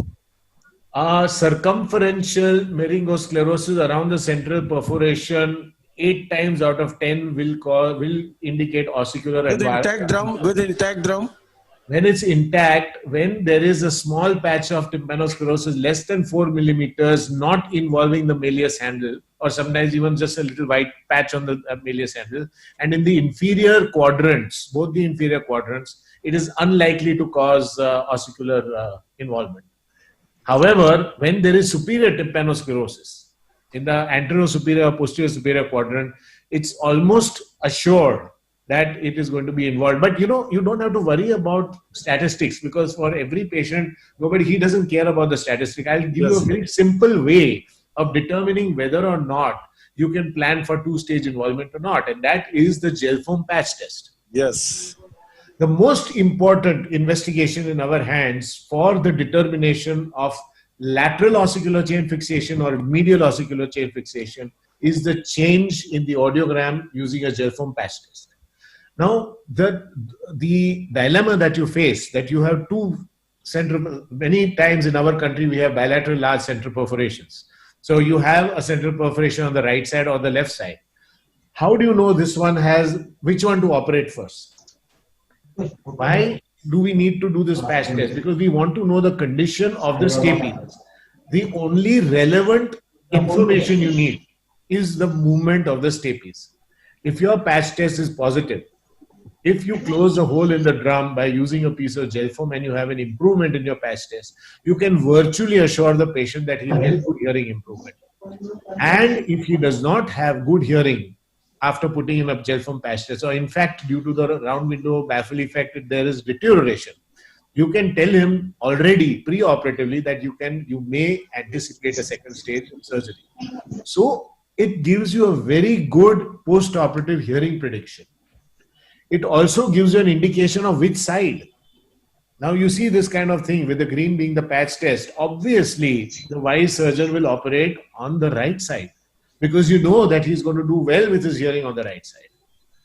And when the time comes to operate on the left side, you already tell the patient, look, buddy, you're going to require a two-stage operation. You can require a two-stage operation. There are 60% chances of a one-stage improvement, but 40% chance that you require a second stage. And this is something that is very important. Yeah. What are the chances of, or the risk when you do one stage, even if the stapes is involved, of sentinel getting lost? 10% plus. So you'll never take a chance for that. No, you see, now we are not talking about a total loss. We are talking of a high frequency loss, moderate amount of loss, but loss of discrimination. So that itself is a very risky scenario. Very important point. It's not just about rocking that stapes. Anybody can do it. Yeah. Yeah. You see, I think too little importance is paid to discrimination in our country. Yes, agreed. Yeah. So one facial collapsing. Okay. So, and also because of the baffle effect, sometimes you can have even decreased hearing post-operatively. In pan-ossicular fixation, while you wait for the second stage, you tell the patient, buddy, you're going to get worse hearing to start with, but never mind, 6 to 12 months later down the road, I'm going to restore it. So when this discussion is had before, then the problems do not occur with the patients. And that's very important in this day and age that there's so much problems with people, medical legal issues and so on and so forth. Now, another thing that's important for us to know is that we want to exclude sinus disease because you are going to ask the patient to regularly autoinflate and when you're doing the first stage, you're going to envelope the entire stapes and the ossicular chain in silastic for at least 6 months before the second stage. At the time of second stage, you remove it all. But during that time, if the person gets recurrent sinusitis and that by chance goes into the ear, that is going to create a problem. So you need to consider the sinus, evaluation of the sinuses, evaluation of allergies in such patients. And the last bit is that when you have bilateral disease, better masking efficiency is achieved by narrowband insert masking, especially in bilateral disease. Now, we do a mini endoral incision. You saw us do it right away. You can see post-operatively, there's hardly any charge. And I'm not going to go into the advantages and disadvantages, but important that when you see tympanosclerosis, always look into the antrum. The reason here is that when you open the antrum, sometimes the tympanosclerosis itself is blocking off aeration, causing virtually a cholesterol granuloma in the mastoid. So no matter what you do with the tympanic membrane, we will have chronic middle ear effusion, so on and so forth, unless this case is taken care of. So in all cases of otitis media with tympanosclerosis, we recommend that the mastoid be open and aeration be established. Now, coming to the ossicular mechanics, you have an acoustical function which is measured in nanometers and what is known as non-acoustic loading. That is the static pressure displacement we were talking about a little bit earlier. And atmospheric variance and mechanical loading can cause up to a 1 millimeter excursion at the level of the malleus. Because you must understand that ossicles act differently for acoustic and non-acoustic functions. They act as a functionally rigid columella for sound transmission, but when pressure changes occur, the stapes is acoustically uncoupled. And therefore, the maximal inward and outward movement of the stapes or even the prosthesis is between 10 and 30 microns, irrespective of the pressure in the external auditory canal. Now, another point that one has to consider is the perpendicularity and tension of the ossicular chain. So this angle alpha that you see here is inversely proportional to transmission efficiency. In common terms, it means that your transmission has to be perpendicular to the foot plate. You saw Ashish being very, very, very careful earlier today, focusing on the perpendicularity of where the prosthesis will hang from the incus onto the foot plate. And that particular perpendicularity he tried to measure, and that is something to be admired and that is something to be emulated because you want perpendicularity. Another thing you also want to consider is to consider the tension of the annular ligament. because an increase in the pressure causes a corresponding reduction in sound transmission. So now, considering vibrational modes of the stapes, you must understand the annular ligament has uniform elasticity, and that is why we like to use a vein, because we are trying to recreate the annular ligament, and the vein has a more consistency and thickness than fascia or pericondium for that matter. You also need to know that the annular ligament can tolerate a load of up to 35 grams. Now, due to the uniform elasticity and the movements and the physics, the footplate rotates around a central axis, and stapedial contraction displaces the anterior pole outward and the posterior pole inward. These opposite movements neutralize their effect on the cochlear fluid. Now, having kept all these principles in our mind, let's now start talking about what do we do, what do we actually do. Now, first scenario is that you have a stape that is mobile. So what in this case, it's a lateral ossicular fixation. The malleus is fixed in the attic, incus is necrotic. The stapes superstructure can be absent sometimes or quite necrotic, because remember, trypanosclerosis is avascular. So you have an extremely thinned out superstructure which is ready to give way. You can take a laser and just vaporize it and do a malleus relocation with a Y cartilage to the oval window. Satish, do I have time to show quick video clips? Yes, yes. Okay. Do them, sir, don't worry. Okay. Fear not, fear not. So you can see that I am now taking a Y-shaped cartilage. Yeah, sphenoid rose. And I am now trying to put it in. Sphenoid sinus. Yeah. And you can see that I have relocated the malleus posteriorly. How do you relocate the malleus? By breaking the spring of the anterior malleal ligament. And then stretching and cutting the tensor tympani. You can either superstretch it or cut it. Why? Because you want perpendicularity for your cartilage structure. So what you can see here is now this is a Y-shaped cartilage, and I'm lifting up the handle of the malleus. I'm sorry.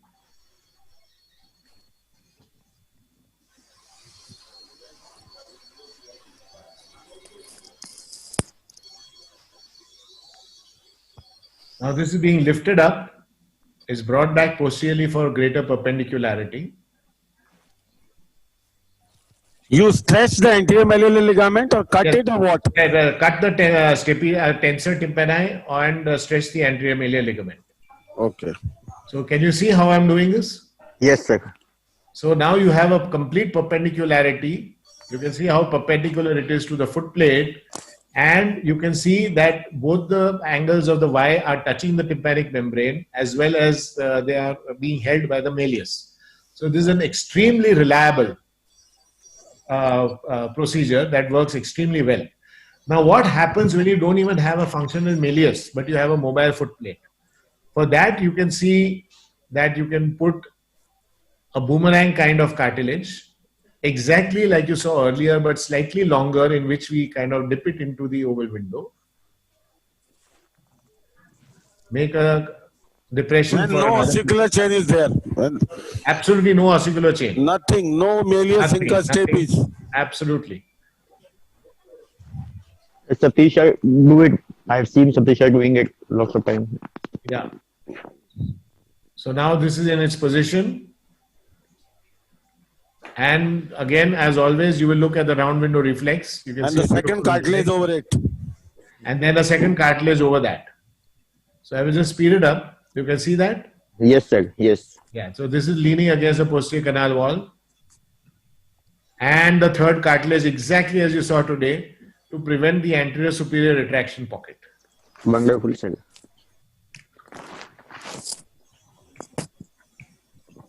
So the advantage of the two cartilage technique is that it supports the fascia and separates it from the silastic or the gel film, whatever you put there. It maintains the aeration path to the mastoid and round window. There is no risk of extrusion. They are autologous tissue. No risk of lateralization moving away from the and causing the prosthesis to fall down or anything, because it's well fibrosed and well integrated.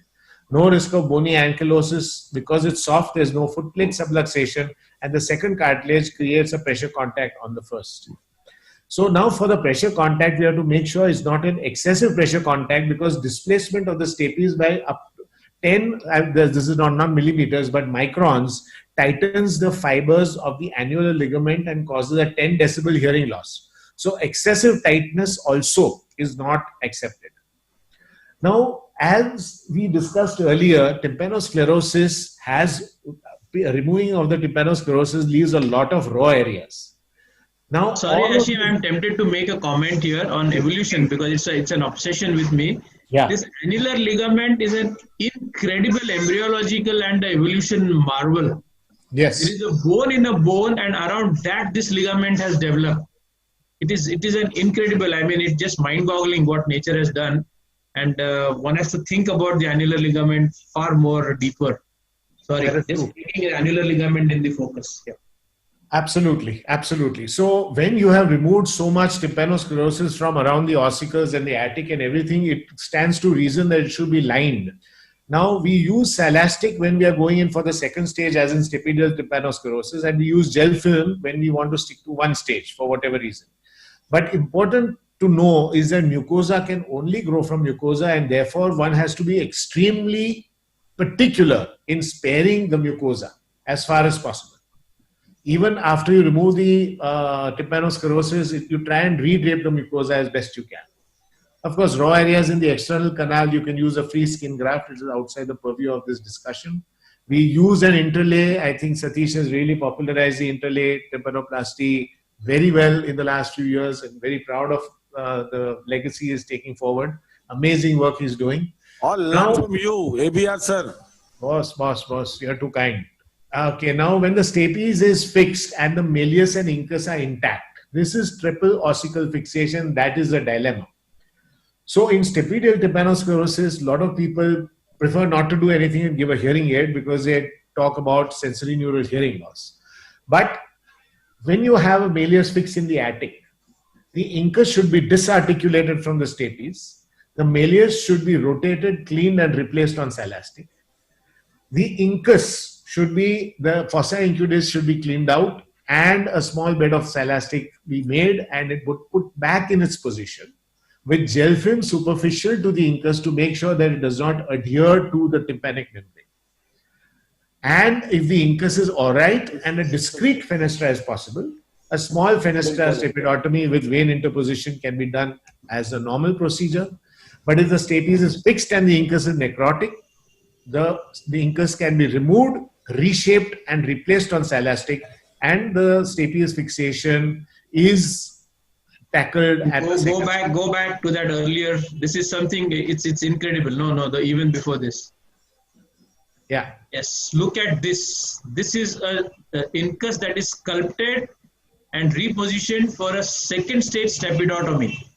The short process has become the long process of the incus. Absolutely. And then there's an articulation that is created between the incus and malleus. This is sheer surgical genius. Ashim. Yes, boss. What is your opinion on mobilization? I have a very poor opinion on mobilization. I think it's great for the first 6 to 12 months, maybe a year or two, and then it always refixes. Maybe. So you have a second chance to do that. So like during the first stage, your stapes is fixed and you happen to mobilize it good, and you happen to do ossiculoplasty over it with a cartilage or something when you don't have any incus or anything. Yeah. Would you go ahead with the mobilization, or still you'd go with a planned second stage? No, what happens is, what the mobilization business is that during mobilization, if you cause subluxation, you see a mobile stapes and you leave it at that. Mobilization Hear me out. It is not intentional mobilization. Sometimes you remove the tympanosclerosis around the crura, you happen to get the movement of the stapes coming. Fantastic. Good. Let it be.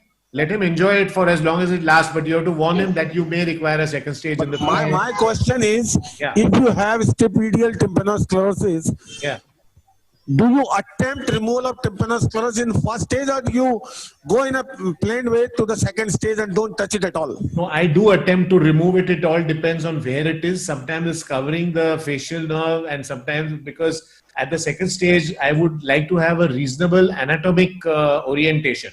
So I would definitely like to remove some of it. Sometimes only the stapedial, the stapedius and the posterior crus are fixed by tympanosclerosis. Just you knock them off with a laser or a drill and you find everything is mobile and everything is good. So there is no problem in attempting it.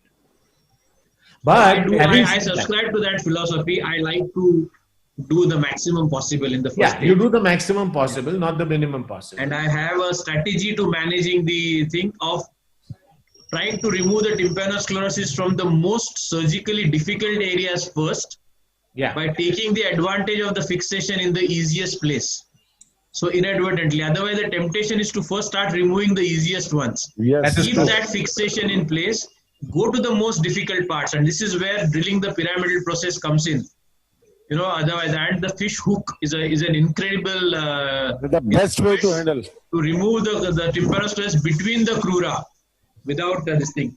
And one of the things that one can do is do a good posterior tympanotomy, because there is a lot of, in such cases, there will be a lot of tympanosclerosis over the facial nerve.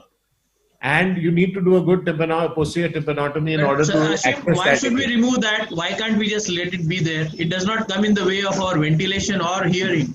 No, I don't like to touch it. No. What happens is that often there's an entire sheet covering the foot plate. I mean, the stapes as well. If it is a cast, that's a different story. Yeah. I'm talking about the cast. If there's a little bit, if I can see a discrete superstructure, I will not touch the tympanosclerosis on the foot plate. Okay, carry on. Okay, so now, if a discrete fenestra is not possible, we do a large fenestra stapedotomy and cartilage on vein. Okay, so now you can see that this is the reshaped incus, and I'll show you a quick clip on that. What is the cutoff point when you don't use a piston and a cartilage in place of that? You see, what happens is a discrete fenestra is essential. If you find that Any there's a criteria lot in of terms of any criteria in terms of size of the foot plate removal or something like that? You see, if I'm able to make up to a 0.6 or 0.8 millimeter hole, 0.8 millimeter hole, that's not a problem. But if I'm finding that the incus is not usable, then I need cartilage. In which case, I will do at least a 1 millimeter hole from side to side. I'll show you in a second. You happen to remove half of the foot plate then? Then also you can do a cartilage. Perfect. No piston then? No piston then. Partial, either discrete fenestra or cartilage. Okay. If you don't have a discrete fenestra, see exactly as Ashish said, I'm drilling off the pyramid. So this is the second stage. This is the reshaped incus. Can you see? This does not look like a normal incus, but It's you can see unbelievable. the lateral I ossicular. have actually seen Ashim do this. I can't believe it. Yeah. Yes, amazing. So you see, it's beautiful, the lateral ossicular chain. Thank you guys. It's very kind of Can you show one of your concept of neo-malleus as well? I don't have it ready just now. But when do you do that? When do you do that? Neo-malleus, I don't do it now. I used to do it with I used to do it with You used to speak a lot about that earlier. Yeah, because I don't do it now. See, the entire superstructure has been drilled out. You can see the white tympanosclerosis. And you can see the short process has been turned into the long process. The same Y-shaped cartilage we always measure to the center of the Y. So the This is from a small fenestra now? I'm sorry? This is a small fenestra here? No, this will be a large fenestra. Okay. Because you see, there's With too the much. vein. I can't put a piston on this. The incus is not good enough for a piston. Yes. Seeing the measurement and then putting it in position. This is ultimate. Before I remove the foot plate. This is the length that this is the rehearsal for the length. This is an obsession with the length. This is a very, All three very of us small are very cartilage. obsessed with the length. Very small cartilage, 4.5 millimeter. Yeah.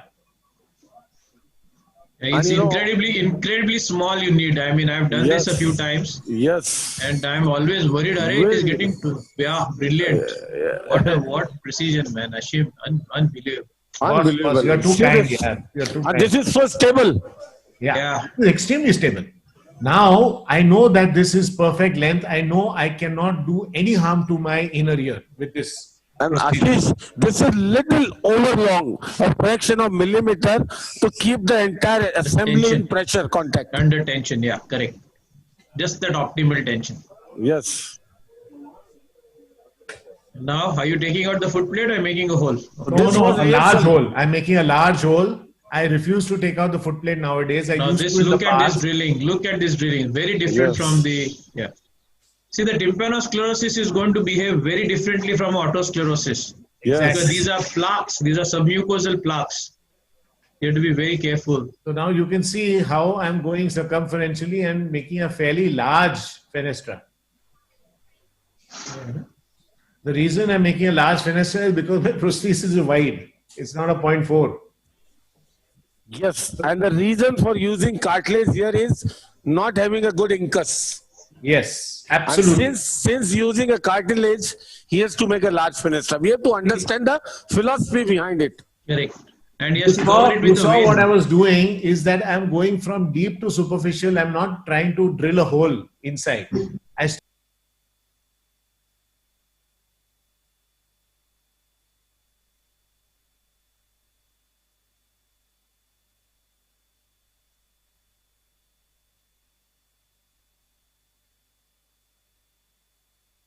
That it's a 1 millimeter hole, which is appropriate. I've stopped removing the total foot plate, Ashish and Satish. Yeah, I think it's less traumatic, no, to do this. Less traumatic. I want to preserve the higher frequency and it works better. Can I ask one thing? In any given situation of tympanosclerosis or whatever, any single indication for total platinectomy in your opinion now? Accident. Planned? No. Now you see, this is a very good system that I have. This 1 millimeter hole, and I've got awesome results with this. See how precise it is. Incredible, Ashim. Fantastic, man. Thank you, boss. Thank you, brothers. And it is so safe. It's the safe. entire Because you already opening is covered pre-measured with a vein graft. Appropriate size, this is cartilage. tympanosclerosis. This is how it has to be managed. Yeah. Now, of course, if a discrete fenestra is possible, I'm trying to give all possible scenarios. If the incus is not usable and a discrete fenestra is possible, then you do a Malleus stipidotomy with a vein interposition. I'm not going to get into this. There'll be n number of pictures, and Satish will show a better. Yeah, like any other ocular situation. But now what I'm doing again, I'm putting it in position with a slight, as you saw Ashish, slightly longer, then making a discrete 0.8 millimeter fenestra, and of course a vein interposition, classic vein interposition, and of course a piece of cartilage lateral to the titanium. See what I'm doing? Prevent it from in touch with the, Yeah, see what I'm doing? I'm actually using a microcurette to pull out the tympanosclerotic plaques towards the promontorium. Now this is a right angle needle, but that was a microcurette earlier. So now I have a 0.8 millimeter hole here and a preliminary testing in position, make sure my hanging test, bending tests are all precise. Loko khana mana diya na barabar beta? मेरे को तो नहीं दिया अब तक. मेरे को नहीं दिया. I am asking the audiovisual team. No, my audiovisual team is well fed. Okay, so we have a 0.8 millimeter classic vein. You saw it all, so I'm going to go a bit fast. And you put the vein in position. And even the titanium is with vein. Because remember, these are more severe static excursions because it's attached to the malleus. So vein is always a better bet. So in short, no direct Teflon piston. And if you are doing a platinectomy by chance, inadvertent platinectomy, then you should never use a direct piston because of the risk of the bulging of the endosteal membrane and late fistula. So the techniques used in our late bulging. What do you mean by late? What is the time frame? There is a certain pressure of the perilymph which is held in check by the ossicular chain. No, we agree with the late bulge of the membrane. But what do you mean by late? It happens after a certain period of time generally. It happens over time. Slowly over time, what happens is that the perilymph, the endosteal membrane keeps bulging because of the pressure of the perilymph. How are the, what percentage of the patient can have perforation with a piston? Direct piston with total platinectomy, we will not do.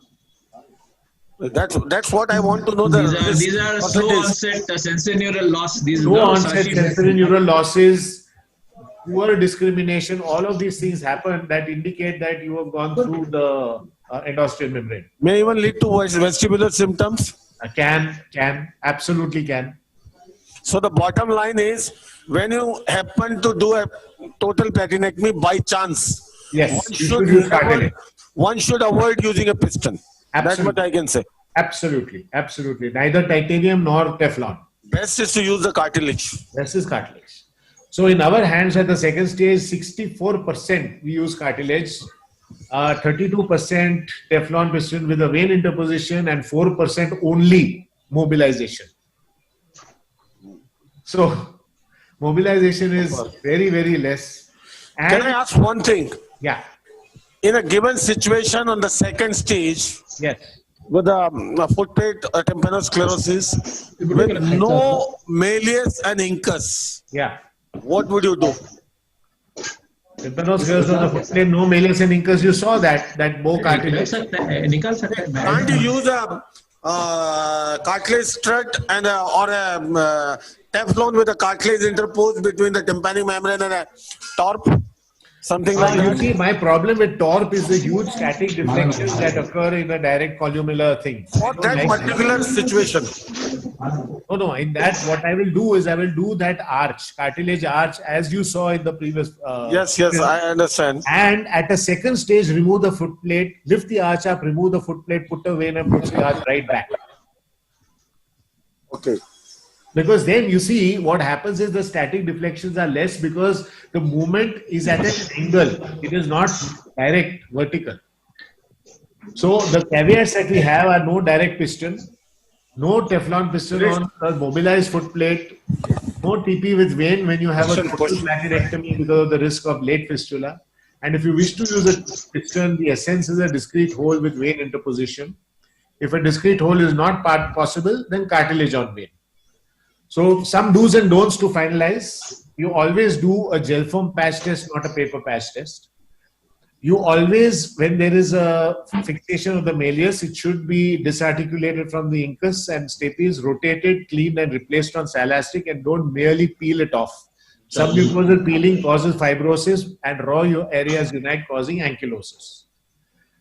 We try to, as far as possible, maintain a physiological 3-ossicle assembly. We try not to bypass the incus as far as possible. If necessary, remove, reshape and replace, as you saw earlier.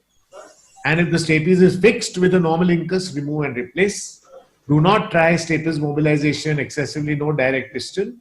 Because of refixation, it is postulated that the diffusion of toxins present in the tympanosclerosis cause SN loss. You always want to line all the raw areas on the promontory with silastic. Don't leave raw areas to avoid adhesions. Raw areas on the promontory can also cause adhesions. Remember that. If the stapes is mobile, we use a 2-cartilage technique, not a malleus stapes assembly, because raw areas on the promontory can cause an inward pull on a rigid assembly. We would like to do a second stage stapedotomy or with a piston and vein, or stapedectomy with cartilage and vein, but stapes mobilization is to be avoided. So what are our results? 608 cases of triple ossicle fixation, 79% closure to within 20 dB airborne gap, 12% had not a complete closure but better than 20 dB improvement. How about the long-term results? I'm talking about long-term. The average is between 1 and 5 years. 5% remain the same and 4% worsened with no dead years. Ashim, yeah. Deep Karmarkar from Pune is asking, yeah. Will you advise surgery in cases of tympanosclerosis in a non-discharging year? Absolutely. To you only for hearing improvement. Absolutely. Would you expect as good a result as with the otosclerosis? No, you can see that only 80% will close within 20 dB and 91% will improve for sure.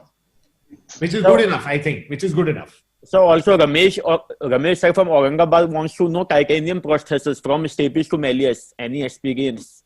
From the stapes to the malleus, no. From this, I have used the fish titanium incus interposition prosthesis from the stapes to the malleus. But that is when the stapes has been mobile, and the caveat here is that the anterior malleal ligament as well as the tensor tympani have to be functional, intact and not ossified. Because unless you have that spring, it doesn't work. Ashish, yeah.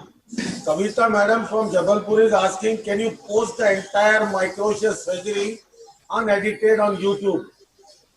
Yeah, Maruti will do it. Oh, Maruti, new channel, get on to the business. So, and that comes to the end of the tympanosclerosis discussion. Thank you very much, Satish. What insightful thinking and what insightful methodology of thought. Amazing. It's been a pleasure. Amazing. Simply amazing. You rocked to the simplicity on this very, very complex subject. Great. Thank you. One practical. Gayatri wants to say hi. Dinesh. Separating, disarticulating includostapital joint in a tympanosclerosis is very, very difficult. Yes. So Yes. invariably end up removing the lenticular process. So this piston is also a bit of an issue. I agree. Okay, thank you very much, guys. Thank you, sir. Thank you, boss. It was simply mesmerizing. Boss. Amazing concepts. I just love that the way they do the incus. Yes.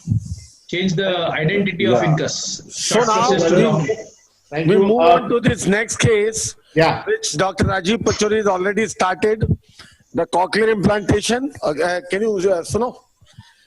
Put it in a small frame.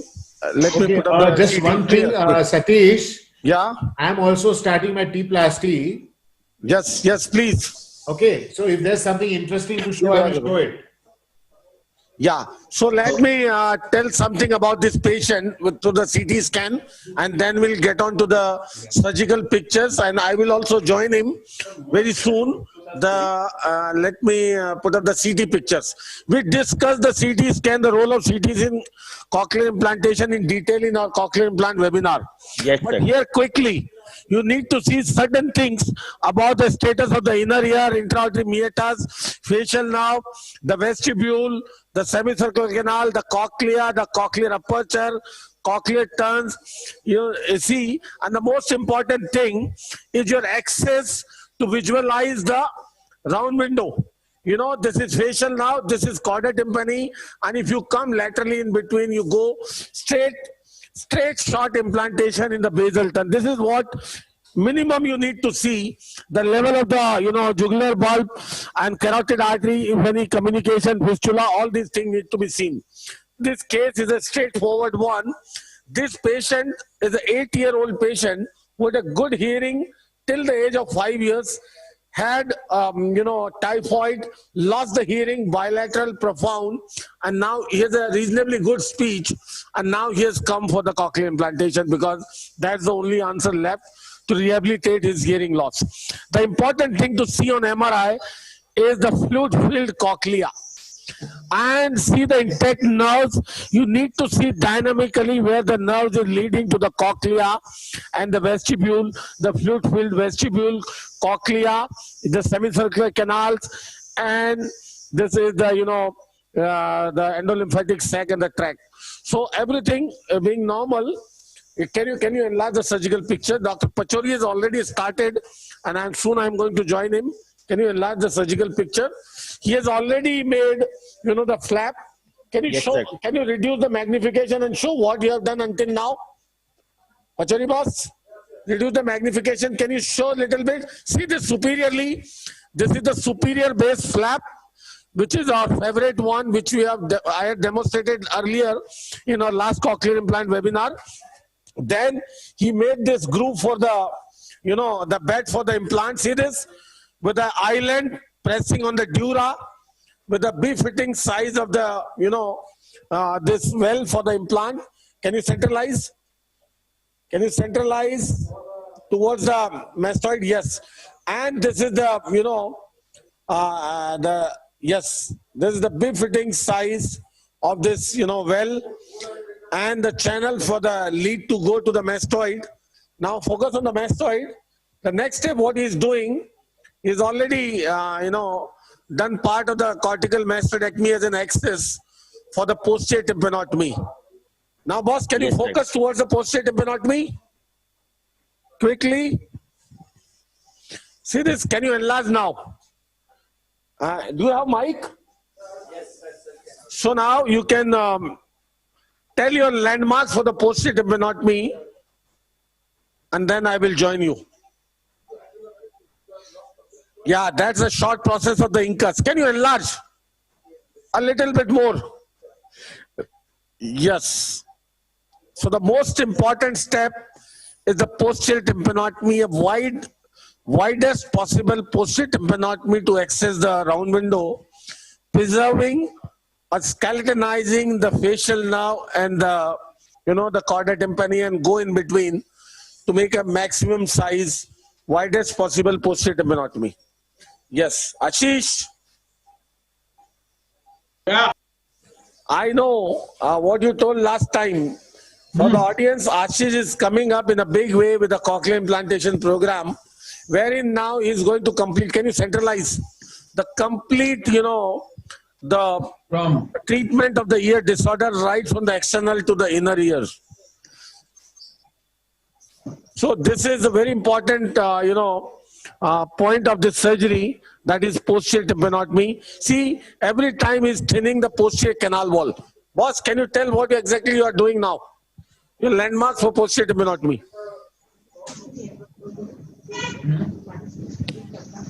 We have the stuff. You said Zoom is only for limited people. Faculty is also. Zoom से पढ़ने में नहीं, people are watching on some another channel. YouTube से channel है, and दूसरे कौन सा भी है? What something?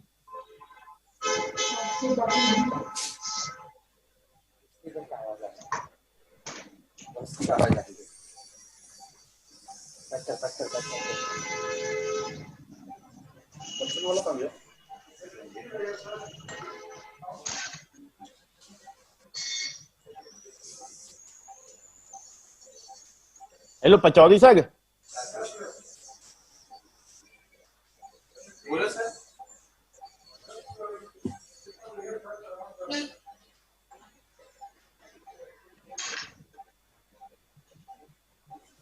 Rajeev, I think if you skeletonize the sigmoid, you might be able to get a better angle. Why this space is adequate for the posterior tympanotomy. Adequate. You don't have to do anything behind. No. So the angle of the burr gets, it was for that reason. Yeah, but still it is good. It is good, okay.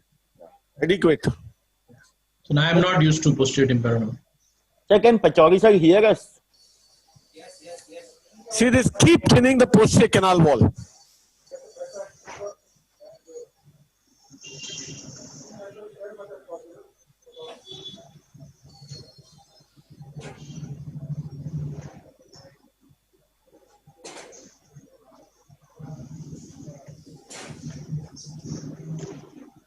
Where is Paramita gone?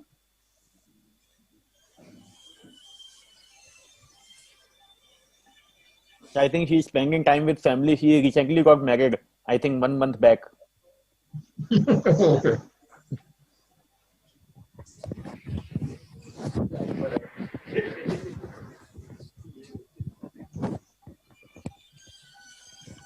Ashim.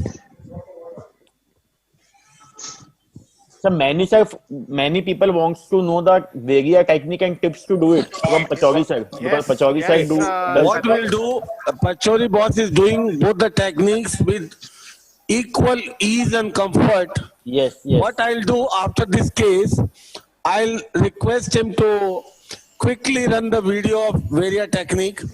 Yes, sir. Yes. Which he has promised to. Boss, can you run that? Yes. Yeah, Satish, you were asking me something. He also do like Bombay technique, combined form of both Vegia and posterior tympanotomy kind of approach. What is that Bombay technique? Yes, sir. Pachauri sir knows it.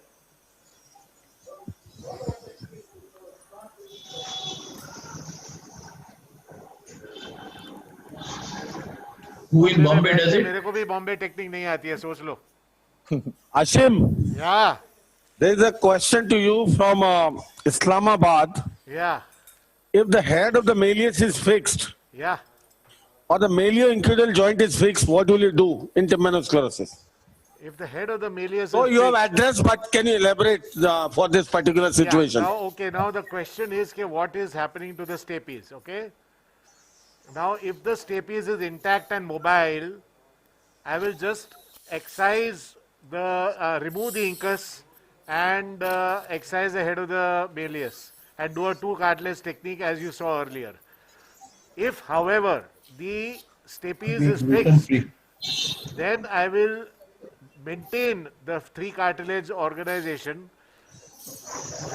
disarticulate the incus, mobilize the malleus, surround it with tympanosclerosis, rearticulate everything, and then do the stapedotomy at a second stage.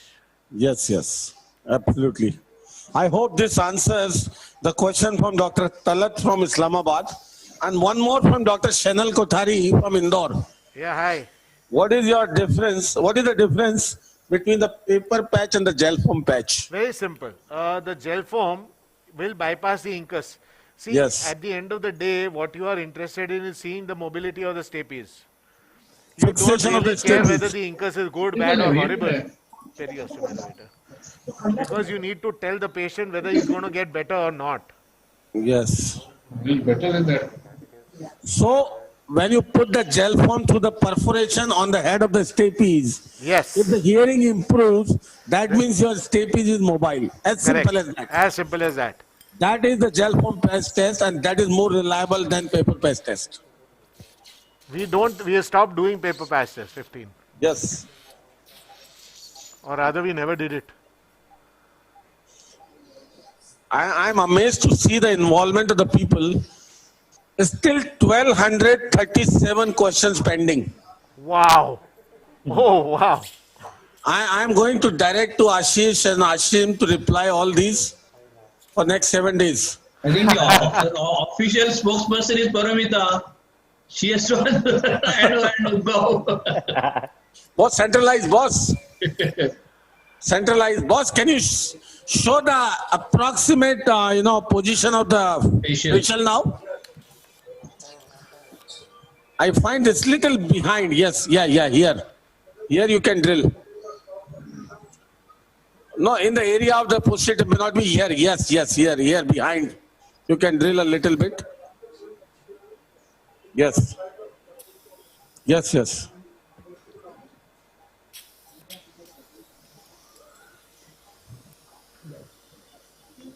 We can.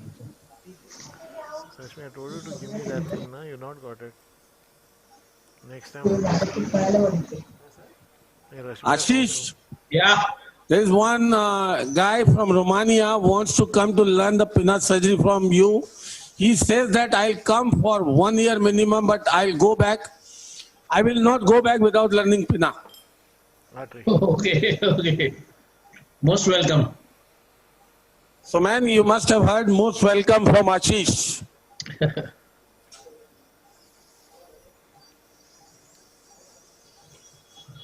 कोणाची रोमानियाची आपली होती.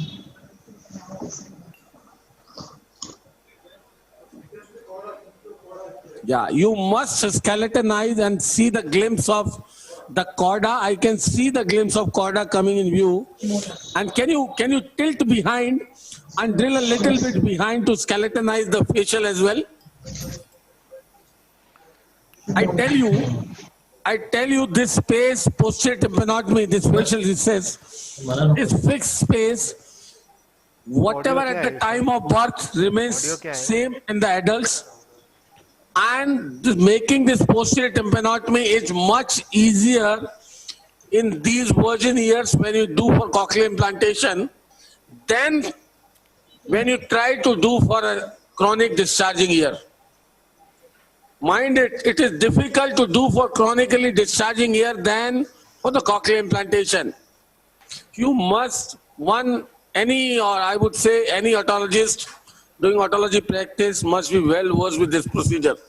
It is such an important procedure.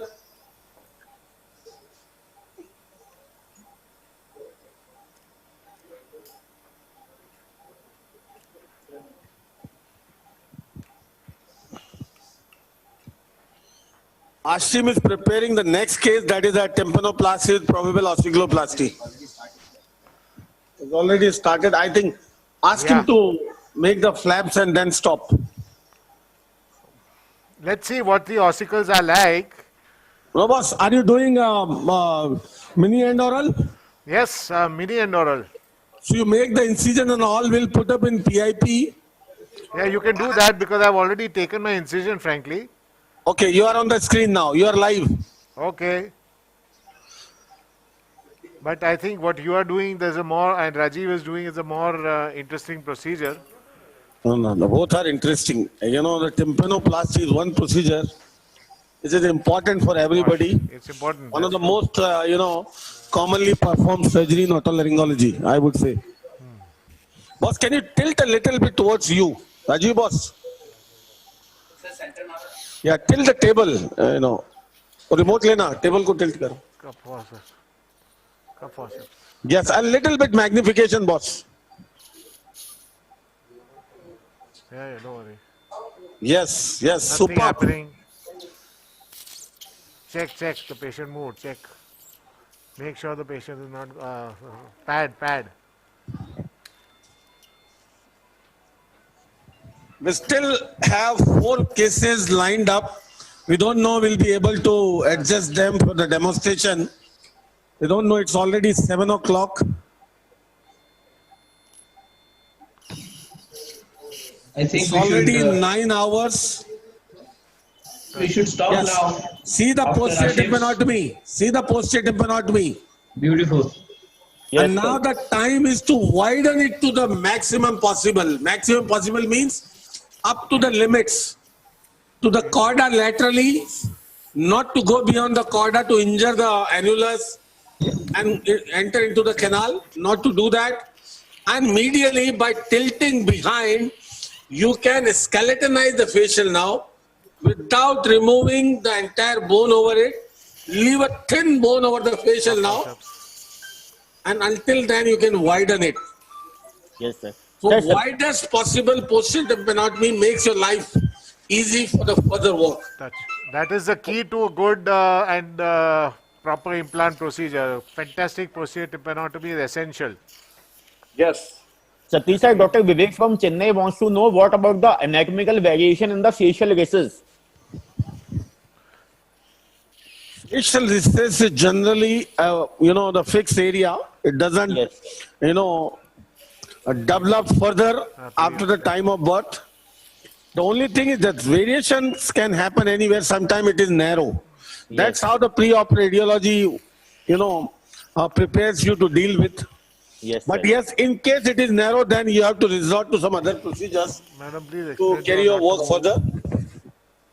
Like we have seen in our practice a very narrow facial recess. If it is not very narrow, you can extend inferiorly at the cost of chorda to make an extended posterior tympanotomy. If it is further narrow, you can mobilize the posterior canal wall anteriorly without transgressing the tympanomeatal flap. If it is further a problem, you can resort to a subtotal petrosectomy and blind side closure. Yes, sir, yes. But all these things can be planned in a better way by looking at the pre-op CT scan in detail. Yes, sir. Rajeev. Boss, can you tilt a little bit more towards you? Rajeev, boss. Rajeev. And can you thin out the canal wall? Yes, Deepak, sir. Very good demonstration. I am seeing Rajeev for the first time. Very good demonstration. Boss, is Ravi online?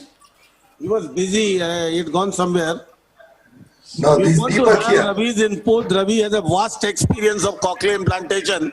As I mentioned in the morning, he has done over 2,000 implants. And he's a master of posterior tympanotomy. Yes. But Rajiv's posterior tympanotomy is very good. At what? I'm seeing him for the first time in action. Very good surgery. आपकी तरफ tilt करो.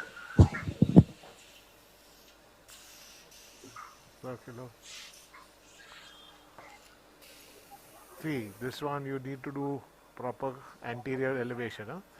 Just because it's a small perf. Achieve your audible. Yeah.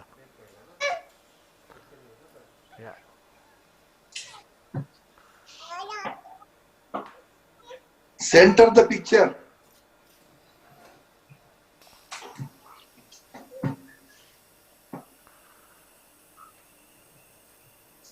Ashim, Yeah, boss. yours and Pachauri boss pictures share the equal size on the screen. Any point of time you want to make any comment, Yes, boss. to show anything, please feel free. And Satish, let's take a call after this. Let's end the day. Let's do things later. Pardon? After Ashim's tympanoplasty and this implant, let's end the day, I am saying. Cochlear implant चालू है. Okay, let's see. Your stapling, what happened? Time is not permitting. My staff has gone away. Then away. COVID trains. They come with that special this thing, no travel. Yes. That too on Sunday. Hmm.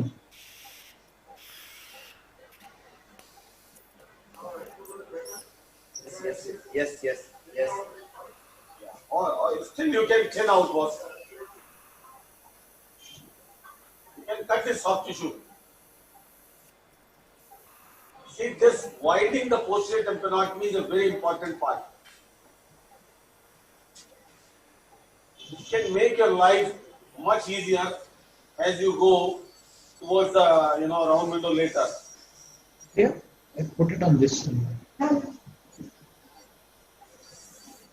Smaller tendon.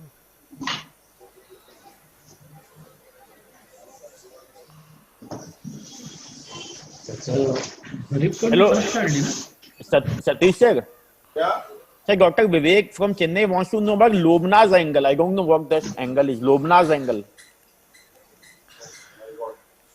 The angle to Batao Lobna.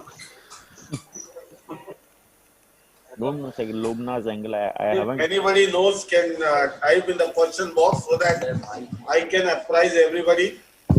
If anybody knows, can type in the question box so that I can tell anyone for their information. Yes. Lobna's angle. I can find out on Google and tell you.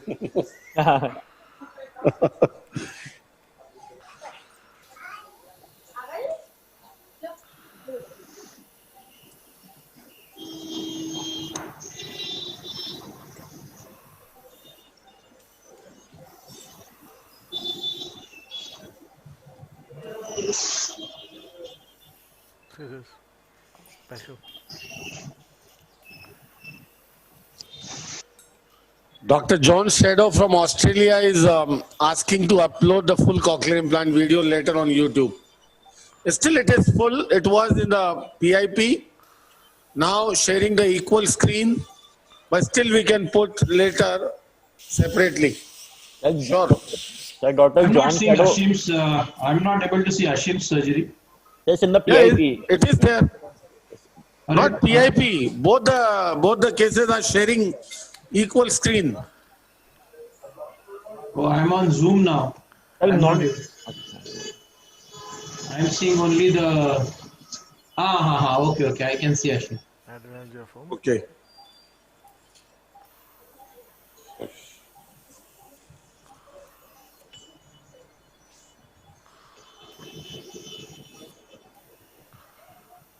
Ashish. Yeah. What was the hearing level pre-operatively in your case, Pina? I think 60 dB tha. Pure conductive? Pure conductive, yeah. So what is your plan now? No, he's unilateral, so he doesn't Okay. want. He just wants Unilateral. So no issues. No issues, yeah. So this was, I think he's 23 or 24-year-old guy. This was just the year for marriage.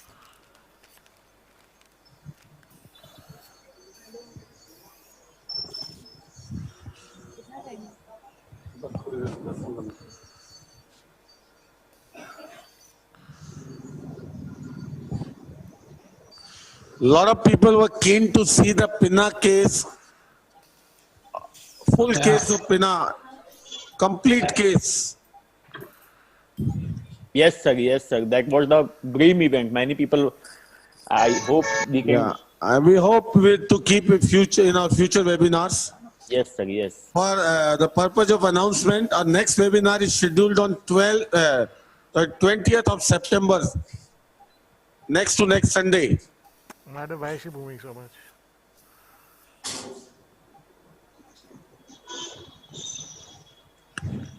Ashim, what are you doing with annulus? I'm just elevating it. I'm just evaluating whether or not it's soft or hard tympanosclerosis. It's very soft. So then the question of removal does not exist. Okay. You see, we have a dual perf kind of scenario, and it's a very anterior perforation. You can see right there. Yes. So, what is your planning? Well, basically, I'm not yet lifted the annulus and not seen the ossicular chain. I am now freshening the edge anteriorly, which normally I don't do. But in this case, I'm doing it because the anterior edge is kind of curled inwards, medium, circular. Now Rajeev this boss, one, because have there you is no seen the round anterior window? lip, I'm not going to do an underlay. I will do a full 360-degree elevation. Although the Yes. perforation is not too large, but it is very anterior. Small. The last thing I want is the residual for this kind of a case. So just a tucking is never going to work in this scenario.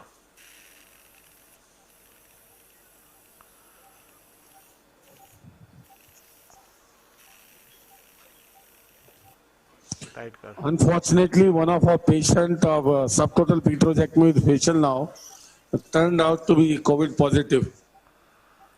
So hopefully we'll keep in our future webinars.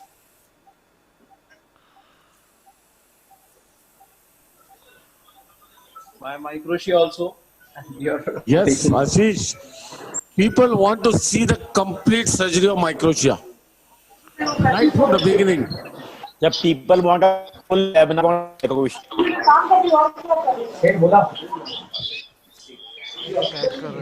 It's continuously loose. If you want changes. अभी बस हो गया अभी सब our रहा है.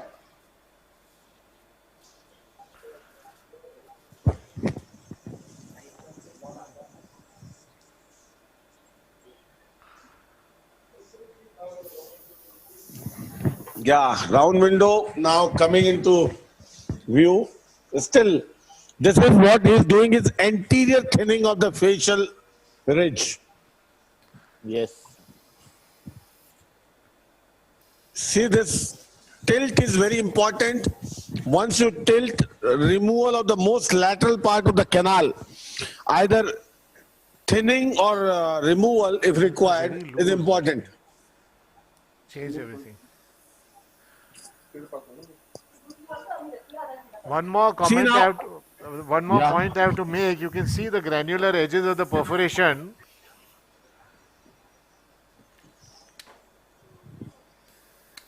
Satish. Yes, yes. These are going to be treated with silver nitrate. Yes. Intraoperative? Absolutely. You see the thick granular edges? Yes. You need to burn it off, or you'll have recurrent meningitis. Yes, yes. That is very, very frustrating. How about laser, Ashim? How about laser? Of course, why not? Ah.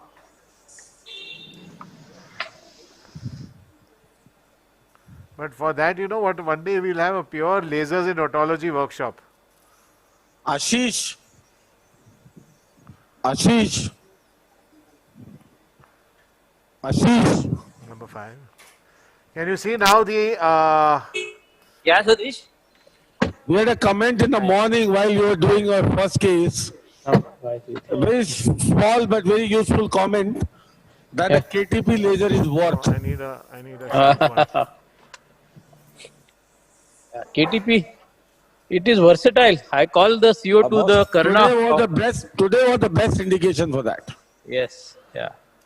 Okay, I just showing. And if the facial was dehiscent and prolapsing, even more so. Yes. You know, then you can take it past the facial and then still use the laser. Yes, because it has a more better control as it is a contact laser rather than contact. So the fiber goes beyond the facial to the foot plate. It is not aiming beam. You cannot take a chance. Yeah, that is why I got the fiber. See the important step from Desai Institute. See this. separating into layers. This is the mucosa, the classic interlay. I didn't know your phone. You are addictive. Cocaine. Boss. Cocaine Desai. Boss. क्यों खींच रहे हो भाई? NCB is in Mumbai. Don't talk like this.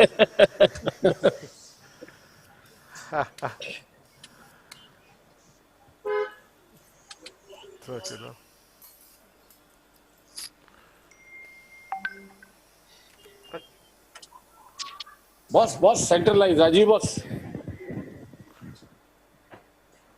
Yes. Little more anterior thinning is required. Yes, see, after this posterior tympanotomy, he has already made the well for the implant and all. The last thing required is to enter into the cochlea and place the implant. That's it.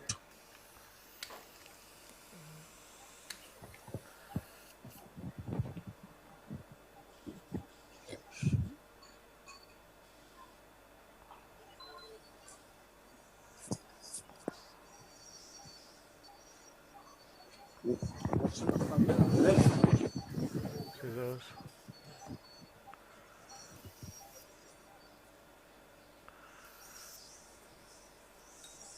So we had fun. I think I had made the opening remark in the morning. Let's have fun. I think we had because fun. Honestly, Satish and all of us, we have no other agenda except to, show to the world what we love to do, purely for the sense of academics. Absolutely. There is absolutely no agenda. There is no wheel in a wheel. It is just we just love what we do, and we love to share it with whoever is willing and wanting to. Yeah, that's it is And pure science behind this. Yeah. And I really enjoyed this session because, it's just the India group again. Yeah, yeah. 5. Yeah. Just like old times, buddies. Old times, yes.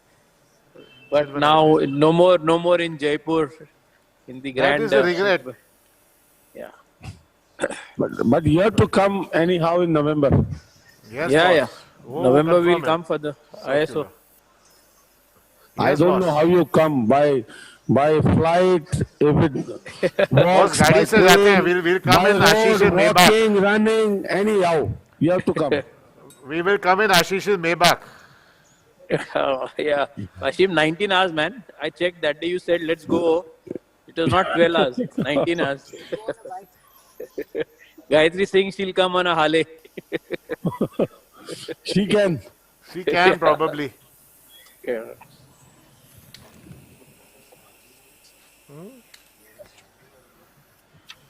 No. Gayatri. She's the big motorcycle freak.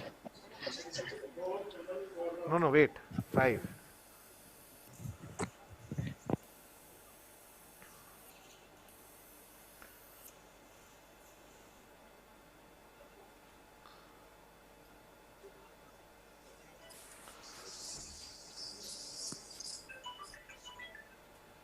Can you see this little tympanosclerotic plaque anteriorly?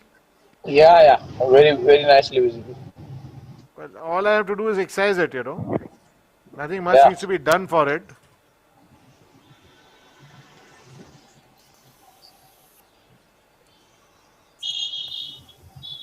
Many people want to see you, Ashish and Asim saying, Dr. Ramesh is saying the Staples Carnival that you did was the best carnival, best event he has ever attended.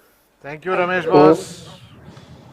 Who's saying that? Ramesh Rohiwal said. Rohiwal said. Yeah. So people want to see all three of you together.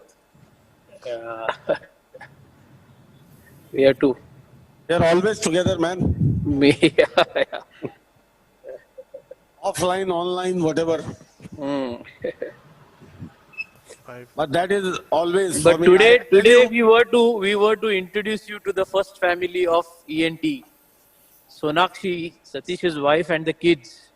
But Satish felt shy at the last moment. He said, "No, yaar, no, yaar, no, yaar."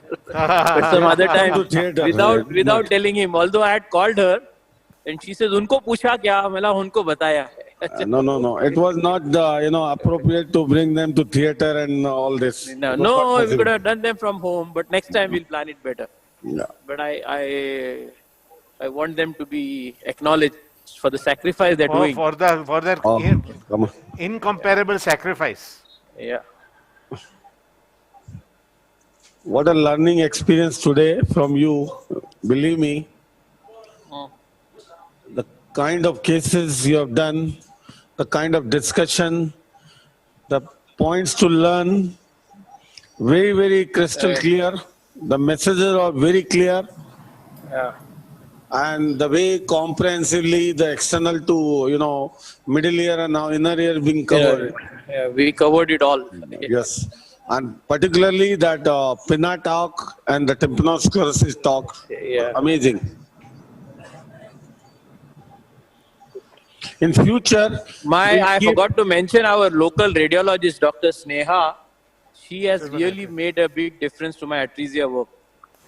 Because before this marathon from Satish, before I could master these fine nuances of the CT scan, she used to label things, measure things for me, get me the facial nerve codes, mark the stapes. Really, she developed a fantastic call.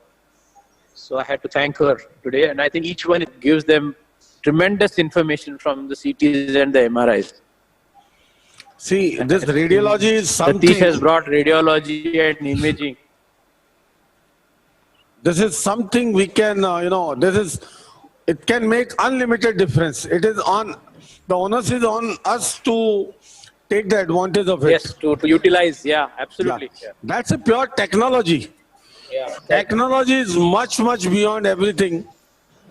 It is on us to take the advantage. But Satish, I have to give you the credit for democratizing radiology. Yes, absolutely. Beautiful term used. No, it's true. It's true. Yeah. Very true. Like I tell you, in the morning, Dr. Bala Subramaniam was asking, I am a radiologist, can I attend your webinar?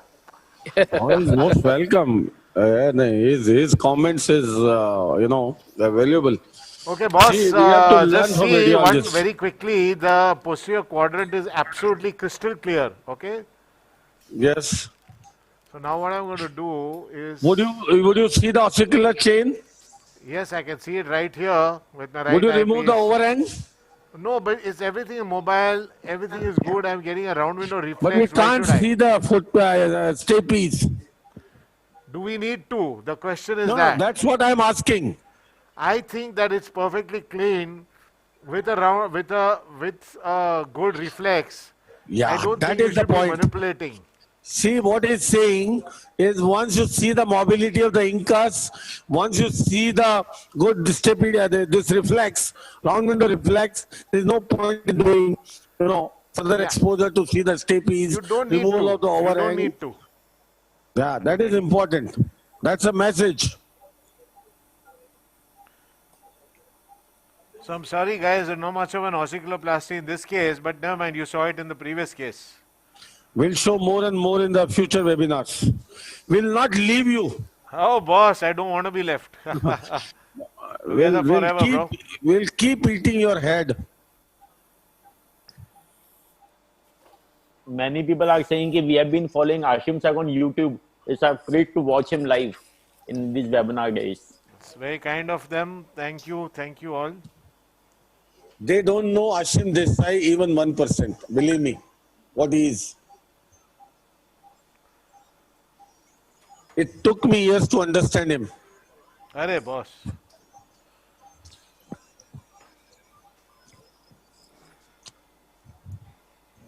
It's pure merit, boss. The kind of work you do is something you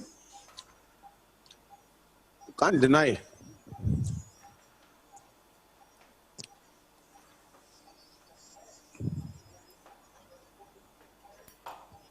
See, Ashish mentioned in the morning the name of the people of a group who have been practicing in different parts of India. Believe me, those few names, if I tell you about them, the commitment, the Arvind Patil, Amol, Maruti, Amazing Gaurav work. Chaturvedi, it's amazing.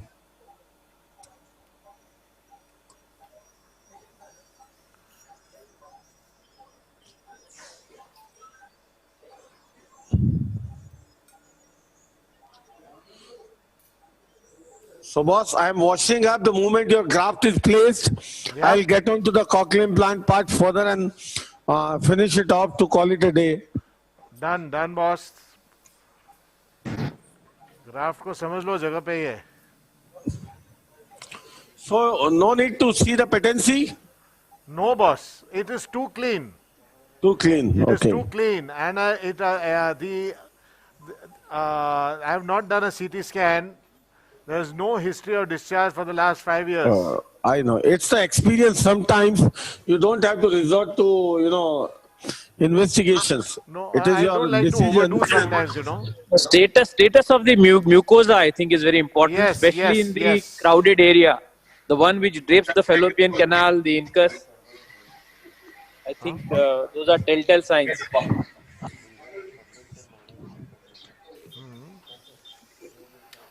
So, Ashish and Satish, should I be opening the mastoid?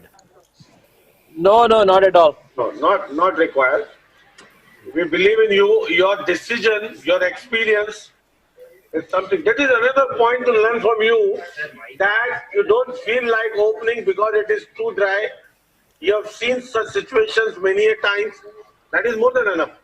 The message that I want to give is each one should, for 1 year, 1 full year, like 365 days, every central perforation they should open the mastoid and get their own statistics. Yes. This is how I came up with that ice gola thing, and then I gave up the ice gola also.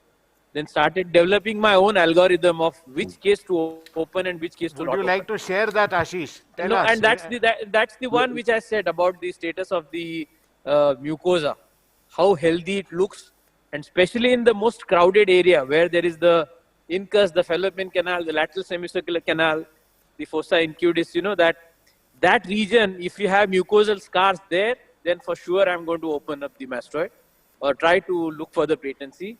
Otherwise, I don't see any reason. And I did this, I think, for a year or 2 years. Every case I opened, because in that time in conferences, it used to be a big point of debate.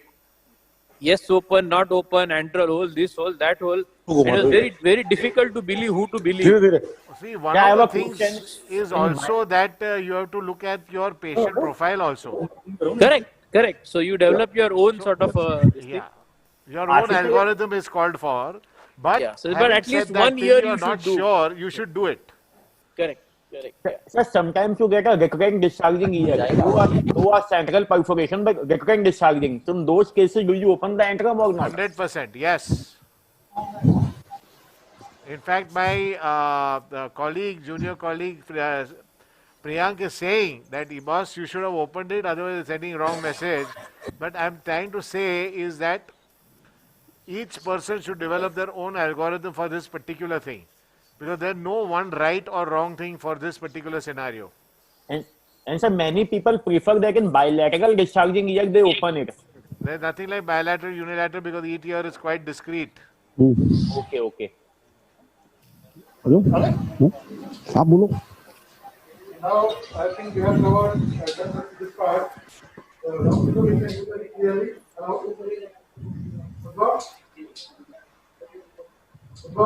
Yes, sir, yes. Very clearly.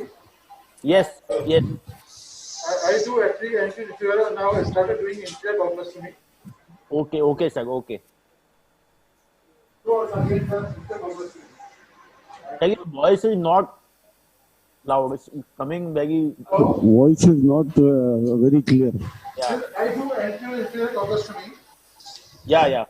He's done the anterior colposcopy, and I'm not very much perfect in doing the anterior colposcopy. You did last week 2 cases. I've done the last 11 cases, but I'm not. Can't hear anything. I require but something to do for anterior colposcopy. Sir, can you focus on the round window?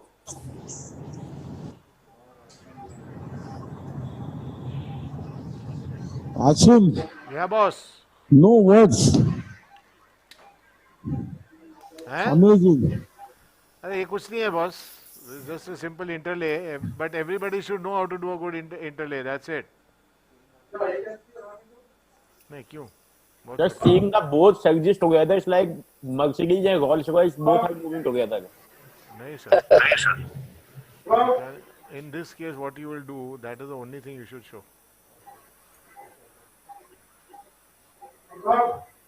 Yes, sir. Yes. Like the voice is not very clear. It's breaking in between. I don't know why. Maybe your mic.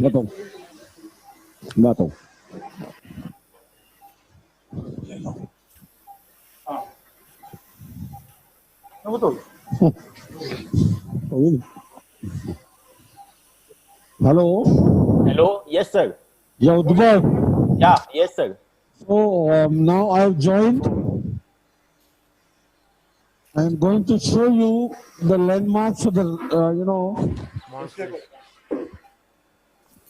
Okay.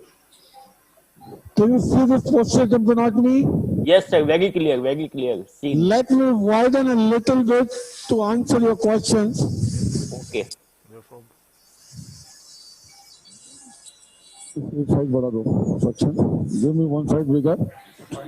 As we have to show the round window, we have to even see beyond the round window. One side, Mangalam. Yes, sir. So yes. let me show you the facial now first.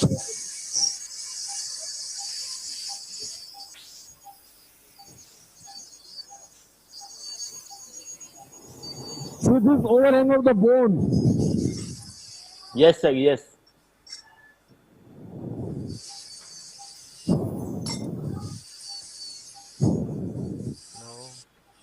Then this anterior overhang. See that? Yes. And when I tilt, Does it help? No.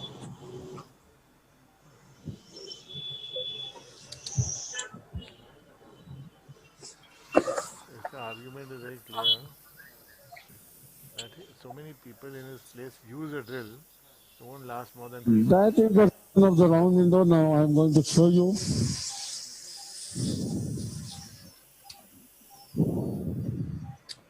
भाईचारे में नहीं होता है.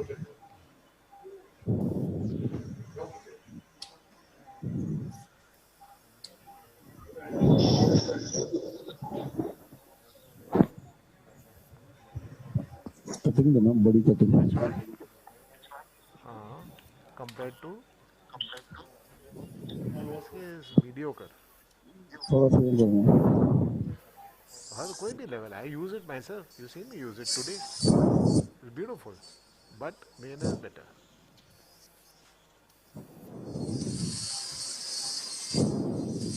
Beautiful. Right, not checking it. I'm thinning out, you know. You don't need skin. Yeah. Can you give me the bipolar? Wet. Wet. Wet. Yeah. No. Not so much.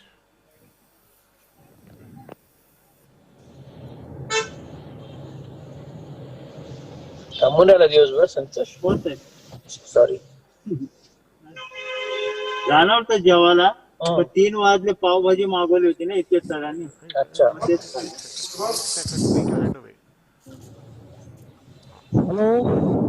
Hello. Yes, sir. Yes, sir. What I'm trying to do is to improve the exposure. Okay.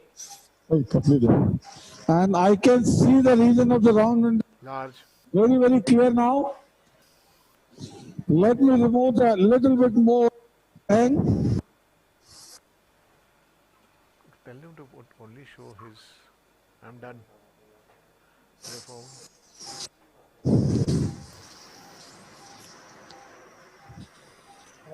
Right angle. See this overhang I removed from over the round window. This is round window. Hello? Yes, sir. Can you zoom a bit? Yes.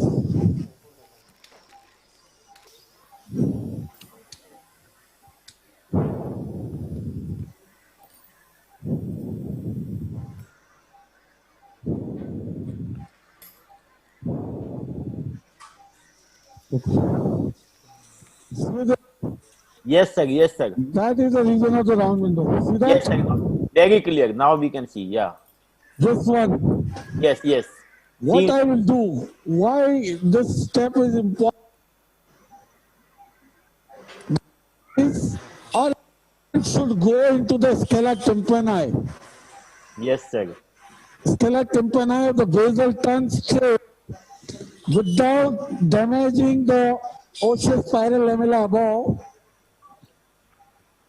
It should go in the lumen tympani. And what all is needed is Inferior. trajectory. So you will ascend it inferiorly. Yes. So I will extend down in the margin inferiorly. That's simple. Yes. See this inferior? Yes, yes. If I extend the round window opening inferiorly, my access into the scala tympani will altogether change.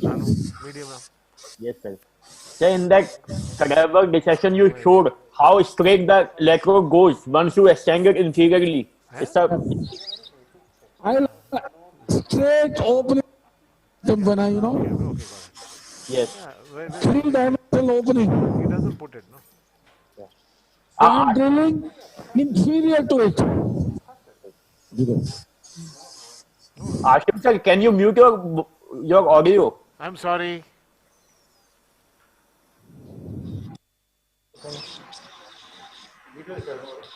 See the movement in a minute's time. I will open the round window properly. Yes. I am drilling this bone inferior to it. That's it. So never ever, I don't advocate a separate cochlear tube because you never know. You are going to go in the cochlea, end up opening some cell which look like cochlear opening.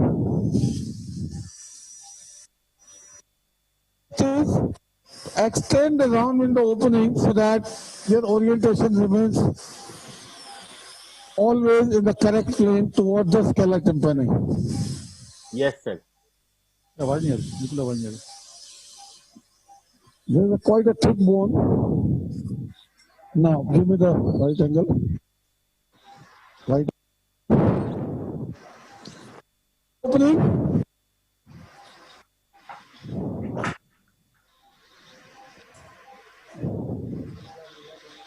See my round window? Yes, sir. Yes, sir. We are seeing it.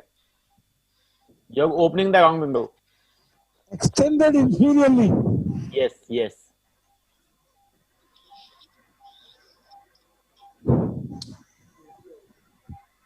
And see this.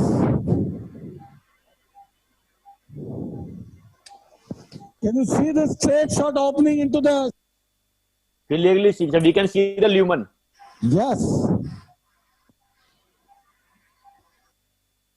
Just a minute.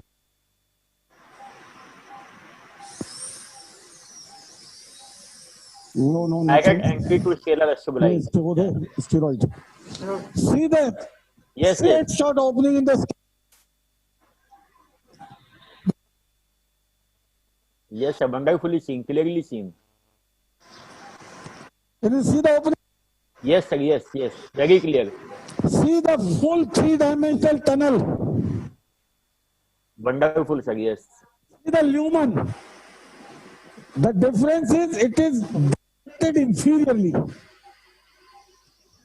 You know? Yeah. So I remember had I gone through the window, my implant would go fast and hit the modulus. Yes, sir. What I did, I changed my trajectory inferiorly, and now my implant will go unimpeded. Yes, sir. In the scala tympani. Yes, sir. So you have shown this with the Cielo endoscope. In the last cochlear webinar with the Cielo endoscope, you showed the lumen. I can still show with the Cielo endoscope. See this? You can see very clear the tunnel. Yes, yes. See this tunnel? Can you see? Yes, sir. Yes, sir. Very clearly seen. So now, having seen this tunnel, The implantation is a child's play because now this tunnel is inferiorly directed. This is below the level of the osseous spiral lamella. Pass your implant, it will go all the way in the lumen of the scala tympani. What I have done, I have placed a gel form soaked in steroid. Okay, sir. Steroid. See this for a moment until I fix my implant. Okay? Yes, sir. Yes. Believe me, now having seen this tunnel, this implant placement is like a child's play. Now let's get the implant. Do you like any lubricant? Pardon? Sir, Hylinase. Do you insert Hylinase? Not required. See what I'm harvesting here. There's a little bit of the periosteum to seal my, opening. See this? Yes, yes, sir.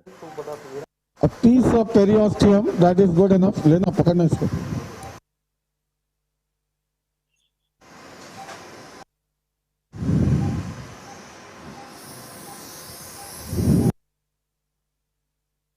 Section kare.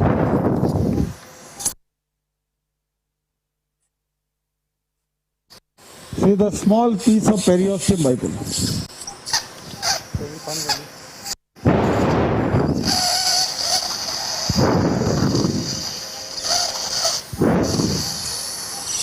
Some more.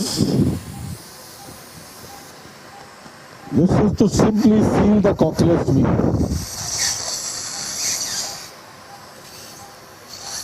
See some more periosteum. Periosteum.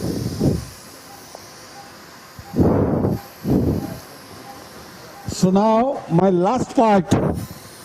Next few minutes we have already our audiologist, Mrs. Ranju Verma is with us. Ranju is a committed audiologist having vast experience of, rehabilitation of these hundreds of cochlear implant patients we have done. Our association is now 16 years, I would. Yeah. Yes, sir. We heard her lecture during the implant. The pre-op evaluation, everything she is playing beautifully.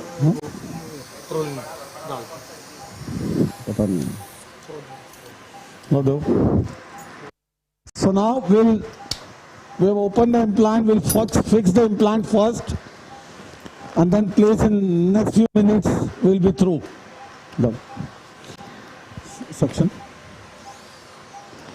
See now, this is proline for the fixation being placed. Process, patli, micro. This is on this side. See the drill holes to pass the proline through. This we believe is the best way to fix the implant. See, implant fixation is a very, very important aspect. Migration of the implant is a disaster. Yes, implant, khulna. Yes, give me. Yes, implant. We'll just fix the implant and pass our electrode array in a 3-dimensional cochlear tunnel. ठीक है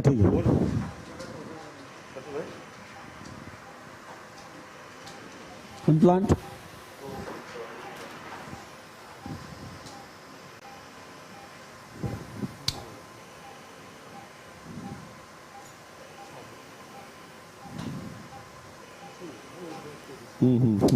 good so देना implant यार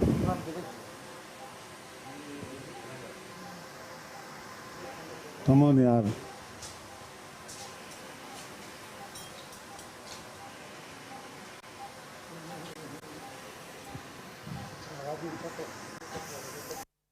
and see this is the nucleus implant, the regular one. The last time I think you showed advanced bionics. Yes, last was the advanced. See, we leave upon the patient. Yeah. The choice patient's one after explaining all the variety, advantage and disadvantage done by Ranju. Yeah. Yes, sir.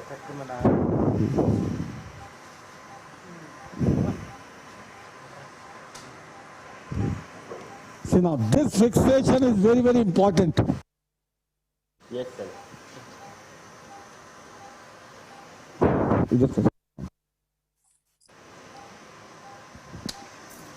On tooth.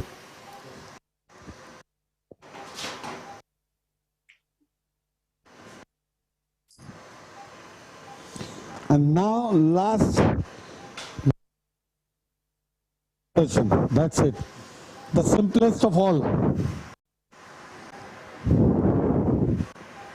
There's a ball non-tooth.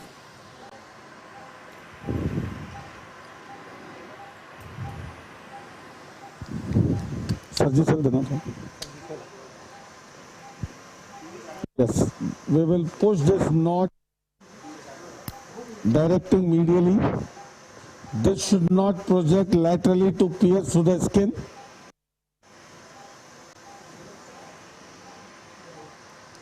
Oh, oi, Papadal.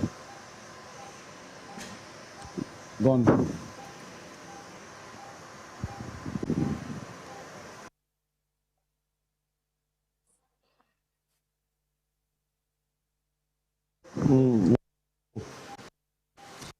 There was through. क्या करते हो यार? क्या बनाया?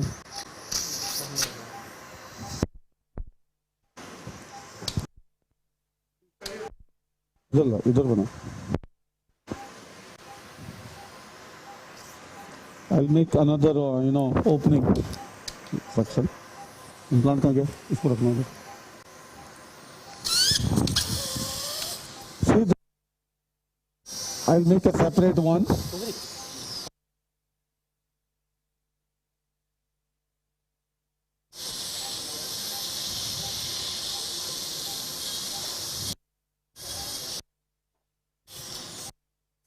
Red. Do it. Quick, yaar. Don't waste time.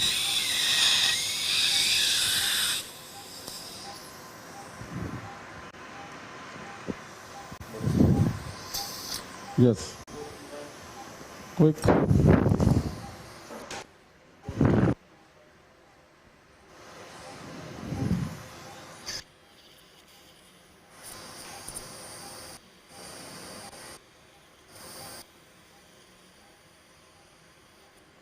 Yes.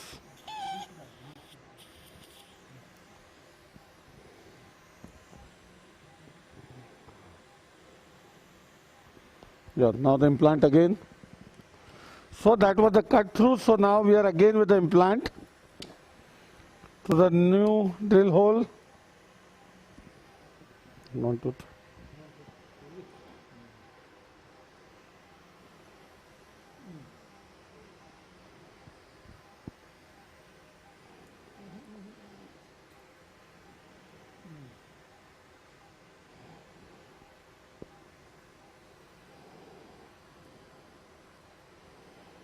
Yes.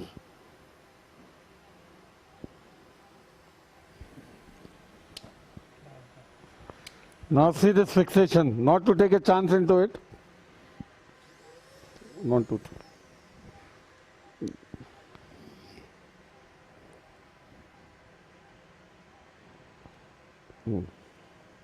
Yes.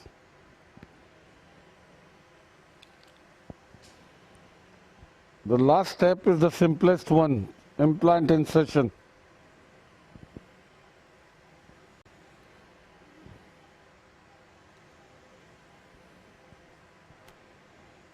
Look, cut. Cut now. And I'm inverting this knot medially. See this? And put a surgicel, small surgicel. Yes, sir. Just to keep it in place. It should not come out. Okay? Now, this is the ball electrode to go underneath the muscle, to go underneath the temporalis.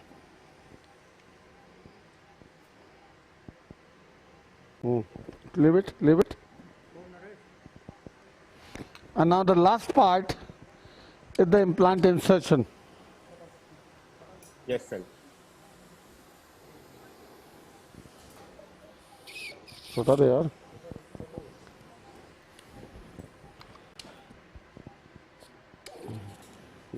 What is this?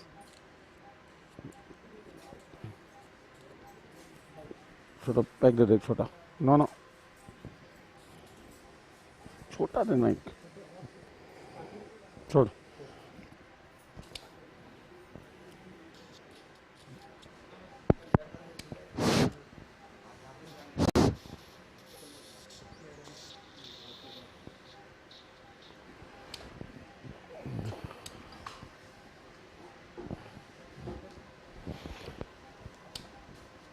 Now is the last part, and that is my gel foam, which I am going to remove. Forceps this.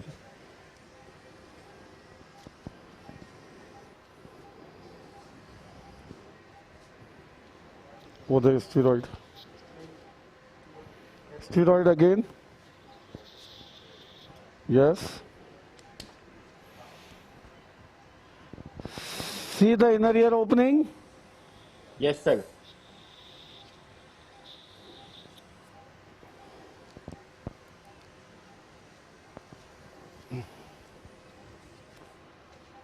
And see my electrode array.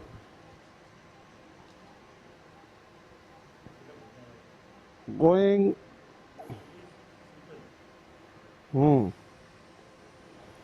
So we began with a piston in the fenestra, and now we are ending with the array in the fenestra. See, with so much of ease,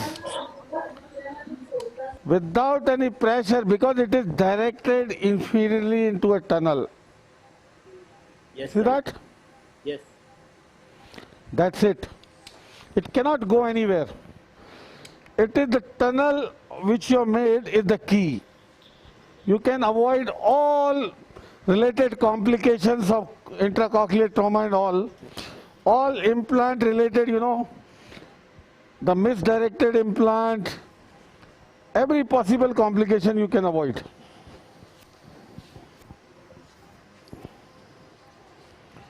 Simply by a direction, proper direction given to the implant.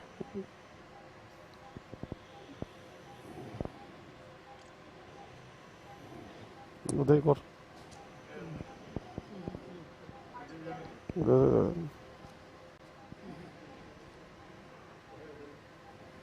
देना. And this is the piece of periosteum which I am placing around the implant to seal it. See now? Yes, sir. This is the tight sealing. See this? That is the tight sealing. Gel foam. Now the last is the gel foam. Like Ashim said, it soaks and become heavier much more than the weight. Yes. You know?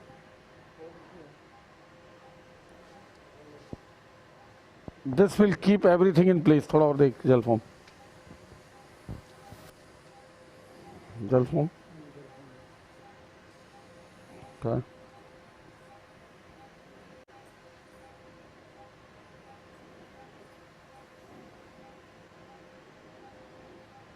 एक और. Yes, a little bit of the bone dust. This is to immobilize this. Yes, sir. Yeah. Can you see? Yes, yes. The bone dust.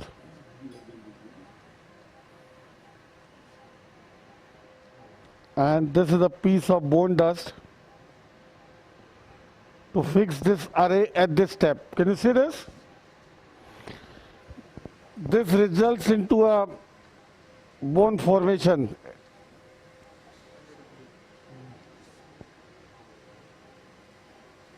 See the rest of the array coiled in?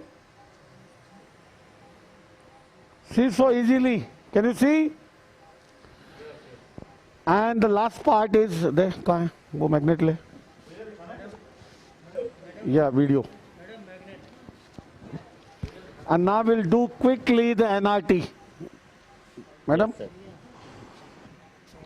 Le bhai. Le. Boss कितनी देर का है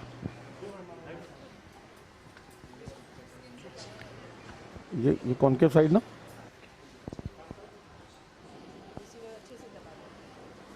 देखो Is it come? So show the impedance first. Good. Can you bring the external camera please? The impedance is very good. External camera please. You kar do. अच्छा, it is connected. Can you see the impedance? इधर ले लो ना इसको. Hello. Hello. Seen, Satish, we can see it. Yeah, and lastly, the neural response telemetry that gives again a good relief to the surgeon that whatever you have put is working.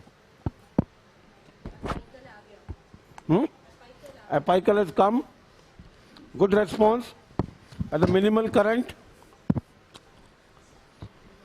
So what we do a random first, and then if there you can check all the electrodes. So idea is to rule out any short circuits. Though this NRT doesn't change the management, all coming. Basal is coming, see the response. Amazing. Yes, sir. Yes. See this. The only key, see my insertion all is hardly anything. The key was to make that tunnel. Whoever is doing cochlear implant, just stay inferior to the round window. Inferior doesn't mean medial. Medial is disaster. Stay inferior, extend the opening inferiorly, go into the tunnel, inferior tunnel, and stay away from all problems. That is the crux. Inferior extension of round window. That's it. You can avoid all further complications. This is the most simplified version to prevent the complications, to optimize the results. Now my implant is lying in the scala tympani all the way, closest to the scala media, the spiral ganglion population. My current required will be minimal, and that is what we want, with minimal intracochlear trauma. Ready? Ashish? Yeah. Anything to comment? No, brilliant. And I lastly, think that is very deeply convinced now, yeah. Lastly now, we have a quick, very small video from Rajeev Pachauri boss of various technique like Udbhav asked. Very Yes, short video. The tips for barrier technique and something to lighten us. Yes, the quick video, boss. Can you show? So please? that is mic is on? Yes, yes. This is post-oral video. Yeah, this is okay, Varia we can do an endural approach. You can do. This is Bombay technique? No, it is. This is the primary basic technique. It is posterior canal means post-oral Varia. You can do it. I have taken the normal incision, post-oral incision, as we take in the normal cochlear implant like we do today. We just elevated the posterior canal wall flap. That is the most important part because you have to take, you have to avoid the tearing of the canal wall, because the main principle of doing this concept of doing this post-oral Varia is just to avoid the contamination of the external aortic canal to the middle ear. So we elevate the flap. Annulus is elevated without tearing anything, keeping the chorda intact, and elevate the annulus from 12 o'clock position to 6 o'clock position. So the middle ear exposure is perfect. Just canal, little bit drilling is done in the canal wall just to maintain the, you can say, track. So you can put the, you can do, when you make a tunnel, the straight goes straight. So just canal wall straightening is done with that mild drilling with your diamond burr. And so it was a little bit, you can say, a small contracted mastoid. So I tried the better to do with the Guerilla technique, though we could have done with this post-tympanotomy approach also, but this is it was more easier. So mastoid drilling was started, and we could see very clearly that it was a low-lying dura and forward-lying sinus was there.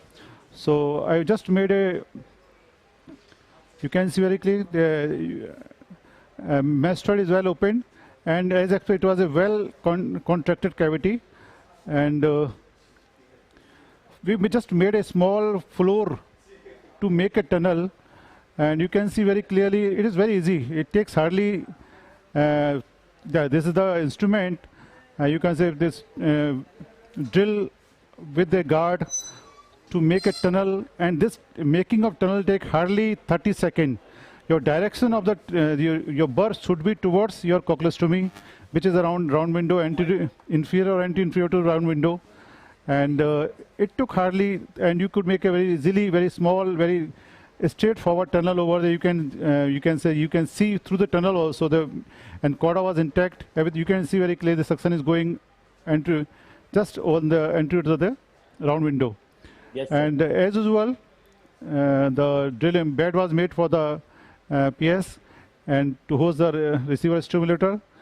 That all precaution we take for that. The tunnel is also made for the cable also, and the entry inferior cochleostomy was done because at that time we used to do posterior entry inferior cochleostomy, and used 0.6 and 0.8. It was a nucleus electrode. So direction of the tunnel and the direction of the cochleostomy should be same. So it seems that we can put the electrode easily, and now that's the insertion of the electrode. It goes like just like a butter over there. Just see. And no need to put any instrument over. It goes directly into the cochlea, and it was a perfect, easy insertion. You can do in all the cases. Like insertion is always never an issue. Whether you do a round window, Dr. Kranti Bhavna, so many people are doing round window insertion with the Viria technique, and you can see chorda over there. Full insertion was done. You can stabilize the electrode with your gel foam and the tissue and fat. This is all about this. Putting the electrode, the police putting the cable in the small mastoid cavity is a trick, and you have to keep patience over here because never try to make a pressure on the cable, and it was easily kept in the cavity, well stabilized. And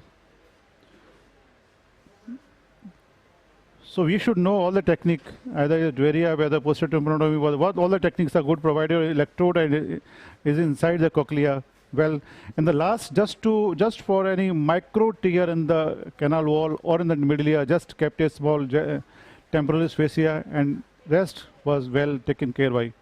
So it was a simple post-oral Viria technique, nothing else. Superb video, Rajeev. Thank you, sir. Thank you. And it's really great. You are versatile in doing both the techniques. I think it's a pleasure to watch this video. Thank you, sir. Thank you. Deepak sir. Yeah. Bolo Satish. Any comments, any suggestions you want to? Arey bhai, I am speechless. What can I say? All your students and friends have done so well today. Arey boss, you are so experienced. Yeah, I know. You have been doing day in and out all these procedures. Man. That's what you have taught me. I told it in the beginning of the meeting only. Great. So, Udbhav, any questions? Sir, Dr. Prakash Munka is saying that you people have answered all the questions, and it's a wonderful trick. Most of the questions have been answered. Oh, that is great. The discussion really. So ultimate cases today. Yes, sir. All. Next time, I think the revision stepage is going to be a sort of a highlight. The only people are missing is Dr. Ashish sir, that microfacial surgery. People wants to know everything about it, each and every detail. People are like,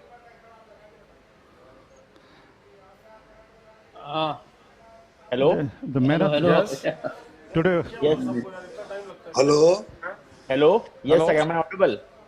Yeah, you are audible. Very clear. Yes, sir. I am saying people are just, they want to see Ashish sir more in action. They want to see each and every step of the microshare surgery. Ashish, It's a public demand.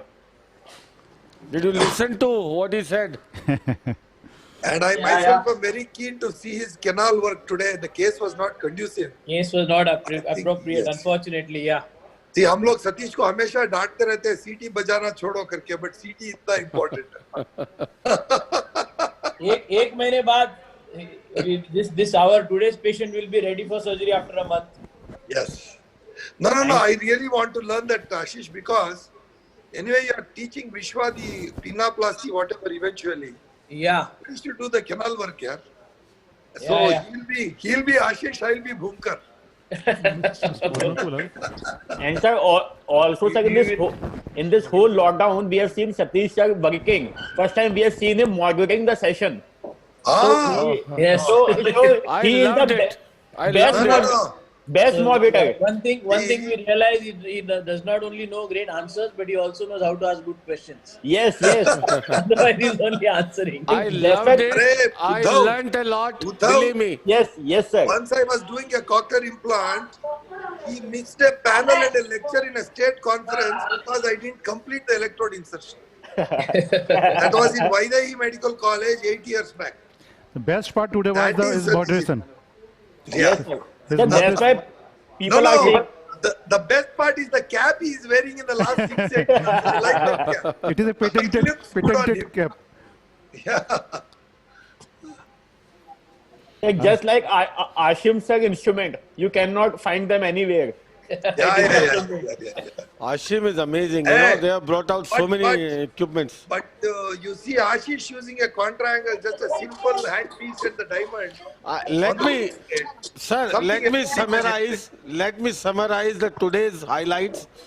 The best part to start with the KTP laser devascularizing the foot. Absolutely. Second was drilling for thinning the foot plate with keeping the foot plate intact. Believe me, these are the importance of these points. Only those people can know who have realized how difficult it is. Number one. The second part was Ashim's vein graft. Correct.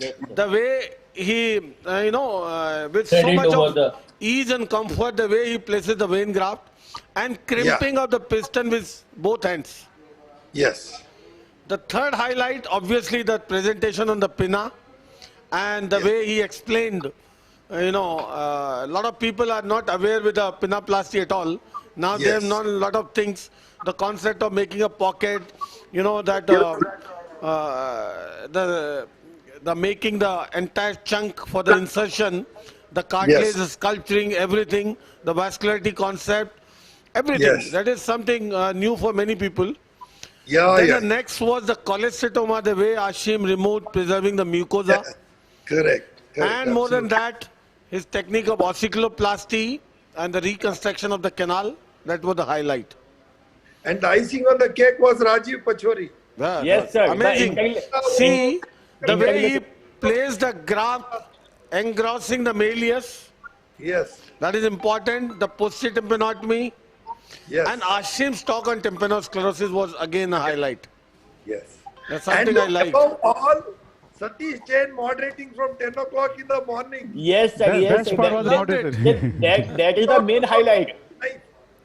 See, this was pure teaching, and people should know the kind of work these people are doing. This is always a learning experience. Believe me. Man, let them look at your student, Deepak Haldipur, they will know the kind of... Sir, you have been so modest. You know the kind of work you are doing. Everyone knows. Sir, Deepak sir is the dawn of south of India. And you have opened a gateway for learning for everybody, the Trustwell Hospital, the skull base. And Ashish, with my new shakal look, you can call me the Don. Shetty. Thank you all, and big thanks to Sun Pharma again for all this opportunity. Mahendra Varman, congrats. Yes, sir. Yes. Once again, my heartiest thanks to all of you. I think the dream day is getting over, and actually, I think it's amazing when when we got the message from Dinesh that we crossed the 10,000 mark, actually, when we circulated across the company. That is on link. And the YouTube is separate. Yes. That is again crossed over 9,000. And this is landmark. Believe me. And this is truly those people who have witnessed. History made on many fronts. And across the division, actually, when we are getting the messages were pouring from different hierarchy across the company to us. Somewhere, all the credit goes to the entire team of today's webinar. Thank you. Thank you very much. This workshop, organizing this webinar for demonstration from 3 places was a huge task. Thanks to Dinesh. Very, very difficult task with the internet speed, with the coordination from 3 places, with 3 different audio-visual systems at 3 places was a real difficult task. And of course, the costing in the same ratio. And everything happened so smoothly. Big thanks to Sun Pharma for their generosity. And, thank you, sir. And the man who deserves the most is the Dinesh. Satish, he was literally, he was the man of the match, really. Actually, I really learned a lot. This time I had a lot of discussion with Mahindra and Sun Pharma. Yes, sir. This time actually I had a lot of discussion with Dinesh, whether it is possible, will it go? We owe it to Mahindra and Sun Pharma a talk on allergy by Ashim Desai. Okay, sir. I think for his, for the brand promotion, I think he's in the antibiotic, and one is an antibiotic stewardship program. Is something which Ashim should speak maybe 20 minutes or so in between in some coming things. And Ashim, you are absolutely brilliant on allergy. Yes, I'd be happy to do something on allergy because they have Bilasho. Academics, but also in we have Montec effects, sir. We have, my division has got Montec effects. I remembered you saying it. Therefore, I'm saying that Ashim he's got a brilliant talk on that. So we should do it. If he agrees, right now, yes. I'll Agreed. Agreed. No Thank you, sir. Thank you. On two different occasions, once on allergy and once on antibiotic. Thank you, sir. Thank you, sir. Thank you very much. And big thanks to Pachauri boss, who has put in so much effort. It's a team effort. Down from Agra for this event. Satish Jain team and team. Udbhav, nice to meet you. Thank you, sir. Pleasure is all mine. Udbhav, amazing. Enthusiastic.